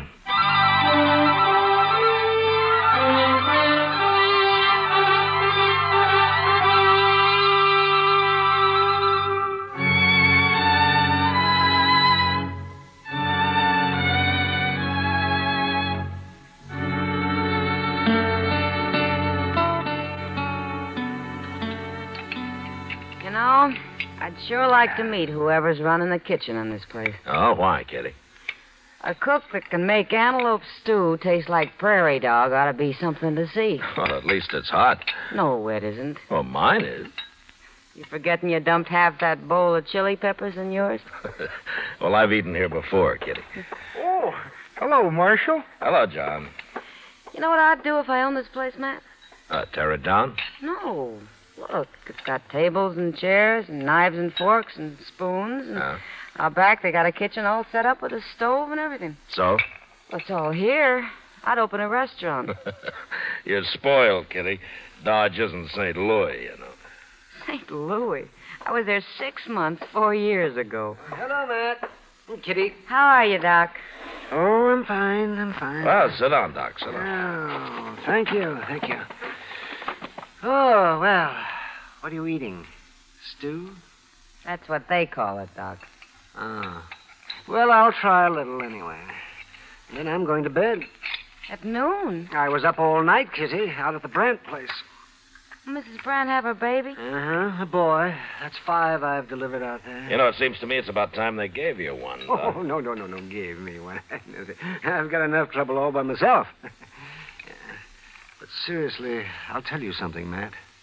It's got so I'm afraid to be driving onto the prairie at all. More Indians, Doc? I ran into Sam Butler outside. He just drove in with his whole family and all his belongings loaded onto his wagon. Says he's quitting. Well, why? The Pawnees wiped out another family up near his place on the Smoky Hill River a couple of days ago. That's the second raid in the last 2 weeks. No wonder he's scared. Matt, he's telling everyone who will listen that it's a shameful thing for the law to be hiding out in Dodge while whole families are being slaughtered in the country. He is, huh?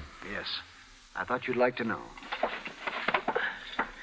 You sit with Kitty, Doc. I'm going to have a talk with Sam Butler. Sure. See you later.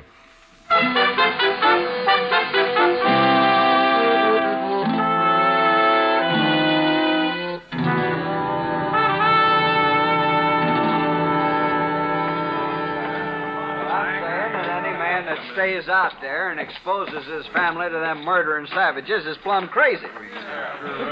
You can't fight a Pawnee war party all by yourself. And we sure ain't getting no help from the law around here. We can die and rot for all the law cares. Hello, Sam. Well, where you been hiding, Marshal? I hear the Pawnees made another raid up near you. If you call shooting and scalping a man and his wife and their 2 boys a raid, those men never had a chance to fight, far as I see. Men? Well, boys, but they were coming on 14 or 15, old enough to handle a rifle. But they got caught outside and never even made the house. I seen them lying there with my own eyes, Marshal. And if you'd seen them, you'd be doing something about it instead of sitting around here and dying. I'm not hired to fight Indians, Sam. That's the Army's job. And you ought to be out helping the Army. Every lawman in the country ought to. The Army doesn't need help. But there's something strange about those Pawnees. What's strange about them? They killed white men before. I'm sorry you're quitting, Sam. We need settlers out here. Not dead ones, you don't. No. No, not dead ones.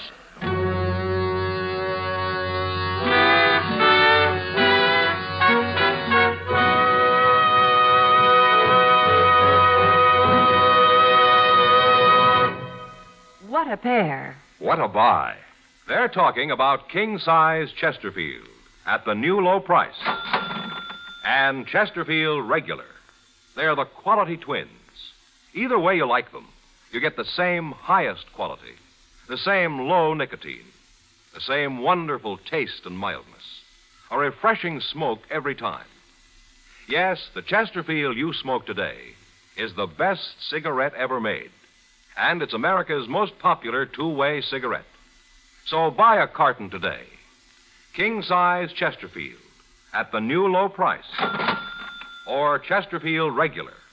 What a pair they are. They satisfy millions. They're best for you.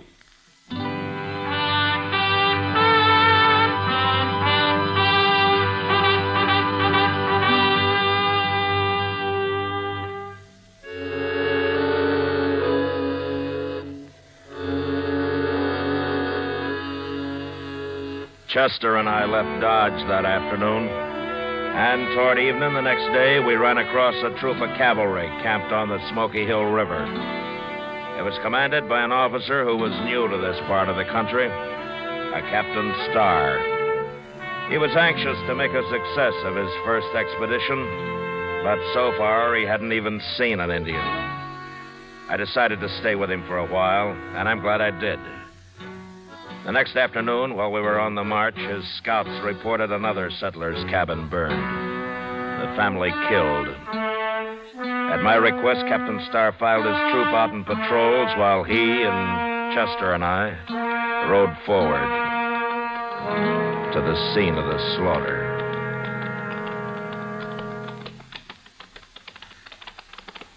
My scouts say these people haven't been dead very long, Marshal. This morning, probably. At dawn, Captain. Well, then those Indians can't be too far off. No, but Indians have a way of disappearing. There it is, Mr. Dillon.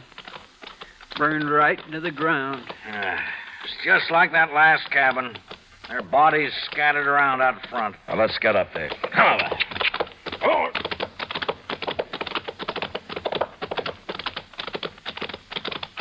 Ho, ho, ho.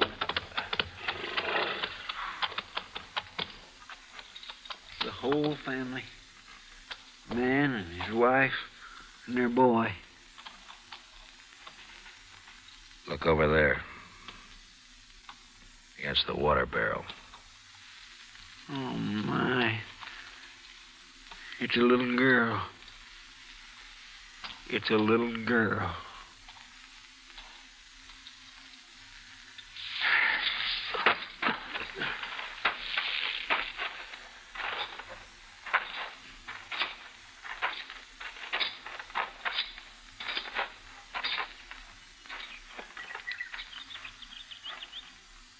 They scalped them, every one of them.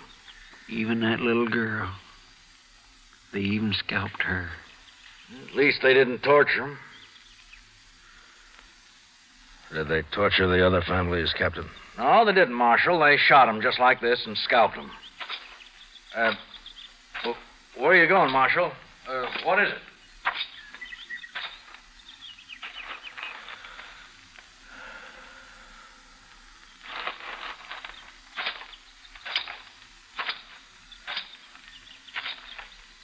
Captain Starr, last night you told me this is your first tour of duty in Indian country.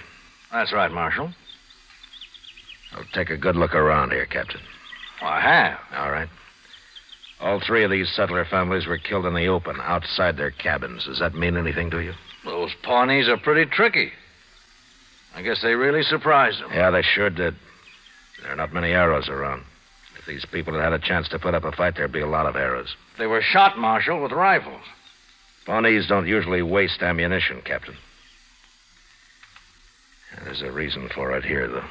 Well, what reason? Look at the ground. There are no tracks. Every sign of tracks have been dragged out with a blanket.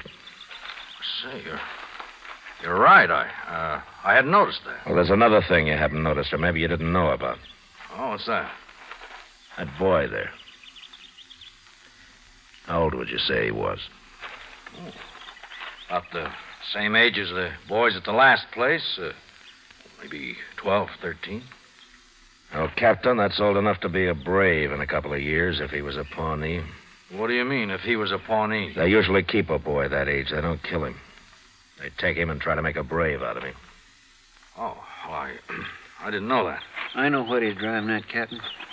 You don't think it was Pawnees that done this. Ain't that right, Mr. Dillon? Yeah, that's right. But the Pawnees are the only tribe around here we know of, Marshal. Captain, it's them tracks. Pawnees wouldn't hide their tracks. No, they wouldn't.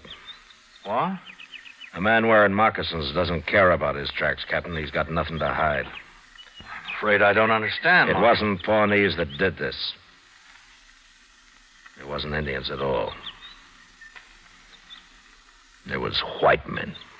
Marshal Dillon, it's impossible for me to believe white men could have done this. Is it, Captain? No white man would shoot that little girl over there and then scalp her. Did you ever hear what Chivington did to the Cheyennes at Sand Creek? Kill and scalp them all, he said, big and little. Nits make lights. Congress has repudiated that whole affair, Marshal. Well, it still happened. And it was still white men that did it.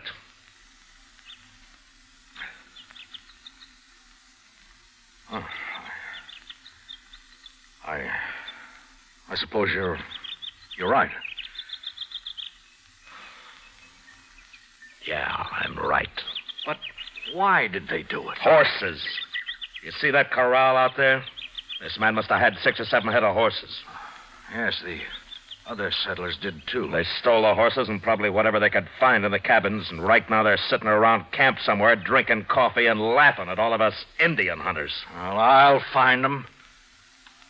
Now, it's a big country, Captain. I got a troop of cavalry out there, Marshal, over 100 men. All right, suppose you do find some riders with a bunch of horses. How are you going to know they're the men you're after? Well, these horses are branded, aren't they? With what brands? I don't know, but they must be registered somewhere. Maybe. But while you're out finding out all that, some other family's going to be slaughtered. There isn't time, Captain. I didn't realize how new I am at this game, Marshal. Oh, what would you suggest? Well, there used to be a corral about 5 miles upriver from here. If it's still standing, we'll bait it with a couple of dozen head of good cavalry horses. And then they'll come to us. Good idea. And I'll have my troop deployed and ready to move in. No, that wouldn't work. You can't hide 100 men, Captain. You'll have to keep your cavalry clear away from there. But how? Chester and I'll be there. We'll wait for them.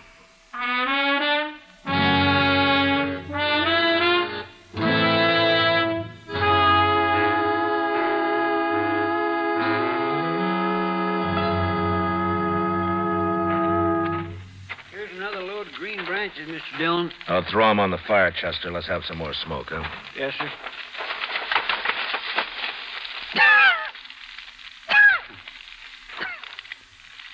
Well, stand back, Chester. Yes, sir. Well, they ought to see that if they're anywhere this side of the Rocky Mountains. They're sure to be scouting around, Mr. Dillon. They ain't stolen enough horses yet to leave the country. Besides, they're feeling mighty safe. They'll come. Mr. Dillon? Yeah? I've been thinking. Now, what's bothering you? Well, sir, there's only 2 of us. And I'm wondering how many there are of them. Now, you want to go back and find the cavalry? I feel a whole lot safer. They'll go on, then. You didn't answer my question, Mr. Dillon. How many do you think we're waiting for? There's no way of telling, Chester. Well, if there's a whole passel of them, how in the world are we going to take them? I don't care how we take them. You're pretty mad, ain't you? Well, I can't get that little girl out of my mind. Yes, sir, I know. Now, look up. Here comes somebody. He's all alone. Just some cowboy, probably. Maybe. Yeah, sure it is. He's seen the smoke from our fire, and now he's wondering what that old corral's doing full of horses. And he might be scouting it for the others. Those men don't take many chances. Well, how are we going to find out? Well, maybe we won't till it's too late. Heat up some coffee for him, will you, Chester? Yes, sir. I think I'll have a cup of it, too, huh? All right, sir.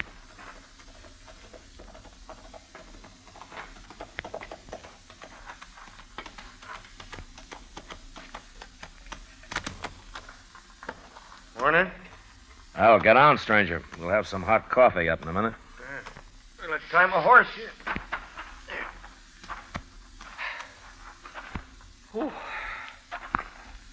Sure used some coffee. Had to make dry camp last night. Oh? Well, you couldn't have been very far away. Why didn't you ride on down to the river here? Tell you why, mister, I was lost. I rode till after dark, and I got lost. Well, your horse could have found it for you.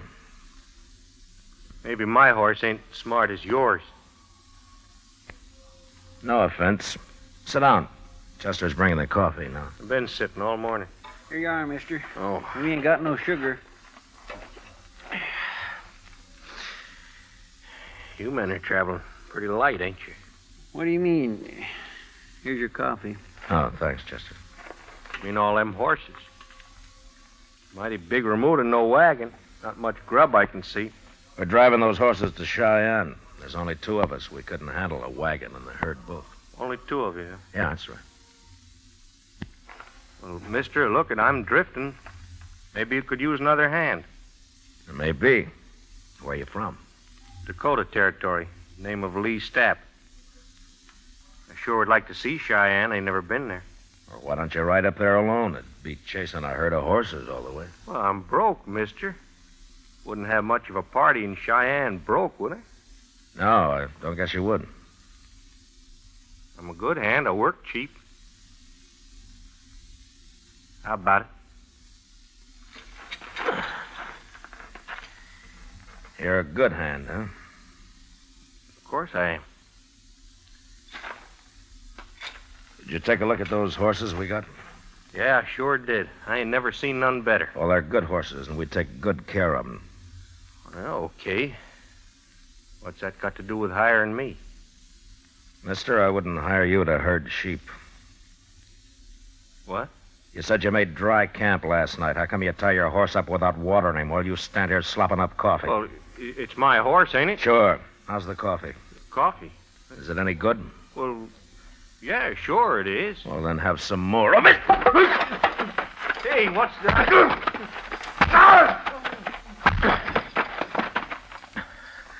Chester. Yes, sir? Here, catch his gun. Got it. All right, now go get some rope. We'll tie him up while he's still out. Hey, but Mr. Dillon, you sure he ain't just a cowboy like he said? I was pretty sure, Chester, but this made me real sure. It was sticking out of his pocket. Oh, my. I'll get the rope, and we ought to hang him with it.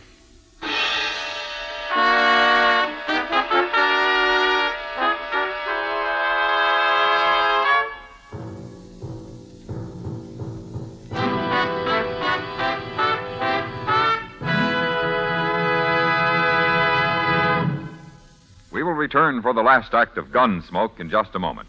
In regular or king size, you can get 'em either way. The best smoke ever made's the Chesterfield you buy today. Smokers coast to coast are changing, it's a cinch to do. Here's all you have to say to get the one that's best for you. Chesterfield's for me, Chesterfield's for me. You just say it's Chesterfield's for me. Friends, for your vacation, take along plenty of Chesterfield. Buy 'em by the carton. Chesterfield king size at the new low price. Chesterfield regular. What a pair. They're the quality twins. The same highest quality. The same low nicotine. Either way you like them, they're best for you. Smoke Chesterfield. It's America's most popular two-way cigarette.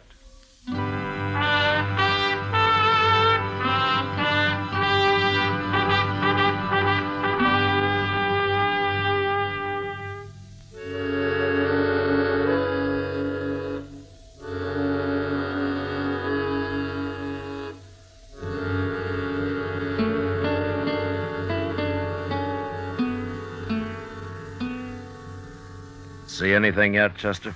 Yes, sir. There's some dust about a mile away, Mr. Dillon. Is it moving? Right this way. I'd guess maybe a half dozen riders. Now, your friends don't take many chances, do they, They ain't friends of mine. Well, I'll tell them that when they get here. You better turn me loose, or else you ain't gonna tell nobody nothing. You mean they won't like it, you're being all tied up that way? You ain't got a chance, Marshal. My golly, he's about right, Mr. Dillon. How are we going to fight 6 men? You know, I've been thinking, Chester, we could use Stapp here as a hostage. No, Marshal, don't do that. I don't aim to, Stapp. They wouldn't care whether you die or not. Men like you don't have that kind of friends. But we can't stand up to 6 men, Mr. Dillon. We wouldn't have a chance. No, we wouldn't, Chester. I'm going to do something I never did before in my life. What? You'll see. But first, get a bandana and fix Stapp up so he can't talk. That won't do you no good. Shut up and get on your feet. Here's a bandana. Here, I'll do it. All right, on your feet. Stay on your... Now, turn around.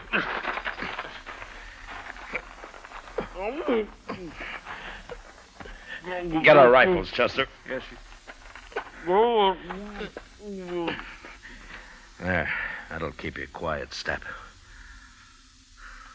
All right, now walk.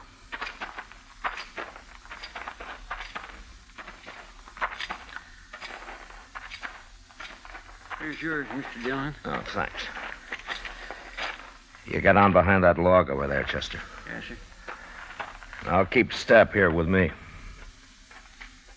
All right, lie down, Stapp. And if you make any noise, I'll split your skull. Now, go on. Lie down.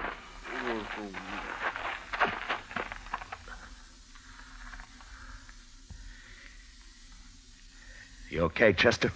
Yes, sir, fine. Keep the sun off your rifle. They're getting pretty close. Now, quiet. Mr. Dillon? What? What are we going to do now? Fight it out from here? Chester, I'd hate for either of us to get killed by men like them. When I start shooting, you start. Take whoever's on your side first and then work in. Yes, sir. Surprise them, huh? So they'll never know it. Shut up now. Here they come.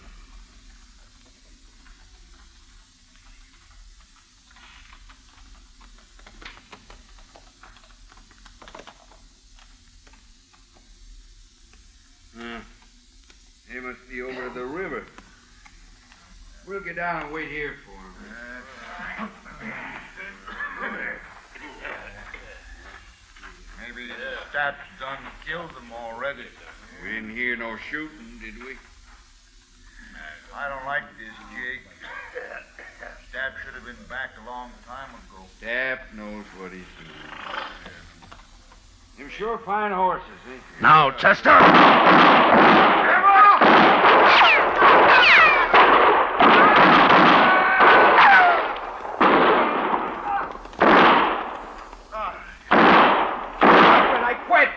I give up.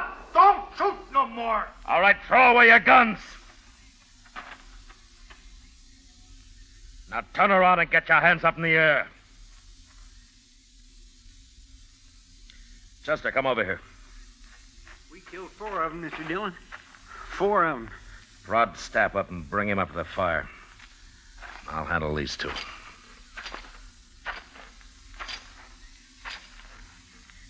Well, you 2 stopped just in time. You can turn around now. Who are you? What'd you ambush us for? Well, you went and killed 4 men. I'm a U.S. Marshal, mister. You're lying. Am I? What kind of marshal would ambush a bunch of men like that? My kind. I untied his bandana, Mr. Dillon. No reason he shouldn't talk now. That was murder. That's what that was. That was plain murder. Sure was. Even if he is a marshal, he'll hang for this. He never give us a chance. You're right, mister. I didn't give you a chance. There were too many of you. Besides, I never knew any man that deserved a chance less than you. What are you talking about? We ain't done nothing. You haven't, huh? Well, I found this on your friend Stapp, mister. Here. Take a good look at it. Well, what's this? This ain't nothing, just a little yellow ribbon. I burned the rest of it. You blasted fool, Stapp. I didn't get nothing else. It was just kind of a souvenir. I told you to get rid of everything. Stapp, I'm sorry you came in alone. I wish you'd been with the others. But I'll see you hanged. All three of you. And it's that little girl's yellow hair ribbon that's gonna hang you.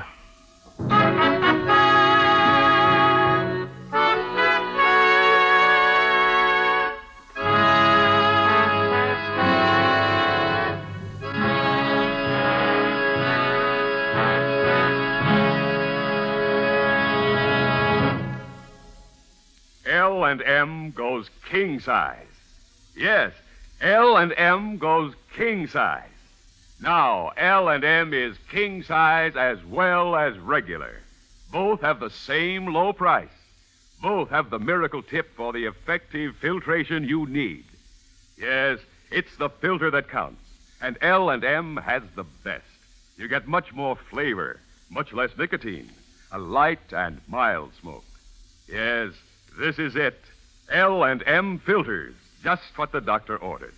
Buy a carton, king size or regular, both at the same low price. L&M filters, America's highest quality and best filter tip cigarette.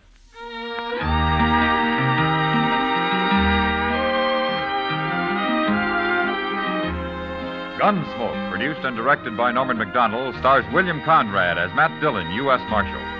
Tonight's story was specially written for Gunsmoke by John Meston, with music composed and conducted by Rex Corey. Featured in the cast were Lawrence Dobkin, Joseph Kearns, and Harry Bartell.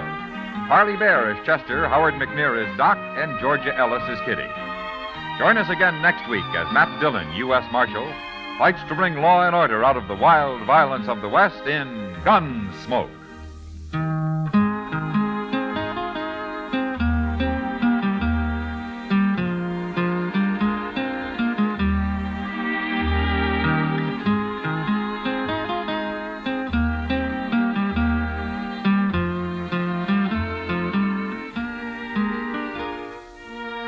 Although the physical danger of war is over for your friend in the service, his morale is threatened now more than ever. He worries about being the forgotten man. And when there's no mail from home, that's when loneliness really settles in. And it's tough to be lonesome. The USO knows there's nothing like a letter to make a fellow feel better. Why don't you let your friend in the service know you're thinking of him? If you're a cousin, neighbor, schoolmate, or a member of his church, club, or union, write to him today. Remember, it's tough to be left out at mail call. And remember, too, next week at this same time, Chesterfield will bring you another transcribed story of the Western frontier on Gunsmoke. This is the CBS Radio Network.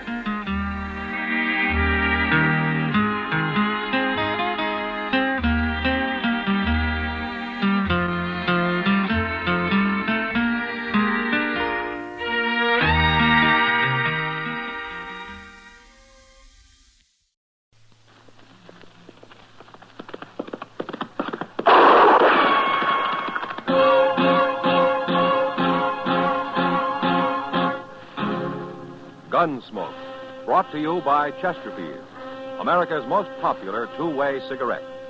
What a pair. Chesterfield king size at the new low price. Chesterfield regular. Around Dodge City and in the territory on West, there's just one way to handle the killers and the spoilers, and that's with a U.S. Marshal and the smell of Gunsmoke.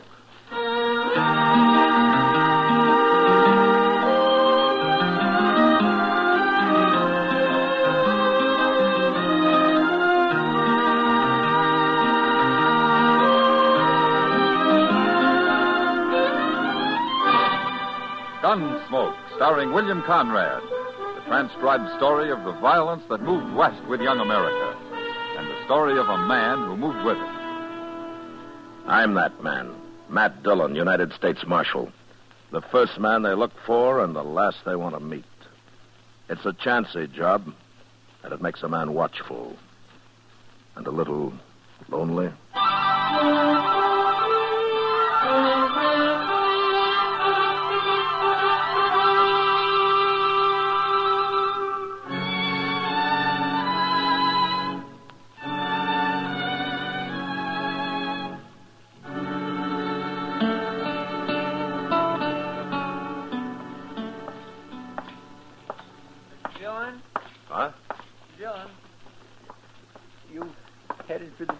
Oh, no, I'm not, Chester. I'm looking for a cup of coffee.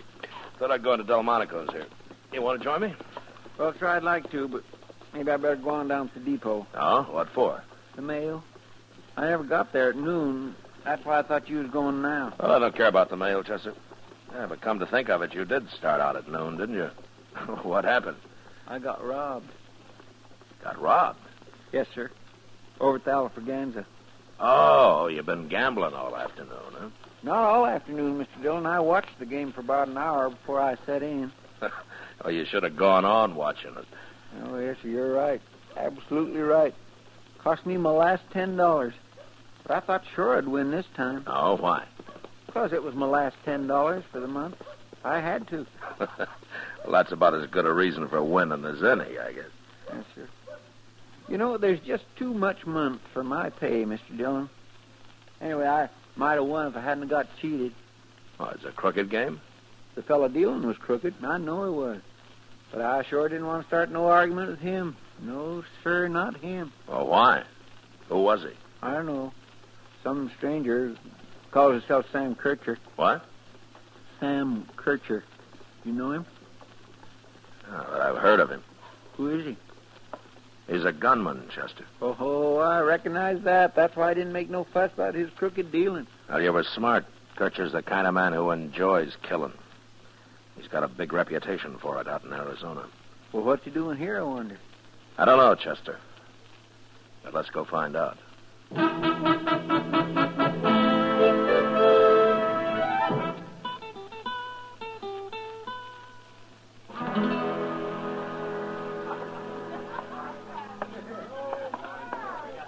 That's him, Mr. Dillon. Just getting up from the table over there. I guess the game's finished. Funny you'd tell you his name, Chester. A man like that usually doesn't talk so much. No, sir, but I didn't think nothing about it at the time. He's coming over here at the bar, Mr. Dillon. Yeah. Glass of whiskey, bartender. Hello, Kircher. Where you been, Dillon? What? Took you long enough to get here. It's been a half hour since I cheated your friend here out of his money. Cheated me, you see? I told you he did. But how do you know I was a friend of Mr. Dillon? I asked. Smart of me, wasn't it? What'd you ask for? What difference it makes? Never mind, Chester. What are you doing in Dodge, Kircher? I got tired of Arizona. Why? Nobody left worth bothering about there. You mean there's nobody left worth your killing, is that it? Man can get rusty facing down bums and greenhorns, Dillon. What's the matter with Tombstone? Wyatt Earp wrote me it's a lively town these days. Oh, too many of them Earps. And they got Dark Halliday with them, too. Man, be a fool to ride into that camp. Well, you draw a line somewhere, don't you? One man at a time's good enough for me, Dillon. I ain't greedy. Now, you're kind of greedy about money. What do you mean? You admitted cheating Chester out of his $10. I had a reason for that, Dillon. Now, did you? Yeah. He was hanging around watching the game, and I found out who he was. So when he sat down, I took him. I can deal faster than that. I wanted him to know and run tell you about it. Why? I wanted to meet you, Dillon. Always like to get to know the leading citizens of a place. You got your own way of going about it. Are you objecting? Ordinarily, I object to cheating at cards, yeah. But with you, I don't think it matters much. Now, what are you doing in Dodge, Kircher? I was nearby, up in Colorado. I heard about you there, Dillon. You've got quite a reputation. I'm a lawman, Kircher, not a gunman. I don't care about my reputation. I do. Yeah. You came here to kill me, huh? That's what I came for, Dillon. Kircher, I'm going to tell you something. What? Men like you are as useless as wolves. I hate every one of your kind. And that'll make it easier for you to fight me, Dillon. I'll meet you out in the plaza, sundown tomorrow.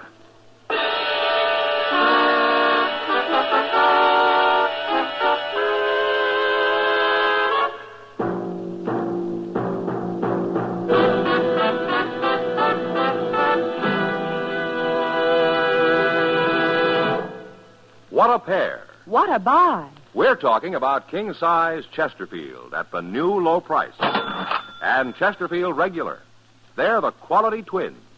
The best cigarette ever made.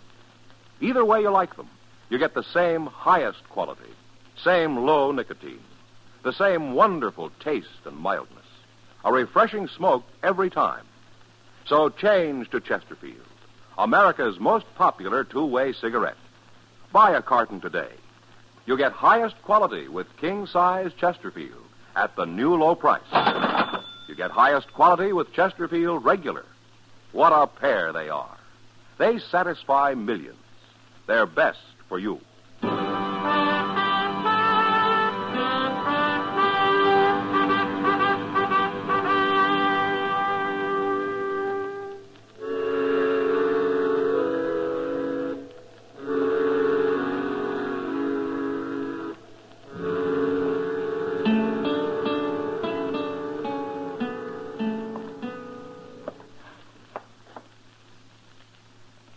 Dillon?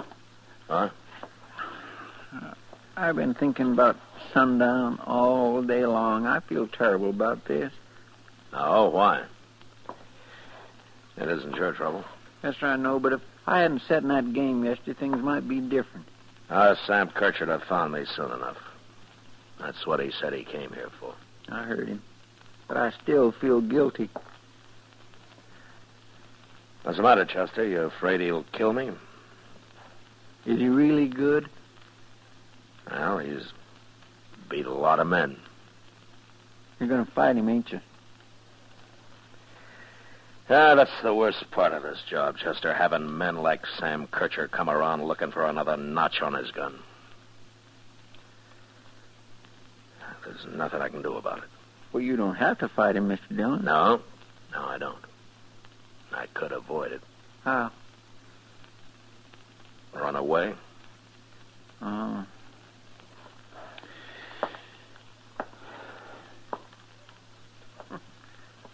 Look out the window here, Mr. Dillon. The plaza's plumb deserted. Sure. Guess the word's got around. Mr. Dillon? Yeah, what? He's coming. Sam Kirchard. Walking across the plaza.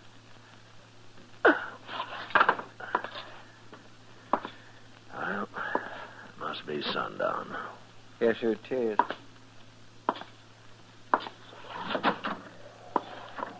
Don't come out the door, Chester, or you'll be behind me. I'm only going as far as the boardwalk. I won't.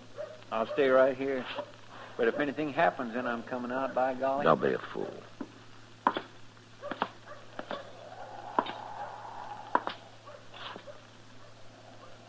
Come on out in the street, Dillon. What you standing there for? What's the matter with you? You scared?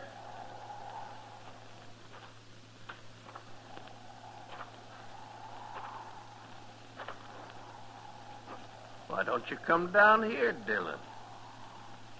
There's a lot of people hid out watching us. Been a long time since a marshal was killed in Dodge.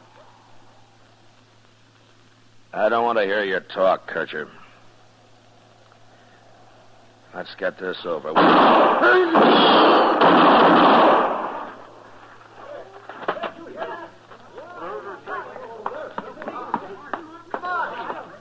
You did it, Mr. Dillon. Why, he didn't hardly have his gun out before you hit him the first time. I was watching him. I didn't wait for him. I drew first. You did? Giving a man a chance to be arrested is one thing. Shooting down a killer's another. Yes, sir. This is nothing but slaughter. Brainless slaughter. Like I said, it's the worst part of this miserable job.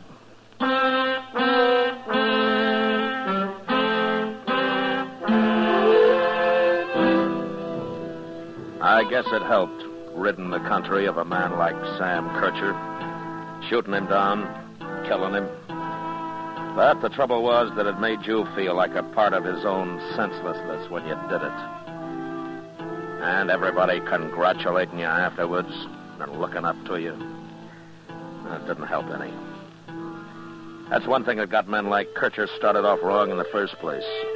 All the talk, all the admiration for gunfighters. Like with a kid I met at the Texas Trail one night a couple of months later. He was sitting with Kitty when I came in. Evening, Matt. Tom. Ah, thanks, Kitty. This is Marshal Dillon, Pate. I know. I've seen him. Pate, huh? Well, I never saw you around before, Pate. He rode in yesterday, Matt. His first time.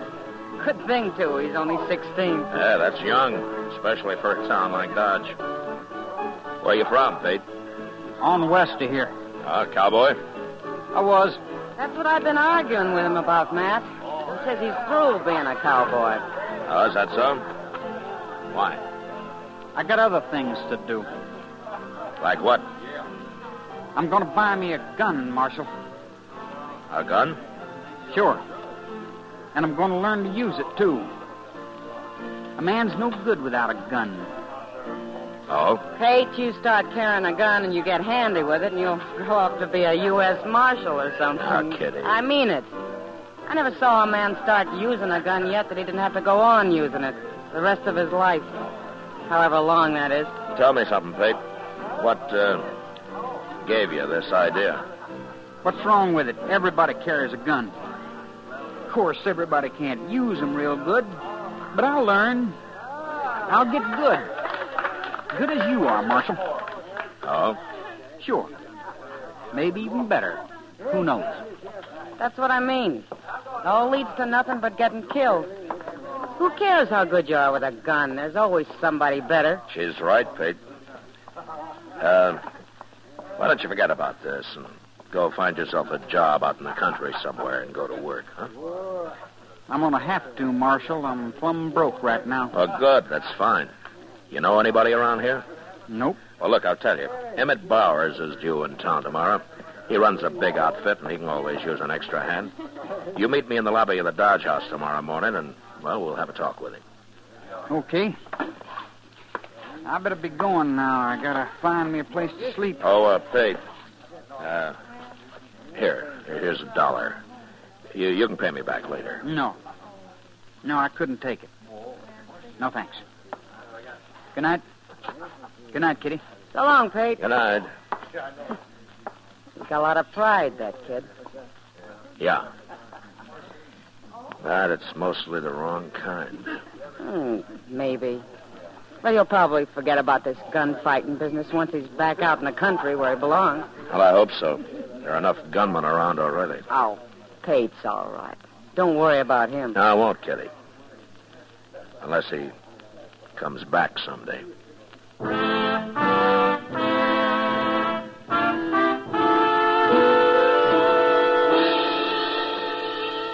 Pate was at the Dodge House next morning, and we found Emmett Bowers there and got him a job right off.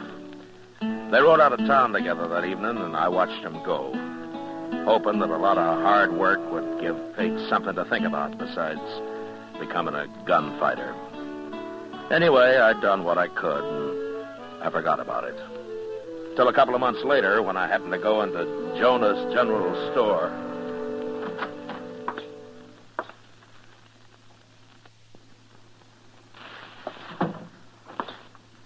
Well, morning, Marshal Dillon. Hello, Miss Jonas. Well, how come you're running the store? Why, hadn't you heard, Marshal? Oh, no, heard what? My husband's got the ague real bad. I've been taking care of him and running the store, too. Oh, well, I'm sorry to hear that, ma'am. But how do you manage to do both? Well, I moved his bed into the storeroom out back. Matter of fact, Doc Adams is in there with him now. Oh? Oh, that poor man, Marshal. He's had chills one day and fever the next for nigh on to a week. Well, Doc will fix him up. Doc can cure almost anything. I can cure anything but a liar, Matt. What? Oh, hello, Doc. I didn't know you were listening. I was listening and I heard what you said. And it was a long way from what you told me the other day. Why, what do you mean, Doc? Mrs. Jonas, he told me the only thing croakers were good for was performing autopsies and signing death certificates. That's exactly what he said. Death certificate? Now, don't let him scare you, ma'am. Nobody ever died of ague yet, doctor or no doctor. Oh, Matt, why aren't you out patrolling Front Street or keeping the peace somewhere like you're paid to do?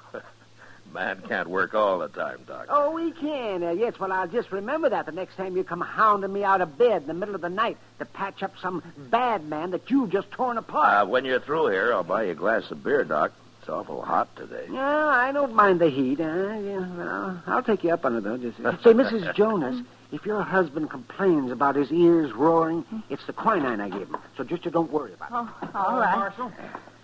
Well, hello, Pate. How are you? I'm okay. Oh, Pate, you know Miss Jonas here? Ma'am? Hello, Pate. And Doc Adams. Howdy do. Doc? Pate's been riding for Emmett Bowers the last couple of months. Oh, that's fine. Emmett's a good boss, I've always heard. He's all right. They treating you okay out there?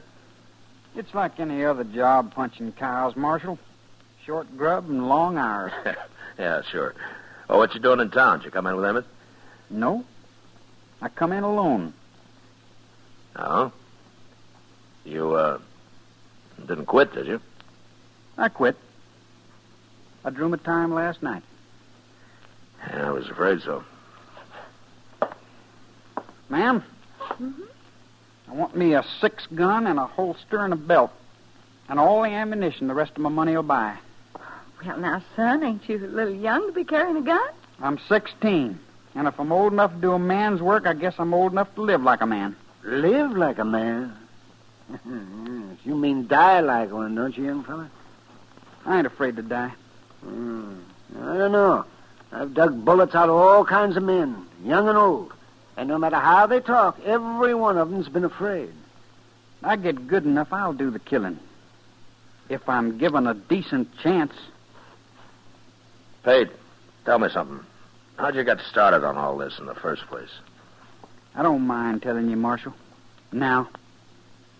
Now? Now I got money for a gun, and I can start practicing. Oh, wait a minute. Is there some particular man you're after? Is that it? Yeah. That's it, Marshal. Well, who is he? You. Me? I'm going to fight you, Marshal. And I'm going to kill you if I can. Well, why? I never saw you before in my life till you came here. Pate's my first name, Marshal. So? My last name's Kircher. I heard about how you shot my brother, so I come here to take his place. Pate, Sam Kircher was nothing but a killer. He was no good. You drew first on him. What difference does it make? Your brother came after me for only one reason, to kill me so he could be a big man. You think I'm going to take a chance being killed for anything as brainless as that? There's rules to gunfighting, Marshal. He wasn't ready to draw. Where'd you get all these crazy ideas, kid? Who taught you that killing people is a game of some sort? My brother told me all about it a long time ago. Yeah, sure. Now, for him, it was a game. That's what was wrong with him. He'd have beat you if he'd have been ready. Pate, do you wait for a mad dog to bite you before you try to stop him? And your brother was ready. He rode into Dodge ready. Well, I'll be ready for you. In a few weeks, I will. You will, huh? Look, Pate, I've been handling a gun for years. What makes you think that you can go against me in a few weeks? Unless you're planning something else. No, Marshal, I'll never shoot anybody in the back, not even you. You're not bad, Pate, but you sure got everything mixed up. Why? Because I'm only 16? You'll see what I can do, Marshal. You'll see. Well, what if I won't draw on you? I'll kill you anyway. Like you say, what difference does it make? All right. If you're going to act like your brother, I'll treat you like your brother. And when you come gunning for me, I'll shoot you down as fast as I did him. So go ahead and practice. Practice all you like. But when you face me, I'll have 3 bullets in you before you clear your holster. I don't care how old you are.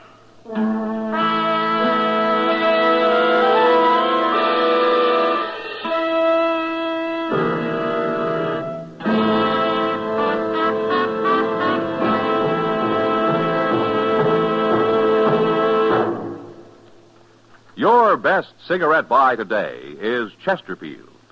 There's Chesterfield King Size at the new low price. And for your convenience, Chesterfield Regular. What a pair. Either way, you get the taste and mildness you want. A refreshing smoke every time. Either way, you get highest quality, low nicotine. Buy a carton of Chesterfields. They're best for you. In regular or king size, you can get 'em either way. The best smoke ever made's the Chesterfield you buy today. Smokers coast to coast are changing, it's a cinch to do. Here's all you have to say to get the one that's best for you. Chesterfield's for me, Chesterfield's for me. You just say it's Chesterfield's for me.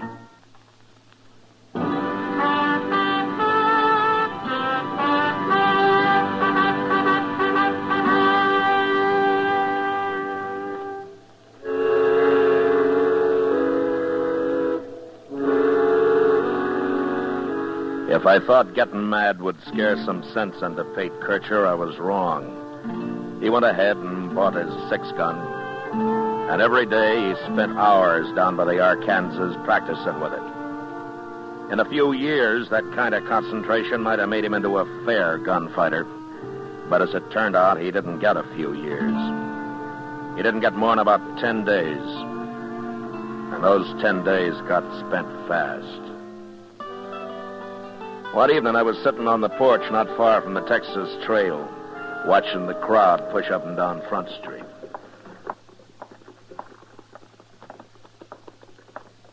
Oh, hello, Marshal. Hello, John.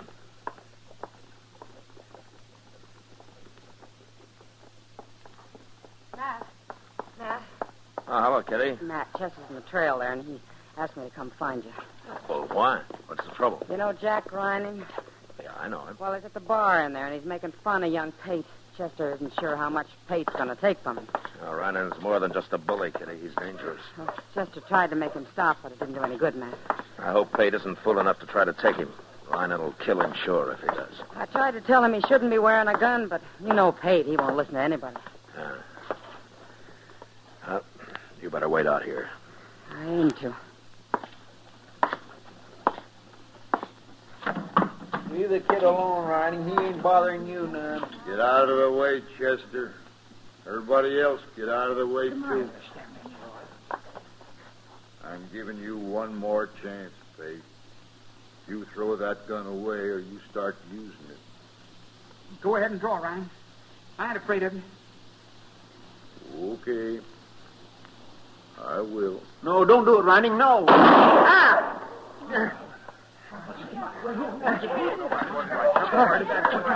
All right, shut up, everybody. My hand. Shut up. You busted my hand, Marshal. What'd you do that for? This ain't your fight. It's like shooting a man in the back. You ruined my hand. You were about to murder this boy, Ryan, and I should have shot you in the head.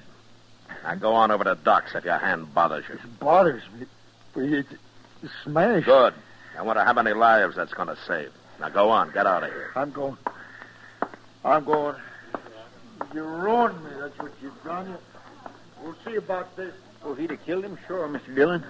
Pate never even got his gun out. That's true, I didn't. I kind of froze. I don't know why. Pate, Jack Reinan's the same kind of man your brother was, always looking to kill somebody. And if you still think it's a game of some kind, go on wearing that gun. And when the time comes, I'll see you buried with it. But that's all I'll do for you. All right, come on, Chester. Let's get out of here. Yes, sir. Marshal. Marshal, wait a minute. Marshal? Yeah. You saved my life just now. He sure did. One more second, you'd have had a bullet clean through you. I know that. But I don't understand. What don't you understand? Well, you could have let him kill me, and then I wouldn't be after you no more, would I? Not dead, you wouldn't. But you saved the life of a man who sworn to kill you, Marshal.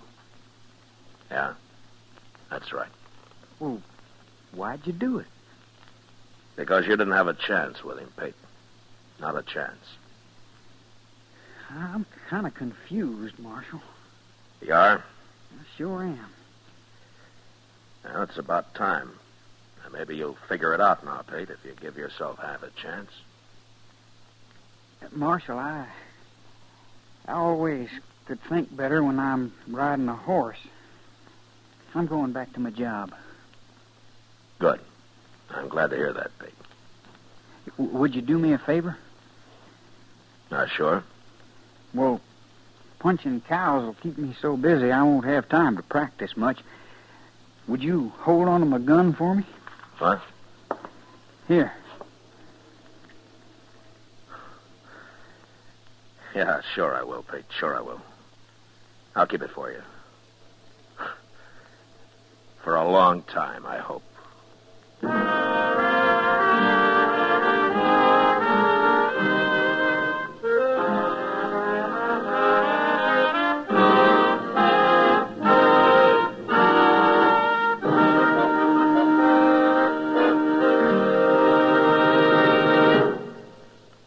L&M goes king size.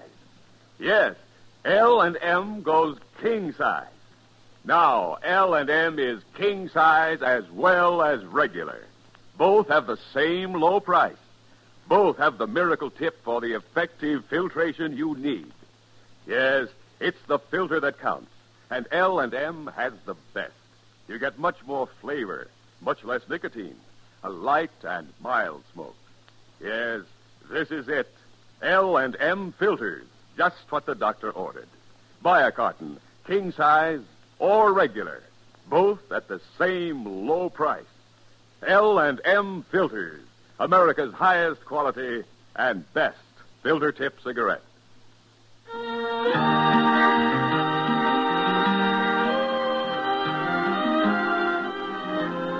Gunsmoke, produced and directed by Norman McDonald, stars William Conrad as Matt Dillon, U.S. Marshal. Tonight's story was specially written for Gunsmoke by John Meston, with music composed and conducted by Rex Corey.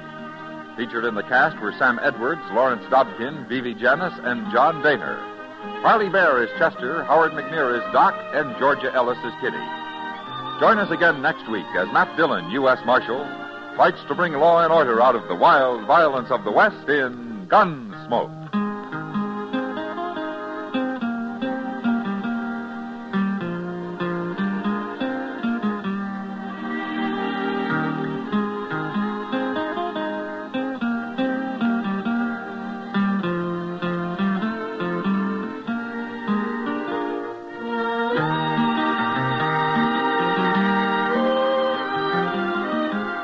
Remember, next week at this same time, Chesterfield will bring you another transcribed story of the Western frontier on Gunsmoke. This is the CBS Radio Network.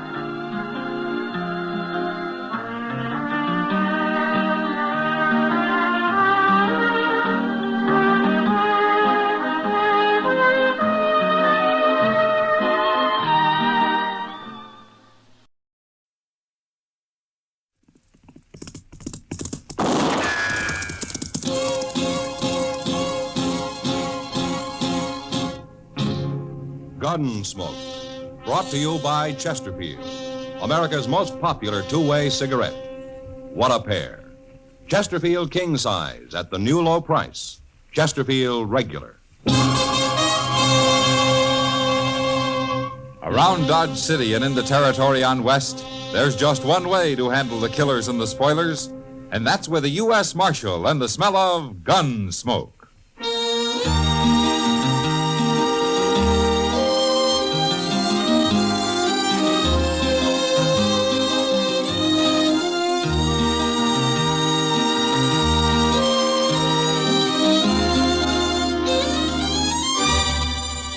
Gunsmoke, starring William Conrad. The transcribed story of the violence that moved west with young America.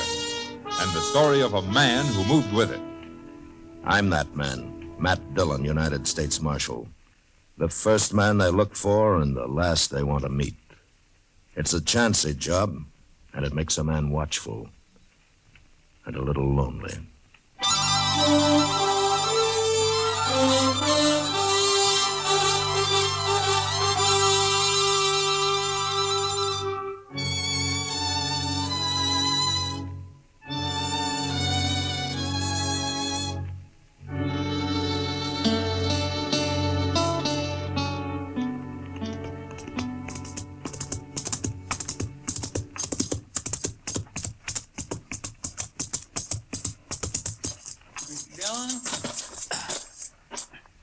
Dillon. Hello, Chester. I sure am glad you're back. I've only been gone a couple of hours. Well, that's all it takes, a couple of hours. Only Becker's been shot. Huh? Oni Becker? You know him, that little sodbuster lives out near Clear Spring. Oh, yeah. He's up at Doc's. You want to see him? Yeah. Well, tell me about it, Chester. Well, sir, all I know is he was gambling this morning over at the Texas Trail. He left there a little afternoon, and then some fellas found him laying in an alley with a bullet in him. Well, can he talk? No, sir. He's been unconscious the whole time. But Doc's working on him in here. Oh, hello, Matt. How is he, Doc? He's dead, Matt. About 10 minutes ago. Oh. Oni Becker. Now, who'd have shot a harmless little man like that? Harmless is right. He didn't even have a pocket knife on him. And besides, he was shot in the back. Maybe it was an accident of some kind. Accident? Chester, I once tried to save a man who'd pulled a scythe across the back of his neck by accident. Yes, and I remember a boy who fell between the slats of a fence and got hung. But I never heard of a man shooting himself in the back by accident. Well, I meant maybe somebody else done it. Of course somebody else did it. I know that. I meant by mistake. Oh, Chester. Chester, are you sure you've been keeping your hat on when you're walking around in the sun? Oh, you're just mad because Oni Becker died on you, There was Doc. nothing I could do to save him. He bled to death. Inside. Oh, you did what you could, Doc. Yes, well, I think I did. Did, Ani say anything? Anything at all? No, Matt, he never even opened his eyes. Well, he was shot in the back, so it wasn't anybody he was fighting with. Well, I don't know, Mr. Dillon. Oni was fighting, or at least having an argument over cards this morning with that gambler, what's his name, Al Clovis, over at the Texas Trail. He was. Well, why didn't you say so before, Chester? Well, I never heard of this Al Clovis. Oh, he's only been here about a week, Doc. Chester, you wait here. I'm going over the Texas Trail.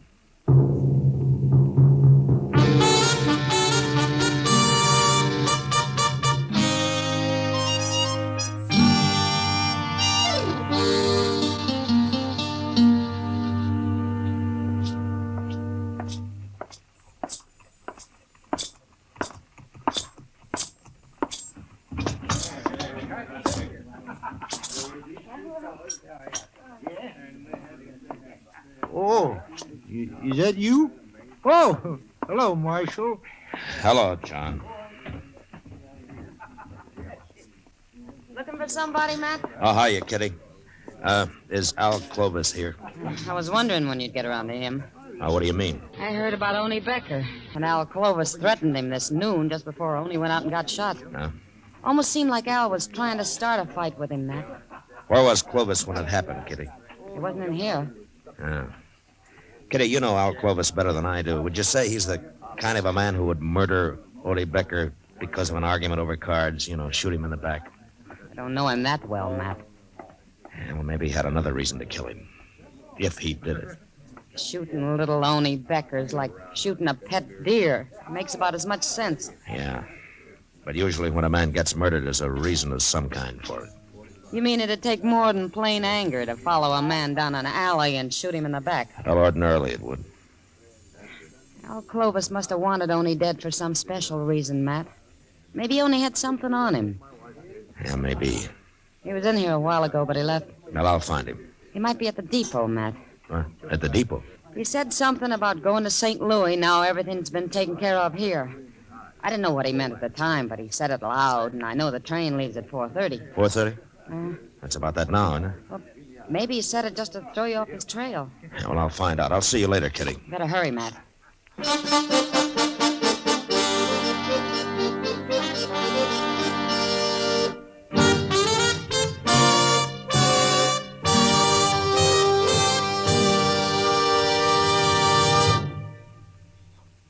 This is George Fenneman. In choosing your cigarette, be sure to remember this. You will like Chesterfield best because only Chesterfield has the right combination of the world's best tobaccos. Tobaccos that are highest in quality, low in nicotine, best for you. You and I smoke for relaxation, for comfort, for satisfaction. And in the whole wide world, no cigarette satisfies like a Chesterfield. Get a carton of Chesterfield today. Chesterfield Regular, Chesterfield King Size. Both at the same price in most places. In regular or king size, you can get 'em either way. The best smoke ever made's the Chesterfield you buy today. Smokers coast to coast are changing, it's a cinch to do. Here's all you have to say to get the one that's best for you. Chesterfield's for me, Chesterfield's for me. You just say it's Chesterfield's for me.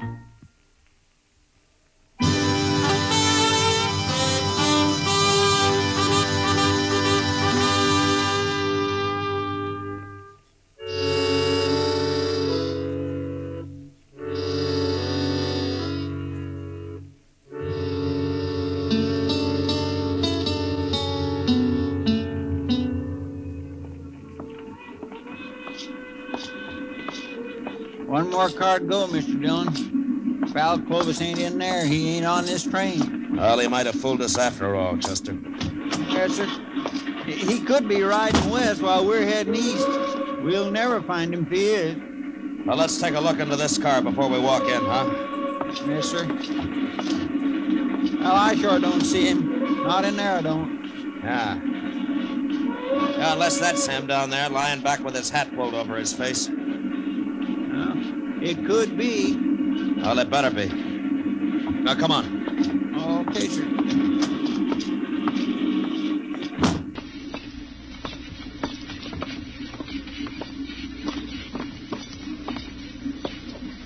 Hey, wake up, mister.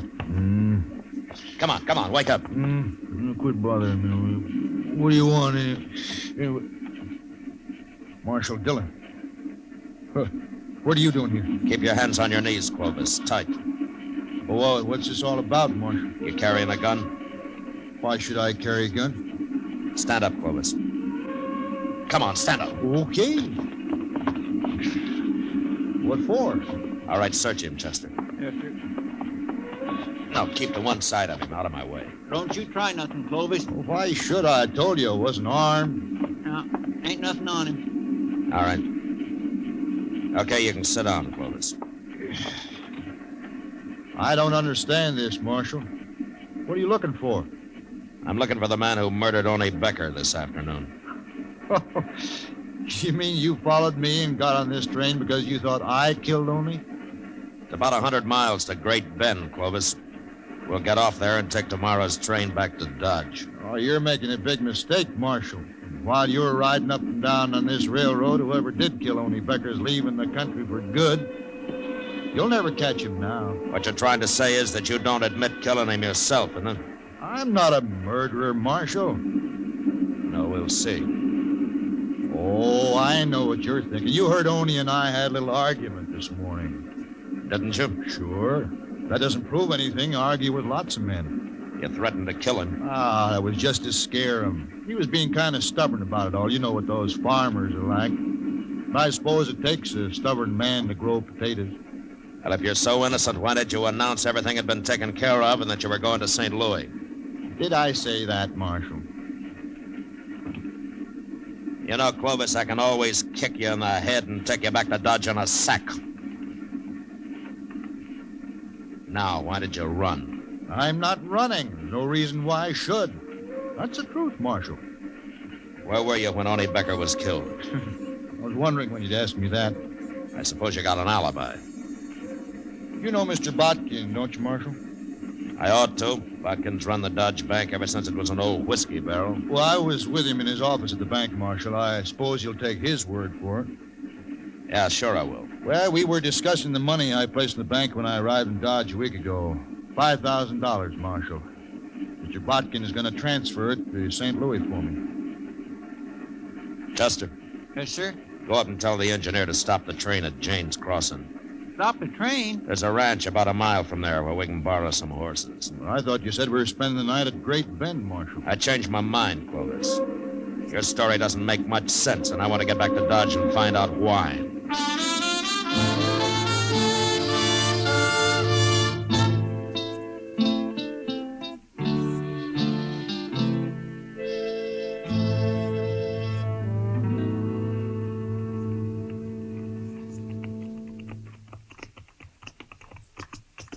must be about midnight.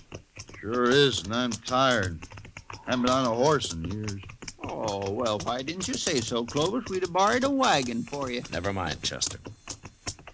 You take him on down to the jail and lock him up, huh? I'm going to stop here at Mr. Botkin's house. His light's still on. Want me to go in with you, Marshal? I'll let you know what he has to say, Clovis. I'll be along a little while, Chester. All right, sir.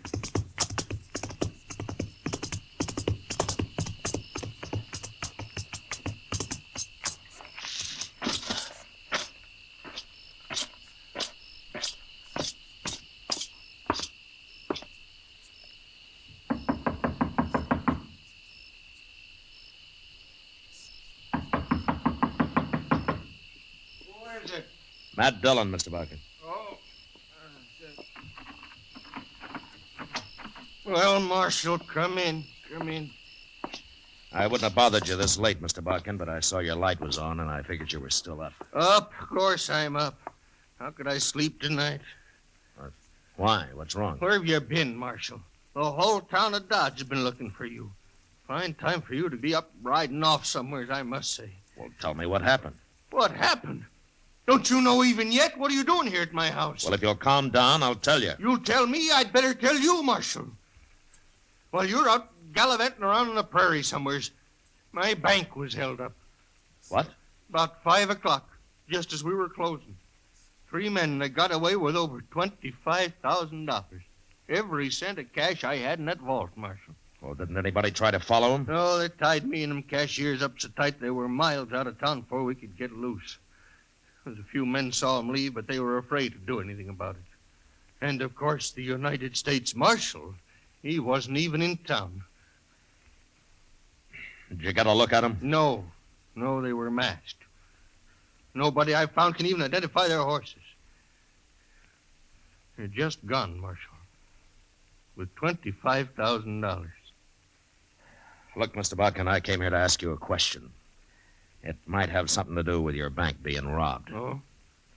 Well, what is it? Was Al Clovis with you in your office about noon today? Clovis? Yes, he was for a couple of hours. Why?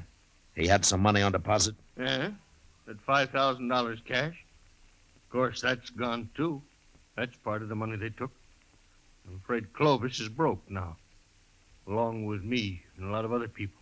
Oh, maybe he isn't as broke as you think. Oh, he's broke. Unless you can get that money back, Marshal. Look, I got an idea. I might find it for you, Mr. Botkin. And it won't take very long, either.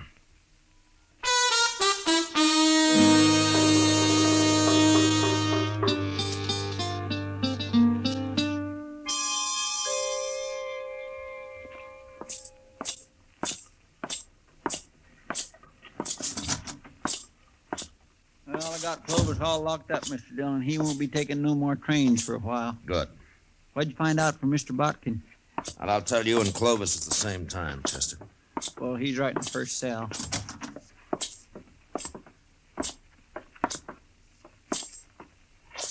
Well, Marshal, come to turn me loose?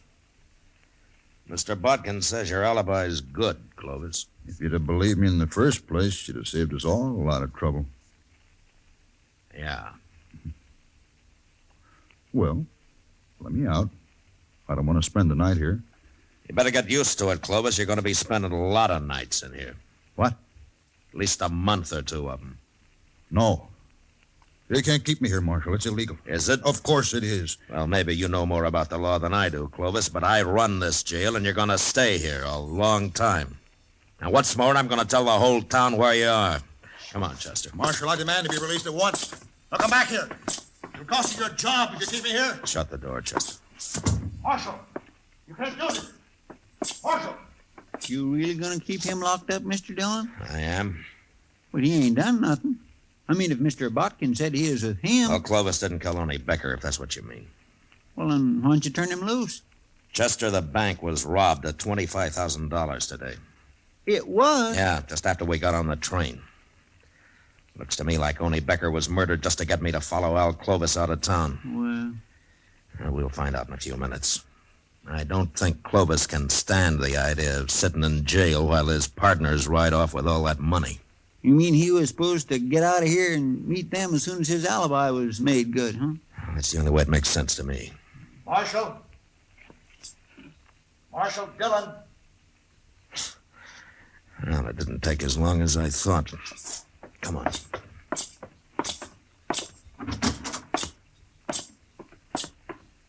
Marshal, I got to talk to you. All right, go ahead. You really gonna keep me in jail here? You mean that? That's all you wanted. Don't bother me again. No, don't go, Marshal. What do you want, then? It's late, Clovis. I want to get to bed. Marshal, I'll make you a deal. About what? If I help you get back whatever was stolen from the bank today, can I keep my $5,000 out of it? How did you know the bank was robbed, Clovis? You're smart, Marshal. I can tell you got this all figured, holding me in jail and all. But I'm smart, too. Are you? Smart enough to know you need me as much as I need you. You'll never find those men without me, Marshal. But I can take you to where they are, and I'll identify them for you. Why? All I want out of it is my $5,000. Now, that's mine. You can do what you like with the rest. The court will have to decide about your $5,000, not me. Will you think there's a chance I might get it? Well, I don't know. But you're a gambler, aren't you? It'll help my showing you where they are, won't it? Yeah, it'll help. Okay. I'm supposed to meet them tonight or early tomorrow, Marshal. They won't wait longer than that. All right, who are they, Clovis? They're not friends of mine, Marshal. I never saw them before 2 weeks ago in St. Louis. And they're all hiding behind summer names. How far's away the meeting place? It's an old cabin, about 20 miles from here. They there now? Nobody stopped them here, did they? No. Thanks to you. But I'm helping you now, Marshal. If I find your partners, you are. Chester, go get our horses. We going out there tonight, Mr. Dillon? Would you rather try it in broad daylight, Chester? No, sir.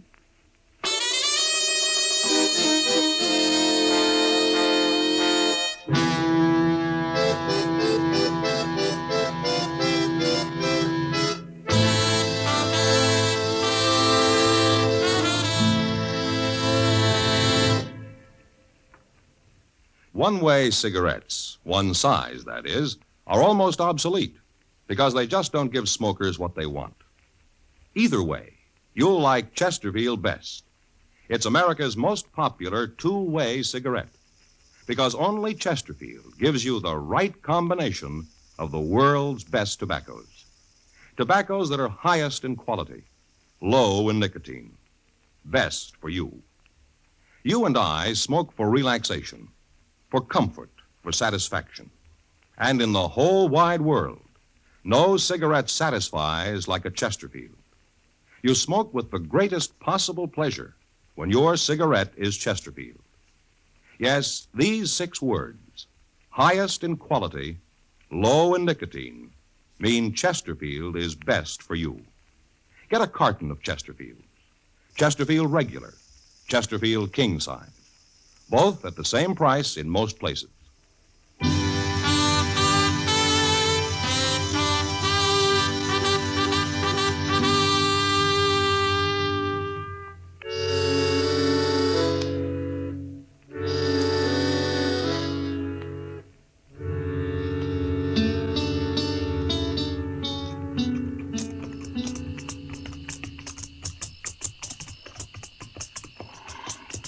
You sure you can find this cabin, Clovis? I made the ride out here one night just to be sure. I swear I can't hardly see nothing. I wish that moon wasn't all scudded up with clouds. Chester, you still don't understand that if you can see them, they can see you. That's right. I know. You're right, Mr. Dillon.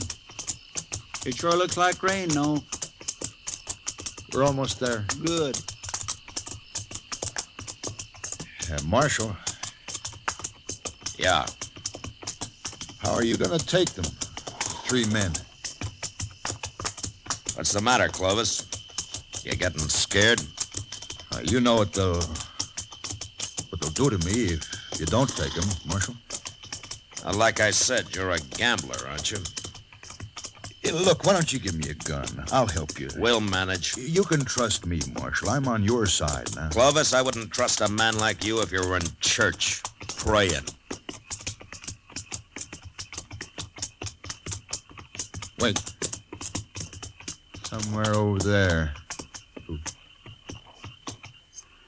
Yeah. There it is. That little clump of elder. The cabin's in there, eh? You see the light? Yeah. Are you sure that's it? Of course I am. Okay, let's get out. Chester, I'm going to go up on foot and have a look. You stay here with Clovis. Okay, sir.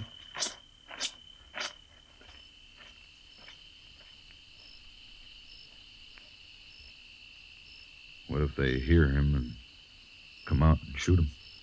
Mr. Dillon ain't exactly green at this game, Clovis. They wouldn't kill me. They'd burn me or something first. Can't blame them much. I wish I'd stayed in jail. Wished I'd let him keep the money. Something's sure to go wrong here. Unless maybe I outsmart him. You ain't gonna outsmart nobody, Clovis, so forget about it. Okay. I declare I never seen a darker night than this is. No. Neither did I. Here, Victor, get off. Get off. What's the matter? It's my horse. He's standing on my foot. We'll push him off. I can't. Now, help me, Chester. No, for pity's sake. Come on. Ow. Move him. That's all you gotta do. Back. Here, what are you doing? Clovis? I got your gun, Chester. Now shut up. Don't move. But you give me Shut up, that I said. gun. That's better. Hey, what's that? Thunder, Clovis. You'll be hearing a different kind when Mr. Dillon gets back here. He's not coming back here. We're going to him.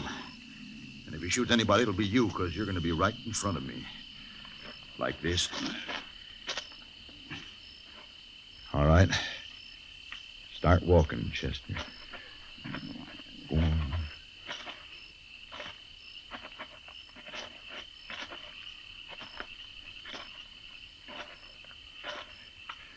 That's far enough. Stop here.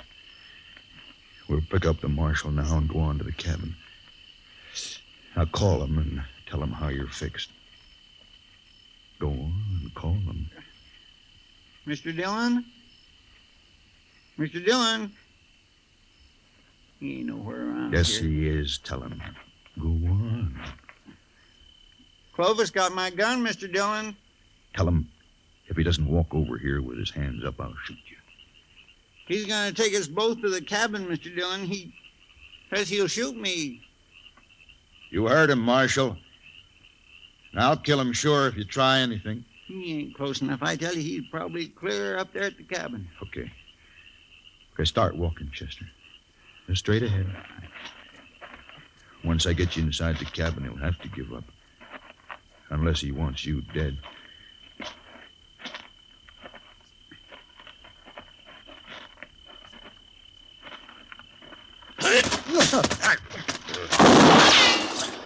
You hurt, Chester? No, sir. His gun just went off when you hit him. All right, get the gun quick. Come on. I got it, Mr. Dillon. All right, let's get up to that cabin. They know we're out here now. Oh, they're getting away, Mr. Dillon.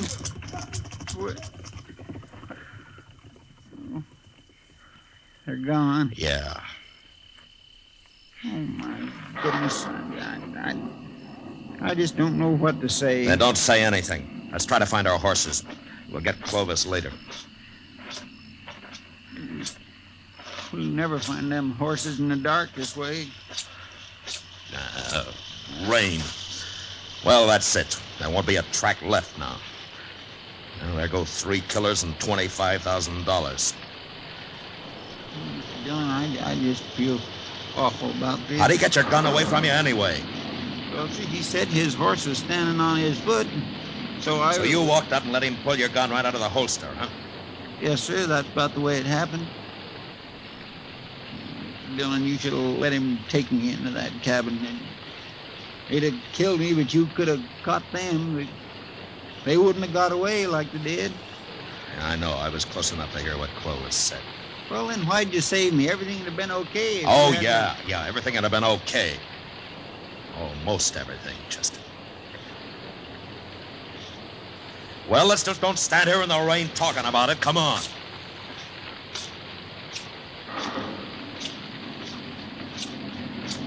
My, what a terrible mess. It was my choice, Chester. Not yours. Yes, sir. Thank you, Mr. Dillon.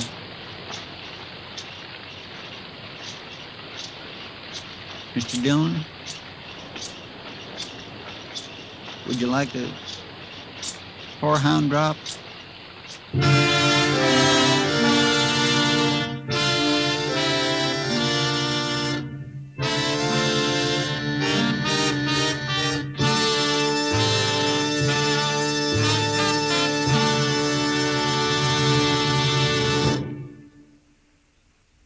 L&M filters are sweeping the country, and the reason's simple.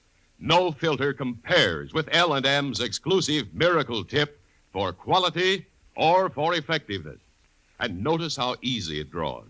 You get much more flavor, much less nicotine. Yes, only L&M gives you effective filtration, and no other cigarette has it. Our statement of quality goes unchallenged. L&M is America's highest quality and best filter tip cigarette. Buy L&M's, now king size or regular, both at the same low price.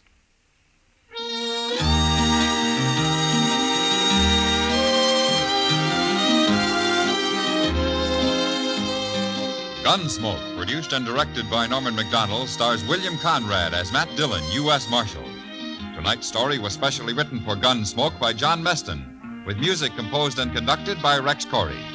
Featured in the cast were John Daner and Lawrence Dobkin. Parley Bear is Chester, Howard McNear is Doc, and Georgia Ellis is Kitty.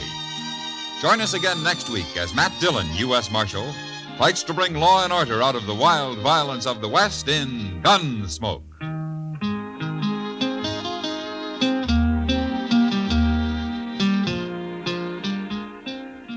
Remember, next week at this same time, Chesterfield will bring you another transcribed story of the Western frontier on Gunsmoke. This is the CBS Radio Network.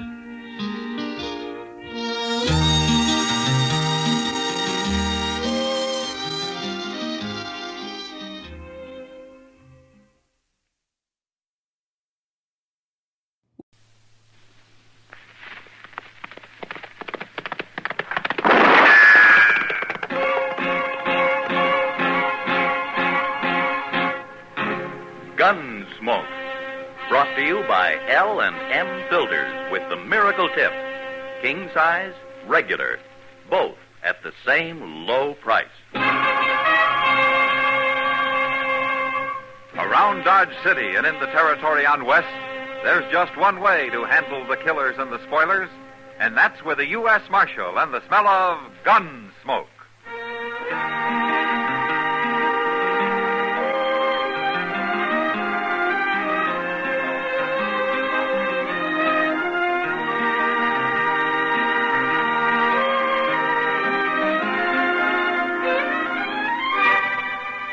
Gunsmoke, starring William Conrad, a transcribed story of the violence that moved west with young America, and the story of a man who moved with it. I'm that man, Matt Dillon, United States Marshal.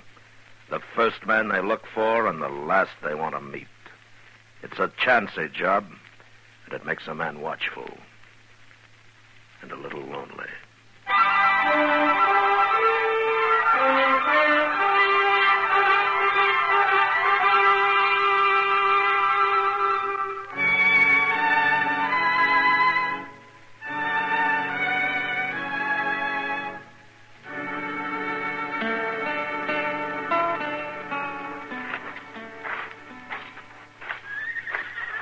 Say, look in the window over there.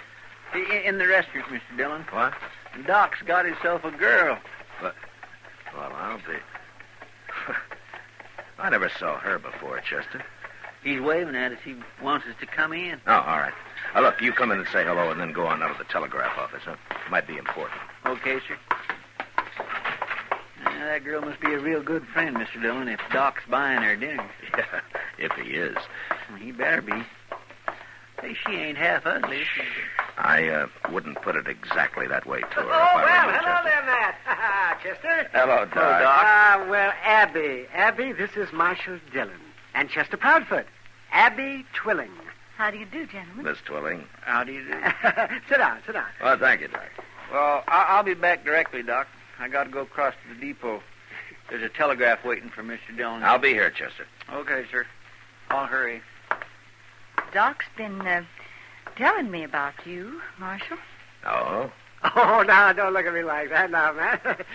And she wants to know all about Dodge. And I've been trying to tell her what to expect. Well, in Dodge, you can expect almost anything, Miss Twilling. So I hear. But Abby's seen her share of violence, Matt. She was a nurse in the war. Oh? Well, that's how I met Doc. We worked in the same hospital for nearly a year. Oh, best doggone nurse I ever saw. Yeah, I'm trying to talk her into settling down here. Oh, Dodge could use somebody like her. Are you moving on, Miss Twilling? Why, I haven't any plans, Marshal. I've been working in St. Louis, but it's lonely, and I got restless and decided to ride the Santa Fe as far west as it goes. I'm on sort of a vacation, you might say. Somebody on the train mentioned my name, and she looked me up right off. Well, it's been a long time, Doc. Oh, yeah, too long. Oh, you stay here, Abby. We'll keep you busy. Oh, yes, and who knows, maybe we'll even find you a husband. My, I'm sorry. Oh, that's all right, Doc. You see, my husband was killed in the war, Marshal, the first year. That's why I went into nursing. Oh, I see. Well, I think I'd better get back to the hotel. I'll take you, Abby. Yes. You're going to wait here for Chester, Mad? Oh, he's coming now. It is a pleasure to meet you, Miss Twilling. Thank you, Marshal. Good night. Good night. I'll see you later, Doc. Sure, Mad. This way, Abby. Well, Chester. Miss Twilling, Doc. Well, I got it, Mr. Dillon. Here you are. Oh, thanks, Chester. Sit down while I read it. Who's it from? Oh, it's from Wyatt Earp out in Arizona. It is? Is he coming here? No, it says, Coney Thorne released from state prison last week. I hear he's looking for you, so you better go on wearing that gun a while longer. Good luck, W. Earp. Who's Coney Thorne, Mr. Dillon? What's he want of you? Well, I expect he wants to kill me, Chester. What? What for? Well, I arrested him out in Arizona a long time ago. He was one of the suspects in the stage holdup. So I had to bring him in, even though I thought he had nothing to do with it. Well, then why'd he go to prison? Well, I wasn't on the jury, Chester. And anyway, I left that part of the country before he was tried. I heard later that he was sent to prison. Well, you didn't have nothing to do with it. Now, I arrested him. And according to this telegram, he thinks I had a lot to do with it. And he's really coming here, huh? Coney Thorne wasn't a bad man, Chester. But prison may have changed him some. Yeah, he'll probably be here next week sometime.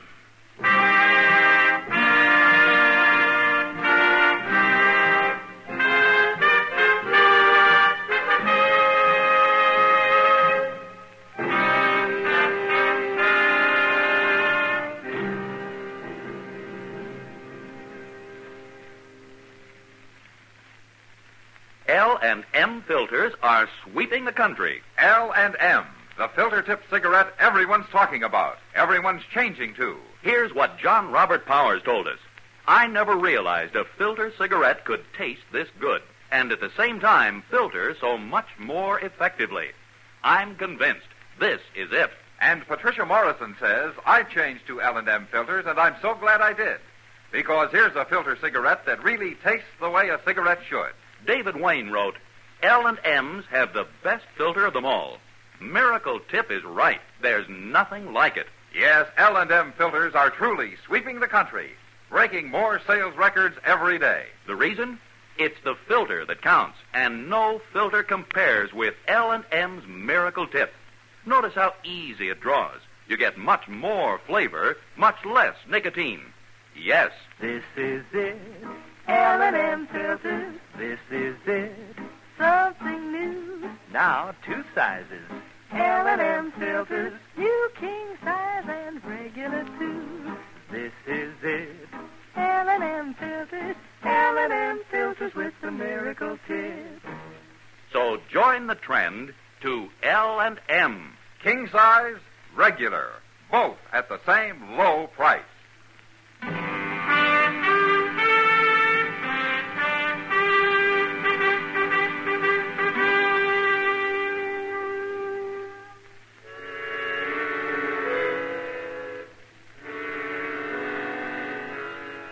There were a lot of things I didn't like about being a lawman, and having to face a man who was out purely for revenge was one of them. It didn't matter what his reasons were. When Coney Thorne arrived, I'd have had to shoot it out with him. A man who'd traveled all the way to Dodge City from Arizona wasn't going to be put off by argument. However, a week passed, and he didn't show up, and I began to hope that maybe he'd changed his mind.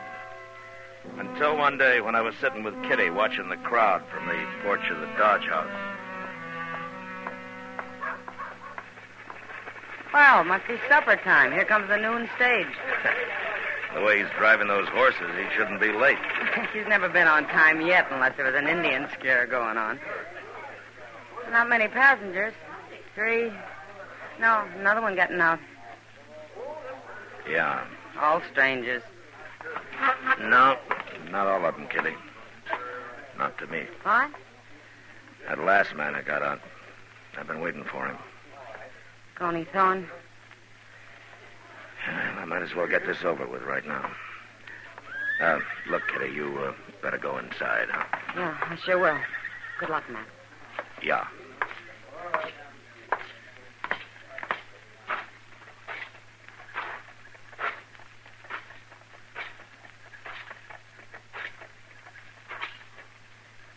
Hello, Coney. Dillon? What took you so long? I was expecting you last week. How'd you know I was coming? You must have told somebody. You got friends everywhere, ain't you, Marshal? I never thought you had anything to do with that holdup, Coney. I told you at the time I was sorry I had to take you in. I've been 5 years in prison, Marshal, no matter what you thought. I'm not apologizing. But you're free now, Coney. Why do you want to die? What makes you think I'm going to die? Well, a man in prison doesn't get much chance to handle a gun. You must be pretty rusty by now. A lot of ways to kill a man, Marshal. In the back? Think about it. Now, you've changed, Coney. You were a man once. 5 years in prison, Marshal, wasn't any good. Nearly went crazy. I would have till I got to thinking about who put me there. That saved my mind, kind of. Yeah, but you're out now. It's all over. No, not yet. I ain't going to fight you, Marshal. Not till I'm ready. Not till I figure out how to kill you. I'm going to make you go crazy waiting the way I done. And I'll sleep all the better knowing you're going to have one eye open every minute from now on. You're not the first man who's wanted to kill me. Maybe not. But I'm going to be the first to do it.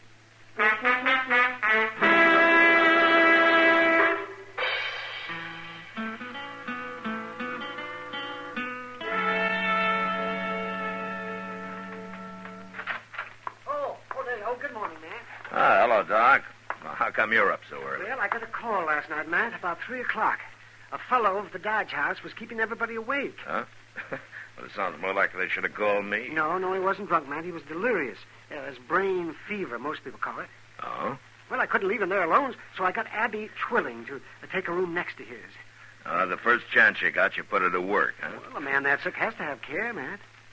You talk like he's going to die. Not with Abby working on him. No, he isn't. Well, that's fine. Yeah, the man's name is Coney Thorne, Matt. What? Yeah, he won't be up and about for another week, though. Yeah, I thought he looked sick when he got off the stage yesterday. Well, he was. Well, maybe it was the fever that made him talk like he was planning to shoot me in the back. What's that? Yeah, I wasn't like Coney. He was never that kind of a man. Good morning, Mr. Dillon. Doc. Oh, good morning, Chester. Oh, where'd you get that mail at this hour? It ain't mail, Doc. It's a telegraph here, Mr. Dillon. Yeah, sometimes I wish they'd never invented the telegraph. And maybe it's Washington, Matt, offering you a raise. If they'd send me last month's check by mail, I'd be satisfied. Well, what is it, Mr. Dillon? It's from a U.S. Marshal in Phoenix. He says if Coney Thorne has left Arizona, he's broken his parole. And if he turns up here looking for me, to arrest him. I didn't know he was on parole. No, neither did I. But they're willing to pay the expense of sending him back under escort. You going all the way to Arizona with him, Mr. Dillon? No, of course not. I'll hire somebody. Well, you can't put that man in jail, Matt. Now, why not? He's too sick. And I won't have Abby nursing a man in jail. It's bad enough in the hotel. Well, as long as he can't run away. He'll be in bed for a week. And if you don't tell him about this, he won't run anyway. Okay, Doc. I'll leave him alone. For a week.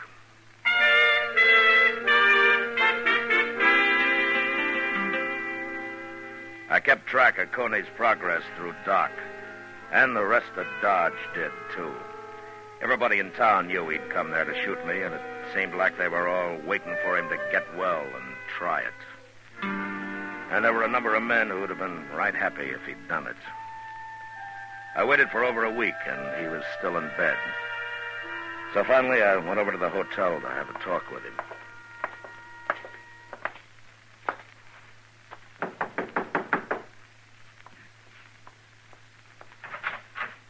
Oh, Marshal Dillon. Hello, Abby. Can we come in? Why, of course. Come in. Thank you. Hello, Chester. Hello, Miss Dillon. Oh, where's your patient? Oh, this is my room, Marshal. He's right through there. I have it arranged this way so he won't be disturbed. Now, is he still sick, Abby? He's better. Well, Doc says that he could get up. Please, Marshal, give him a little more time, a couple of days. It's very important. It is? I know what he came here for. It doesn't matter to you if he stays in bed a while longer, does it? No, but if he's well, why are you keeping him in bed? It's good for him. Coney needs a rest like this. You've no idea how much he needs it. Please, Marshal. Abby. Yes? You got to know Coney pretty well, haven't you? Yes, I have. What kind of a man would you say he is? He's a good man, Marshal. But he's suffered a lot being in prison the way he was, and, well, it's like soldiers I've seen who've been through too much. They change for a while, anyway. But if they're given a chance, the right kind of a chance, they find their way back sometimes. That's what you're doing, giving him a chance, huh? I'm trying, Marshal. Well, how does he feel about it? I'm not sure yet. Chester. Yes, sir? I changed my mind about talking to Coney. Come on. Okay, sir. Thank you, Marshal. I guess I'll know how you make out, Abby. One way or the other. I swear I don't understand what you was talking about, Mr. Dillon. Well, I don't understand it either, Chester, but my guess is that Abby's fallen in love with him. What? that don't make sense. It seldom does. That doesn't keep it from happening. No, sir. My, kind of scary, ain't it? Well, Abby's a little scared. She's not sure about Coney. But anyway, he trusts her enough to have told her about being out on parole. That's why she figured I'd heard about it and had come to arrest him. What you gonna do? Well, Abby asked for a couple of more days, Chester. I think she deserves them.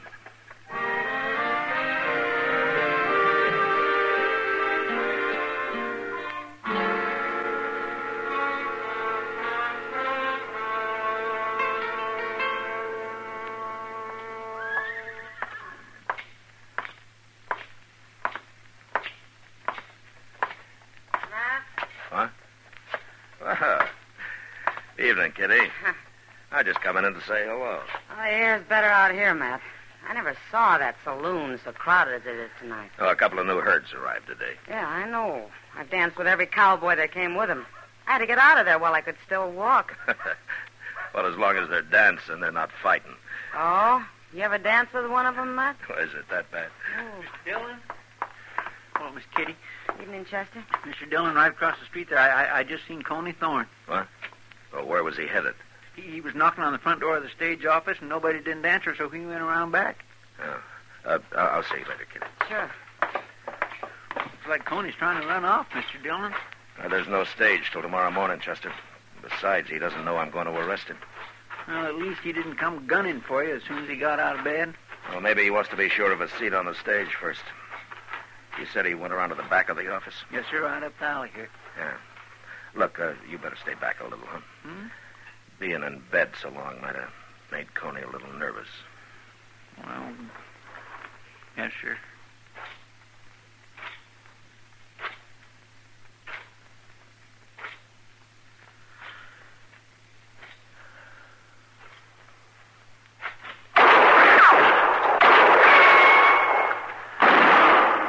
Chester!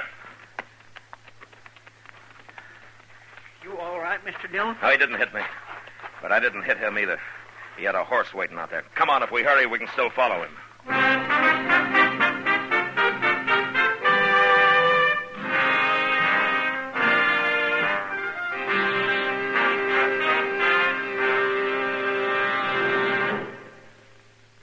This is it, L&M filters. This is it, something new. Now 2 sizes, L&M filters. You king size and regular too.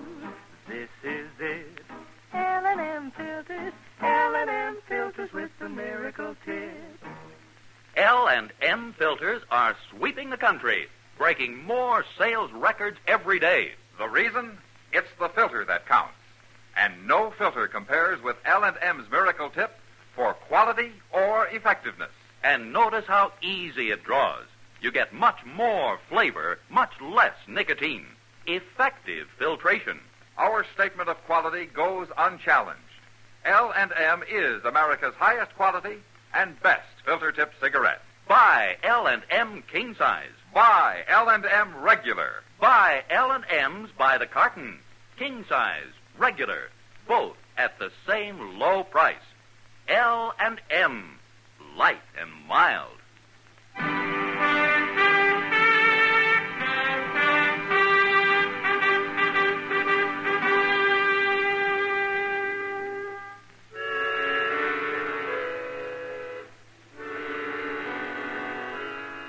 With the full moon to help us, Chester and I didn't have much trouble staying on Coney Thorne's trail once we hit it. We pulled up now and then and listened, and we could hear his horse running hard, not too far ahead of us. But he didn't run long. Coney had made a poor choice in the mount that he'd stolen and had sold on him within an hour. We found the horse standing riderless with his head down, his legs weak and quivering. That poor horse is plumb bedrock, Mr. Dillon. He ought to be shot. Now, never mind the horse, Chester. Let's find Coney. He can't be very far. There's no place to hide out here. There's something over there, Chester. Off to the left there. It ain't moving. Yeah, let's take a look. Look, you ride straight from here, and I'll come in on an angle. Okay, sir.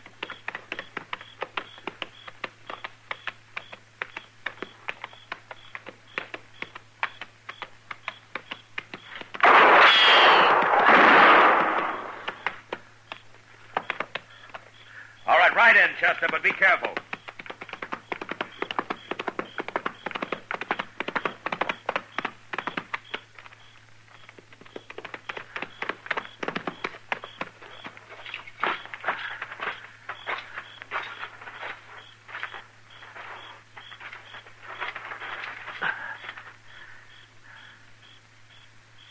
Is he dead, Mr. Dillon? I don't know, Chester, but he's all through shooting.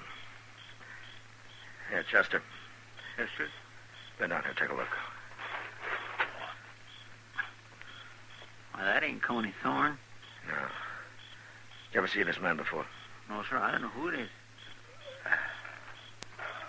He ain't dead. No, but he's bleeding pretty bad. I'm afraid he soon will be. Who are you, fella? Hey, what's your name? Marshal? Yeah, that's right. I'm the marshal. Now, why did you try to shoot me back in Dodge tonight? Can't do nothing to me now. No harm in talking. Heard that fellow was going to shoot you. That Coney Thorne? I don't know his name. I don't know nothing about him. Well, then what's he got to do with your trying to shoot me? Nothing. Only I figured I could do it, and they'd blame him. Oh, why? I never saw you before. Why did you want to shoot me? Kill a marshal? That'd be pretty good, wouldn't it? Kill a marshal? Yeah. Yeah, that'd be pretty good. Didn't work. You killed me.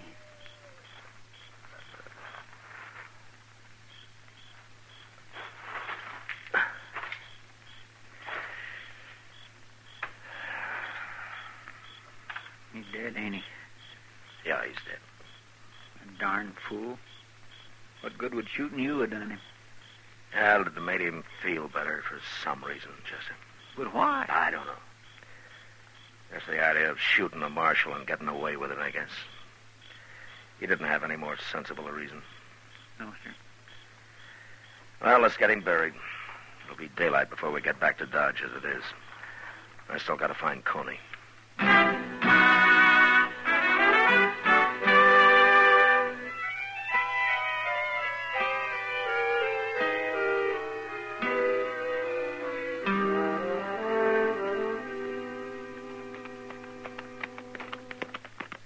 There's the stage. Mr. Dillon is just about to leave.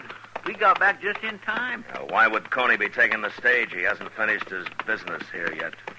No, but he was trying to get into the office when I seen him last night. By heaven, there he is. Yes, sir, and Abby, too. Now, what are they up to? Now, let's ask him.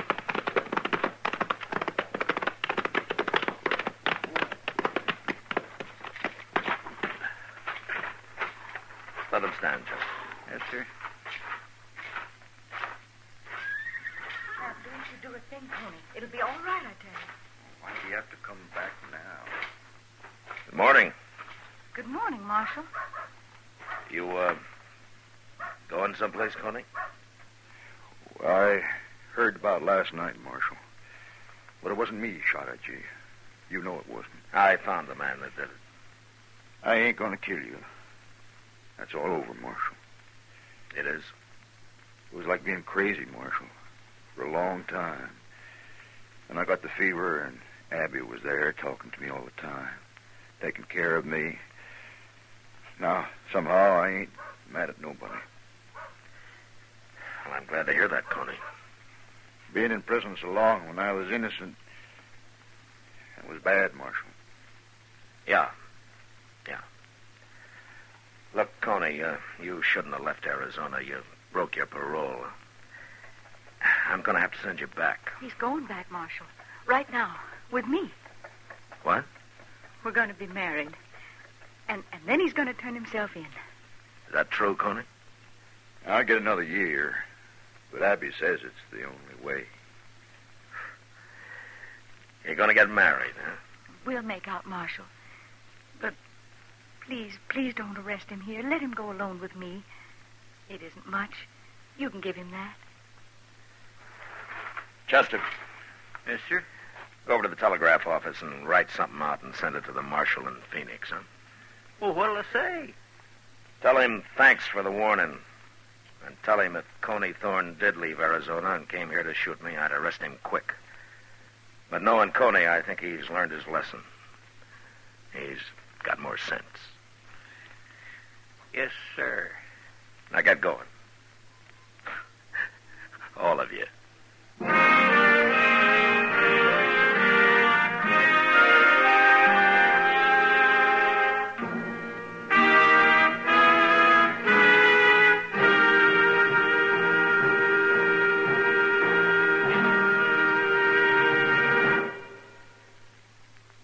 And now our star, William Conrad. Thank you. If you're a filter tip smoker, you should be smoking L&M's. Everyone agrees L&M's are just what the doctor ordered. The first filter that really does the job and a real good taste to go with it. Maybe you'll prefer L&M's king size as I do. But either size, I know you'll like 'em, and I know you'll stick with 'em. L&M's. Try 'em.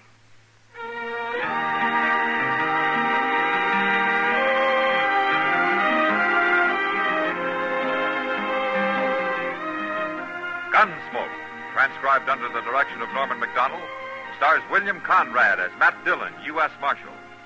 Tonight's story was specially written for Gunsmoke by John Meston, with music composed and conducted by Rex Corey.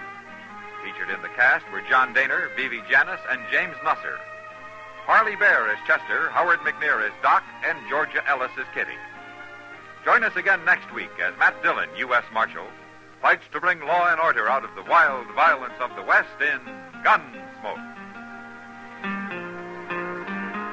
The makers of L&M filters also present for your television pleasure the new Stu Irwin Show.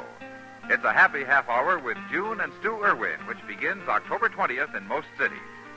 Please check your local television listings for time and channel for L&M's Stu Irwin Show.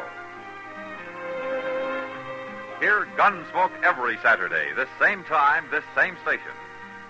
Hear the great new Perry Como radio show every Monday, Wednesday, and Friday, 9 p.m. Eastern Standard Time, also on CBS Radio.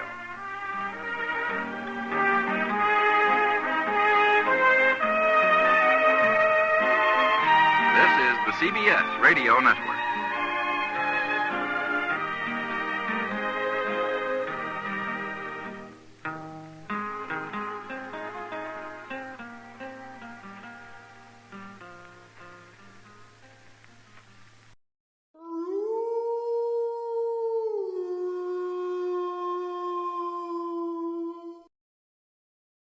Tune in to nostalgia. Tune in to now. Golden Radio Hour.